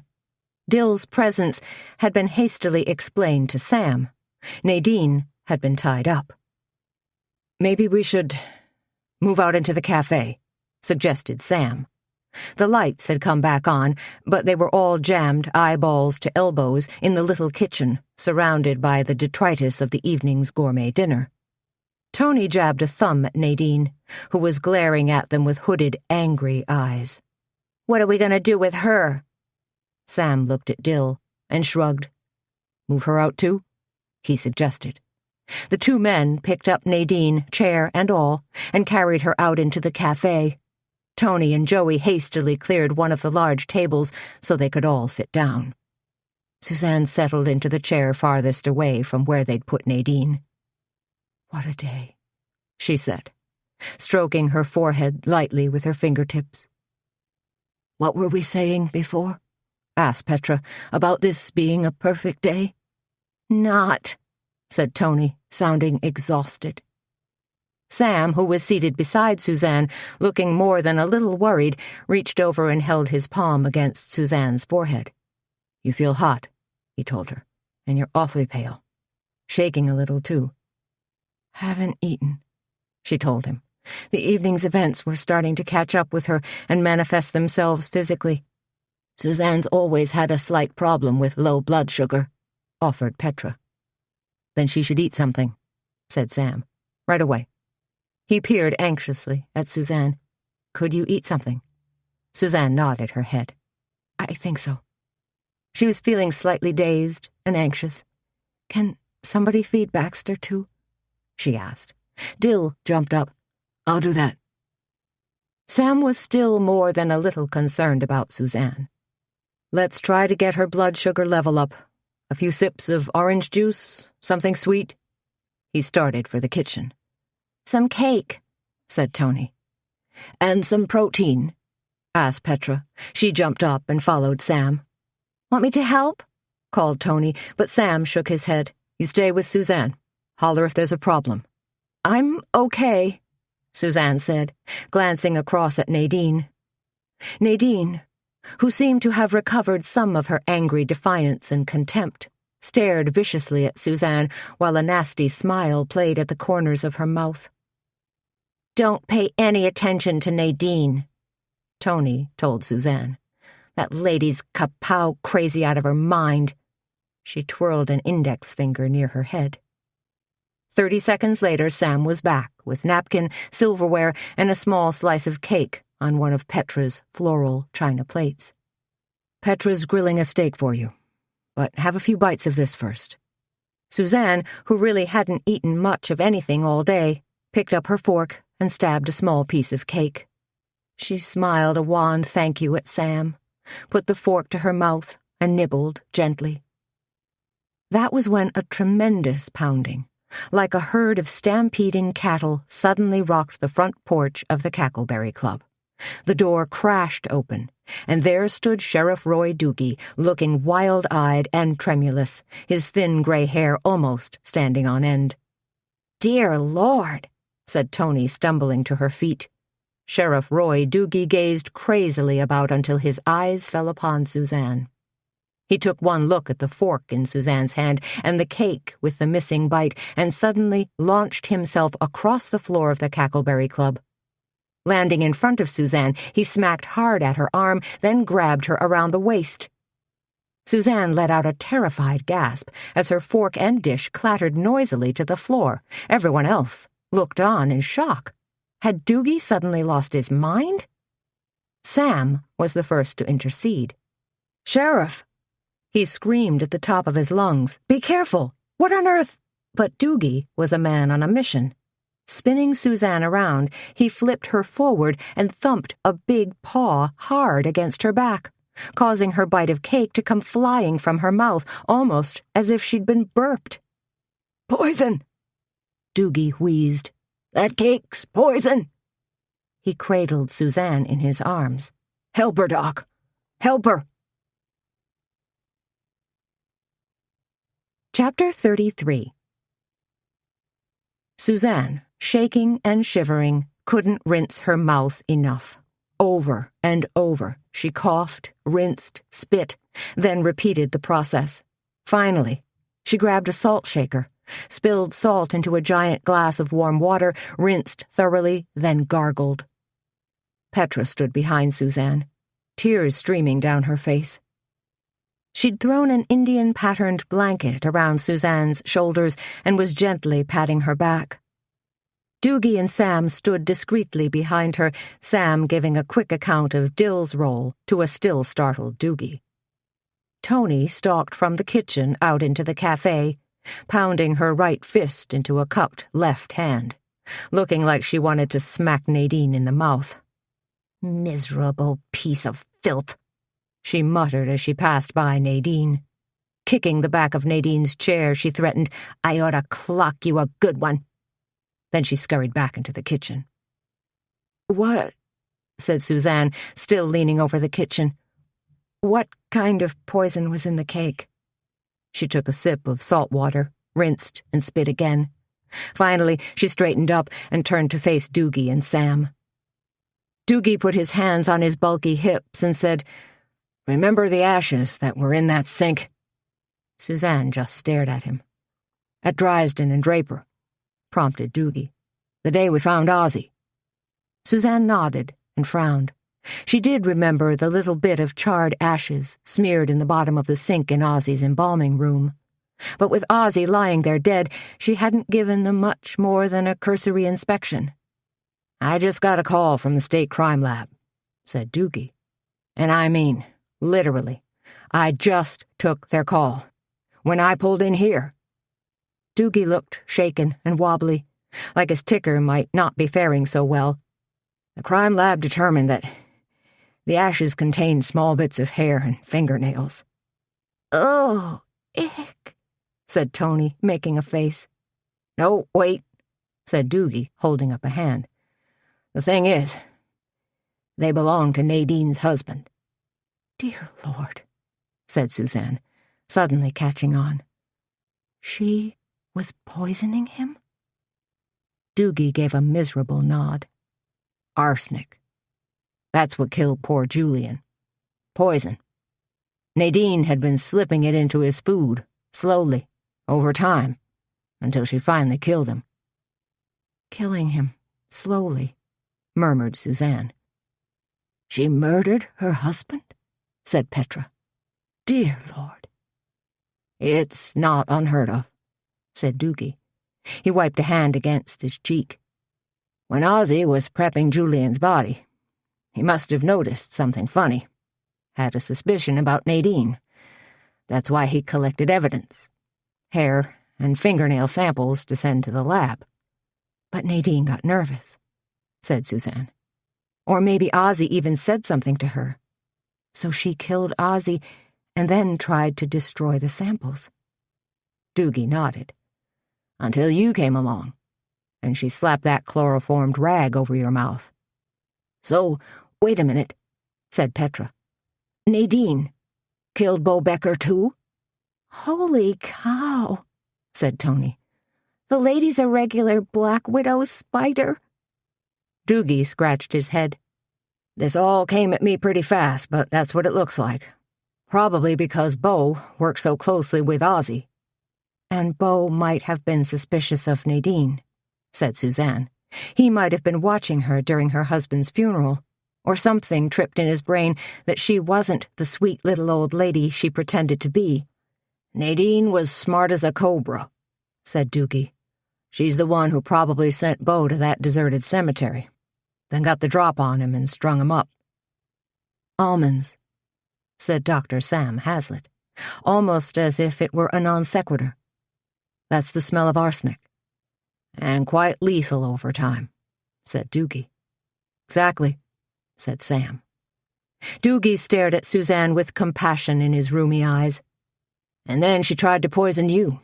When I burst in and saw the cagey look on her face, watching you eat, I figured she'd somehow slipped poison to you, too. With her almond cake, said Suzanne in a hoarse voice. Suzanne held a clean terry cloth towel to her mouth and blotted slowly. I want to talk to her. Leave her alone, said Petra. Let the law deal with Nadine. She put a hand on Suzanne's shoulder. And a higher power. She paused.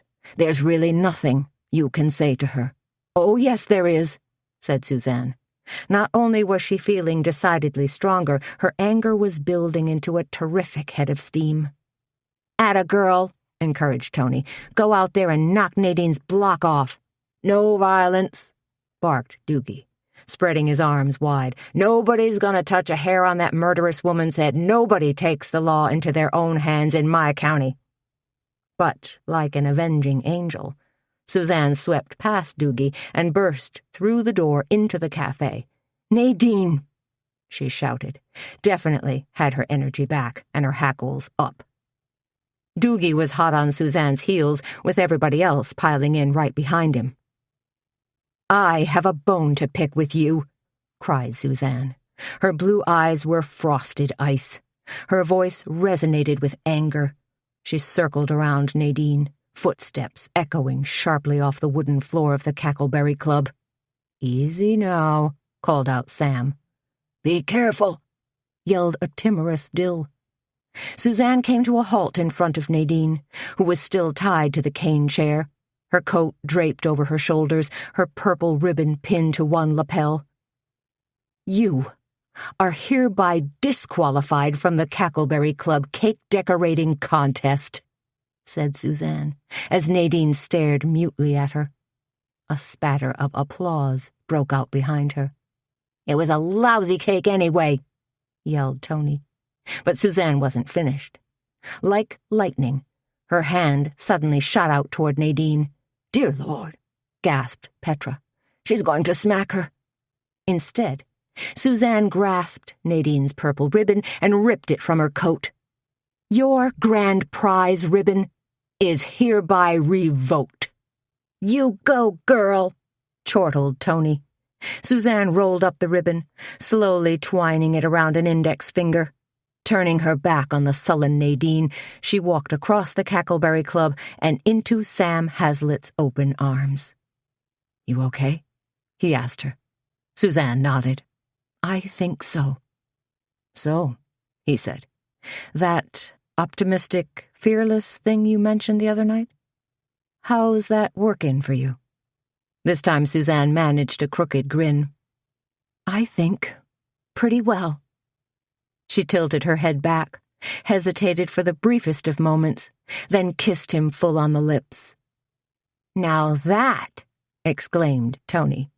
Really takes the cake. This recording of Eggs Benedict Arnold was presented by Dreamscape Media, LLC.